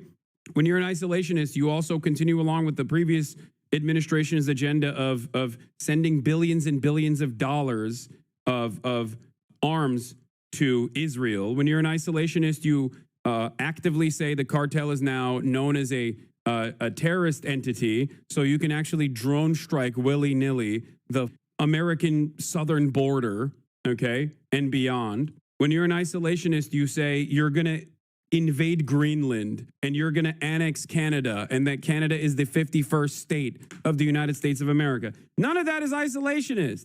No, that's why I'm saying American foreign policy doesn't change. It just gets worse and worse, more and more violent. Okay? How is any of this isolationist? It's not. It's just a more honest form and perhaps more violent form of imperialism. Bro, I was so wrong about you and a lot of things. I have a lot of learning to do, but I'm trying my best. Digging, taking literally everything you said is Earth. isolationist. Wait, what? I don't think you understand what the English language, like the dictionary definition of isolation is. If you think that more troop presence all around the globe is isolationist, or annexation of foreign land, sovereign nations is isolationist, you don't understand the word. You don't understand any words, as a matter of fact. Open the schools. We can create a lot of great product in this country. So in that sense, you have something, but we haven't determined that yet. I will say, in speaking to France and in speaking to, and they were here, as you know, last week and just the other day, they have committed to a lot of security. I don't think you're going to need much security. I think once this deal gets done, it's over. Russia's not going to want to go back, and nobody's going to want to go back. President Zelensky is shaking his head. When this deal no, ends, I really believe this deal is going to be over. Question? Yeah, please go ahead. Thank you. Go ahead. Thank you so Mr. much. President, thank you. Thank you. President Macron and Keir Starmer at the White House this past week, both of whom praised your courage and conviction to lead the pathway towards peace. Yes. Part of that involved, though, re-engaging Russia in diplomatic relations, something that previous leaders lacked the conviction to do so. What gave you the moral courage and conviction to step forward and lead that? Well, I love this guy. Who are you with? One American News, sir. Well, Oh my well, God! I like him. He One skipped American over News. CNN's Caitlin Collins to respond to One American News glaze suckfest. Oh my God! Oh my God! Dude, this is a mockery. Okay. Yes, access journalism has been the meta for mainstream press for the past multiple decades at this point. There is no more adversarial journalism, but this is, once again, a new level. This is Modi shit, dude. This is straight up. This is like, dude, they're gonna have the Nelk Boys in there. I'm telling you, Nelk Boys are gonna be in the building. Nelk Boys are gonna be a part of the goddamn press pool, being like, Mr. President, what's your favorite flavor of Zin, sir? It was a great job. I like the question. I think it's a very good question. It's a pathway to peace. It's a pathway to getting something solved. And I feel that as the head of this country, I have an obligation to do that. Plus, we're very much involved. We got involved. It's too bad we got involved because there should have been no involvement, because there should have been no war. And there shouldn't have been October 7th. That would have never happened. As you know, Iran was broke. They had no money to give to Hezbollah. They had no money to give to Hamas. They were stone cold broke. And then under Biden, they became rich as hell. They went from no money to $300 billion in a period of 4 years. And they gave a lot of that money away, and you see what happened. And that's a real mess also that we hope to be able to solve. But no, I appreciate your question very much. It's just, I feel I have an obligation to try and do something to stop the death. Mr. President, if I can answer. President Yes, if I Zelensky. can answer. Please, Sorry. go ahead. Please. And I do like your clothing, by the way. Yeah, really? Even though I have to, I think he's a great guy, by the way. I don't know if you two like each other, but you know what? I think he's dressed. I think he's why? dressed I like this beautifully. guy. I don't know. I think he's dressed beautifully. So I have more serious things than answer on such Yes, questions. that's a I will good- answer on more serious good questions if statement. I can. Yes. Yeah. So please, about security guarantees and about just ceasefire. We can't just speak about ceasefire and speak and speak. It will not work. Just ceasefire will never work, because I'm like a president. I have this experience, and not only me. Ukraine before my presidency, from the 2014, Putin broken 25 times. 25 times he broken. Trump doesn't like that. Trump does not like that. Don't talk shit on the big dog, okay? Dude, don't do it. Don't do it. He is not liking that at all. Do not bring that up. Oh, my 25 Lord. times he broken ceasefire. But he never broke to me. He never broke to me. No, you were the president. You were the president. You never broke to me. Oh, that's it. Nope, it's over. Okay, that's it. That's the breaking point. He broke the ceasefire agreement while you were president. Done. It's done. All of a sudden, okay, Krasnov activation code. Suka bliat. Beep, beep, beep.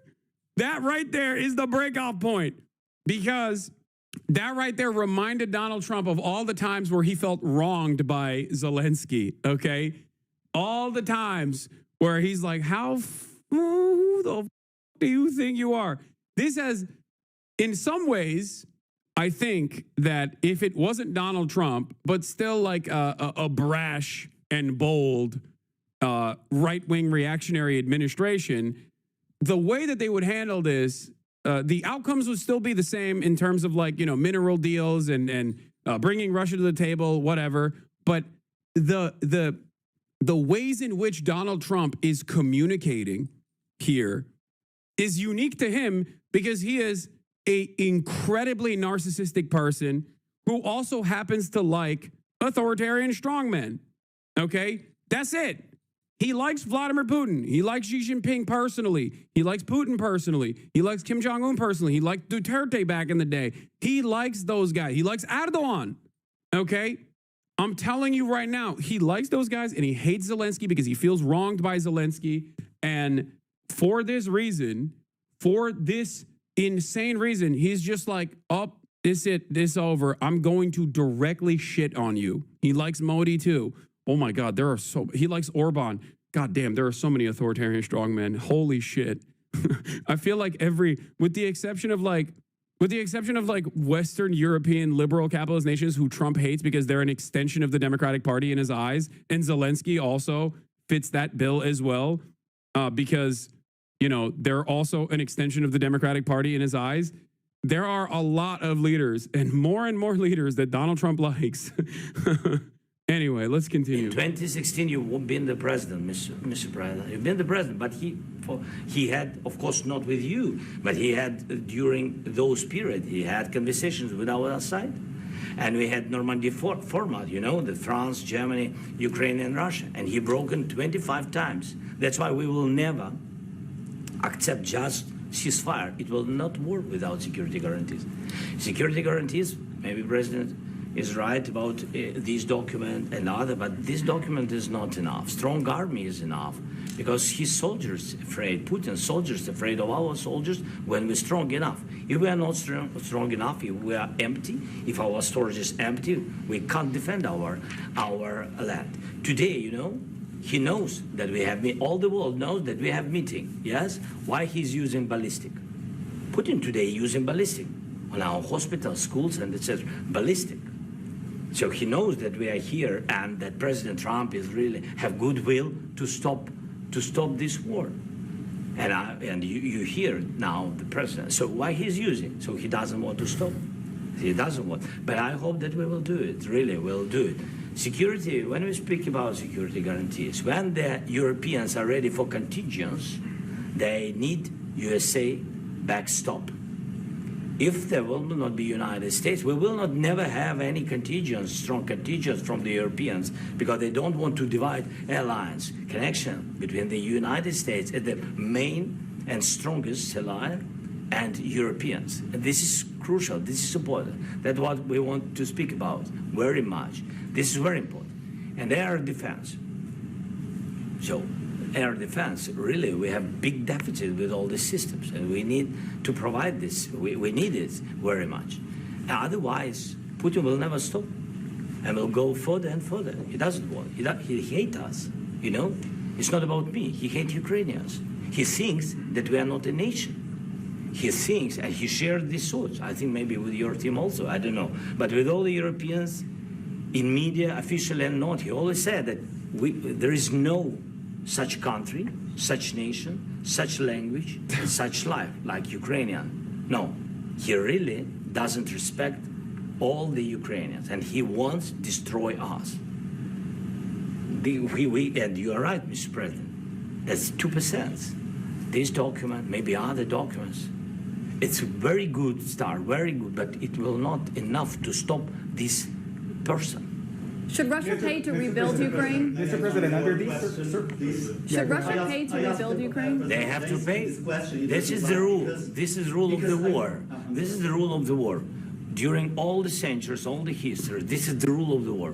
Who began those? By the way, every single thing he said in terms of Vladimir Putin, okay, not caring about Ukrainian lives or even caring about Russian lives, or even the fact that he is supposed to pay reparations is 100% correct, okay? Make no mistake. It is 1,000% correct. So there is zero things that he said there that is wrong. The problem here is Donald Trump doesn't like that at all because in his mind, he thinks that Zelensky should shut the up, bow down, and basically say Vladimir Putin is, his hand was forced to invade Ukraine because of the liberal administration's incompetence or something. I don't know.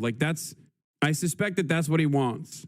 Has it ever been the case that the victor pays reparations? I mean, it's not, you could consider it